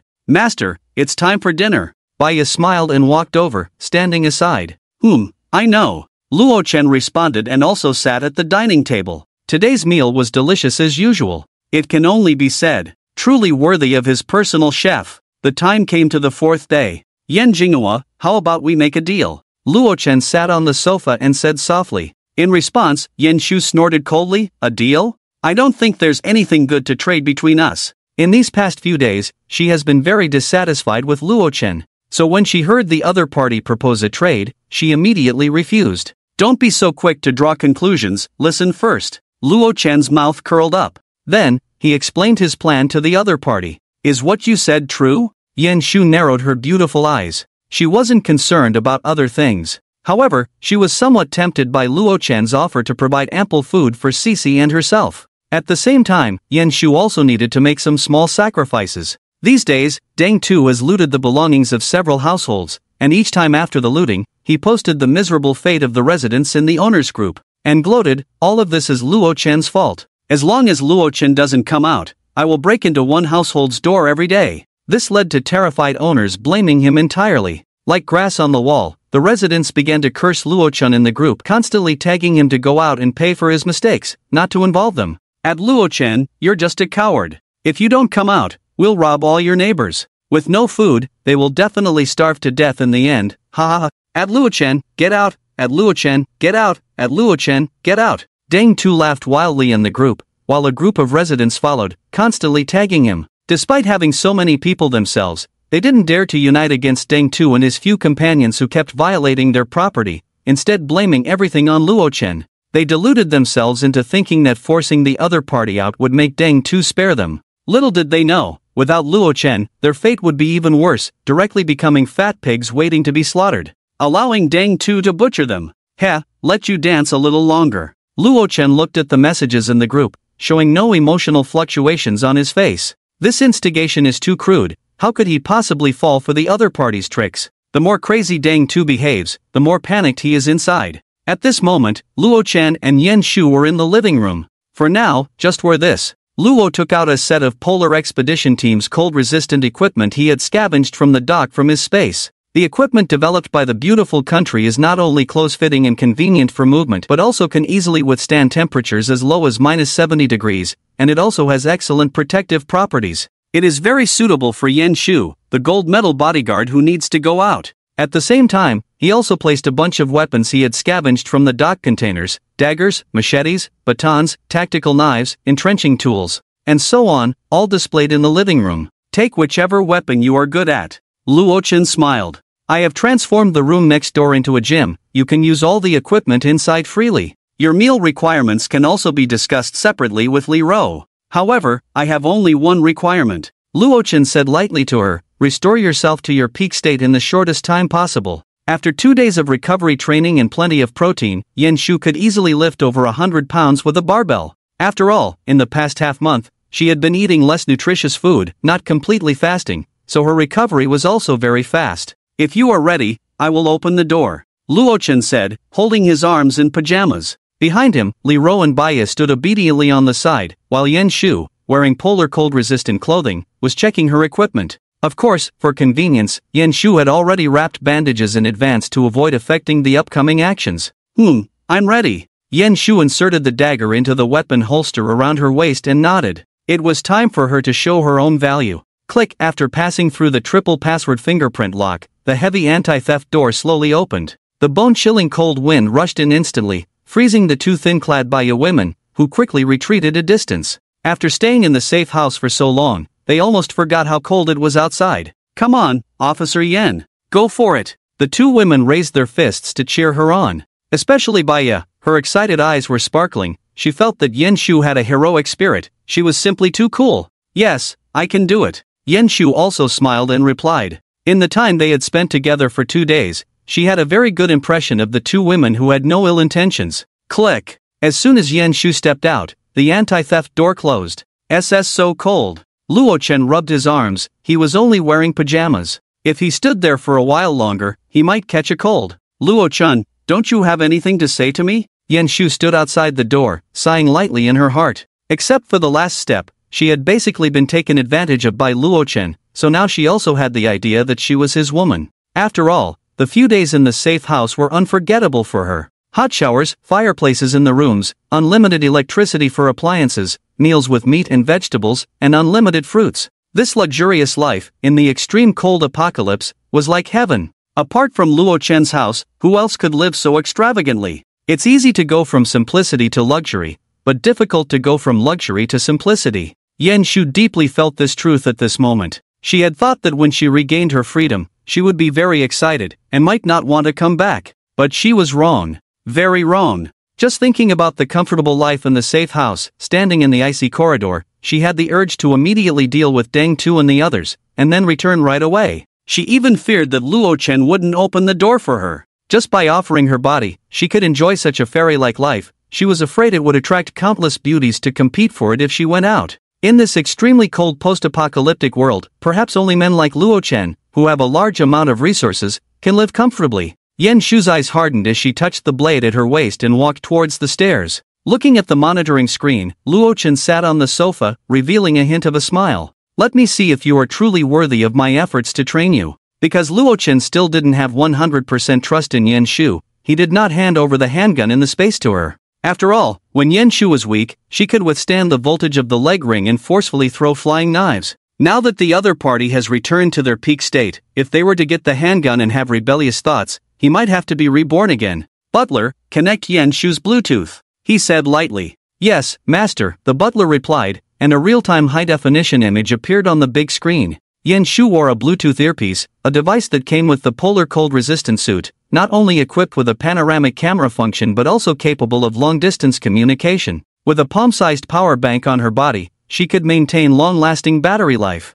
It was currently one of the most advanced technological products. In the image, Yen Shu moved quickly and soon arrived outside the door of Deng Tu's house on the 18th floor. Just standing at the door, she could hear the loud music and noisy shouting and drinking coming from inside. Because these past 2 days, Deng Tu and his men had looted many residents' homes, not only plundering piles of food but also finding a lot of beer and liquor. Naturally, they were now having a wild party. After all, in this extremely cold post-apocalyptic world, people faced immense pressure every day, so having a chance to revel was a rare opportunity. Masked by the booming Bluetooth speaker, Yan Shu held a universal key and, with some lockpicking skills, easily opened Deng Tu's anti-theft door. Strong smell of alcohol. Yan Shu frowned, but remained vigilant. Although she was confident, being complacent in every mission was a big taboo. Damn, how did a woman get in here? In the living room, a henchman suddenly noticed Yan Shu, the unexpected guest. The other henchmen sitting at the coffee table, tasting white wine, also turned their heads in surprise.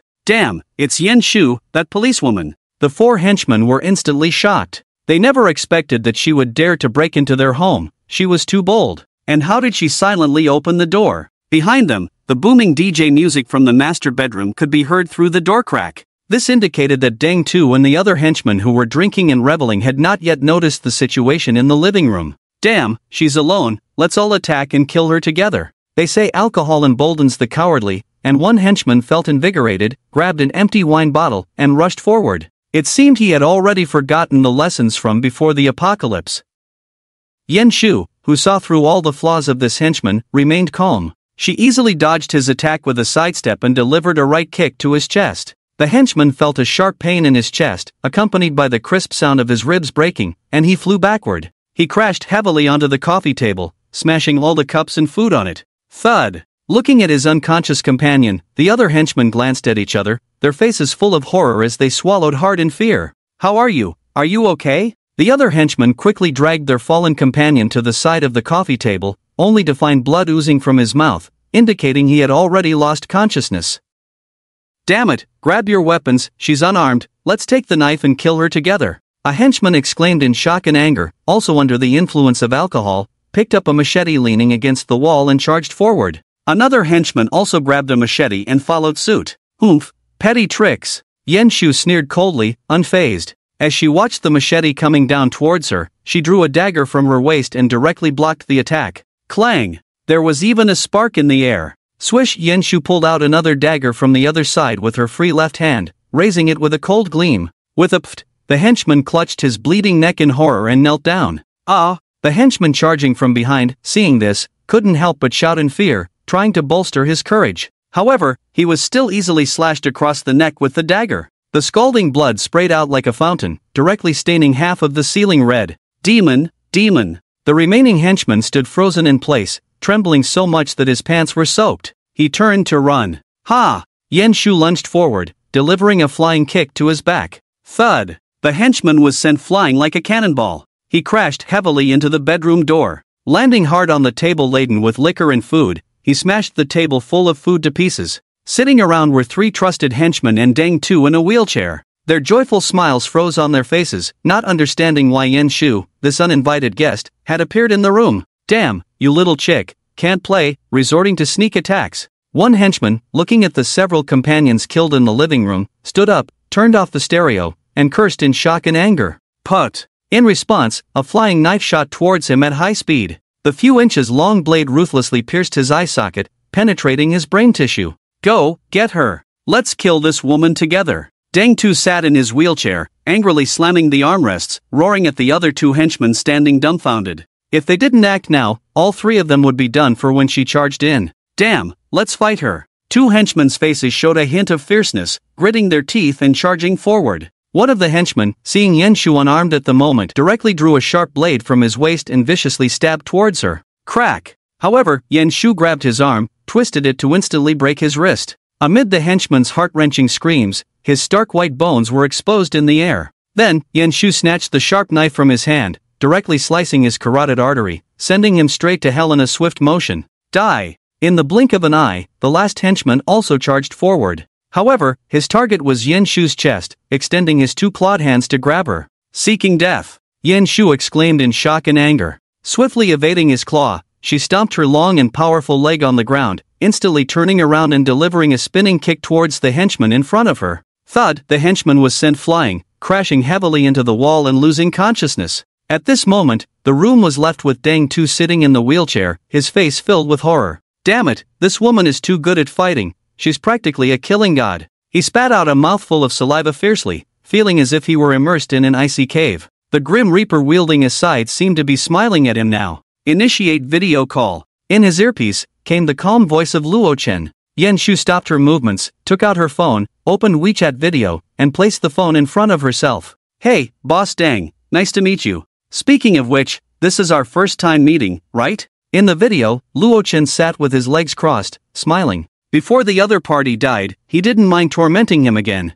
Luo Chen. Dang Tu looked at the screen, that handsome face, gritting his teeth with hatred. It was this guy who caused him, a once prosperous real estate tycoon, to fall to this miserable end. His clenched fists, nails digging into his flesh. Before you die, do you have any last requests? Although, I definitely won't fulfill them. Luo Chen laughed heartily.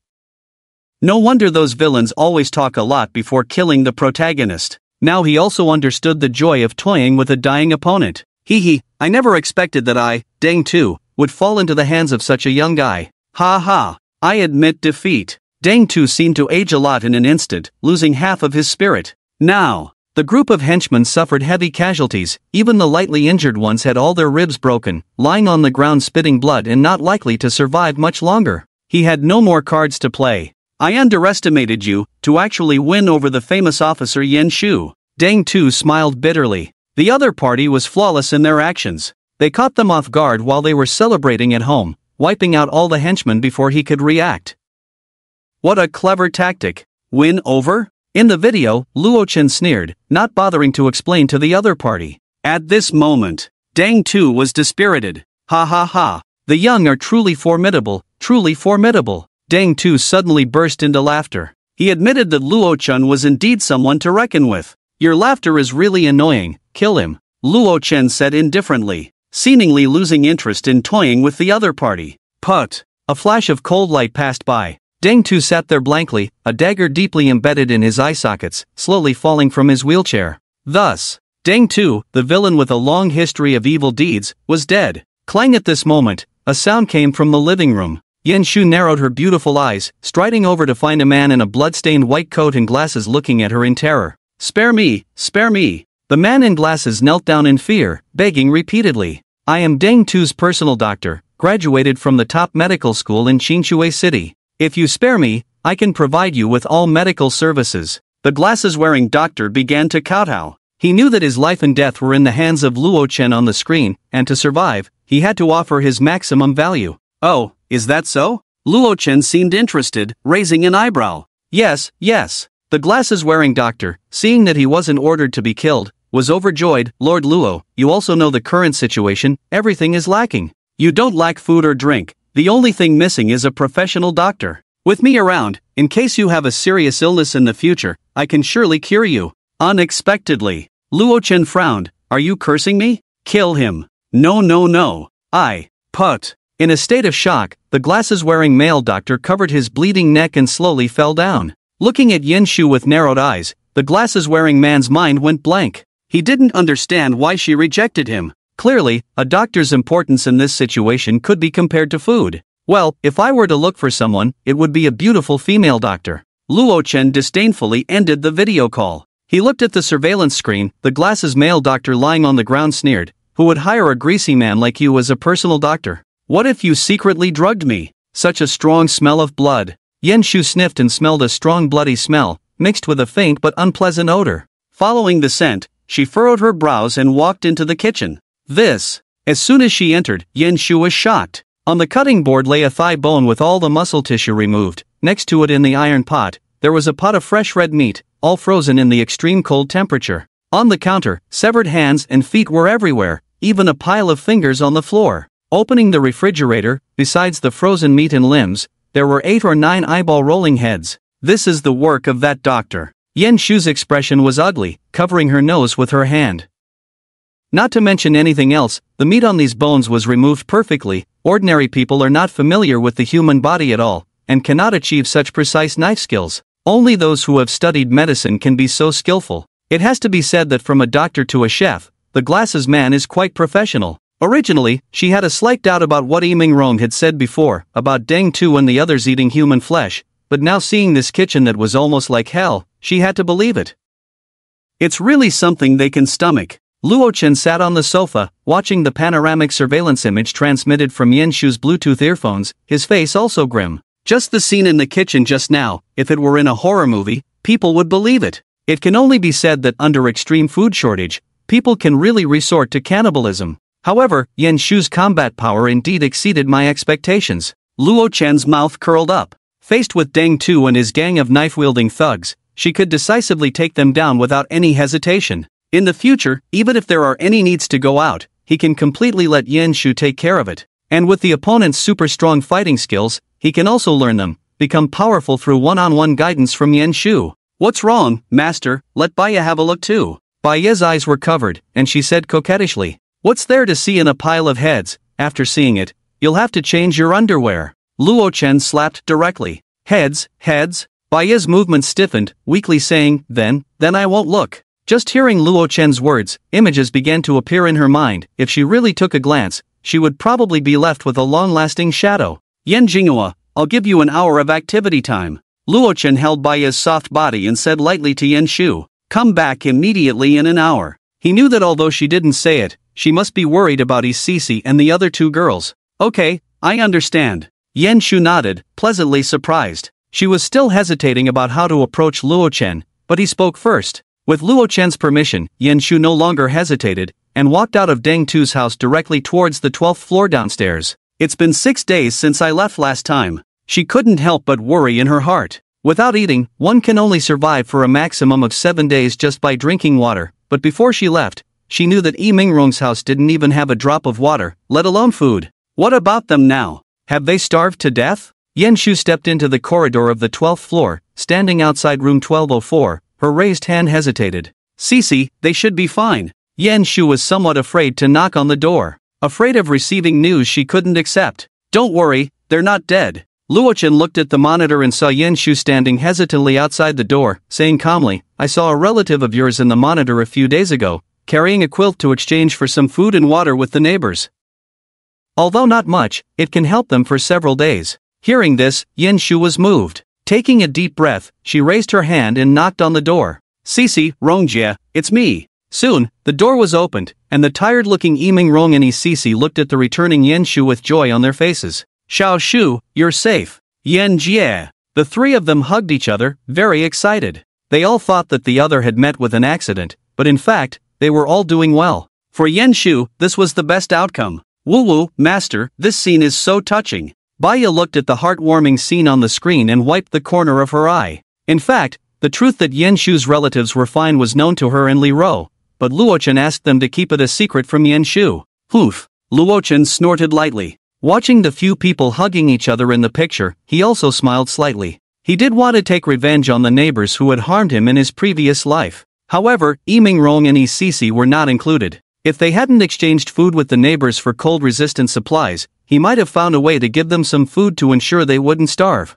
Once he completely controlled Yan Shu, Mingrong and Cece would be of no use to him. Alright, as long as everyone is safe. Yan Shu gently wiped away the tears from Cece's eyes. Now, she had some things to do. An hour later, she had to return to Luo Chen's safe house. Before that, she had to find a way to get enough food for Mingrong and Cece. Just then, she saw boxes of food taken from Wang Mama and Dong Yan's house at Deng Tu's house. Luo Chen, the food at Deng Tu's house. Yan Shu pursed her lips, hesitating slightly. She wanted to ask Luo Chen's opinion on giving a small portion of those piles of food to Mingrong and Cece. Not too much, just enough to sustain them for a while. Xiao Shu, you. Mingrong looked surprised at the Bluetooth earphone on her left ear and suddenly understood. It seemed that her guess was correct. Yan Shu hadn't come back for so long. She must have become Luo Chen's woman like Li Ro and Baya. Give it to them all, Luo Chen said indifferently. Most of the food was taken by Deng Tu from Wang Mama's house, and he wasn't interested in keeping it in his own space.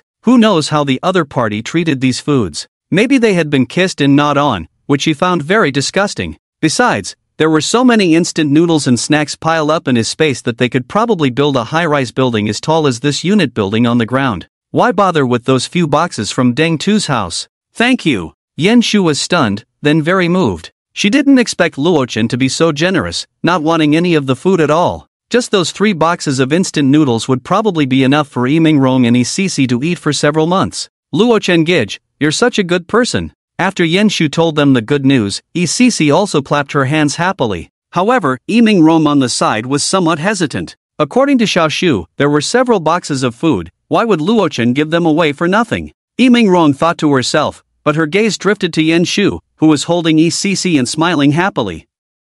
With her delicate oval face, slender waist, and long legs in the Arctic cold-resistant suit, she suddenly understood. All of this can be attributed to the beautiful policewoman Yenshu. But beauty comes with suffering, Lee Mingrong thought to herself. It took about half an hour. Yenshu and Lee Mingrong finally moved all the boxed food from Deng Tu's house to room 1204. During the process, seeing the bodies all over the floor, Lee Mingrong was also very shocked. She didn't expect that Yenshu would actually single-handedly take down Deng Tu and his gang of thugs. This made Lee Mingrong feel very fortunate. Fortunately, she was quick-witted and called the capable policewoman Yenshu over. Otherwise, how could she have gotten so much food now? Looking at the instant noodles and snacks piled up in the corner, Lee Mingrong and Ecc couldn't help but feel excited. This means that they won't have to go hungry for a long time. Thank you, Sister Yen. Ecc happily hugged her long legs and said joyfully, "You're welcome, Cece." Yenshu narrowed her beautiful eyes, smiled, and patted her head. Although there was enough food, it was mostly instant noodles and bread, which lacked nutrition. Without vegetables and fruits to supplement trace elements, people would still get sick after a long time. Master. Yenshu pursed her cherry lips, looking embarrassed. She wanted to ask for help from Luochen, but he had already been very generous in giving her so much food. "Let me help you a little more, it's okay." Luochen sat on the sofa, looking at the snacks and instant noodles piled up in the corner, understanding what she wanted to say. However, there is no such thing as a free lunch. "When you come back, wash it yourself," he said lightly. Hearing this, Yenshu couldn't help but blush, understanding his meaning. But at this moment, Yenshu didn't hesitate much and agreed directly. Seeing this, Luochen also reached out his right hand, and a bottle of 100 vitamin C tablets instantly appeared in his hand. When he looted the Walmart supermarket and bought medicine with the deputy director, he had hoarded these vitamin tablets in his space. Before the apocalypse, this bottle only cost 2 yuan. But in the extremely cold and scarce world, it was extremely important, providing essential trace elements with just a small piece. After all, Luochen wouldn't give precious fruits and vegetables to the other party for free, so giving her a bottle of vitamin C tablets was barely enough. "Go open the corridor window and pay attention." Hearing this, Yenshu couldn't help but look surprised, not understanding what Luochen wanted to do, but she obediently did as she was told. Opening the window, the cold wind blew in, lifting Yenshu's long hair, covering her delicate oval face and charming peach blossom eyes. Soon, a small bottle was thrown from the 23rd floor. Snap! Yenshu caught it steadily in her hand. Boom! At this moment, the adjacent building No. 10 suddenly exploded. The violent explosion even shattered the glass of several floors of the corridor. Rolling thick smoke billowed out through the broken windows. "What's this?" Luochen stood in front of the huge French window, squinting at the rising black smoke. In this harsh environment, this was not a good sign. "Master, what's going on? How could the building opposite explode?" Baya also widened her beautiful eyes. Due to the explosion's direction being on the side of building No. 10, they couldn't see exactly what had happened. At the same time, messages in the homeowners group were quickly flooding the screen. Presumably, the homeowners were also discussing what had happened in the neighboring building. Building No. 10, I remember in the previous life there seemed to have been a riot, but it was quelled by this policewoman Yenshu. Luochen pondered, stroking his chin. However, now Yenshu has moved into the safe house, and no one is there to stop the riot that happened in Building 10.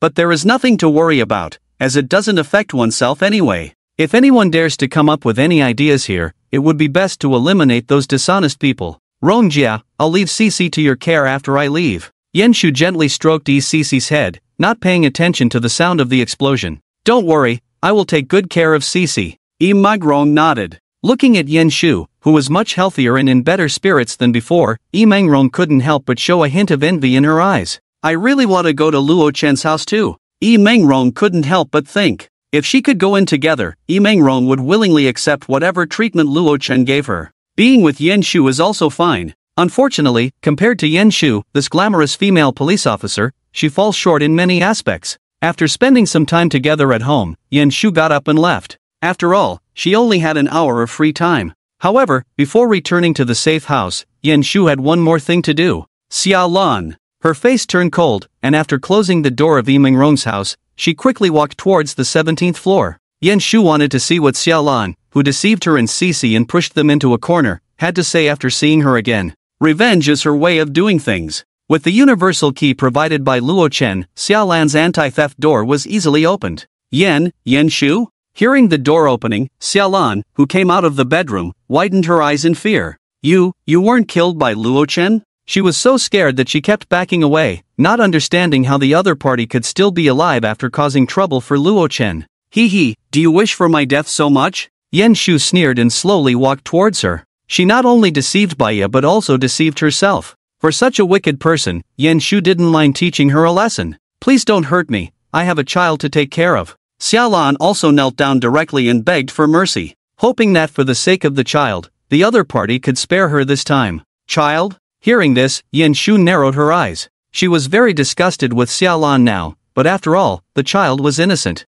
Xia Lan tried her best to feed the child. Sigh. Yen Shu couldn't help but sigh. Don't be afraid, sister won't hurt you. Yen Shu caught a glimpse of the child sitting quietly on the sofa in the living room, not saying a word, and whispered, Don't go over there. However, Xia Lan was suddenly agitated. What are you worried about? I won't harm your child. Yen Shu sneered. Her steps towards the sofa did not stop. However, as she got closer to the child, a look of doubt appeared on Yen Shu's pretty face. This child looks terribly pale, without a hint of color. Is he frozen? Yen Shu stood in front of the child, who kept his eyes closed, and couldn't help but reach out to pat him. Gulu. Like a ball, the head rolled off the floor with a gurgling sound. It rolled all the way to Xia Lan's side. Xia Lan's eyes seemed to pop out, her mental state suddenly extremely unstable, grabbing her hair and shouting, Xiao Bao, what's wrong with you, Xiao Bao? Don't blame mom, it's not mom's fault. Yen Shu's pupils shrank, her face full of an incredulous expression, murmuring, Empty? You took him? She clenched her teeth, angrily tightened her fist. Ha ha ha. Xia Lan didn't know whether she was crying or laughing at this moment. She probably knew that Yen Shu wouldn't let her off. Xia Lan crashed into the French window. With a bunch of broken glass shards, she fell from the 17th floor into the vast snow below. Coming out of Xia Lan's house, Yen Shu nervously walked towards the 23rd floor. Of course, she wasn't affected by Xia Lan's suicide, and she didn't care about the life or death of the other party. Yen Shu's mind was now filled with the words that Luo Chen had said to her before. After taking a shower, what else could she do? Yen Shu couldn't help but bite her cherry lips, recalling the voices of Baiya and Li Ro in the previous days. It sounded so painful. Just as Yen Shu was lost in thought, she suddenly saw a man ahead, leaning against the wall and climbing the stairs, gasping for cold air with one hand covering his buttocks. When the man saw Yen Shu, he was stunned, showing a silly look. Humph. Yen Shu's face turned cold, snorted, and quickly went upstairs.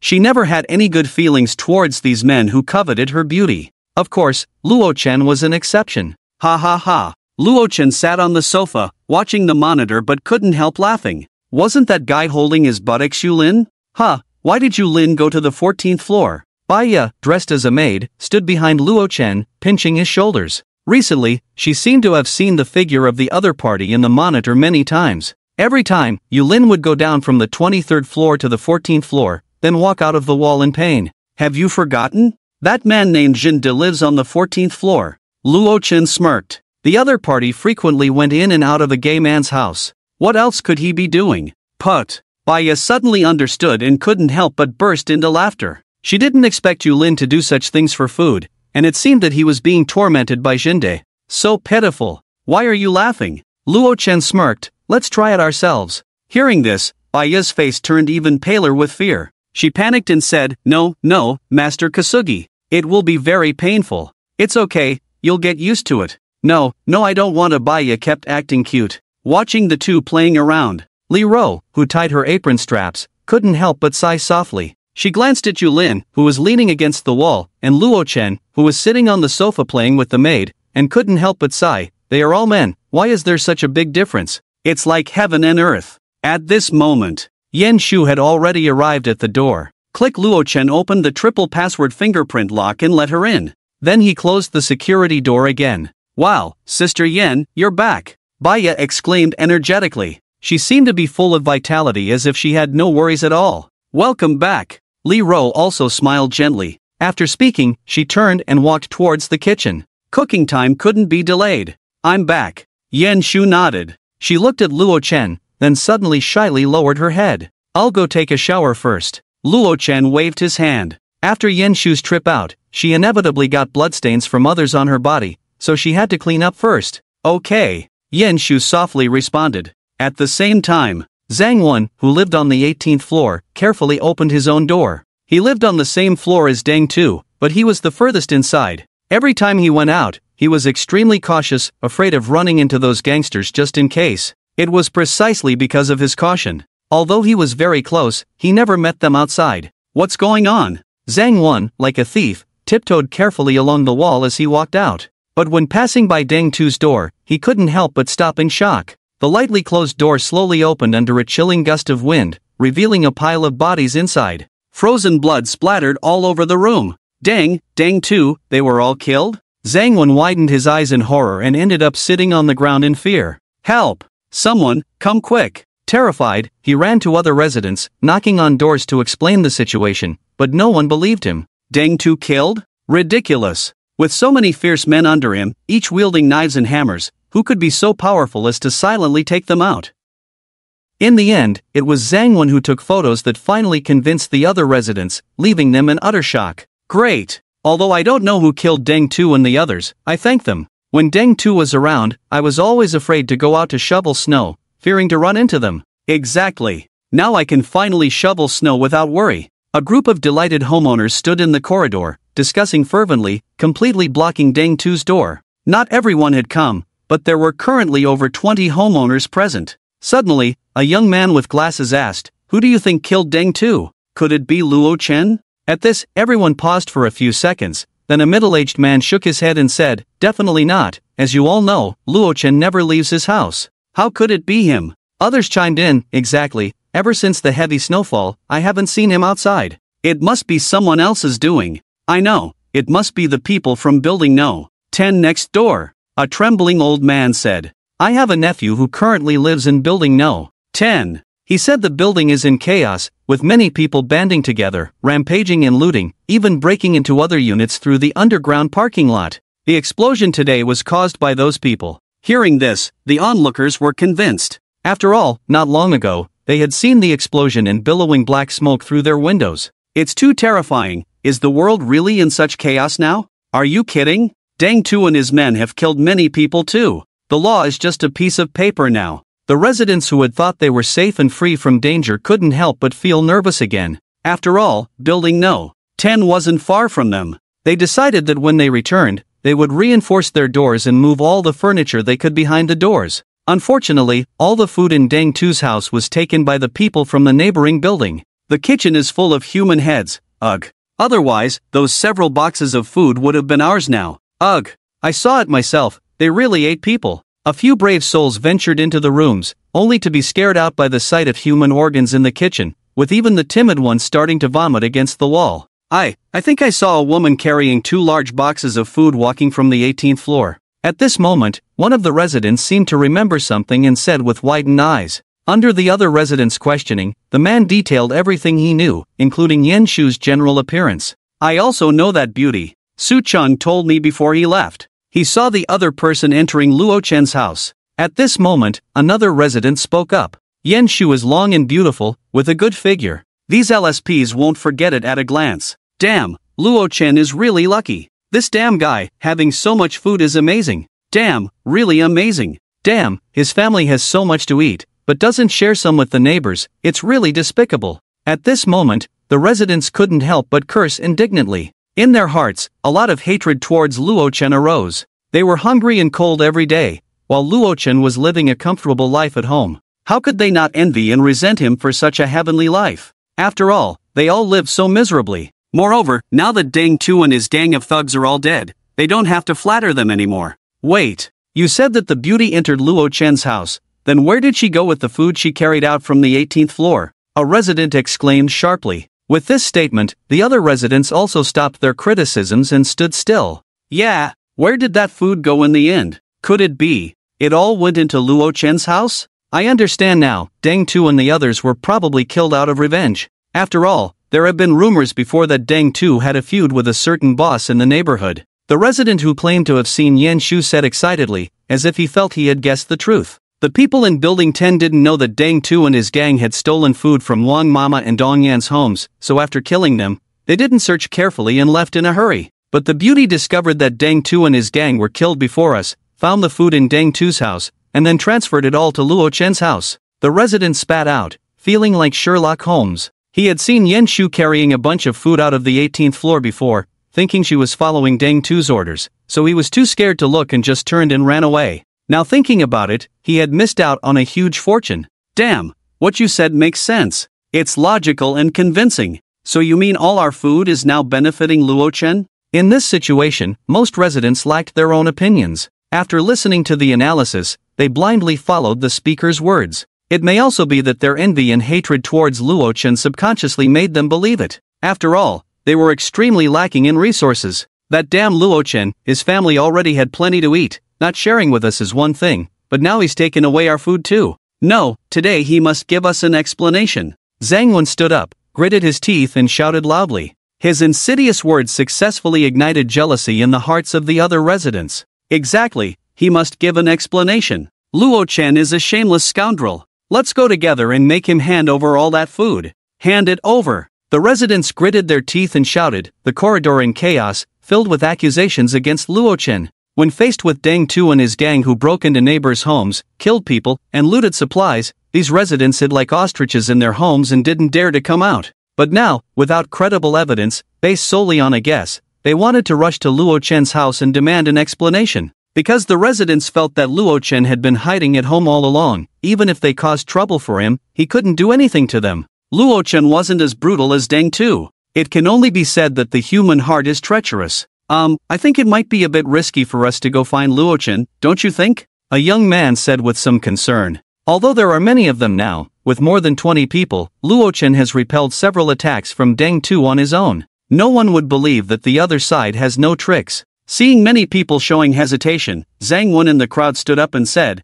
"What are you afraid of? Even if he's amazing, can he take on more than 20 of us alone? Even if Deng Tu and his gang are alive, when they see so many of us, they will have to sneak away to the side." Hearing this, the residents felt a surge of pride in their hearts. Everyone was extremely excited. Yes, there are so many of us, but Luo Chen is just one person. What does he have to fight us with? Does he really think he's a Superman? Don't forget, Luo Chen's family has a lot of food stocked up. I think his family must have a super large freezer, otherwise how could they have barbecue to eat every day? Seeing that his words had an effect, Zhang Wen decided to continue to provoke, and not only does Luo Chen's family have barbecue, but also a group of beautiful goddesses. Just take the top star Baya for example. I want to ask, who among you can ever get close to her in this lifetime? Delicious barbecue, dreamy goddesses. As long as they can break in, then they can enjoy everything. Isn't this a heavenly life? Break in. Break in. Kill that damn dog Luo Chen. I want to eat barbecue. I want to enjoy the goddess.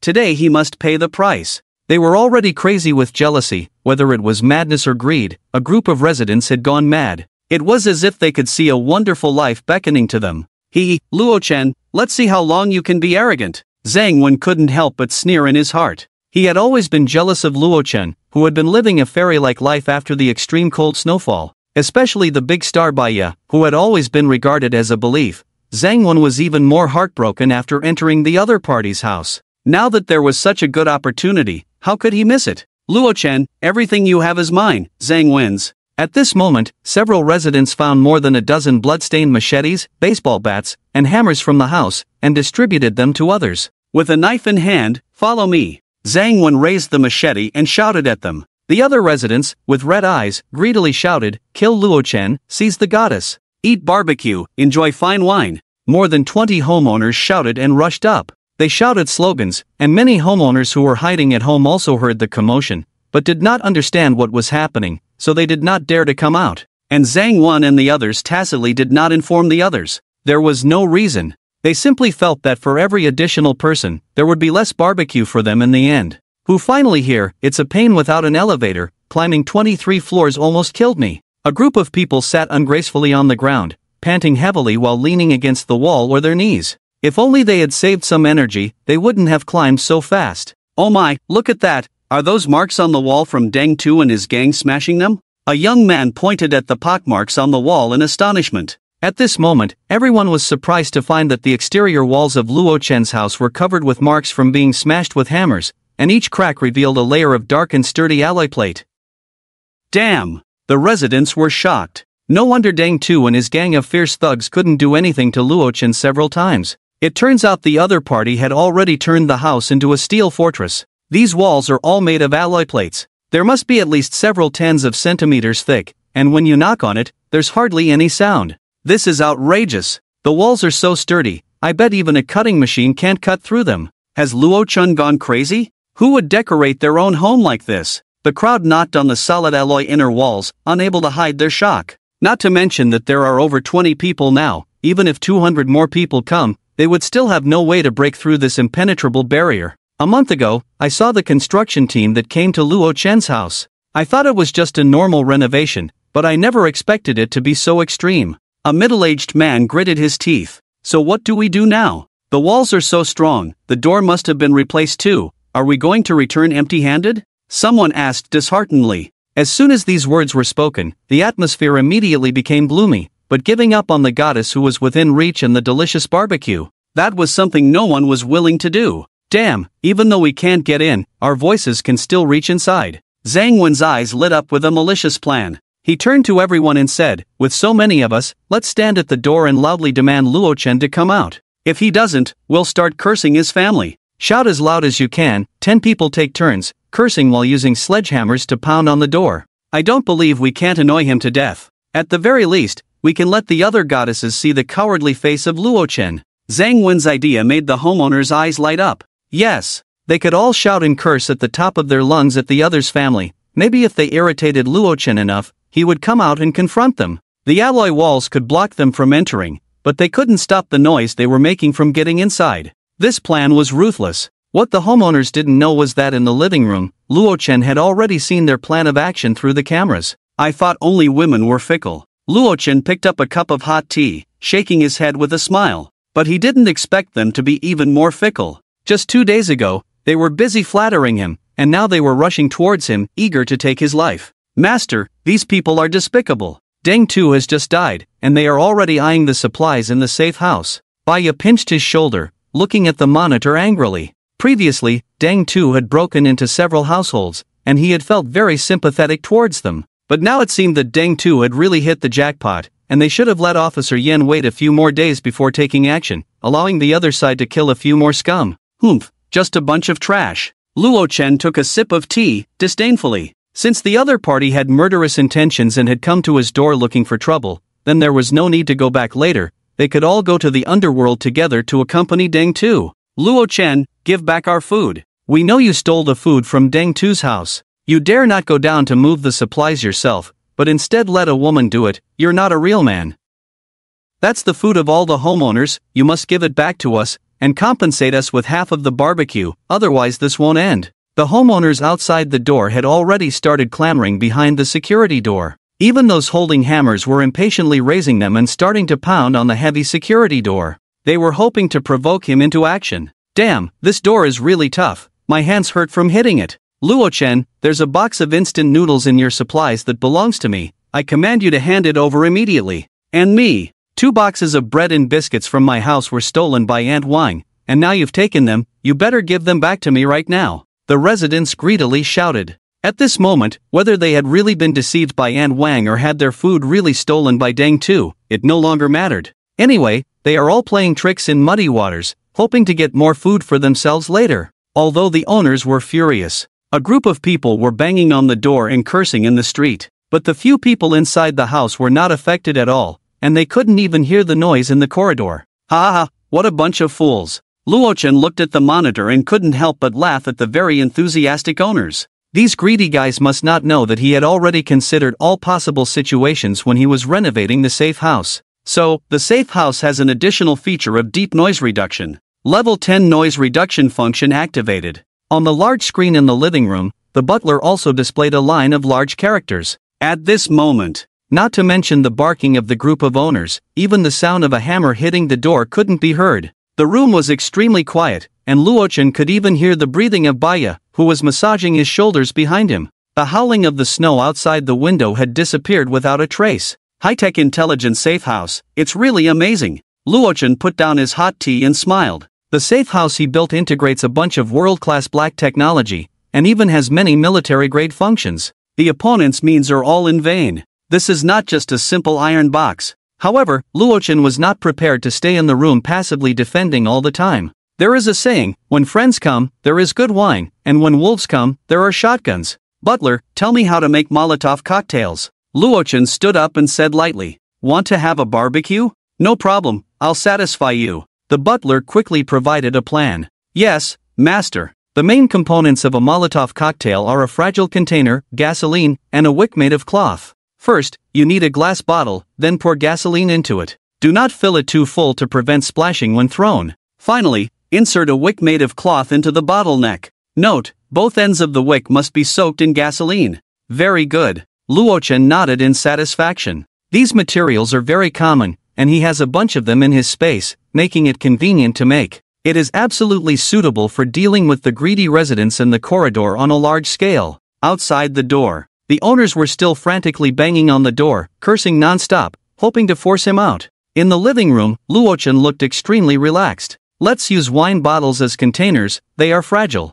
Luochen took out several empty wine bottles, poured about 85% gasoline into them, then cut a few pieces of cloth and stuffed them into the bottleneck. However, the Molotov cocktails were made. But Luochen wanted to make its power even greater. Mix in some motor oil, the flame's adhesion will be higher. Luochen smirked, and his hands started to move. After mixing in the motor oil, he didn't stop there, but added some oxidizer inside. This can make the flame less likely to be extinguished. Finally, Luochen tied a small bag of aluminum powder to the body of the Molotov cocktail. Aluminum powder can make the Molotov cocktail's power extremely astonishing, taking the damage to a whole new level. Oomph! Let's see if you can survive this time. Luochen showed a devilish smile. With so many added ingredients, throwing the Molotov cocktail into the crowd would cause unimaginable damage. When dealing with enemies, he doesn't have the habit of being soft. Being kind to them is being cruel to himself. Baya, Li-ro, come here. Luochen beckoned, letting the two women each hold a Molotov cocktail and a lighter, standing beside him.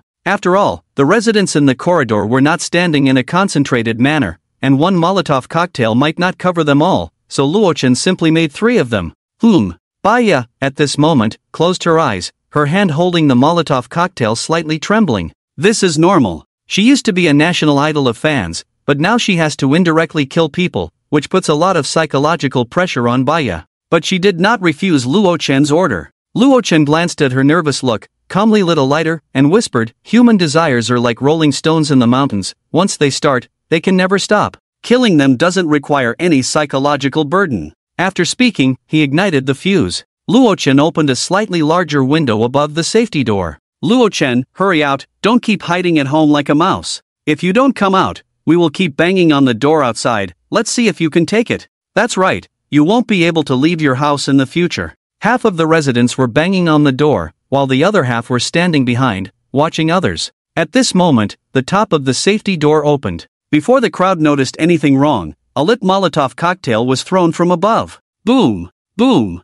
boom, and there were 3 of them. After throwing them, the window on the safety door closed instantly. As soon as the Molotov cocktails hit the ground, a fierce flame erupted, covering half of the corridor. In an instant, the corridor turned into a sea of fire. Fire, it's fire. It's on fire, it's on fire. Help! It hurts so much, I'm going to be burned to death. The residents instantly wailed in pain. Almost everyone turned into a big fireball, ignited by the intense flames. They were all wearing cotton clothes and down jackets. The flames burned even more vigorously when they encountered the flames in an instant. The fierce flames burned intensely even in temperatures below 0 degrees, devouring everyone like a fierce beast in an instant.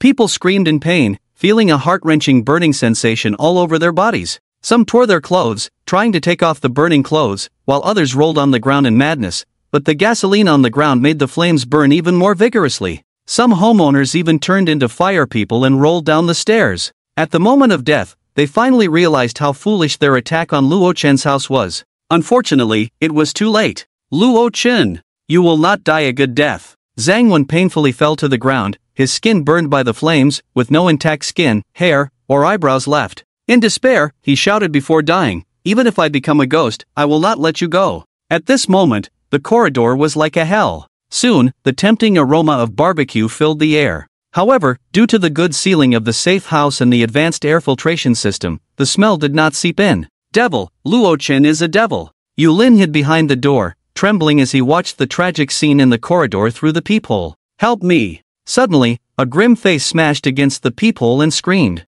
"Ayo, ayo, ayo." Yu Lin was so scared that he fell to the ground, wetting his pants. Out of more than 20 residents, only one lucky person rolled down the stairs all the way. His screams were heard by other residents, who quickly extinguished the fire on him with a fire extinguisher from the corridor. However, due to extensive burns and the lack of advanced medical equipment and conditions in the hospital, he also died in extreme pain in the end. The residents who opened the door after hearing the noise were all terrified, not knowing what had happened. In this extreme cold of minus 70 degrees, how could someone be burned to death? Could it be that the top floor caught fire? Just now, it seemed like many people were screaming up there. At this moment, several residents in the crowd couldn't help but tremble. They had just been to Deng Tu's doorstep, but they didn't go up with the others. Now it seems like they narrowly escaped death. In the living room, Luo Chen leisurely sat on the sofa, turned off the noise reduction and corridor video surveillance. The scene was too brutal. He was afraid that Bai Ye and Li Ro couldn't handle it.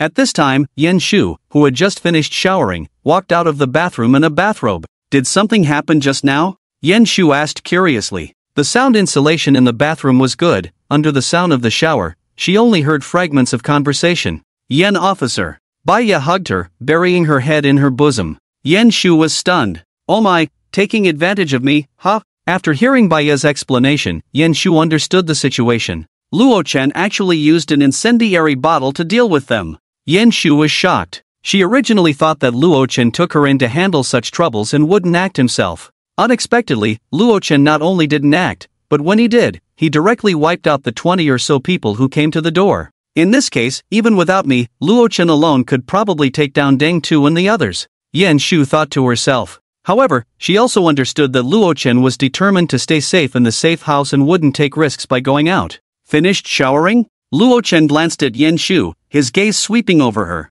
Suddenly, her face turned red. Involuntarily twisting her body, she used her hands to adjust the short bathrobe. "Luo Chen, can you give me some clothes?" Yan Shu blushed. "A bathrobe can't be worn as clothes. Isn't this good? A bathrobe is also a type of clothing." Luo Chen smirked. He had no resistance to Yan Shu's girlish behavior. "Don't want it." Yan Shu blushed and said. The cold and elegant policewoman in front of her, showing such a shy and charming look, just looking at Luo Chen made her want to punish him on the spot. He directly pulled her over, removed the bathrobe. Some time passed. Other homeowners finally understood what had just happened. Was Deng Tu killed by the people from Building 10? Luo Chen not only stole food from Deng Tu's house but also killed over 20 people who came to demand food. This shocked them greatly. However, the families of the 20 or so deceased were in complete despair at this time. They never expected that their husbands would be suddenly killed just by going out, leaving them forever. At Luo Chen, you are too cruel, actually being so ruthless to the neighbors.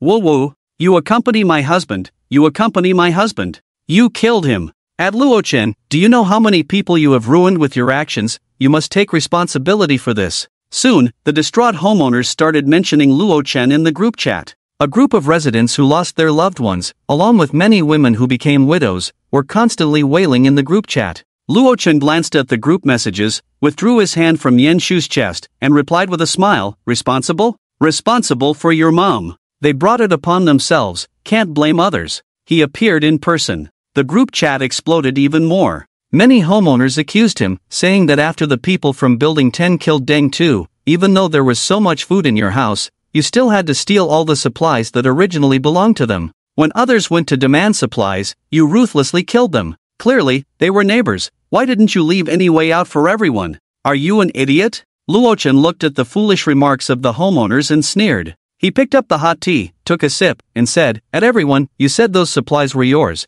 but when Deng Tu took them away, why did everyone act dumb? I didn't see anyone dare to come and ask for them." Looking at this message, the group fell silent for a moment. Ask Deng Tu for them? Who dares to go? The other party really would kill people at that time. Wouldn't going to ask for it be digging one's own grave? But unexpectedly, Luochen was more ruthless than Deng too. Now, despite the anger in the homeowners group, they only dared to vent their anger in the group. If they were asked to personally seek revenge from Luochen, probably not even 10 of them would dare to go. However, being reminded by others, Luochen remembered another thing. That is the more than 20 charred bodies in the corridor, still waiting to be dealt with. Although in the -70-degree low temperature, there was no need to worry about the bodies decaying and smelling, but they couldn't just leave them there. Now that Yenshu had cleaned herself up, Luochen didn't want her to go out again to move those corpses. After all, Yenshu was also his woman. Thinking of this, Luochen ignored the grieving homeowners in the group and directly posted another message. At everyone, now I have 2 things for you to do.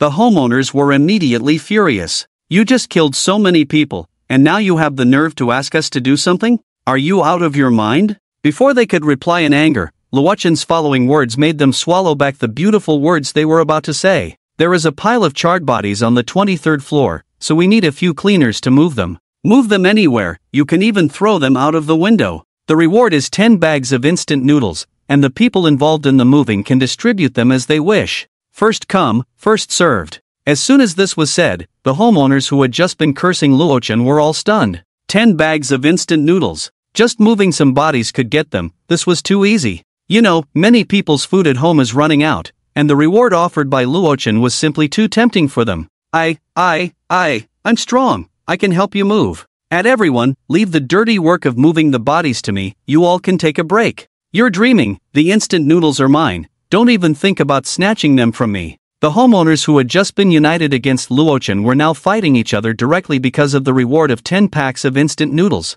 Even the residents who had lost their loved ones joined the scramble without hesitation. As people fought over the bodies, many clever individuals had already rushed out and headed towards the 23rd floor to start moving the corpses. Damn, don't fight with me, don't you know the rules of first come, first served? Get lost. It was clearly me who saw it first, you should be the one to get lost. Get out of the way, do you know whose body this is? It's my husband's. Damn, 6. Watching the people fighting over the bodies in the surveillance footage, Luochen couldn't help but say with a hint of amusement, what a bunch of clowns. For a few packs of instant noodles. These people really revealed their ugly side, they could actually put aside their hatred to do things for themselves. However, this also indirectly illustrated how scarce resources are now. A group of homeowners worked hard to move the bodies. In the extreme cold and snow, these bodies would definitely not receive a proper burial or cremation service. The residents opened the corridor windows and threw the bodies directly from the 23rd floor. Luochen saw many hungry residents through the monitoring screen, even saw the charred bodies being roasted, and his throat involuntarily rolled a few times. Perhaps because there were people all around, they didn't dare to make any other moves. Hey, Luoga, we have cleaned up all the bodies for you. Yeah, can we have the food now? I'm so hungry, I can only rely on instant noodles to survive. A group of hungry homeowners stood outside the safe house, cautiously asking. At this moment, their attitude was very humble, afraid that Luochen would withhold their reward with a single thought.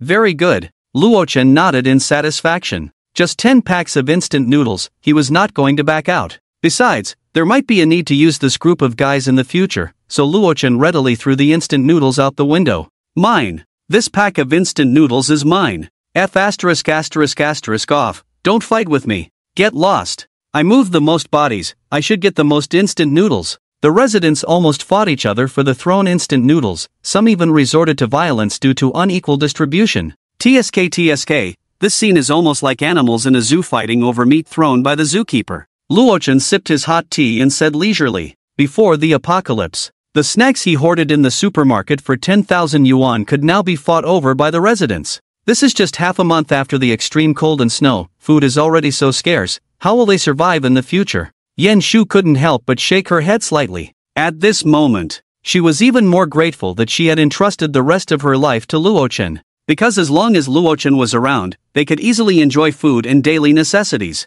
They wouldn't have to fight to the death for a little food like others. In fact, they could live even more comfortably than before the apocalypse. What's wrong, my beautiful Yen, is your professional nature getting out of hand again? Luochen hugged her slender waist. Poof. Yen Shu snorted softly, saying with resentment, I won't show them sympathy a second time. She had learned enough from the incident with Xiaolan. However, thinking about it, Yen Shu also shook her head reluctantly. Luochen, can people's hearts really be so dark? What I saw at Xiaolan's house last time. Hearing this, Luochen couldn't help but smile slightly and said, people's hearts have always been like this. He changed the subject and explained, but what happened at Xiaolan's house may not be as it seems. Why is that? Yan Shu raised her delicate face, looking puzzled. That day, she had seen with her own eyes that Xiaolan's child had already been. Actually, a few days before you came in, Deng Tu and the others had been to Xiaolan's house and took a long time to come out. Luochen seemed to be recalling something. If his guess was correct, this woman Xiaolan was also a person with a hard life. Ah, Yan Shu's beautiful eyes widened. She didn't expect there to be another hidden story. So, although Xiaolan had deceived her and taken away their remaining food, she was not deserving of death. The parking lot is right below Xiaolan's building, covered with such thick snow. She might not have fallen to her death. Luochen pondered. However, none of this mattered to him. He didn't care about the life or death of a mother. Outside the corridor, the 10 bags of instant noodles had been snatched up, and many residents had smiles on their faces. One resident even became a national treasure. Although the bodies have been removed, the traces left by the burning are still too unsightly. Luochen stroked his chin. And so, he directly took out a bunch of cleaning tools from space and threw them out. Clean the corridor, one person plus one bag of instant noodles. Instant noodles again? Okay. No problem, Brother Luo, it's all on us. We guarantee to clean it spotlessly for you. Brother Luo is so generous. One person, one bag of instant noodles, ha. The residents were ecstatic. They picked up the cleaning tools on the ground and started cleaning the floor stains vigorously. A bag of instant noodles could help them get through another day. A sure win. If anyone dared to speak ill of Luochen at this moment, this group of residents would be the first to jump out and refute them. Who said Luochen was selfish? Isn't this very generous? Anyway, we don't care, whoever feeds us is our benefactor. Well done. Luochen looked at the residents cleaning the corridor diligently on the monitor, and couldn't help but laugh. Just a few bags of instant noodles could easily command them, and they did it without complaint, which was extremely satisfying for him. Soon enough, the corridor was cleaned by a group of people. After receiving the instant noodles, the residents who had been busy for most of the day in temperatures below freezing happily went downstairs with their rewards. And after returning home, they didn't forget to take out their phones and show off their rewards in the group to those who didn't get a chance. Oh my, so envious. I got 2 bags of instant noodles in just a while. Ah, why didn't I think of running directly to the 23rd floor just now, you bunch of old-timers? I'm so hungry, can you guys share a piece of noodle cake with me? Other homeowners also wailed in envy. Some had been envious in the group before, saying that Luochen would definitely go back on his word and not give food to those people, but now they were all proven wrong. However, opportunities only come once, and if they didn't seize it, they would miss out, and Luochen wouldn't give them another chance. At Luochen, you are too despicable, using stolen food from the Deng family as rewards to pay us, and treating us like dogs to boss around. A resident spoke up at this moment. He expressed extreme hatred for Luochen's behavior of not treating everyone with respect. The food had been snatched from their hands in the first place. Are you stupid or what? Hearing this, Luochen responded disdainfully in the group. He didn't take anything from the Deng family, those foods were all at Yi Mingrong's house now. I'm almost tired of eating barbecue, I was planning to switch to seafood these days, who cares about stealing those few packs of snacks? Hearing this, the residents couldn't help but collapse. Listen, can you believe what people say? Seafood? Who would believe that? Maybe you've already finished eating all the barbecue. Don't try to deceive us. However, the resident who spoke had a tough mouth and didn't believe his words. Once he sent the message, the group quieted down.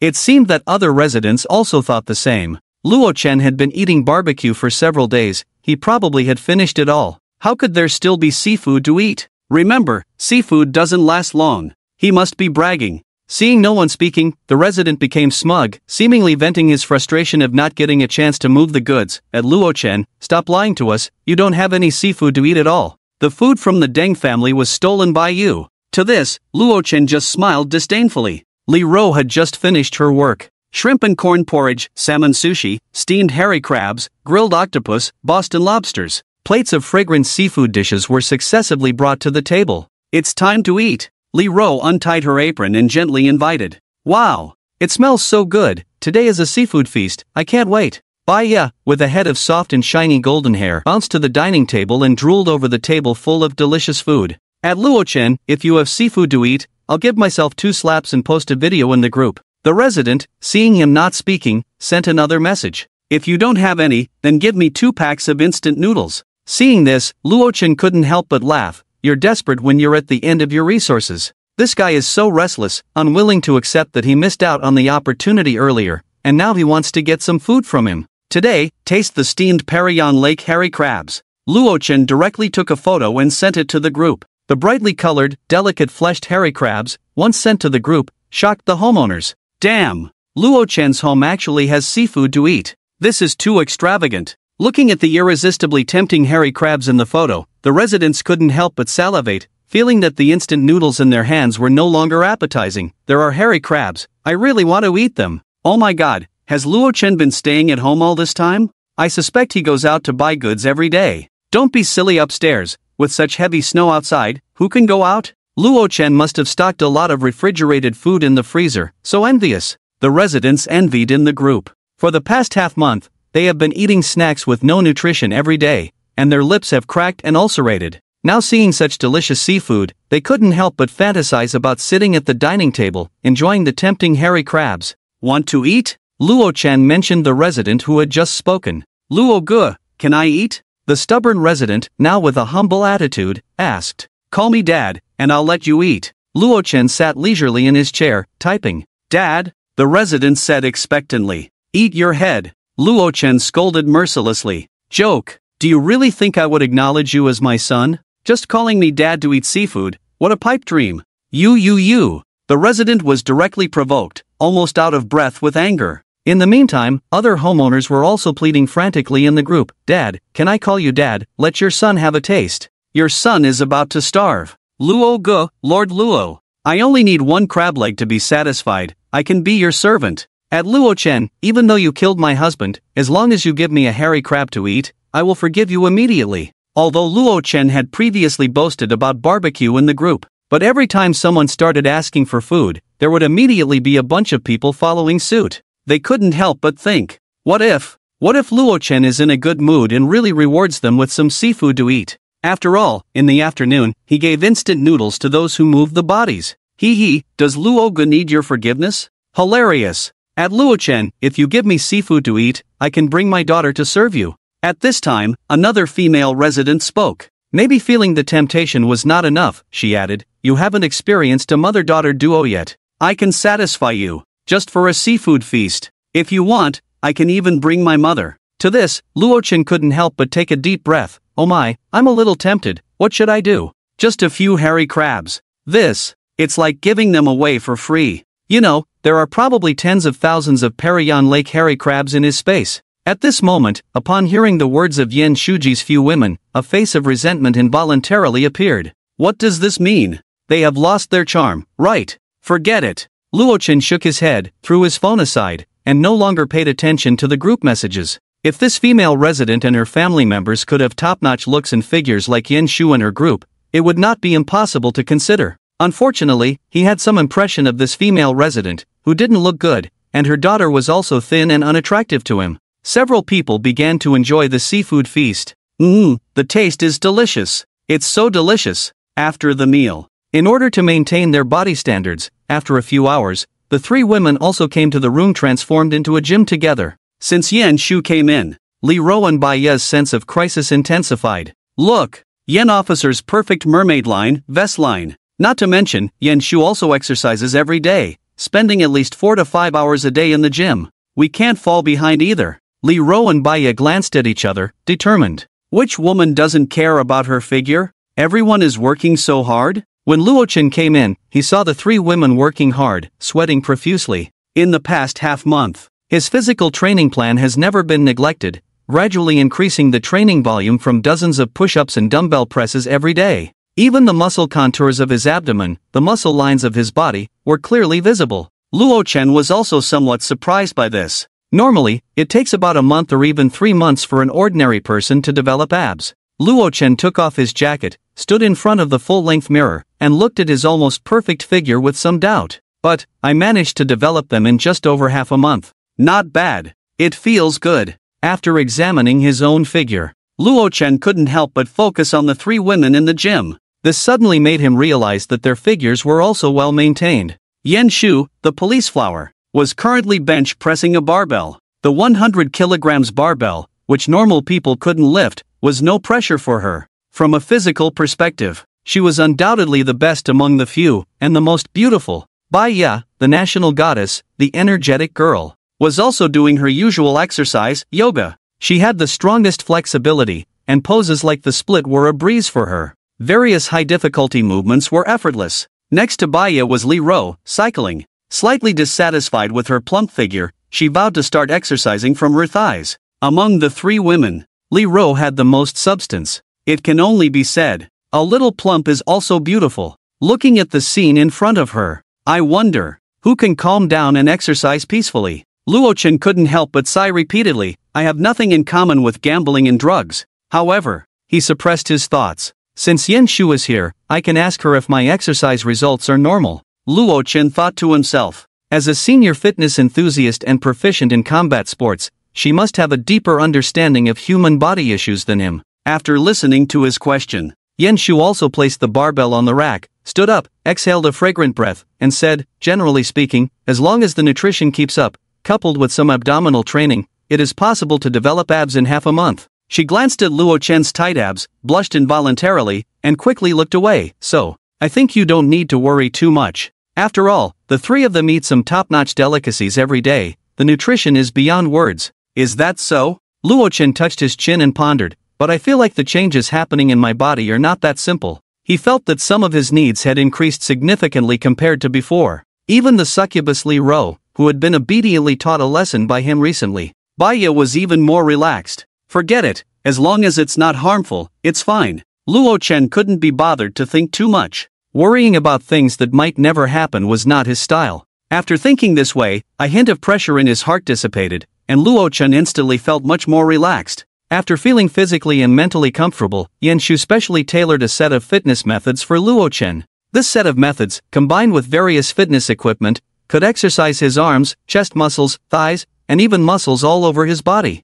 The effect of this exercise was more than twice as good as his previous routine. Moreover, she also imparted to him a lot of knowledge about combat sports. It could be said that she made it easy for him to get started. This made Luo-chan can't help but sigh. Yen Shu, this personal trainer, really won his heart. Those personal trainers paid to work in the gym couldn't compare to her. If he continued to train like this, it wouldn't take long for his combat abilities to skyrocket. You've mastered the techniques well, but you need to focus. Yen Shu helped correct a mistake he made. It had to be said that Yen Shu was quite surprised by Luo-chan's talent in this area. Compared to ordinary people, he was simply too strong. Several hours later, Luo-chan also happily took a hot shower. In this extreme cold temperature of -70 degrees, probably only he could enjoy such a luxurious life. Luo-chan put on his pajamas and sat comfortably on the sofa. At this moment, Master Baya smiled and walked out of the bathroom first after washing up. After spending this time together, Baya was becoming more and more attached to him.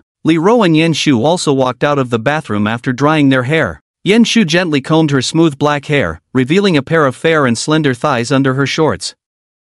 Seeing each other, Luo-chan suddenly remembered that he still had 3 pistols in his space. Yen Jinghua, come, I have something good to show you. Luo-chan patted the sofa next to him and said to Yen Shu. Yen Shu's pretty face blushed slightly, and she sat down gently next to Luo-chan, unable to help but feel a bit puzzled, not knowing what he wanted to show her.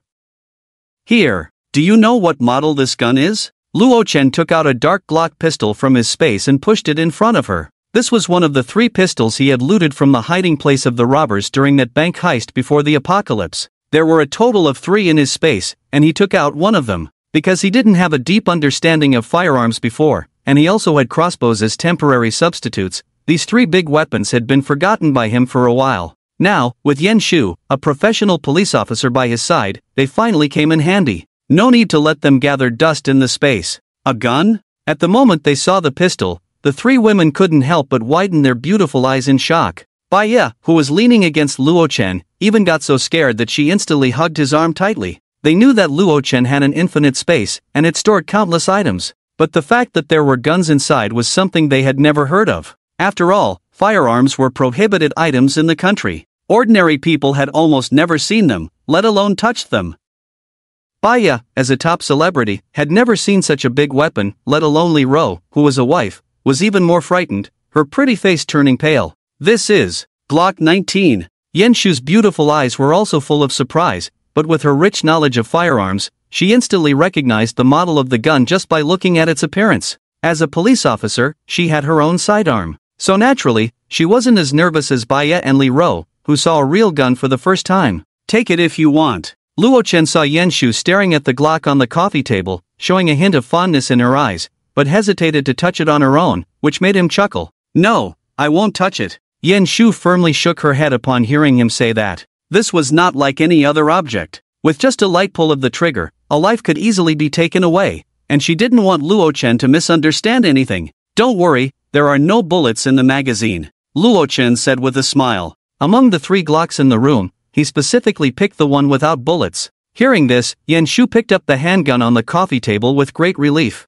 Glock 19, a modified version of the 17. It is smaller in size and weight, making it easier to conceal. The standard magazine capacity is 15 rounds. It is used as a police firearm in the beautiful country, where most police officers are equipped with it, Yan Shu explained while playing with the gun. As a woman who chose the police as her profession, she naturally had a great interest in firearms, and even won many shooting competitions during her service. Luo Chen, where did you get this gun from, could it be? Yan Shu suddenly widened her beautiful eyes, as if remembering something. If she remembered correctly, during a period before the apocalypse, she handled a bank robbery case where the robbers used Glock pistols. And, after they were all captured, the 3 handguns hidden at their hideout disappeared into thin air. Only a box of cash remained untouched. That's right, I took those guns from the robbers. Luo Chen's mouth curled up as he admitted directly. I have 2 more of these guns, with over 400 rounds of ammunition. Hearing this, Li Ro and Baya couldn't help but cover their mouths in astonishment. Over 400 rounds of ammunition? If 1 bullet could kill 1 person, wouldn't that mean being able to easily kill over 400 people? Living in a heavily fortified safe house, having handguns, such deadly weapons, and hundreds of rounds of ammunition, they couldn't imagine who could threaten Luo Chen. At the same time, a strong sense of security surged through them. The stronger Luo Chen was, the more their safety was guaranteed. Then why didn't you bring them out earlier? Yan Shu asked in surprise. If Luo Chen had a gun in his hand when she first entered, she could have been shot dead the moment she pulled out the fruit knife. At the very least, she wouldn't have acted recklessly. I forgot. Luo Chen shrugged. After all, I'm not familiar with this stuff. Yan Shu raised her eyebrows and said softly, I can teach you. In just 3 days, you can basically master shooting. So fast? I thought it would take a couple of months. Luo Chen was somewhat surprised. With Yan Shu, the police officer, by his side, he wouldn't miss this opportunity. It's not as difficult as you think. First, learn some shooting theory, master the essentials of the movements, and the rest is basically live-fire practice. Yan Shu explained with a smile. Of course, this was just the initial mastery of shooting. The difference between spraying and precise shooting was very significant. As Luo Chen and the others discussed firearms, on the 15th floor, room 1503, several residents with faces full of hatred gathered together. Everyone, Luo Chen killed our loved ones, and now he's hiding in the room enjoying food. Can we tolerate this? A young man with a fierce face gritted his teeth and said to the others. His older brother, when he went up to attack the Luo Chen family with those people, was ignited by a Molotov cocktail, and ended up rolling down the stairs all the way, dying in front of him. This also led to his deep hatred towards Luo Chen. And the other residents, some lost their husbands, some lost their sons, all filled with hatred towards Luo Chen. They gathered together to find a way to get rid of Luo Chen. What can we do? Someone said with hatred. The door of Luo Chen's house is so strong, no one can threaten him, even though they all wanted to kill each other. But the other family's house was like a fortress, they couldn't break through that iron door at all. If they rushed over recklessly, the outcome would definitely be as tragic as those who died before. I have a suggestion. At this moment, Wang Hongming, who had been silent all along, suddenly spoke. The speaker was Wang Hongming. Just now, tempted by food, he called Luo Chen dad in the group, but was harshly humiliated by the other party. Not only did he not get any food, but he also lost face in front of the neighbors, becoming the laughingstock of everyone. Wang Hongming, what's your good suggestion? Speak up. Yes, speak up quickly. Other residents couldn't help but ask. Wang Hongming said with hatred, Luo Chen is too powerful, just a few of us can't do anything to him. Are you suggesting finding reinforcements? A resident seemed to understand his meaning and said in astonishment. That's right, we must find reinforcements. Wang Hongming gritted his teeth and said, clenching his fists, everyone, don't forget, who took care of Deng Tu. It was the people from Building No. 10. Luo Chen hasn't been able to deal with Deng Tu for so long, but those people from Building No. 10 took care of them all at once. That's the difference in strength. Hearing him say this, several other residents widened their eyes and showed expressions of pleasant surprise. That's right. Deng Tu and the others are tough characters that even Luochen couldn't handle, but they were taken care of by the people from Building No. 10. What does that mean? The people from Building No. 10 are even tougher. Anyway, Luochen only dares to hide at home. This time they brought a whole building of people to deal with him. He must have no way to escape. Wang Hongming, you're quick-witted. A resident praised, not even thinking about asking for help from those people in Building No. 10. But, why would those people help us? We don't even know them.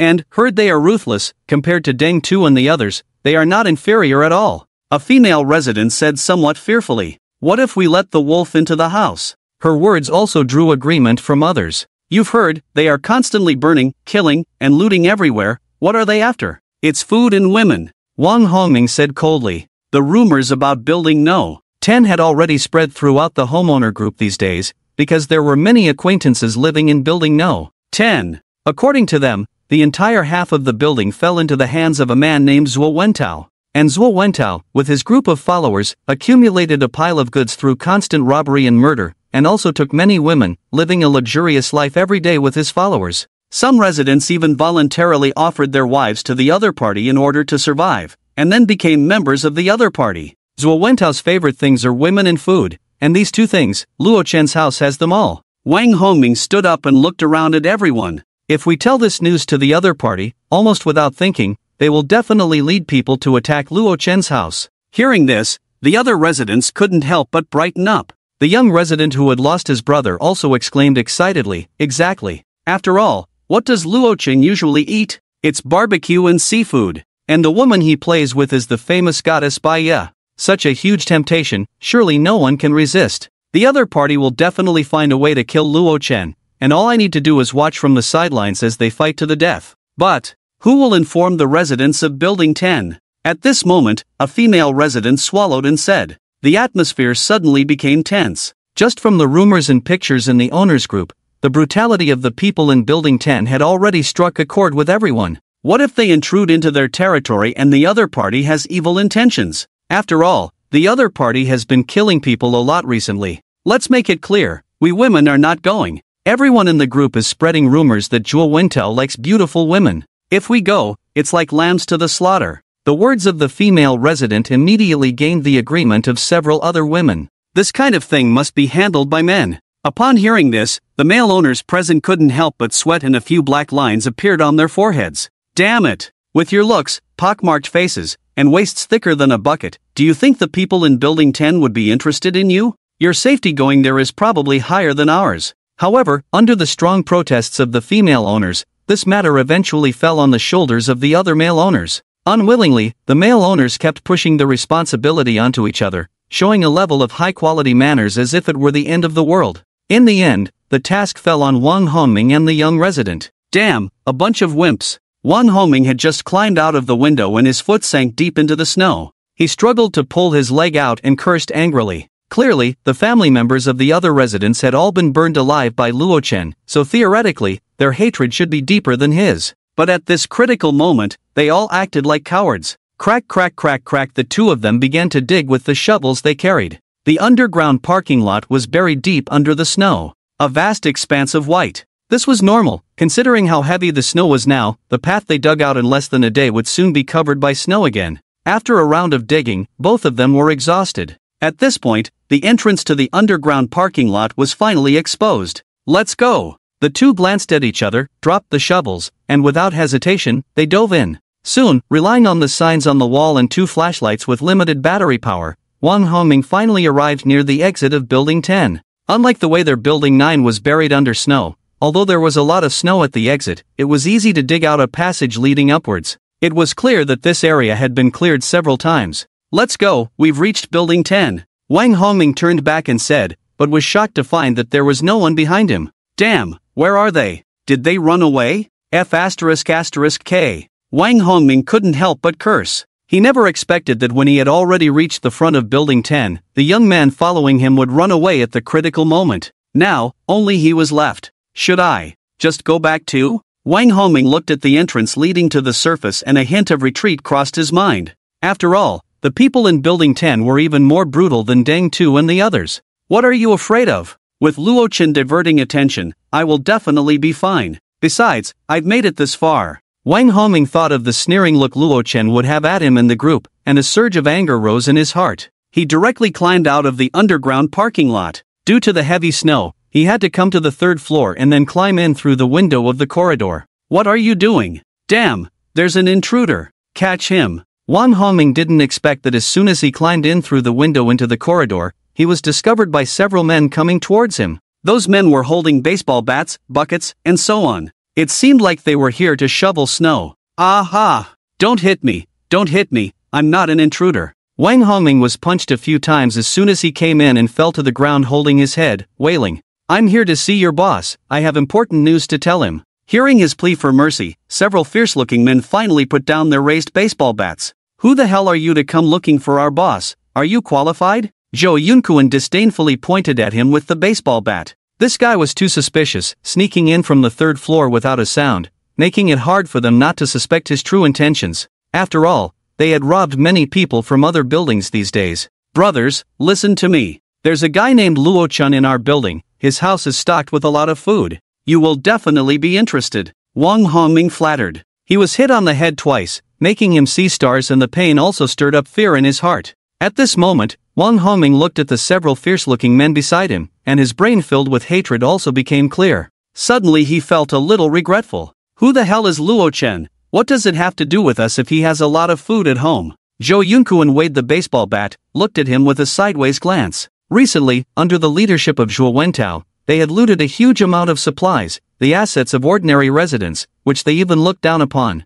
Hey, big brother, just take a look at these pictures and you'll understand. Wang Hongming quickly took out his phone from his pocket, fumbled and pulled out the pictures Luo Chen had posted in the group, handing them to the other party. Zhou Yunkuan was originally disdainful, but after taking a casual glance, he couldn't help but be stunned, his eyes widened. Damn, so many crabs? And lobsters? Roast chicken? Damn it! It's 70 degrees below zero in the extreme cold and snow now. Where did that bastard get these damn delicious foods that make you want to bite your tongue? Zhou Yunkuan originally thought that the instant noodles, jerky, and even the delicious canned luncheon meat they had looted in the past few days were the top delicacies in the neighborhood. There should be no other residents who could be more arrogant than their brother Zhua. But this Luo Chen guy, acting all high and mighty in the homeowners group, directly dazzled his eyes. Tired of barbecue, ready to switch to seafood, who cares about junk instant noodles? Damn it! Zhou Yunkuan smashed a stick on the wall, scaring Wang Hongming into a shiver.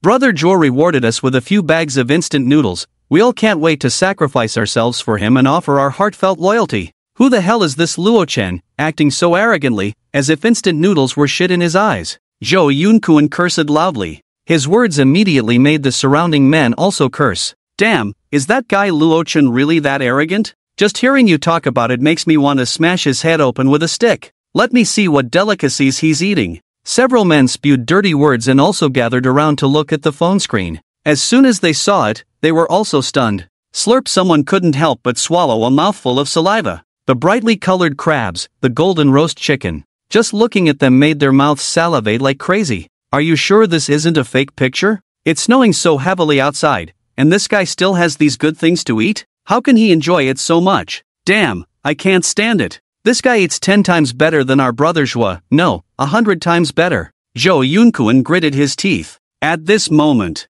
he made up his mind that he must report this matter to Zhuo Wentao, then gather people to break into Building No. 9 and snatch all the food from the other party's home. And he also wanted to teach the other party a good lesson. Let that guy Luo Chen know that there are some things you simply can't pretend to have. As for whether the other party will resist, he never even considered that. Joke. We have more than 40 people on our side, let alone one person. They can even take down a whole building. Yesterday, I thought the 2 packs of beef jerky we stole from those 2 old guys' homes were the most precious food, but now, my thoughts have changed. This is living like an emperor, with big fish and meat every day, eating better than me a month ago. Can't stand it, absolutely can't stand it, we must snatch these things. Several men said greedily. Even their breathing became heavy, eager to rush over with their weapons immediately. Hey, brothers, this Luo Chen not only has food at home, but also hoards quite a few beautiful women. Seeing the greedy looks of these people, Wang Hongming also felt relieved. He continued to explain for them. Oh, beautiful women? Jo Yoon-kun couldn't help but sneer at these words. I'm not bragging. The beauties in our brother Jwa's house, you'll be amazed when you see them. He looked like you've never seen the world. Those car models from that genre, 2 of them have become our brother Jwa's women. That face, that butt, you can't imagine how exciting they are. On this matter, Wang Hongming said mysteriously, do you guys know the national goddess Baya? Jo Yoon-kun and the others couldn't help but hold their breath. Damn, you're not trying to say that the big star Baya is now in that Luochen's house, are you? A man spat. Obviously, he couldn't control his excitement. That's the national goddess who can dominate the hot search list on the internet every day. Regardless of age or gender, everyone will bow down to her. That's right, the goddess Baya is now in Luochen's house. Wang Hongming nodded heavily. All the residents of Building 9 know this news. Hearing this, Jo Yoon-kun grabbed his collar and said fiercely, let's go, come with me to see the boss right away. 10th floor, room 1001. In the living room, there was a large brazier burning with the dismantled wooden table and chair legs thrown in, crackling. 5 or 6 men sat on the sofa on the side, enjoying the warmth from the brazier,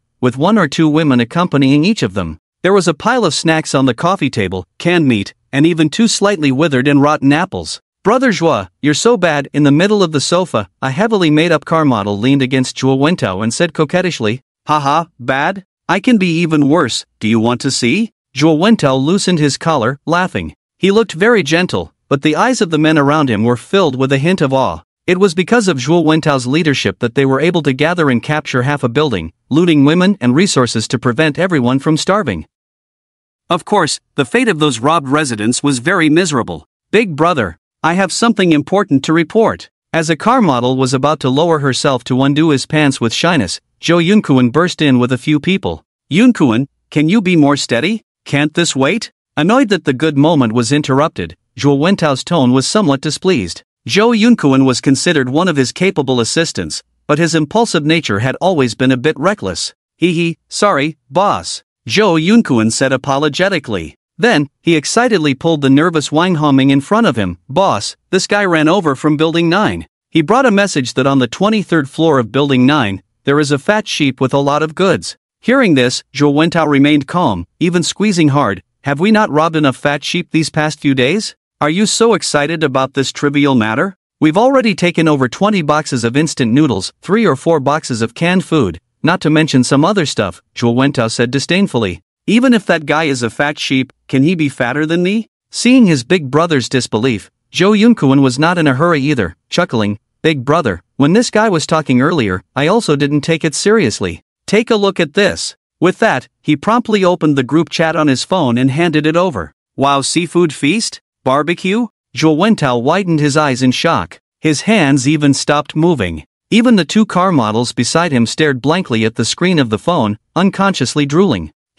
What do you think, boss? Got a scare, right? Jo Yoon-kun chuckled. I was also shocked. Now it's freezing with a blizzard blocking the roads, the temperature outside is minus 70 degrees, and this guy named Luo Chen, where did he get such delicacies from? And, that top star Baya, is also at his place. Unbelievable, right? The surrounding men were also drawn in by their conversation, greed evident on their faces after seeing the photos on the phone. Damn, Jwa, this Luo Chen is truly a big fat sheep. Damn, are you sure the information is correct? The national star Baya actually lives in Building 9? Damn, she's my goddess. How could such a good opportunity be taken by a pig? Several men said excitedly, even ready to move directly. It seemed like everything was under their control. The information is absolutely true. Building 9 is going crazy about it. Jo Yoon-kun assured them. Damn, this guy can act more pretentious than me, Jwa Wentao said with a sneer as he looked through the chat records. It seemed like it was time to change the original plan. Such a fat sheep must be slaughtered quickly, or those delicacies might be wasted. And that national-level goddess Baya, she should only belong to successful people like himself. When they snatch her over, he must enjoy her, and make her carry his child. Yoon-kun, go inform the others to abandon the people upstairs for now, Jwa Wentao ordered. Tempted by the delicacies and the top star, he could temporarily ignore the residents on the upper floors. With his men watching, those struggling people wouldn't be able to escape. Alright, boss, Jo Yoon-kun said excitedly. Every time Jwa Wentao led them into battle, everyone received rewards, with bags of instant noodles and bread for each person. Even the 2 car models contributed and let everyone have fun all night. Therefore, his over 40 subordinates were very loyal to him, full of energy for every operation. Chua, are you sure we should abandon the people upstairs first? The morning attack today left most of them injured. If we don't pursue victory now, with Dr. An Yu Yen on their side, the enemy will likely recover quickly. At this moment, a confidant beside him reluctantly made a suggestion. He had long coveted Dr. An Yu Yen, the woman with a melon seed face and slender legs. As long as they could capture the upper floor as well, he could enjoy her taste. Just thinking about that wonderful scene made him extremely excited. What's the rush? Zhuo Wentao said indifferently. Even with that woman An Yu Yen there, we don't need to rush, after all, their medical supplies are limited. Seeing that their leader had made up his mind, the confidant had to regretfully retreat. Everyone, get ready, grab your handy tools, tonight we'll have a wild party and enjoy the performance of the national goddess. Zhuo Wentao clapped the coffee table and said spiritedly to everyone. Hearing this, everyone present excitedly cheered. How could they not be excited to play with such a top-notch goddess? Boss, I think we need to consider our attack strategy carefully, Zhou Yunkuan quickly reminded. He was afraid that their impulsiveness would lead to them being decapitated by a few Molotov cocktails from the enemy. Under his explanation, everyone was also somewhat shocked. The door is very strong, with alloy plates inside the walls, several sledgehammers couldn't break it. There are even openings above the door, throwing Molotov cocktails? Zhuo Wentao said in shock. This guy named Luo Chen actually turned his house into a fortress. There must be something wrong with his head. In this case, direct attack was out of the question. If they charged straight in, his men would all become barbecue. Bosses, I've told you all the information, Wang Hongming said with a flattering smile. Seeing that things were almost done, he also had the idea to retreat. The longer he stayed here, the greater the danger. Alright, get lost. Seeing that the other party was useless, Zhou Yunkuan couldn't be bothered to deal with him, waving his hand impatiently. Okay, bosses, I'm out of here. Wang Hongming nodded quickly and walked towards the door. As he walked, he was secretly delighted, never expected to leave so easily. The other party didn't give him any trouble at all attention was on Luo Chen. At this moment, Wang Hongming even despised those cowards in his heart, determined that the first thing he would do when he got back was to mock them harshly. Bang! He was struck hard on the back of his head, and Wang Hongming fainted immediately. Looking at him lying on the ground, Zhuo Wentao wiped the blood off the baseball bat with a cloth, sneering, "Still want to leave?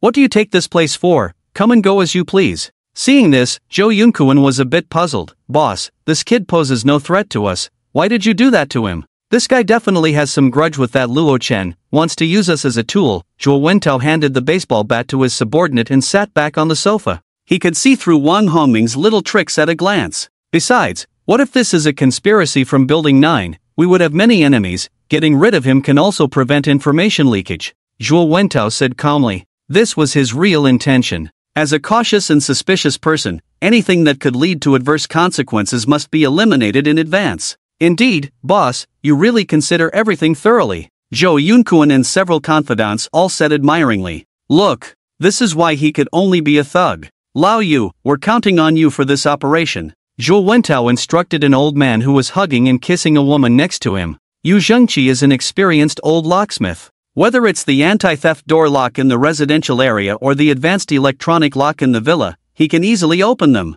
With him around, the anti-theft doors of those residents are simply like decorations, no need to break the door with force. Because of his reliable skills, when they heard that Luo Chen's anti-theft door was very strong, Zhuo Wentao and his men were not too worried. No matter how strong the door is, what can they do with Molotov cocktails? Block the throwing port on the door, then a few people push against it. What can the other side do to them? Once the door is broken, that Luo Chen will be like a lamb to the slaughter. Almost everyone thinks so. We will start the operation at 3 o'clock tonight, Zhuo Wentao said after some thought. 3 o'clock in the morning. It's the time when people are sound asleep. They can quietly climb up to the 23rd floor without being noticed, and then let old Zhu quietly open the lock, allowing the other party to be killed directly in their sleep, without even using the Molotov cocktails. Indeed, you are the boss. What a great plan.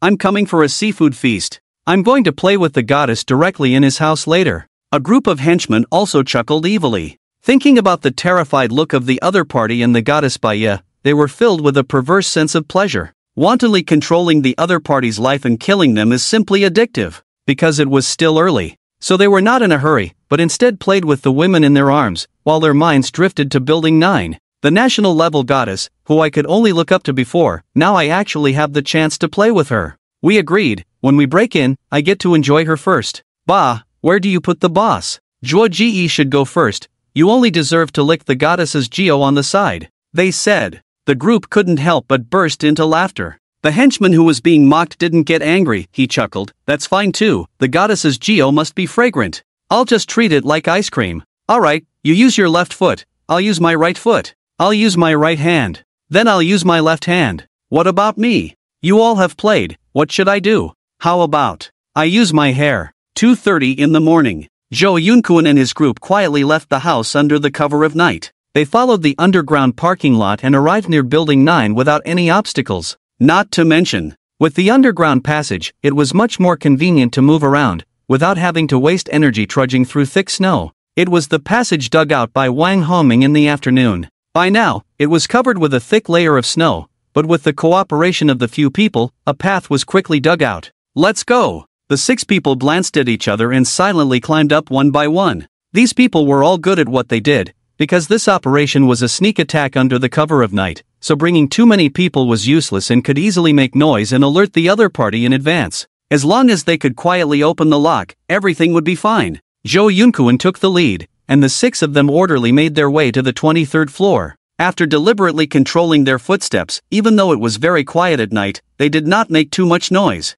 Soon, the group arrived at the 23rd floor, outside Luo Chen's door. It's your turn, Oldju. Zhou Yunkuan gestured to the old man nicknamed Oldju. The old man, also known as Oldju, gave a reassuring look and squatted in front of the security door with his toolbox. He also turned on the overhead light. As a locksmith who had been opening locks for half his life, Yu Zhengqi believed that there was no lock he couldn't open, except for the locks on the bank vault doors. 5 minutes later, Oldju's back was slightly sweaty. Damn it! What a complicated lock, it doesn't match any locks on the market at all. He cursed in his heart. Moreover, the structure of this door is extremely complex. It seems like there is another layer of lock inside the lock. Even if he opens the first layer of lock, the second layer will still keep him outside. Not to mention, he doesn't have a clue on how to open the first layer of lock. 10 minutes passed. Oldju squatting in front of the door was about to collapse, his head was a mess, he even wanted to stand up and curse. Can this crappy lock in your house be opened with a key? Just then, with a dull sound, the security door slowly opened. Seeing this, Zhou Yunkuan and others waiting on the side couldn't help but be excited. Oldju is indeed amazing. Opening a lock is as easy as pie. After we break in later, I'll let you choose which foot to step in first. Listening to the praise of his companions, Oldju squatting in front of the door was full of confusion. What? But, I didn't open this door. The lock structure is too complicated, I don't understand it at all. Zhou Yunkuan and others were stunned when they heard this. You didn't open the lock? Then who opened this lock? The security door opened. A dark handgun, under the bright light in the room, was aimed at Oldju's head on the ground. Luo Chen, wearing pajamas, had a playful smile on his face. Yan Shu, dressed in polar cold-resistant gear, was also standing by his side on high alert. A gun? Oldju was scared silly when he saw the situation clearly. What's going on? Why does the other party have a gun in hand? The kid this afternoon didn't mention it at all. Zhou Yunkuan and others standing behind were even more dumbfounded.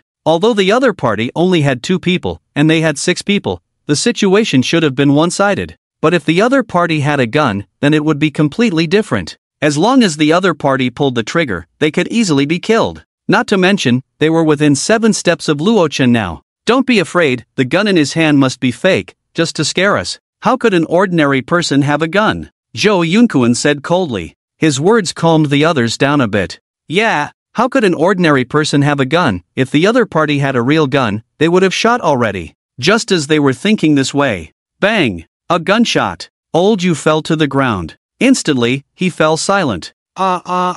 Damn, he has a real gun in his hand. What should we do, Kuan Ge? Kuan Ge, you. The other 4 men shouted in horror, wanting to turn around and ask Zhou Yunkuan what to do, but found that he had already abandoned them, running 5 or 6 meters away. Sorry, brothers. You guys be the scapegoats for me first. Zhou Yunkuan gritted his teeth, thinking, his sprint speed under his feet became even faster. In the middle of the night, when Oldju couldn't open the door lock, the other party took the initiative to open the door. No matter how they thought about it, the gun in the other party's hand couldn't be fake. Unless, this Luo Chen has lost his mind. So when Zhou Yunkuan shouted those 2 sentences, he was ready to sacrifice the others to save his own life. Bang! Bang! Bang! Luo Chen turned the gun towards the few people in front of him and pulled the trigger. The high-speed rotating bullets shot out of the barrel. Instantly, 3 people's heads were blown off. Not bad, using a handgun is much more satisfying than a crossbow arrow. Luo Chen blew on the non-existent barrel smoke, laughing. Faced with live targets within 5 meters, he could almost hit them with his eyes closed, without worrying about accuracy. At this moment, there was one man left outside the door. He stood at the door in horror, his trembling figure almost scared to death, and in a moment half of his companions were dead, while Zhou Yunkuan used them as human shields and ran away without a trace. Suddenly, a warm stream gushed out from under his crotch, meeting the sub-zero temperatures, instantly forming a layer of ice. "Please, don't kill me," the man begged bitterly. He hoped Luo Chen would spare him. "Tell me where you came from, who sent you?" Luo Chen held a gun, the cold muzzle aimed at his head. His tone was as cold as the -70-degree cold air. "Unless you spare me, I won't tell you." The man trembled. Bang! Luo Chen pulled the trigger directly. The other person fell down in shock, eyes wide open in death. "Huh, you're not qualified to negotiate with me," Luo Chen said disdainfully. Anyway, even if they didn't talk, he could find out on his own. Since the other party was so evasive, it was better to go straight to the King of Hell. One ran away, but it's not a big deal, go and finish off the remaining one,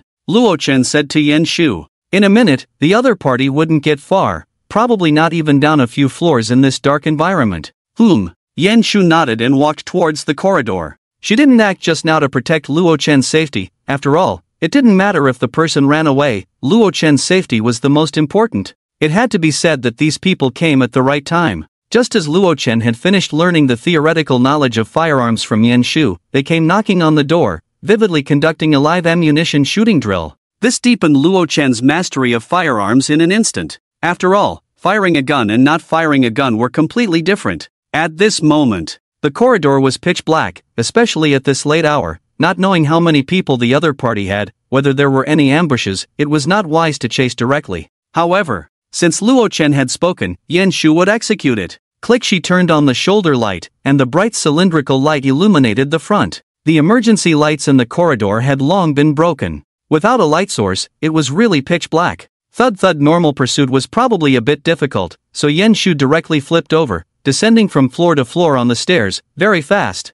In less than 10 seconds, she had gone down 2 floors. "Butler, bring up all the surveillance footage," Luo Chen said indifferently. Although he had sent Yan Shu to chase in the dark, he had to confirm the situation in the corridor to avoid the other party having reinforcements. If there was an ambush, Luo Chen would directly order Yan Shu to return. After all, the safety of Yan Shu was much more important than the other side, who had just run away. 3 o'clock in the morning. Luo Chen was already fast asleep. When Zhou Yunkuan's group entered the building, the butler had already discovered it through surveillance, but had not confirmed the other party's intentions, so he did not wake up Luo Chen immediately. It wasn't until the other party reached the 21st floor that Luo Chen was awakened. "Yes, master. All surveillance has been retrieved, and it has been confirmed that there are no other people in the corridors at the moment." Although it was night, the corridor was pitch black. However, the pinhole cameras installed in the corridor were equipped with infrared functions, so the images were very clear. It could be seen that the panicked Zhou Yunkuan had only just escaped to the 15th floor. There was no way. The corridor was too dark, and the flashlight he carried was not very bright, coupled with the panic. No one could directly escape from the building in just 1 minute. It wasn't until now. Zhou Yunkuan regretted his escape for his life. If I had known earlier, he wouldn't have rushed to participate in this surprise attack. It's really a dead end. Luo Chen's strength has exceeded everyone's imagination. Not only does he have a big killer like a gun in his hand, but also a nimble female bodyguard by his side. Zhuo Wentao and the others are completely unaware of this intelligence. He even suspects that Wang Hongmin, who went this afternoon, is really a spy sent by Building 9. Unfortunately, he won't have the chance to report back to Building 10 with this information. Stop! Yan Shu leaped down from the 16th floor and landed directly on the stairs of the 15th floor. Her sweet call scared Zhou Yunkuan, who was already nervous, causing him to slip and fall headfirst into the ground below. Thud! A muffled sound. Zhou Yunkuan's head hit the corner of the wall heavily, and he fell silent instantly. The blood had frozen due to the extreme cold temperature the moment it spilled out. Dead? Yan Shu walked up to him, stepped on his body, and forcibly turned him over. Only then did she realize that the other party had no signs of life. Zhou Yunkuan had died from hitting his head due to a misstep. I was planning to interrogate him for some information, but now it's troublesome. Yan Shu shook her head helplessly. She didn't expect the other party to be so easily frightened that her shout caused him to die on the spot. In the surveillance room, Luo Chen naturally saw this scene. This guy is tough, using his head to hit the ground, he said speechlessly. This clue is now cut off. If he had known, he wouldn't have shot him in the head just for the sake of a moment of satisfaction. Dispose of his body and come back, Luo Chen said through his Bluetooth earpiece. If he's dead, he's dead. The people behind him will definitely send someone over if their men don't return for a long time. After throwing Zhou Yunkuan's body out of the window on the 14th floor corridor, Yan Shu also returned to the warm safe house. At this moment, Baya and Li Ro, with worried expressions, stood in the living room. What happened? We just heard gunshots, Li Ro asked, pursing her lips. She was sleeping soundly when she was suddenly awakened by gunshots and came out to find Baya also looking shocked and puzzled. There was an intruder, but it's been taken care of, Yan Shu explained to the two. An intruder? Deng Tu and the others are dead. Who would attack us now? Baya, wearing a cat pajama, looked very puzzled. After all, more than 20 residents had been killed, and it was unlikely that the remaining residents would have the courage to attack again. It might be the people from Building 10. Luo Chen squinted slightly. There had been quite a few discussions about Building 10 in the homeowners group recently, and he had noticed. Moreover, Building 10 was very close to their Building 9, so if anyone had the most suspicion, it would probably be them. Building 10? Yan Shu was somewhat shocked by his guess. After all, she had come from Building 10 with Isisi. Butler, were there any unusual activities by the other residents today? Luo Chen seemed to have figured something out and asked. Yes, master. The butler quickly glanced at the surveillance and gave an answer. He then pulled up the surveillance footage from that day. In the footage, Wang Hongming and his group gathered in the corridor on the 3rd floor, and under the farewells of others, Wang Hongming and a young man with a shovel left. Seeing this, Luo Chen confirmed his guess. Indeed, it was done by those homeowners who lost their families. He snorted coldly. These people had gathered out of hatred, conspired to contact the people from Building 10, and planned to cause trouble for him. The bait was probably the delicious food he had sent to the group. Should we take care of them? Yan Shu's eyes also turned cold. Once, she was a police officer who protected the people, always considering things from the people's perspective. However, things are different now. If anyone threatens Luo Chen's safety, she will definitely use thunderous means to eliminate the opponent completely. No need, they will pay the price sooner or later, Luo Chen said coldly. At the latest, when he confirmed and resolved the threat of the 10th floor, they would have to go down to meet the King of Hell. At this moment, the owners group also started to receive messages. What's going on? I seem to hear someone screaming in pain, and it sounds like gunshots. Is it the police coming to save us? Dream on, I heard someone screaming and running in the stairwell, probably a high probability of armed thugs coming in. The owners exchanged messages one after another. The more they talked, the deeper their worries became. Did the gang of villains led by Deng Tu just die, and now a new threat has come so quickly? At this moment, those owners who went to find the 10th floor were all hiding at home trembling. Others didn't know what was going on, but they were very clear in their hearts. It must be the people from the 10th floor who came to attack Luo Chen's home at night, but they were driven back by the opponent with a gun. Luo Chen actually has a gun. They were even more terrified, deciding to keep the events of the day to themselves and never mention them again. But what these people didn't know was that Luo Chen had long seen through their actions through surveillance cameras. It can be said that from now on, their lives have entered a countdown. Go rest, there should be no problem tonight. Luo Chen looked at the clock, it was already 3:30 in the morning. Baya began to nod off. Oh, hearing his words, Baya drowsily walked with Li Ro to the side to lie down. Currently, she and Li Ro were living in the same room, while Yan Shu had her own room. At this moment, Yan Shu had already taken off her extreme cold-resistant suit. She hung her clothes on the nearby hanger, revealing her slender waist and a pair of straight and long thighs. Yan Jinghua, I seem to have forgotten something. Luo Chen walked over and hugged her slender waist directly. He leaned in and whispered in her ear. Forgotten what? Yan Shu blushed, because these days she had been teaching Luo Chen about firearms knowledge. So, she hadn't made her first kill yet. At this moment, Luo Chen also became interested. However, because they had just repelled the minions of the 10th floor, and the boss behind them had not shown himself, maybe next time they would need Yan Shu to go out and face the enemy. So Luo Chen let it go. Come to my room.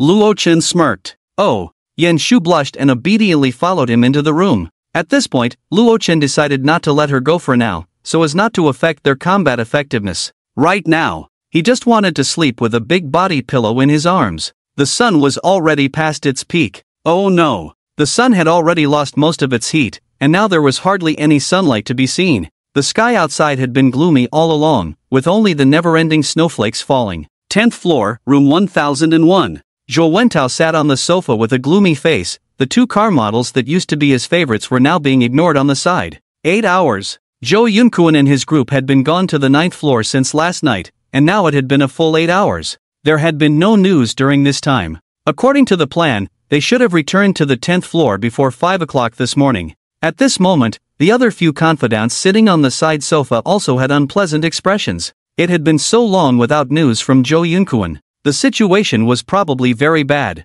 Thinking positively, it means that the person has been captured by the other party. Thinking negatively, all 6 people have now gone to see the King of Hell. Boss, Yunkuan, and the others. Yu Feiyang hesitated to speak. Like Zhou Yunkuan, he was also one of Zhuo Wentao's confidants. Yesterday, he had intended to take the lead, but Zhou Yunkuan beat him to it. Looking at it this way, the other party really sacrificed themselves to save him from a disaster. No need to think, the person is definitely gone, Zhuo Wentao said coldly. He directly stated the result that everyone knew but dared not speak out. Upon hearing this, everyone fell silent. They had never expected that a plan that seemed foolproof would go wrong. It was deep in the night, and logically the other party should be fast asleep. Zhou Yunkuan and the others also had Lao Yu in charge of unlocking, and their numbers were 6 times that of the other party. Even if they were accidentally discovered by the other party, it shouldn't have led to a total disaster, right? Even if they couldn't win, could no one escape? Thinking of this, a shadow fell over everyone's hearts.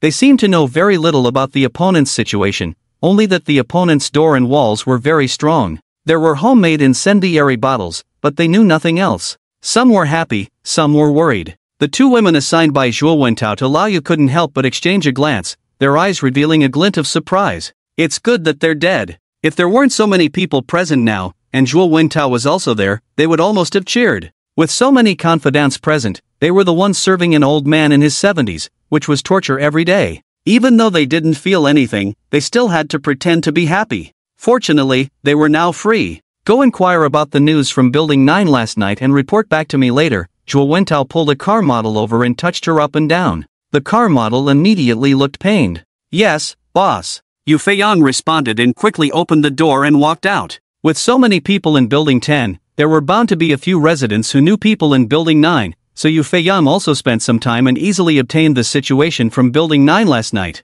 He pushed the door open anxiously. Boss, it's bad, boss. Yu Feiyang gasped as he rushed into the living room. In the puzzled eyes of everyone, he said with some fear, according to the news I just inquired about, the residents of Building 9 last night all said they heard gunshots late at night, and there were screams of people fleeing. A sharp-eared resident said that the gunshots were definitely from a pistol. Gunshots? Hearing this, Zhuo Yuntan and several confidants were all shocked. Zhou Yunkuan definitely wouldn't have a gun. So, who brought out the gunshots? Luo Chen. Zhuo Wentao gritted his teeth. No matter how he calculated, he never expected the other party to have a gun. It seemed that Zhou Yunkuan and the others fell into the hands of the other party, which was just normal. If it had been his team last night, they might have been shot dead by now. Zhuo Wentao exerted too much force, causing the car model to be in so much pain that she almost fainted. But she still bit her lip and didn't dare to scream. If she dared to make a sound at this time, dozens of people would definitely come to her room tonight. Yu Feiyang, are you sure the news is true? Could it be that the residents of Building 9 made it up? Chua, you're so powerful, you didn't even bring a gun. Where did Luo Chen, an ordinary person, get this kind of thing? I don't believe it. This must be a conspiracy by the residents of Building 9. The other confidants sitting on the sofa couldn't help but express their doubts. This news was just too suspicious. They suspected that this was a false message sent by Luo Chen in collaboration with the residents of Building 9. I didn't lie to you. More than just 1 or 2 people in Building 9 heard it. Almost the entire building is spreading the news. Don't believe me? I have screenshots of the group chat. Yu Feiyang saw that they didn't believe him and became anxious. This was the information he personally verified. If it turned out to be false, wouldn't it mean his incompetence? After confirming the authenticity of the information, the people in the room fell silent. Luo Chen not only lived in a solid house but also had Molotov cocktails and a handgun. Can this be called a fat lamb? Obviously not. The other party's status had changed from a lamb waiting to be slaughtered to a ferocious beast. Faced with firearms, most people were terrified. Letting them rob an unarmed resident would be easy, even enjoyable. But if the other party had deadly weapons, Brother Zhua, maybe we should reconsider this Luochen. A henchman swallowed nervously and said cautiously. His suggestion echoed the thoughts of most people. The supplies they had looted before were enough to sustain them for a while. Taking the risk of confronting Luochen with weapons seemed unwise. They had enough supplies and women now, and everyone was content. However, Zhuo Wentao's face darkened. Are you all afraid? He looked around coldly, causing everyone to lower their heads in guilt. You are all my most trusted men. You put in a lot of effort during the previous looting of those residents. Zhuo Wentao said coldly. Now that we are enjoying good times, why are you all afraid of death? We have over 40 people. How can we be frightened by a single person like Luochen? He shook his head in disappointment. If this gets out, where will I, as the leader, hide my face? How can we command respect in the future? Hearing this, the henchmen hung their heads in shame. Indeed, they had over 40 people and had conquered many residents in various buildings. Yet, they were now demoralized by a single person like Luochen. It was truly embarrassing. After all, they hadn't even seen Luochen in person yet. Brother Zhua, what should we do? Just give the order, and we will all charge in together. Yu Feiyang also spoke with shame. If Zhou Yunkuan were here, he would surely boast about being the first to lead the charge. They couldn't afford to lose face either. The other henchmen were also inspired and looked eagerly at their leader. If necessary, they would resort to overwhelming numbers. They would crush the opponent no matter what. Don't worry, that Luochen probably doesn't have many bullets.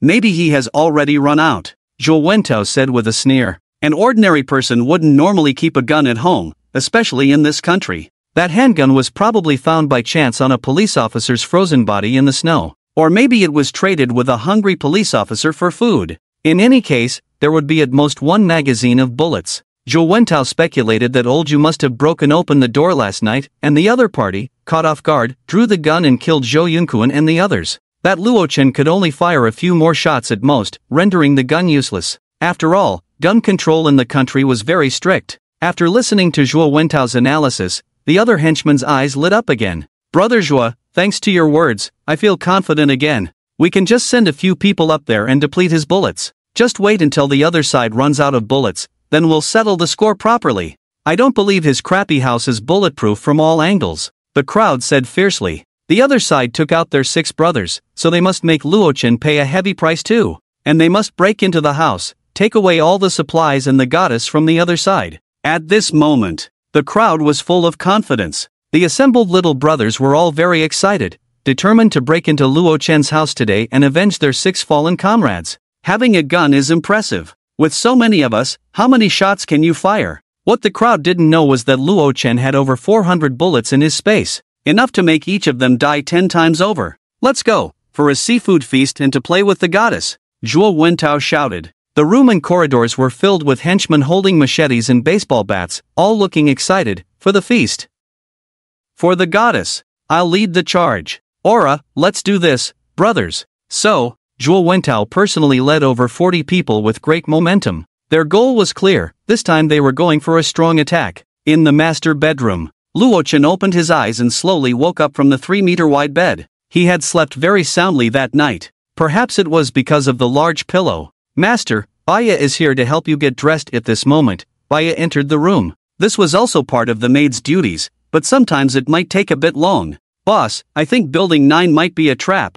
We need to be careful, a henchman said, holding a machete. Beside him was Zhuo Wentao holding a baseball bat. And the group of little brothers, of course, were walking at the forefront as soldiers, with a few of the faster ones already out of the underground parking lot and on the ground. Don't worry, I've already investigated, Building 9 is just a bunch of loose sand, Yu Feiyang assured, patting his chest. Under his temptation and threat of food, the few residents of Building 9 who were contacted today also confessed everything truthfully. Building 9 was not like their Building 10, where a large group of people under Zhuo Wentao's leadership could be united and powerful. Faced with over 40 well-organized people armed with weapons, they had no power to fight back. So, their group could confidently deal with Luochen. That's good, Zhuo Wentao sneered. They decided to go up to the 23rd floor first, to roughly observe Luochen's house. After all, with so many people, he didn't believe he had no way to deal with the other party. Ah, who are you guys? 2 owners carrying buckets and shoveling snow downstairs were stunned. At this moment in the corridor, a group of fierce-looking guys blocked the way. The two couldn't help but look at each other in horror. Could they be the people from Building 10 as rumored? Damn it, don't block our way. The leading henchman, seeing the two dare to block their path, couldn't help but curse angrily. Slap! They slapped the other two hard, making them dizzy. If they didn't have more important things to do, these two would definitely have been thrown down from a dozen floors high by them. Soon, Zhou Wentao, surrounded by his henchmen, reached the 23rd floor. Because they already knew how formidable Luo Chen was, they didn't dare to get too close at this point. After all, the other side had long-range attack capabilities. What are those walls? Zhou Wentao squinted his eyes. Following his gaze, the henchman saw that beneath the broken wall surface, dark and sturdy alloy plates were exposed, even faintly reflecting a hint of dim light. On the surface of the adjacent wall, there are traces of being smashed by sharp tools and hammers all over the entire wall. It can be seen. There must have been many people who had fiercely smashed this wall with a hammer before, but apart from knocking off a layer of fragile wall surface, it did not have any impact on the internal structure. Boss, it looks like the intelligence is correct. The walls and doors of this Luo Chen's house are probably very strong. Yu Feiyang couldn't help but swallow a mouthful of saliva. Just from those large traces left behind, he could perfectly conclude that even if he brought more than 40 people to desperately destroy this iron wall and door, it would definitely be in vain in the end. Maybe they would even be killed by Luo Chen using Molotov cocktails. What should we do, boss? It seems like we have no way to deal with them. The other henchman couldn't help feeling discouraged at this point. Seeing this steel defense line, everyone couldn't help but feel a sense of powerlessness in their hearts. Since their outer walls and doors are so strong, then let's attack from another place, Zhou Wentao said coldly. He couldn't believe that the area directly below the opponent would also be filled with alloy steel plates like the wall of the main entrance. As long as they dug a big hole in the floor, wouldn't the opponent be trapped at home waiting to die? Those residents who were attacked before must have been fools. They actually overlooked such a fatal weakness. Indeed, boss, you are really smart, Yu Feiyang and several other henchmen quickly flattered. Then, a group of people went directly to the area directly below Luo Chen's house, outside room 2201 on the 22nd floor. They politely used a hammer to knock open the door. Then they found that it was actually an empty room. Although the furniture was complete but covered in a layer of dust, the homeowner probably hadn't been home for a long time. Perfect. Zhou Wentao snorted coldly and ordered, "Get to work, smash open the floor of his house for me." A group of henchmen holding hammers, with fierce expressions on their faces, began to smash the ceiling. Clang! However, soon their expressions turned to despair. Because under the thin ceiling, what was revealed was still an indestructible layer of dark alloy plate. Seeing this scene, the dozens of henchmen present were instantly petrified in place. Especially those who were using hammers to smash the ceiling, their faces were extremely ugly at this moment. It was as if they had eaten shit. Damn! Is it really necessary to be so outrageous? Not only is this house filled with alloy steel plates on all sides, even the upper and lower sides are covered with this damn thing? This Luo Chen is simply a lunatic. What normal person would modify their own home like this? The henchmen were instantly in a state of collapse. They originally thought this was a brilliant plan. They could break through the opponent's home by drilling through the floor successfully. Then they could take away all the supplies, and play with Baiya, the nationally popular star, ruthlessly. However, Luo Chen had already taken this into consideration, not giving them any chance to exploit. They worked hard for half a day. The result was just a bunch of clowns.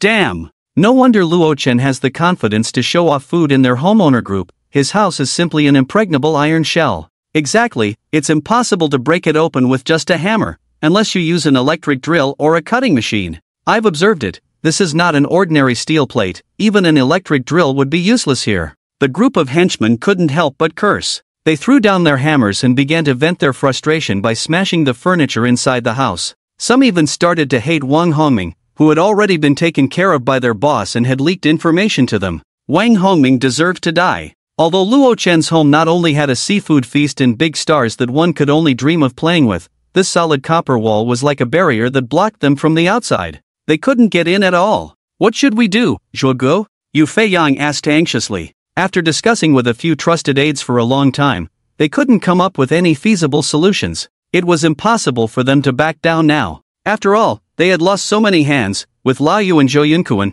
one being a trusted aide and the other a skilled assistant with lockpicking skills, all being wiped out by Luo Chen. Almost all their forces were mobilized today. If they were to sneak back now, their credibility as the management team would plummet in the eyes of everyone. This was something they absolutely could not tolerate.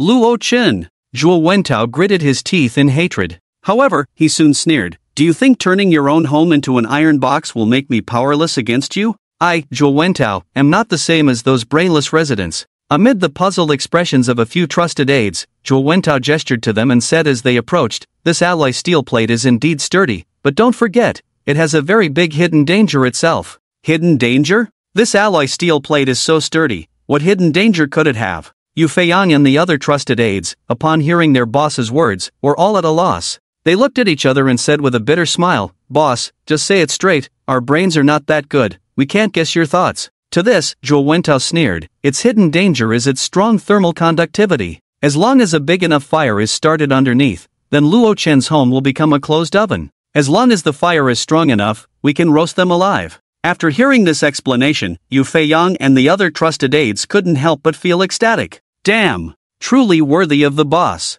This alloy plate is indeed tough, it can't be broken through by brute force alone. But as long as they change their approach, using the method of fire attack, they can easily breach the seemingly impregnable safe house. Maybe. By then, unable to bear the scorching heat, Luo Chen might even open the door himself. Ha ha ha, truly worthy of the boss, so clever. Zhuge, I admire you so much, it's like endless flowing water. Luo Chen's good days are finally over now. The other henchmen guarding the corridor, upon hearing this brilliant idea, couldn't help but burst into laughter. In their view, this was definitely a sure thing. Whether the other party comes out or not is no longer important. If they come out, they will send people to ambush and kill them. If they don't come out, they will turn them into roast meat. Luo Chen, let's see how you deal with this now. So, with their confidence greatly boosted, the henchmen also followed Zhuo Wentao to the 23rd floor. They not only wanted to kill, but also to crush their spirits. First, they would tell you how they would kill you, then watch you die in endless pain and fear.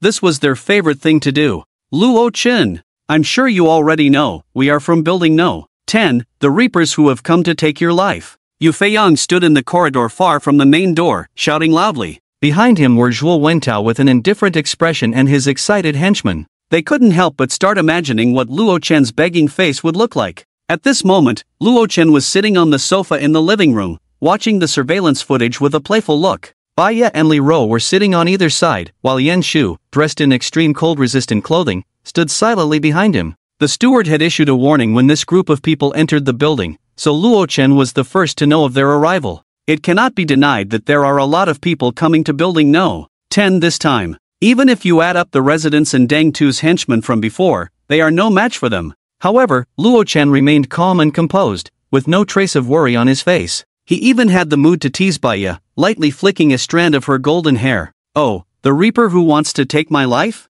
Luo Chen said lightly through a small Bluetooth speaker placed outside the door. Upon hearing the voice, Yu Feiyang was somewhat stunned, but he quickly understood that the other party must have used some kind of speaker. Why do I feel like you guys are more like a group of dead people? He suddenly laughed. In his tone, it seemed that he didn't care at all about the more than 40 people filling the corridor. Looking for death. Yu Feiyang was instantly furious. He had never seen someone so defiant with death approaching. Just as he was about to curse out loud, Zhuo Wentao behind him stopped him and calmly said, Luo Chen, right. I am their leader, Zhuo Wentao. Zhuo Wentao appeared calm and composed. As if everything was under control, this made the subordinates present admire him. Look, this is the aura that dominates more than 40 people. So calm, so domineering. I'll give you two choices now. Zhuo Wentao didn't care if Luo Chen could see it, he raised two fingers. Choose your fate. As soon as he said that, Luo Chen started cursing him non-stop.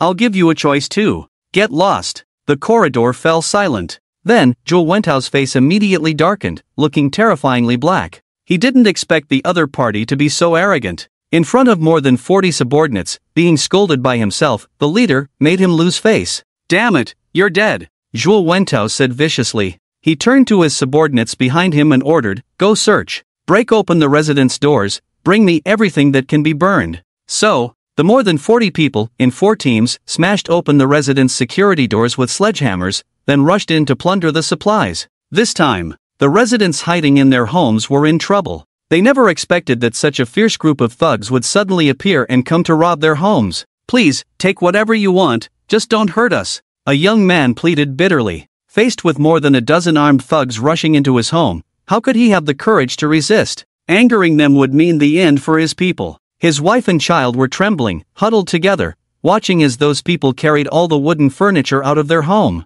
"Oh, this girl looks pretty." One henchman seemed to have noticed something, a malicious expression on his face. At this point, law and order had completely collapsed. Faced with a woman who was still attractive, and with their leader not by their side, this henchman couldn't resist anymore. "Ah, no, don't." The woman was pushed down, and she let out a terrified scream. "Please, don't hurt my wife." The woman's husband tried to stop them, but was kicked to the ground by others. "Bastard, stop thinking about that nonsense, focus on the task at hand." Yu Fei-yang saw the scene and couldn't help but remind them. "Delaying the task will make Boss Jua angry." "What's the matter? Can't delay. I'll be quick, give me a minute." The man named Bastard impatiently waved his hand. Then he started exercising in front of everyone. As for the woman's husband, he lay on the ground, looking at the two of them with a face full of despair. 1 minute later, Bastard left with a satisfied look on his face. Seeing this, the other men who were moving furniture couldn't help but get excited and said, "Is Brother Ma better?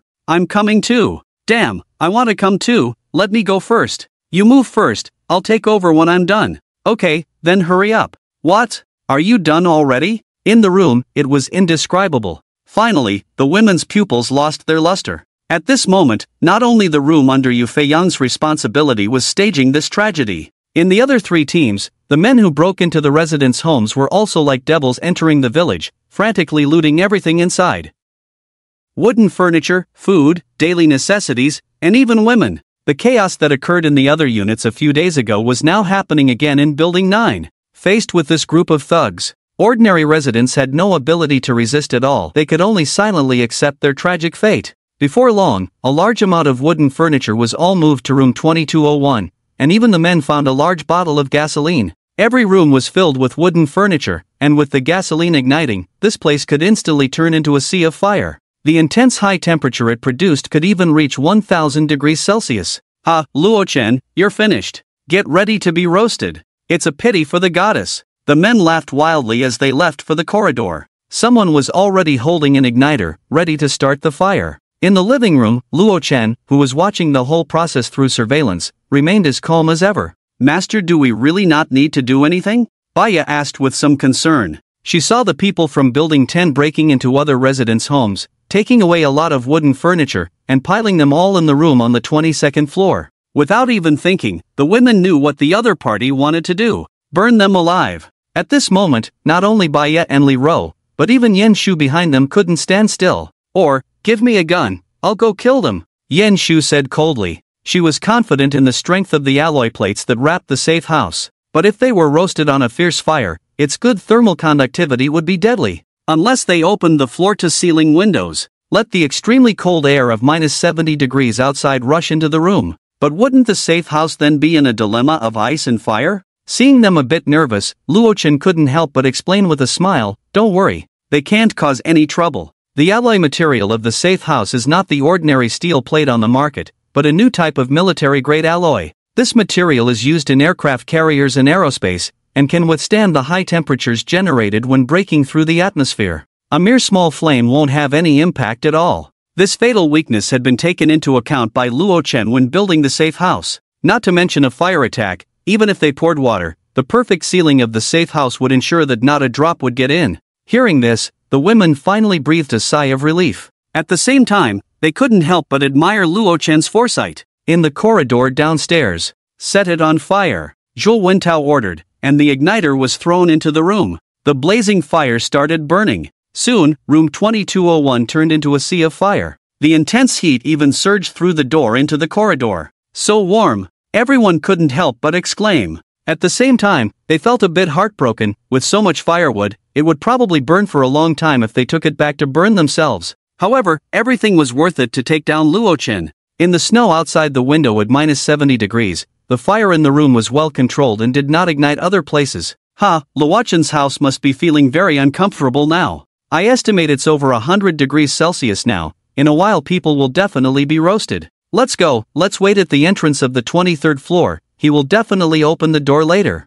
The group of henchmen couldn't help but burst into laughter. Above such a fierce sea of fire, they believed Luo Chen would definitely be roasted. However, when they arrived at the 23rd floor to wait, after at least 20 minutes, there was still no movement in the safe house. What's going on? Could he have already died? Yufei Yang said with a puzzled expression. Just then, Luochen's lazy voice came from the Bluetooth speaker. Are you guys okay? I don't feel a thing. How about adding more firewood? Hearing Luochen's teasing voice, Zhuo Wentao and his henchmen behind him were shocked. Roasted at over 100 degrees Celsius for at least 20 minutes, and nothing happened? Damn it! Is he still human? Could he be a monkey jumping out of a crack in the rock? Impossible, absolutely impossible. Yufei Yang's eyes almost popped out. He gritted his teeth and roared, this is definitely Luochen's conspiracy. They must have opened the windows by now, maybe he's already escaped to the balcony. Believe me, they definitely won't last long. Hearing him say this, the other henchman felt relieved.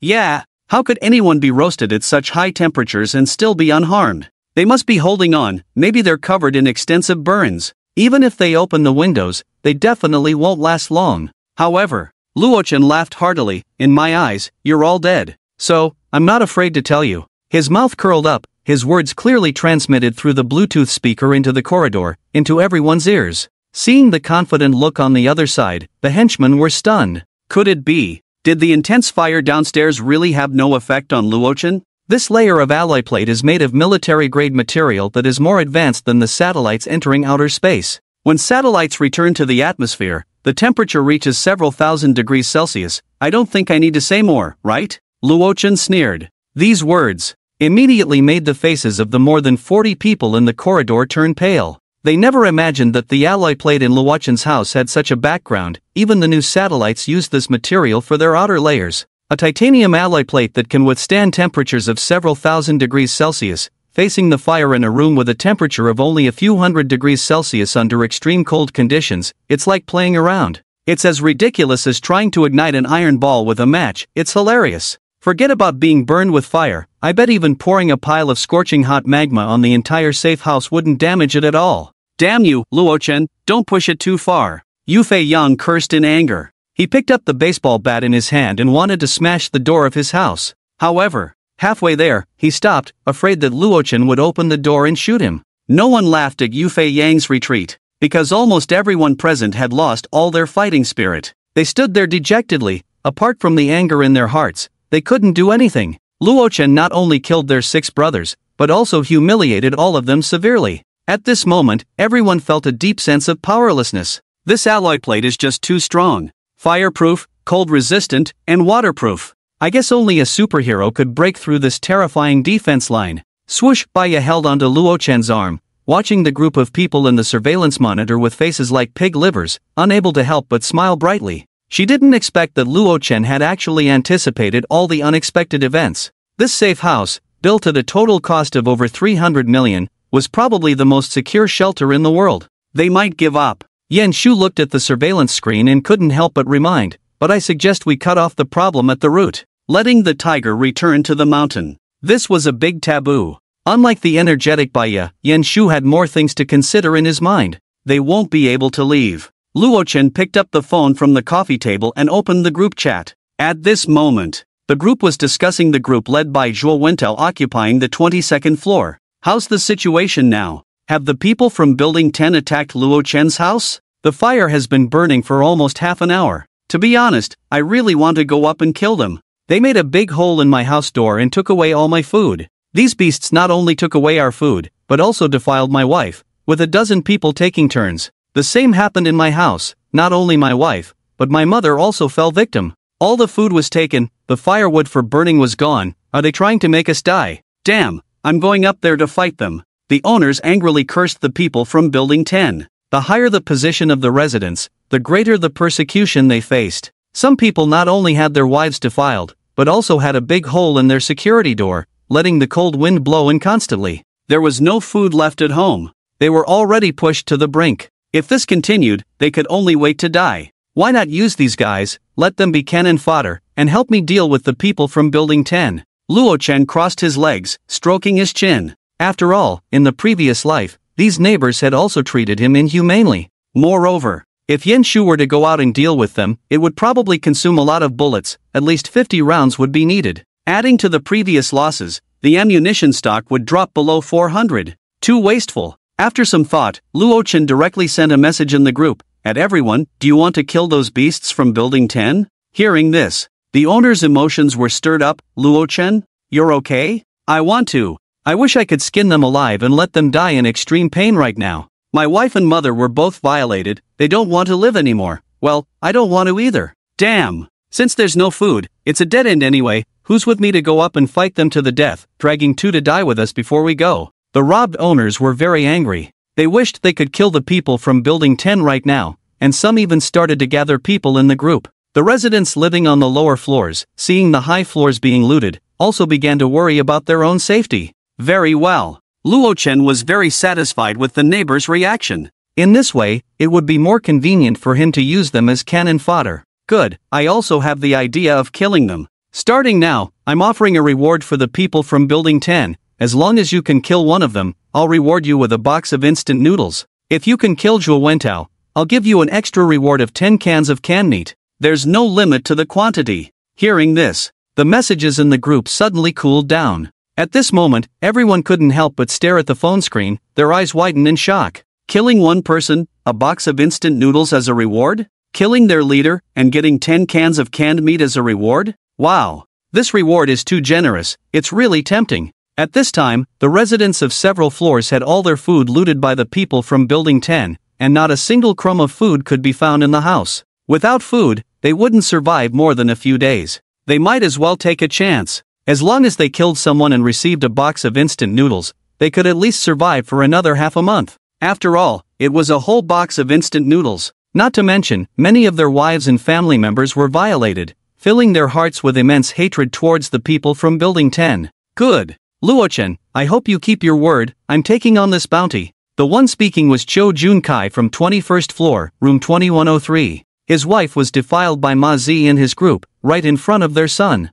Now the other party was mentally broken. Cho Jun-kai didn't expect to survive himself, he just hoped to kill a few more people so that his family could survive with the supplies he obtained at the cost of his life. With someone taking the lead, others also found courage. Count me in, I'm in too. Include me too. My family's food was all taken by those bastards, staying at home is just waiting to die. The people from the upper floors are standing up, we from the lower floors can't be cowards. After they finish looting the upper floors, they will definitely come down to loot us too. You're right, I'm going to fight them too. The residents in the group were filled with righteous indignation. Led by Cho Jun-kai, the residents all stood up one by one. This was a battle against the intruders. Can there be any eggs left under a toppled nest? The beasts from Building 10 must all get out. Seeing this, many fearful residents couldn't help but prepare to go out with fervor. Even if they were just following the crowd, waiting for an opportunity to kill someone, at least they wouldn't have to worry about food for half a month. So, all the owners of the entire building unit took action.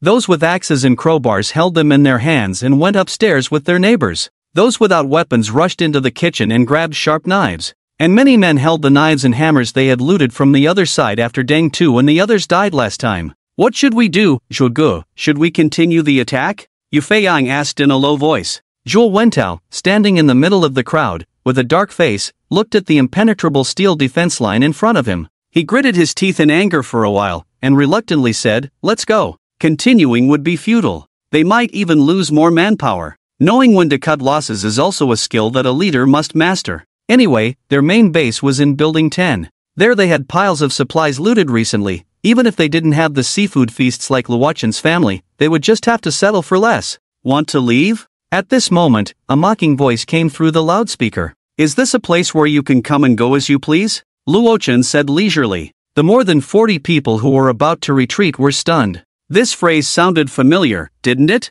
And, so what if so many of us want to leave, can you stop us from coming out? Ridiculous. Where's that bastard Ma Zi? Today, I must chop off his head to avenge my wife. Xiao Junkai, holding a kitchen knife, stood at the staircase on the 23rd floor angrily. Seeing this, Ma Zi, standing in front of the crowd, was amused by him. Oh, isn't this the waste who I had fun with his wife just now? What, wanna come over and die? Ma Zi taunted. They had more than 40 people, while the other side had only one person, still holding a broken kitchen knife. One strike and he would be minced meat. Your wife is too loose, there's no fun in playing with her. Since you want to die, I will fulfill your wish. Ma Zi laughed, holding his stomach, picked up the machete in his hand, and walked towards the other person. One-on-one. He felt that he didn't need anyone else to help him. But Ma Zi froze as soon as he reached the stairs. because he saw the residents climbing up from downstairs, also holding weapons, some with machetes, some with hammers, their faces filled with deep hatred.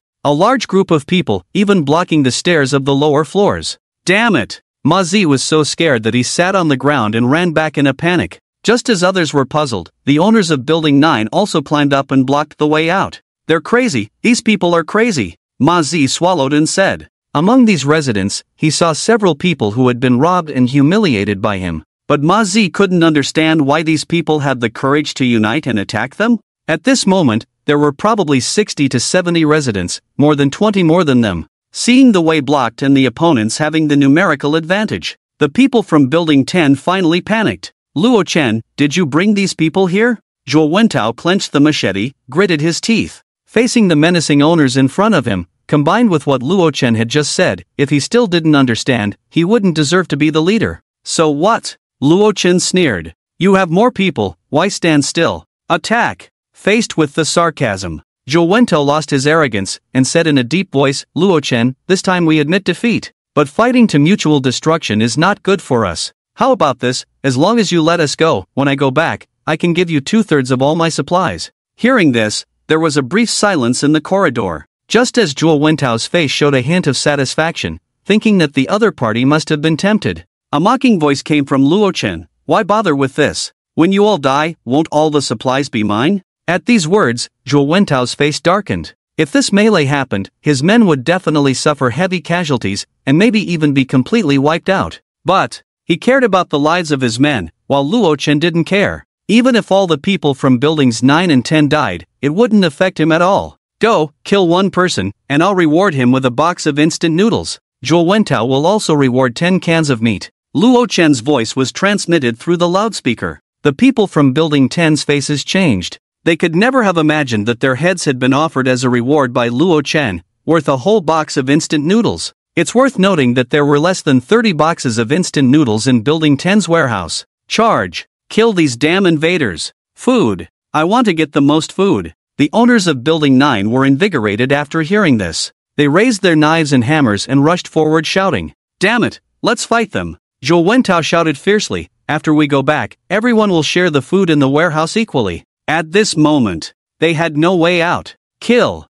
Destroy them! So, the two sides roared and clashed. Knives, machetes, even baseball bats and hammers were viciously hitting each other. Brutal! Cruel! This battle did not last long, because halfway through, the morale of Building 10 collapsed. They were ultimately defeated. Over 30 people died, 7 surrendered, and 5 jumped off the building. And on the side of the residents, not much better, only 40 out of 60 or 70 people survived, and many people were injured to varying degrees. Wonderful! Luo Chen sat on the sofa, clapping his hands and laughing. This battle was simply beneficial and harmless to him. Not only did the neighbors suffer heavy casualties, but the supplies he promised to the residents would ultimately be paid with the materials from the warehouse of Building 10. It couldn't be more satisfying. After the victory, everyone dropped their weapons and embraced each other in tears of joy. Those who surrendered were all killed by the angry residents, leaving no way out for the other side. After all, they also lost many people. Many familiar neighbors and friends all died in the battle just now. The survivors also felt a strong sense of lucky to have survived the ordeal. Ha ha ha, wife, I have avenged you. Xiao Junkai knelt on the ground, unable to tell if he was happy or in pain. 2 hot tears flowed from the corners of his eyes, freezing into ice crystals in the tens of degrees below zero temperature. In the previous battle, Xiao Junsai's performance was quite impressive. With a reckless charge, he took down several opponents and personally killed the scoundrel who had dishonored his wife. Before dying, he even crushed the opponent's private parts. It could be said that the scoundrel died in extreme pain. Ha, I killed 2 people, I can get 2 boxes of instant noodles later, now I won't starve to death. I just killed 3 people, I can get 3 boxes of instant noodles. I only killed 1 person, but I didn't get hurt. So lucky. The residents cheered. Some were excited and happy for avenging their grievances. Some cheered for the food they could receive, no longer worrying about starving in the extreme cold and snow. The hidden dangers of Building 10 were resolved. Luo Chen was also in a good mood, deciding to give the residents a little sweetness first by moving 2 boxes of instant noodles to the door for them to share. This was an additional reward for them, but they also had to clean up the corpses in the corridor. Xiao Junkai was the one who came to move the instant noodles. Luo-chan quite appreciated this guy, and he sought his contributions just now, so maybe he could use him as a thug again in the future. Therefore, the task of distributing instant noodles was entrusted to him. Everyone received one bag, and there would be some leftovers, so they could handle those instant noodles however they wanted. Thank you, Brother Luo. Xiao Junkai naturally understood the benefits involved, so he bowed excitedly in front of the safe house to express his gratitude. He had successfully avenged himself. Actually, the most important thing was the huge reward posted by Luo-chen in the group. Under the temptation of a large amount of food, the other residents decided to go out and fight with the people from Building 10. Otherwise, Xiao Junkai felt that he wouldn't have been able to rally 60 or 70 people. So, Luo-chen could also be considered half of his benefactor. It's nothing. Luo-chen leaned against the door, arms crossed lightly. The instant noodles in his space had piled up into a mountain, enough for Bayet and Li Ro to eat for several lifetimes. The few boxes he took out were completely insignificant. It was like scooping out a handful of sand from the desert. Brother Luo, can I ask you for a favor? Xiao Junkai seemed to have thought of something and bit his teeth, kneeling directly in front of the safety door. Obviously, he understood Luo-chen's character and knew that he wouldn't give without reason. As long as you help me, my life will be yours in the future, Xiao Junkai said with a pained expression. At this moment, only Luo-chen could help him. Oh, what is it? Luo-chen raised an eyebrow, puzzled. Now that all the riffraff from Building 10 were dead, they could still share the instant noodles later, and there was no need to worry about food. What else could the other party ask for? I hope you can give me some medicine, Xiao Junkai said with his head down. Seeing this, Luo-chen was a bit puzzled. What do you need that for? Usually, isn't a condom better? Because my wife was attacked by those scoundrels. I'm afraid she might get pregnant, so please give me some medicine, Xiao Junkai said indignantly. Feeling extremely frustrated and angry, he almost dug his nails into his flesh. He had asked others just now, but they either didn't have any at home or didn't want to give him any, all regretfully shaking their heads. After all, medicine is extremely precious in the current environment. If you don't take medicine, the chances of being infected after encountering so many people are simply 1 in 1,000. Oh, I see. Luo-chen's mouth twitched involuntarily. It's really miserable indeed. Hearing this, Li Ro standing beside couldn't help but blush. A few days ago, she had played recklessly with Luo-chen, so she had taken some medicine too. Inevitably, she began to think, should it be a boy or a girl? What name should we give? Li Ro covered her blushing face. She couldn't help but start to daydream.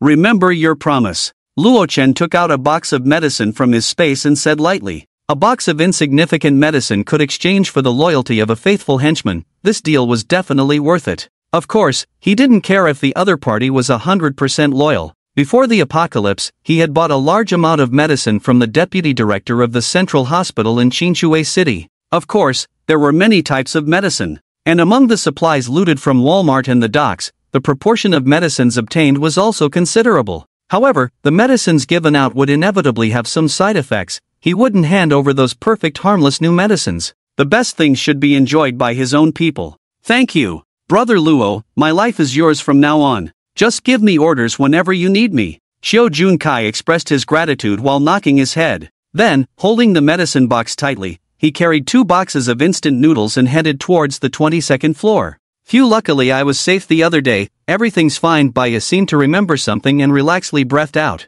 Is everything fine? Next time, I'll make you pregnant. Luo-chen smirked. He couldn't help but want to tease her. The energetic Baya. Every time he teased her, he felt very satisfied. Whoa, please don't, master, I'm only in my 20s, I don't want it. Baya, scared, turned pale. She quickly begged for mercy with tears in her eyes. It would be a few more years before she had to consider this issue again. It was too early for her now. Ha ha ha. Luo-chen couldn't help but laugh. He didn't have that intention, he just wanted to tease Baya. Hearing these teasing words, Yan Shu among the 3 women couldn't help but blush, her cheeks almost smoking. She hadn't experienced it yet. This kind of thing was a bit too stimulating for her. Listen to me, Brother Luo is distributing instant noodles to everyone, 1 bag per person. After counting everyone's kill count later, Brother Luo will settle the remaining supplies for us. Xiao Junkai arrived at the 22nd floor with 2 boxes of instant noodles and announced the request to clean the corridor to them. Hearing this, the residents couldn't help but cheer. Really, that's amazing.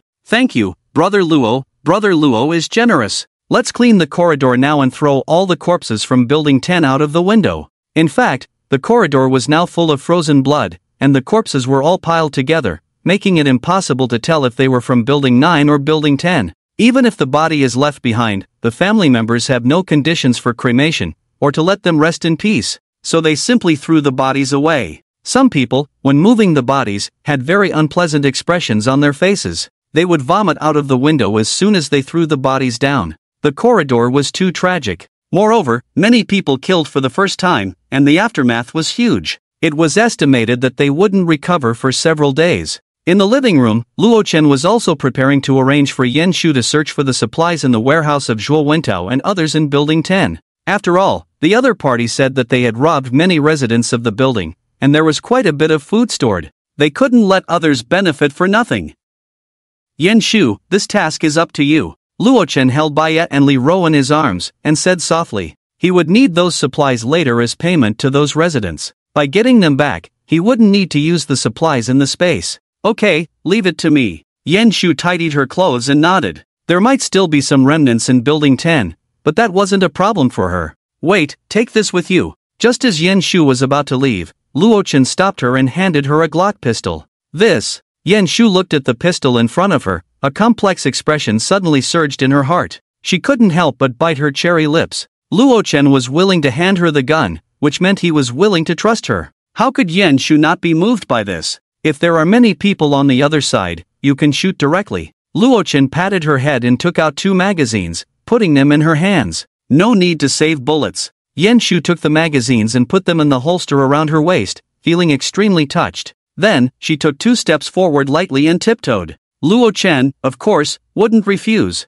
After a long time, the two separated. Luo Chen opened the security door. Yen Shu fled as if escaping. This little girl is still so inexperienced. Luo Chen sat back on the sofa, smiling. Apart from being very proactive, everything else about Yen Shu was clumsy. She was just too cute. Yen Jia almost couldn't stand. Baya covered her mouth and chuckled. Although the other party usually appeared somewhat aloof in such matters, she was like a child. When Officer Yen comes back, I think the master can continue from where they left off. Li Ro smiled gently. She could tell that Yen Shu was probably eager as well. No rush, the mission is the priority. Luo Chen's lips curled up. At this moment, Yen Shu had already left the underground parking lot, crossed the thick layer of snow, and climbed into Building 10 from the window on the 3rd floor. Since Zhuo Wentao had almost taken everyone with him, there was no one left here to guard. According to what Zhuo Wentao and the others said, all the supplies are stored in room 1001. Yen Shu cautiously made her way upstairs.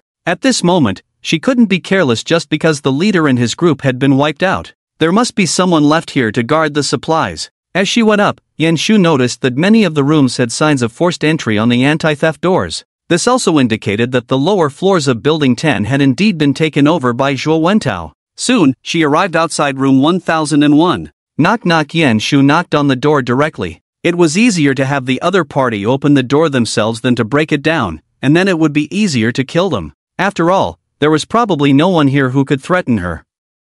Who is it? Has the boss returned? A surprised voice came from inside the room. Then the door opened, revealing a man in disarray. Who are you, lady? Are you the new loot brought back by the boss? The other party used a greedy look to sweep over Yen Shu's fair goose-egg face and the 2 long legs under her slender waist. Puff, Yen Shu's eyes turned cold. She pulled out the stainless steel dagger from her waist and instantly struck to kill. Dealing with this kind of trash didn't require wasting bullets. The man covered his bleeding neck and weakly fell to the side.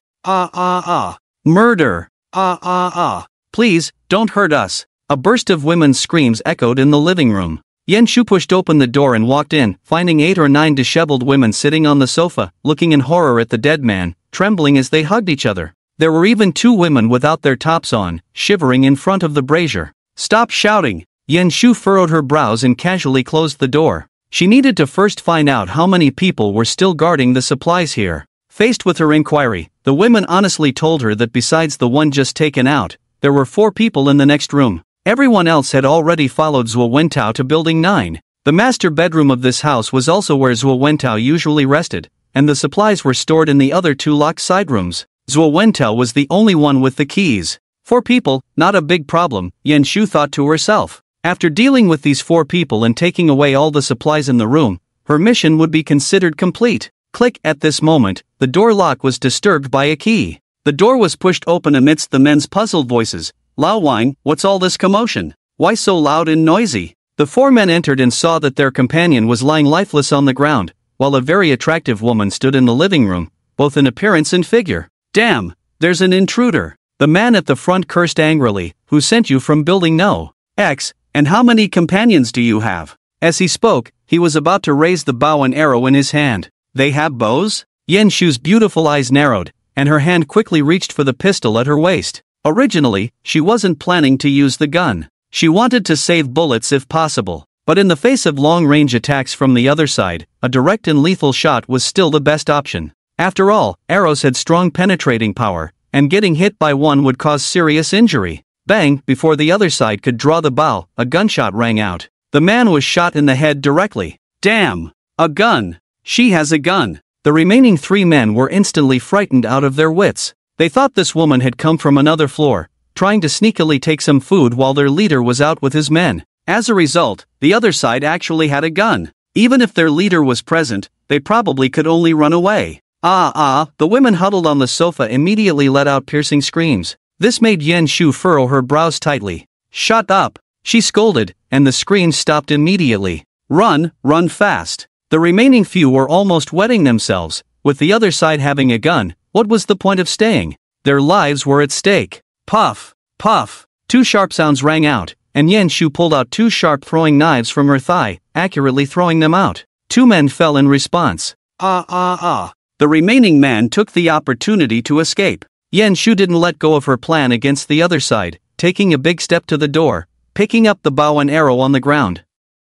Bent the bow, set the arrow. Puff! The man in the corridor instantly fell down. Spare me! Puff! The other side wanted to beg for mercy, but was shot by Yen Shu with an arrow. Finally, everything fell silent. There are only 2 bows and arrows in total, probably stolen from a collector's home. Sorry, master, I wasted a bullet. Yen Shu touched the Bluetooth earphone on his earlobe and said somewhat guiltily. The pistol was a big help. In that situation just now, even throwing a flying knife would be slower than the opponent. Just a bullet, as long as you're okay, emptying 2 magazines is fine. In the earphone, Luo Chen's indifferent voice came. Hearing this, Yen Shu couldn't help but blush, moved by the slightly sweet words, a blush rising in her ears. Bang! In the terrified eyes of the women on the sofa, Yen Shu kicked open the side-lying security door with a spinning kick, revealing the room filled with boxes of food. Boxes of instant noodles, bread, biscuits, various snacks. After kicking open another door, several large bags of rice, dozens of bags of noodles, a few pieces of frozen meat, rotten pumpkins.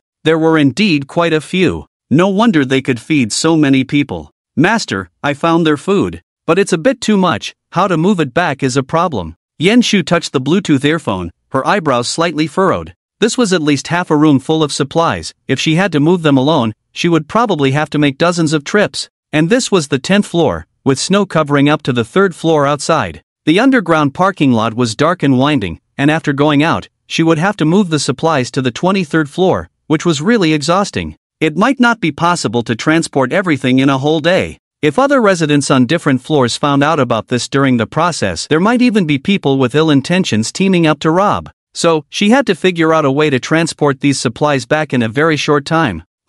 What should I do? Yen Shu furrowed her eyebrows slightly, thinking in her mind. It seemed like a good idea to let the residents of Building 9 help with the moving. After all, there is strength in numbers. But the problem was, seeing so much food, they might inevitably have ulterior motives. This was much more than what Luo Chun promised to give them. A disturbance might arise at that time. During the transportation, they might even secretly take a lot of food and hide it inside. You don't need to worry about this issue, just wait for me for a moment. In the earphone, Luo Chen's voice came through clearly. Yen Shu leaned against the doorframe. She couldn't help but silently ponder in her mind, I wonder what good idea the master has. He asked me to wait here, could he be coming over himself? The ability of Luo Chen to hold infinite space was known to all the women. If he came, he could easily collect all the items here into his space. However, if that were the case, Yen Shu would not feel at ease about Luo Chen's safety. She would have to accompany him throughout the process. Just as she was thinking, there was a sudden buzzing sound outside the window.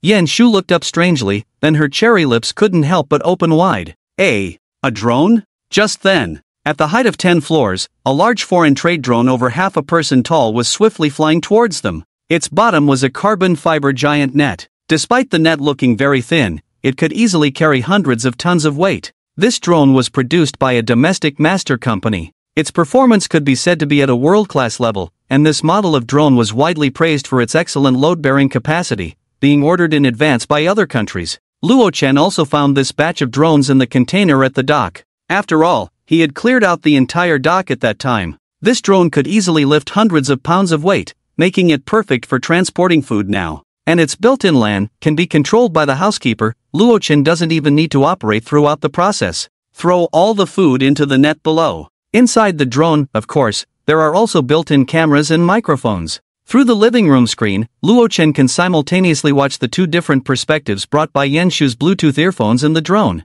I understand. Yan Shu also nodded. Opening the window, she began to move the stacked boxes of food on the side. At the same time, she couldn't help but feel a sense of admiration. The owner is really clever. This kind of thing is not a problem for him at all. With Yan Shu's continuous movement, most of the food on the side was also placed in the huge carbon fiber net under the drone. At this moment, Yan Shu looked at the trembling women in the room and shook her head, saying, "Zhou Wentao is dead. You don't need to stay here either. Those who need to go home, go home." Hearing this, the disheveled women were shocked. Zhou Wentao is dead? How is that possible? He has more than 40 subordinates, almost the strongest force in these nearby buildings. They couldn't imagine that Zhou Wentao, who had so many subordinates, would end up dead at whose hands? When you say the owner, could it be Luo Chen? A woman in black thermal underwear cautiously spoke up. After all, in the past 2 days, the most talked about name by Zhou Wentao and his confidants was Luo Chen from Building 9, and they mobilized heavily today.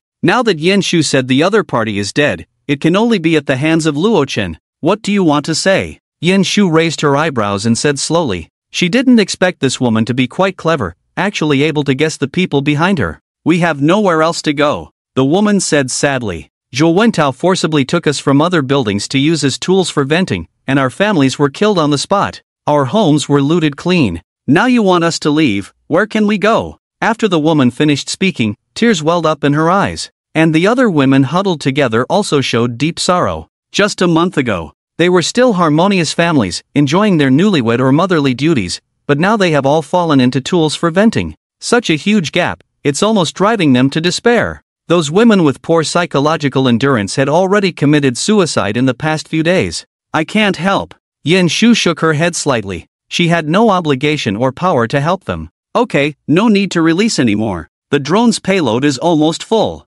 Luo Chen's voice came through the Bluetooth earpiece. Hearing this, Yan Shu also nodded. Okay, master. There are some leftover scraps in the room. Do you want me to bring them back? No need, I don't need those things either. Leave them to these people, Luo Chen said indifferently. Through the monitoring screen, it can be seen that the room only left some debris. Okay. Yan Shu nodded and informed these women. The rest, for us? The women were shocked to hear this, their eyes widened. It seems unbelievable. How scarce resources are now, presumably everyone knows. But the other party doesn't care at all. Although the remaining food is just scraps, it can still fill their stomachs. Other residents would also fight for these foods. It seems that this Luo Chen really has as much abundant resources stored at home as the residents of Building 9 and Zhou Wentao said. If you can enter the other party's home, wouldn't you be able to eat and drink without worries? Thinking of this, the women couldn't help but look at the drone and said, Master, can you also take us in? We can satisfy your desires at will,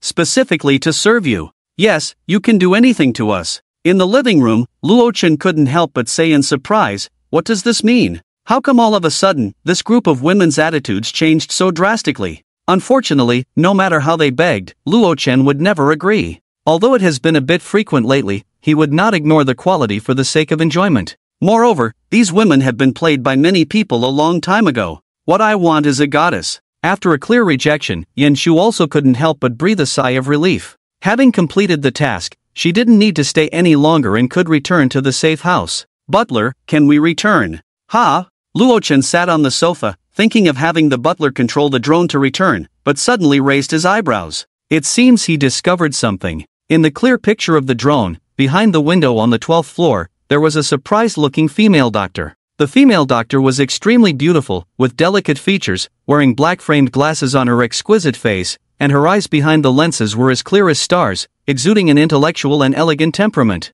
Her figure was exquisite, with slender and long legs wrapped in trousers, and her white coat couldn't hide her graceful curves. She slightly leaned on the window, her exquisite pretty face appearing somewhat holy. And Yuyan also looked at the drone in surprise, along with the pile of food below it. This is all from Zhuo Wentao's house, right? And Yuyan pushed the black-framed glasses on her nose with slender fingers, and said in shock, "Who is the other party? How could they have the courage to openly steal all the food from Zhuo Wentao's house and airlift it using a drone? Aren't they afraid that when the other party returns home and finds the food missing, they will retaliate wildly? You know, Zhuo Wentao's recent misdeeds have terrified the residents of several nearby buildings. Could this woman be the rumored DR? And from Building 10? Luo Chen stroked his chin. In the previous life, and Yuyan's reputation was widely known in Building 9. She was not only the attending physician at Qingshui City People's Hospital, but also highly respected by the residents. Moreover, during the riot in Building 10, she selflessly treated many people with life-threatening injuries, even if she had offended them before, or couldn't afford the medical fees. And Yuyan wouldn't mind. At that time, there was a saying circulating in Building 10, "I dare not open the door during the day when I hear a knock. But if it's DR, and outside, even in the middle of the night, I would open the door without a second thought." This also indirectly indicated how good in Yuyan's reputation was in Building 10. The residents unconditionally trusted her. However, some men still harbored evil intentions towards her, with her extraordinary beauty and kind heart. They used sick women and children as bait to lure in Yuyan into the room, intending to commit evil deeds. In order to prevent them from succeeding, and Yuyan used the surgical knife she carried with her to injure them, and then despairingly pushed open the window. In the end, she was left with nothing. "You are really bold, daring to take supplies while they are away." And Yuyan pursed her rosy lips, staring at the drone. "Is it true that the bigger the storm, the more valuable the fish? What, are you going to report me?" The built-in microphone of the drone transmitted Luo Chen's voice. "How could I?" And Yuyan shook her head, her hands resting on the window, speaking through the double-layered glass. "Zhuo Wentao has killed many of us, and even wants to enslave the residents on the upper floors. I don't have any good feelings towards him," she said. She lightly pushed the frame of the mirror. "While they're not back yet, you better send the drone back quickly, it will be troublesome if they see it." Seeing this, Luo Chen couldn't help but raise an eyebrow. "Is this doctor really as kind-hearted as rumored? Clearly he hasn't even seen my face." Seeing the drone motionless, and Yuyan's tone also became heavier, "Are you not listening to advice? If you stay any longer, Zhuo Wentao will come back with people. I don't want to see anyone else die at his hands." Seeing the other party's anxious look, Luo Chen couldn't help but say with a smile, "Oh, is that so? Where did Zhuo Wentao and the others go, do you know?" And Yuyan didn't understand why the other party was asking this, but still said what she knew. "I heard them shouting. They went to Building 9 to find someone named Luo Chen. It seems like his family has hoarded a lot of supplies." "Oh, the other party is definitely in trouble, being targeted by Zhuo Wentao. There won't be a good outcome." Hearing this, Luo Chen lightly laughed and said, "I am Luo Chen, they won't be coming back." "What?" And Yuyan couldn't help but widen her eyes, incredulously looking at the drone. It seemed like she was trying to judge the truth of his words. Zhuo Wentao had dozens of people with him, almost the strongest in the vicinity. Luo Chen was alone, with a strength gap of dozens of times. How could he possibly have fought back against them? "If you don't believe me, look below Building 9, Luo Chen said calmly. And Yuyan pushed open the window, braving the biting cold wind, squinting her eyes to look down, only to see a pile of bodies scattered below Building 9. However, they were almost covered by snow. Such a large number could only be Zhuo Wentao and his group. Unbelievable. And Yuyan covered her cherry lips, her beautiful eyes wide open. She had been troubled by this matter all along, because the road to the lower levels had been blocked by Zhuo Wentao's men. The residents lived in fear every day, even digging snow could only be done on the rooftop. Even she herself was one of the main targets. And now Luo Chen told her that the other party was dead. And Yuyan couldn't help but feel a bit surprised. Didn't this mean that the residents on the upper floors were all safe now? "Luo Chen, you're amazing. How did you defeat so many people?" And Yuyan tightened her white coat. A sweet smile appeared on her delicate and pretty face. She was really curious about Luo Chen, whom she had never met before. "Oh, you want to know?" The microphone of the drone transmitted his calm voice. "If it's inconvenient, forget it." And Yuyan also felt that she had asked too abruptly. She quickly waved her hand apologetically. "It's nothing." Luo Chen chuckled lightly. "I don't mind having another doctor at home. If you can come, not only can I tell you, but I can also provide you with food and drink without worry. How about it? My house is quite big, you know?" Luo Chen finally revealed his intention. And Yuyan laughed lightly. "How can you invite someone you've never met? Oh no, never even seen, to your home? But, if you have any medical needs in the future, you can come find me anytime. After saying that, she playfully blinked and pushed the frame of the mirror with her slender finger. A knowledgeable and beautiful female doctor making such a playful gesture brought quite a contrast, which was quite attractive. The drone still hovered steadily in the air. Of course, Luo Chen didn't expect that with just a few words, the other party would willingly come to his home. At An Yuyan's request, Luo Chen also left a signal of prestige, and then he let the steward control the drone to return. After all, hanging such a large amount of food, the target is not small. The longer the stay, the more variables. The profession of a doctor is still very important. It's like a wet nurse, after all, in the apocalypse, no one can guarantee that they will always be healthy and not get sick. If An Yuyan could be brought into a safe house, she could easily treat some minor ailments, and even if she got injured outside, there would be no need to worry. Looking ahead, when Li Ro and Baya become pregnant and give birth, she could personally deliver their babies. The most important thing is, An Yuyan is beautiful, with an attractive figure, and she wears glasses. She can definitely be called a goddess in white. Not only does Luo Chen appreciate her, his brothers also really like her. Moreover, there are still a few bracelets left in the space. They shouldn't go to waste. And during this period of exercise, Luo Chen's physical fitness has been steadily improving. He can even spar with Yin Shu a bit. Of course, it's a very pure kind of sparring. With these supplies, I estimate there will be enough food rewards for the residents. Luo Chen sat on the sofa, looking at the footage returned by the drone, and couldn't help but stroke his chin. The supplies brought back by the drone were quite substantial. Even after distributing the promised food, there would probably be a lot left. However, besides this, he still had other things to deal with.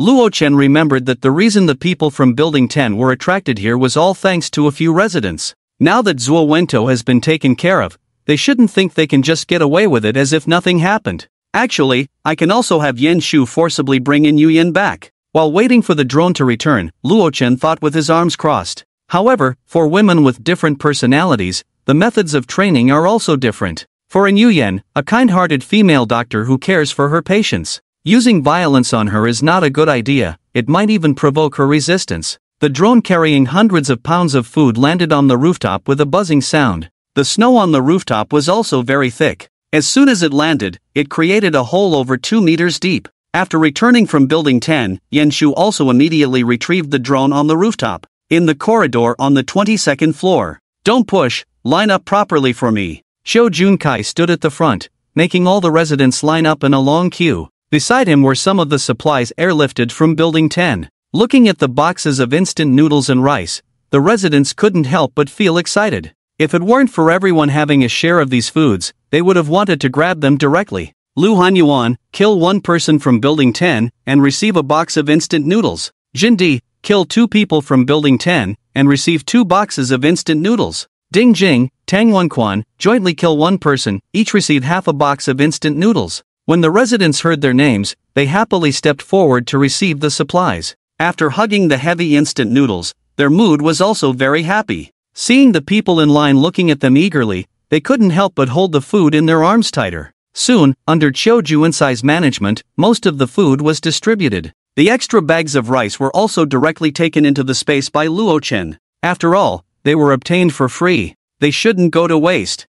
Thanks, brother Luo. Now I finally don't have to go hungry. My family is waiting for me to bring back food. I only have half a box of instant noodles, but it's okay, I can still eat for a week. The owners held the food in their arms, expressing gratitude on their faces. If it weren't for Luo Chen, today, not only would they not have received food, but they might have lacked the courage to fight with the people from Building 10, and in the end, everyone in the building would probably be in danger. Strange. At this moment, someone puzzledly remembered something. Why would the people from Building 10 suddenly come to attack Luo Chen's house and involve so many people above? With so many people around, they chose to go to the top floor. Damn, could there be a traitor among us? Hearing this, many owners living on the higher floors immediately looked grim. After all, their anti-theft doors and rooms were all messed up, and their female family members were violated by the group of people from Building 10. Although they had sought revenge, the pain left behind would not heal. If all this was because someone did not take the residents' safety seriously, acted as a spy, and colluded with others, then they deserved to die.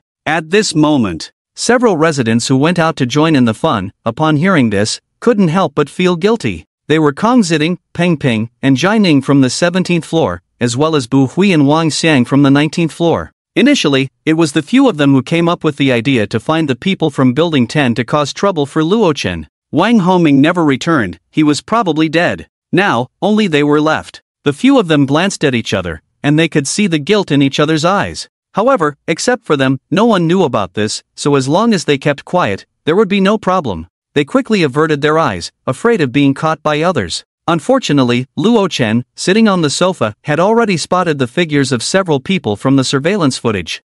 Those bastards from Building 10 are dead, you can go with them. He picked up his phone and opened a group chat. He uploaded a recording. This was captured by the corridor's pinhole camera, and before uploading it, Luo Chen had edited out the visuals. Anyway, with the recording, someone would surely recognize their neighbor's voice. Wang Homing, Peng Ping, the task of contacting Building 10 is now in your hands. We will support you. Once this recording was released, it caused a huge uproar in the group. The owners never expected that the people from Building 10, who threatened their lives, were actually residents from the same building unit. If this had happened 100 years ago, they would have been considered traitors. And the looks from the residents like Zhou Junkai in the corridor, whose families were violated, were as if they wanted to kill them. Misunderstanding. Peng Ping turned pale with fear, he couldn't react at all. Where did Luo Chen get this recording from? Could it be that among them, someone secretly reported to the other side? The angry owners directly surrounded the few of them, and some even clenched their blood-stained baseball bats. Peng Ping, explain to me what's going on. Kong Zitting, I can tell that one of them is you. Damn it, the reason my wife was violated was because of you guys. Damn, there's nothing to talk about with them, kill them. Faced with a group of angry owners, Peng Ping and the other residents were so scared that they almost wet themselves, and they quickly begged for mercy. Everyone, please don't be agitated, it's all a misunderstanding. We know we were wrong, give us another chance. Unfortunately, no one listened to them. The blood-stained baseball bats and hammers fell on them like raindrops. Soon, the few of them fell to the ground without a struggle. Their bodies were thrown out of the window by the owners as if they were trash. After the incident at Building 10, many people had a deeper understanding of the current harsh environment. Now the people in the other buildings can gather manpower and declare themselves kings, which shows that the order of civilized society has collapsed. The official institutions are estimated to be completely paralyzed. This can no longer be called an extreme cold snow disaster, but should be called an extreme cold apocalypse.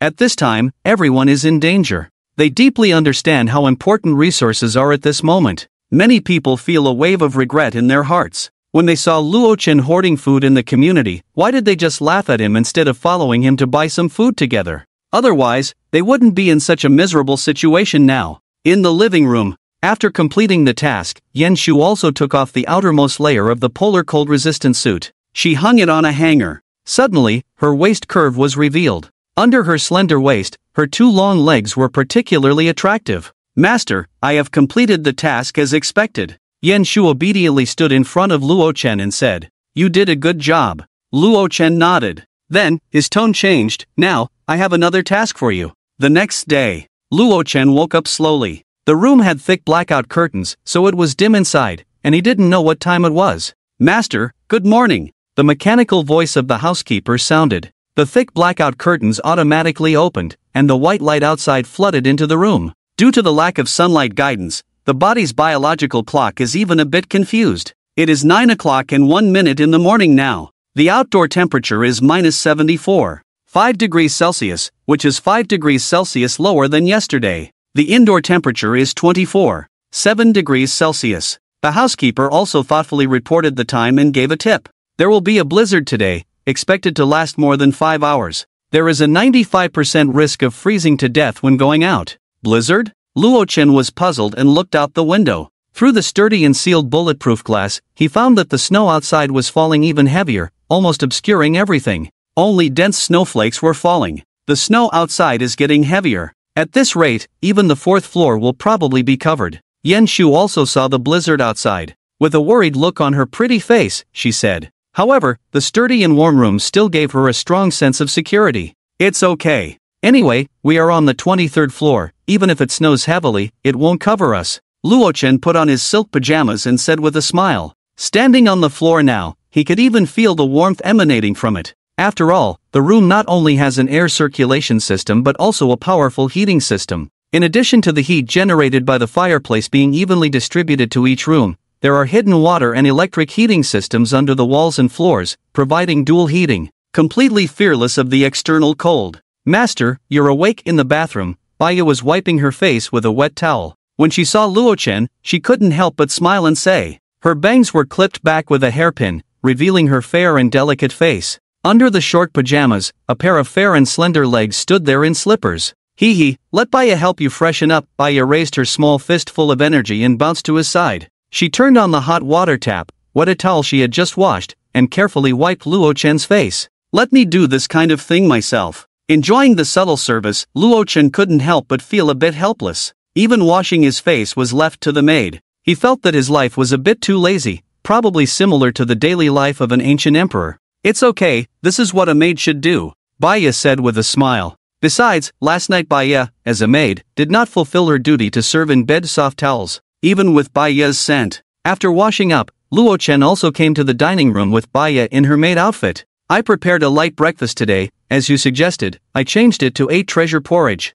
Li Ro said softly, wearing an apron. A thin apron. It also has a seductive curve. On the dining table, there was steaming 8 treasure porridge, big stuffed buns, and fried dough sticks. Tired of foreign meals, Luo Chen also wanted to taste some domestic delicacies and return to simplicity. Master, let Baya feed you. Baya, still showing her clingy side, came over and said sweetly. She picked up a bowl of 8 treasure porridge, blew lightly on the edge of the bowl, and then handed it to his lips with a charming smile. Stop it, I'll eat by myself. Luo Chen patted her and forced her back to her seat. Hee hee, master, is Sister Yen being bullied too much? She's not here for breakfast, Baya asked with a smile, propping her chin with her hands. Hearing this, Li Ro also perked up her ears, listening with great interest. Ahem. Luo Chen almost sprayed the porridge. Eat your food, don't worry about it. Officer Yen is feeling unwell. By the way, after you finish eating, send her something. The two women exchanged a slightly ambiguous glance.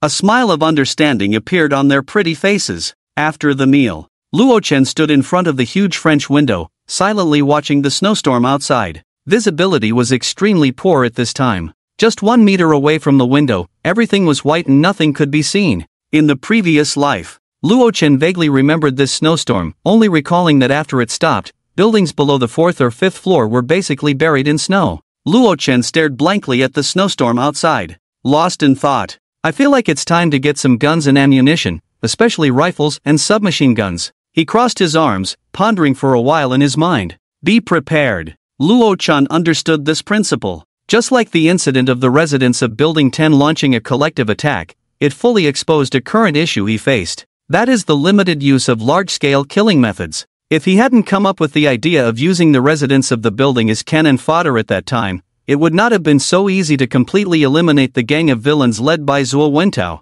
After all, he only had 3 handguns in his space. Relying solely on Yen Shu, the bullets were sufficient, but the problem was that every time a magazine was emptied, it needed to be reloaded. If the enemy took advantage of the opportunity to rush up, it would not be easy for Yen Shu to deal with it. Moreover, it was also possible that once the enemy saw the guns, they would collectively flee when the first magazine was empty. With the firing rate and magazine of a handgun, he could only kill about a dozen people. If an organization like Zuo Wentao's forces attacked him again, wouldn't all the bullets in the space be used up? Therefore, the need for some large-scale killing weapons, such as grenades and fully automatic rifles, was becoming urgent. After all, Luo Chen didn't know who would target his resources next, and how many people were in the opponent's forces. This was like a mushroom egg, you may not use it, but you can't be without it. Once the value of force did not correspond to the amount of resources owned, then he would become someone else's granary. In the extreme cold apocalypse, danger was everywhere, full of variables, and disaster could strike you at any time.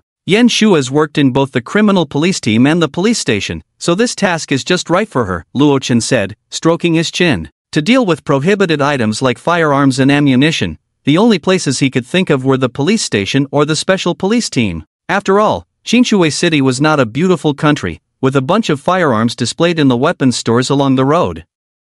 Fortunately, as a police officer, Yen Shu was as familiar with the police station as she was with her own home, knowing the location and opening methods of the armory like the back of her hand. However, this snowstorm seems to have come at an inconvenient time, Luo Chen said with narrowed eyes. The snow was falling too heavily and too quickly. It was estimated that after the snow stopped, the snow accumulation outside would increase by at least several tens of centimeters. Although Yan Shu had extreme cold-resistant clothing, the issue was how to move around. The police station was not close to the residential area. This was destined to be a dangerous and extremely difficult journey. The soft layer of accumulated snow was like a deadly white swamp, where every step could potentially swallow a person.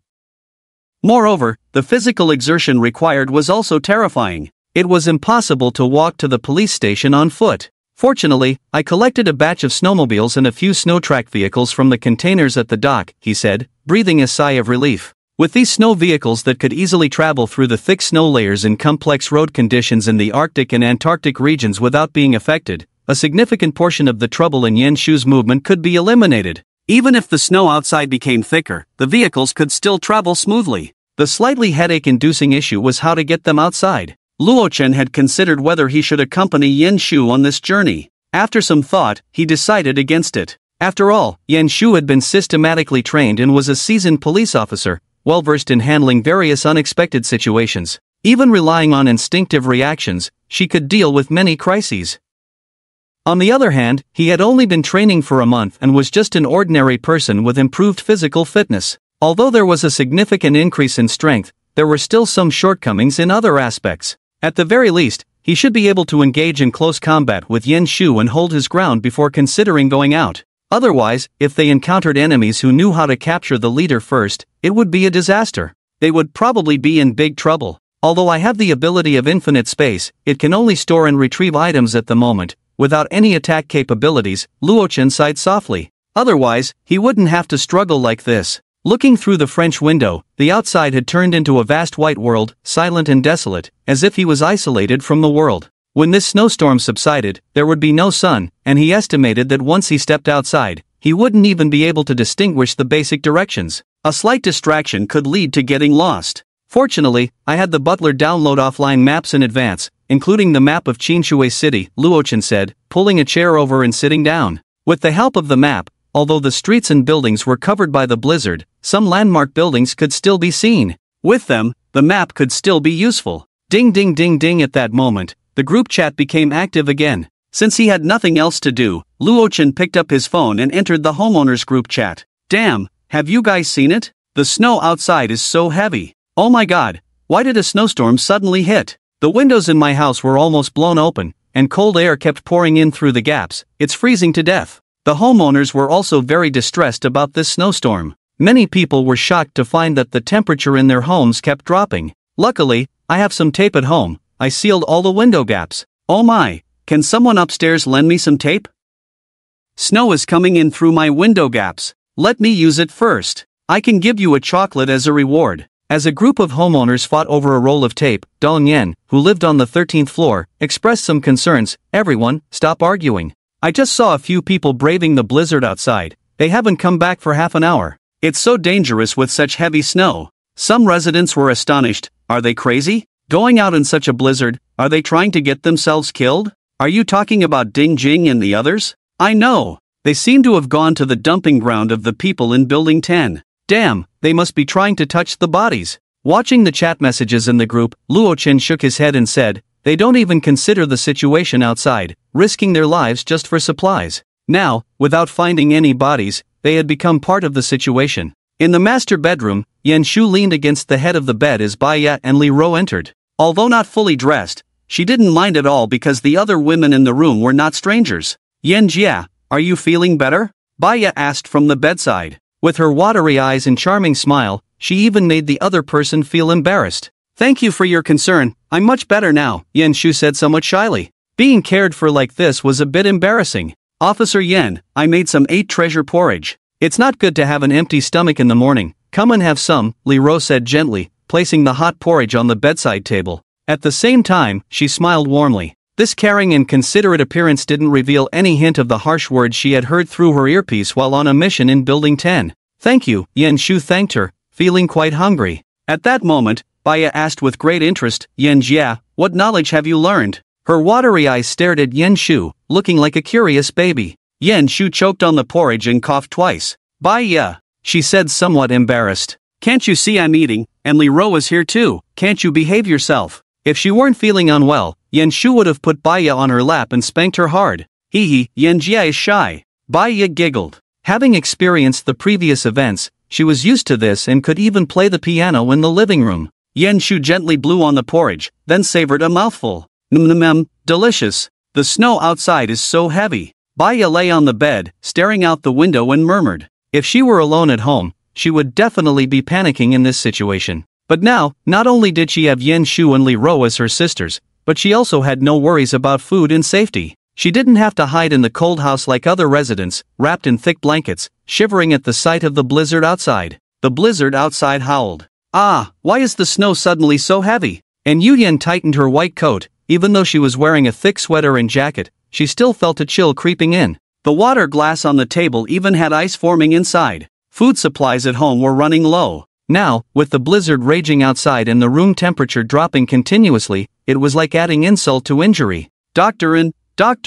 At this moment, the door was urgently knocked. Mrs. Fong? And Yuyan's beautiful eyes narrowed, instantly recognizing that the person knocking on the door was Mrs. Fong, who lived downstairs. The urgency in her voice was evident. It sounded like something urgent had happened. Doctorin, my daughter fainted from the cold. She won't wake up no matter how I call her. Please hurry downstairs to check on her. Fong Shan saw the door open and seemed to see hope. She quickly begged the other party to come downstairs. Fainted from the cold? And Yuyan furrowed her long eyebrows, knowing that being faint from the cold in this weather was not a good sign. If the coma lasted long, it could damage the nervous system. To be honest, it was not advisable to go out in such a blizzard. It was better to stay at home. Because in such harsh weather, no one knew what accidents could happen, especially when almost all sounds were inaudible. Only the blizzard was howling. However, and Yuyan only hesitated for a moment before making a decision. She couldn't just stand by and watch a young child freeze to death. The duty of a doctor compelled her to act.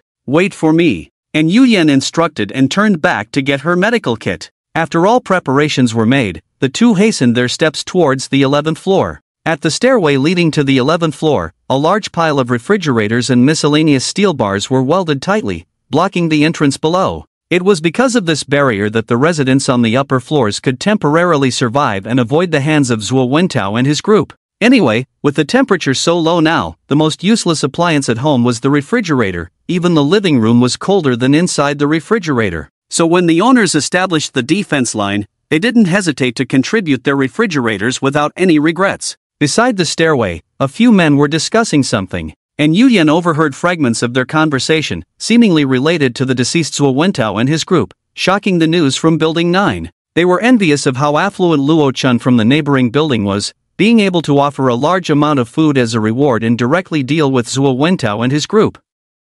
Husband, Doctorin is here, how is Qianqian? As soon as Fong Shan opened the door, she anxiously shouted, Doctorin is here, great. Doctor, please come and check on Qianqian. Fong Shan's husband, Tao Dong, said with red eyes. He was on the verge of collapse. This seems to be caused by cerebral ischemia and hypoxia due to the cold environment. And Yuyan gave a simple examination and promptly reached a conclusion. Then she immediately began the rescue operation. To be honest, in such cold weather, for a child who fainted from the cold, they should be moved to a warm place immediately. But the room was extremely cold, so they could only move to the living room. Regardless, it was better than staying at the bedside in the cold wind, showing a lack of common sense as parents. Not only did they fail to move the child promptly, their treatment methods were limited to patting the body. Then, and Yuyan instructed Fong Shan to massage various parts of the body to generate some heat. She opened the medical kit and took some relevant medications. It happened to coincide with the half-hour of daily power supply. They quickly boiled a kettle of hot water and wiped the child with a towel, fortunately bringing the child back to life. Amid Fong Shan and Tao Dong's profuse thanks, and Yuyan politely declined and left when they wanted to give her half a stiff frozen steamed bun. Passing through the stairway, and Yuyan's exquisite face, along with her slender and shapely legs wrapped in a white coat, attracted the attention of the three men nearby. Look, Doctorin is off to save someone again. Sigh Dr. And has grown up so beautifully. Every time I see her, I can't help but feel itchy in my heart. She is the chief physician of the Qinchuan City People's Hospital. Not only do a bunch of male doctors act like lapdogs around her, but it is said that even their department head is pursuing her. Three scruffy men with beards. They whispered as they secretly watched in Yuyan's swaying figure. Just a glance made their breathing quicken. In fact, even before the apocalypse, they had been coveting in Yuyan, this charming and lovely beautiful female doctor. Now, upon learning that the group of thugs led by Zuowento had been taken care of, it seemed that the feeling of restlessness that had been suppressed in their hearts instantly erupted again. If I could sleep with Dr. N, it would be worth it in this lifetime. Gunny watched in Yuyen's figure walking up the stairs. His throat couldn't help but roll as he said, "Bah, a goddess like Dr. N would be interested in you? Dream on." The scruffy man beside him couldn't help but sneer. Who wouldn't want to try such a rare beauty? Beautiful face, broad knowledge, and erudition. Outside, high-quality beauties are fought over like crazy. If you don't own at least 2 properties within the second ring road, don't have a Maserati under your name, and your bank account doesn't have at least 8 digits, would you dare to pursue a relationship with someone else? You would feel inferior standing in front of them. Don't say that. Ko Jianwei squinted his creepy eyes. In the puzzled looks of the two, he spoke, "Look at Zuowento downstairs. Although he's dead, didn't he almost play around with all the tender women in our building? What kind of person was he before the extreme cold outbreak? Just a salesman." This remark drew agreement from Gung Yi. Exactly, Zuowento gathered a group of people and directly played around with high-end car models and other people's wives. It's really enviable. Seeing the two men's interest piqued, Ko Jianwei couldn't help but lower his voice and say, "Do you guys want to also taste the flavor of a goddess?" At this, the bearded man and Gung Yi couldn't help but hold their breath, their heartbeats accelerating instantly. "Ko Jianwei, what do you mean?" The two couldn't help but swallow a mouthful of saliva, tremblingly asking. Sensing the other's thoughts, Ko Jianwei couldn't help but remind, "Dr. N is a goddess who graduated from a prestigious university. She's not a prostitute you can just pay a few $100 to on the red light street and have your way with." For some reason, their breathing suddenly quickened. Who said anything about paying? Ko Jianwei squinted his eyes, looked around, and whispered, "In this kind of world, where there's a snowstorm several meters thick outside and everything is cut off from the world, why not take a chance? After all, Dr. N lives alone. If we can just trick her into opening the door, then we can do whatever we want. We'll decide on every aspect." Hearing this, Gung Yi and the bearded man were startled, their faces turning red as they waved their hands repeatedly. "Ko Jianwei,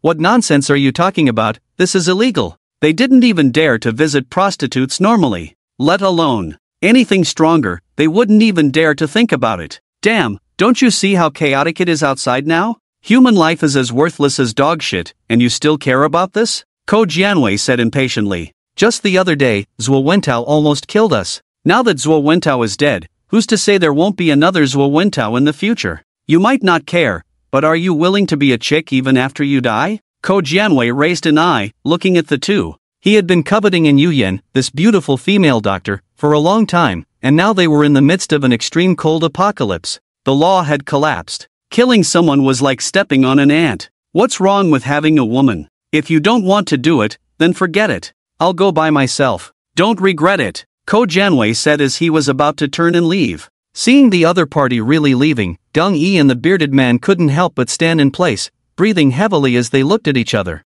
Remembering in Yuyen's graceful figure and charming appearance, they couldn't help but grit their teeth and chase after them. "Ko Jianwei, wait for us." Hearing this, Ko Jianwei couldn't help but smirk and say, "What, have you two figured it out?" "We've figured it out." The bearded man rubbed his hands and said with a smirk, "I don't want to regret it. After all, I can't play with such a goddess in my whole life." "Exactly, as long as we do it discreetly." Gung Yi also showed a hint of ruthlessness. "Anyway, there is a blizzard outside now, and they probably won't know what happened after they're done." In the face of the temptation of the goddess, the three of them couldn't help but swallow their saliva, showing a greedy smile on their faces. It seemed like a long time had passed, but in reality, not much time had passed, and Yuyen had just arrived at her own door.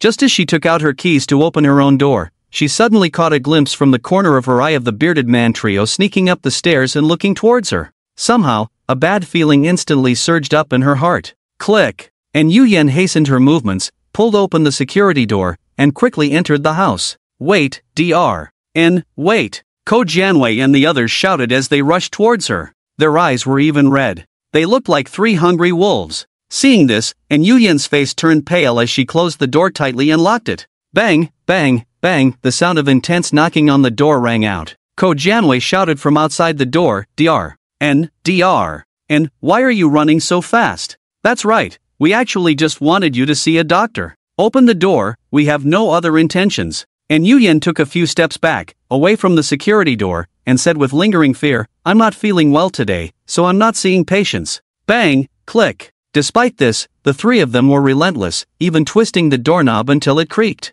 The security door was being violently pounded on. After a while, the commotion subsided, and Nguyen, with a pale face, heard the three of them cursing as they left. So dangerous. She patted her chest with her hand and sat down on the sofa. She said with lingering fear. At the moment she saw the three of them, and Nguyen's keen intuition sensed that something was wrong. This was also related to the impression Ko Janwei had left on her before. A month ago, every time he met her, his gaze towards her was very inappropriate. This gave Nguyen a great sense of crisis. It was precisely because of this that she reacted so quickly just now and decisively fled into her home. They wanted to assault me. And Nguyen bit her lip, hugged her knees, and said with fear. She curled up on the sofa. If she had been a few seconds later, she dared not imagine what terrifying things would happen next. What if they come back next time? And Nguyen clenched her fists, her fingertips turning slightly white. Although she was a chief physician at a tertiary hospital, fundamentally speaking, and Nguyen was still a vulnerable woman in need of protection.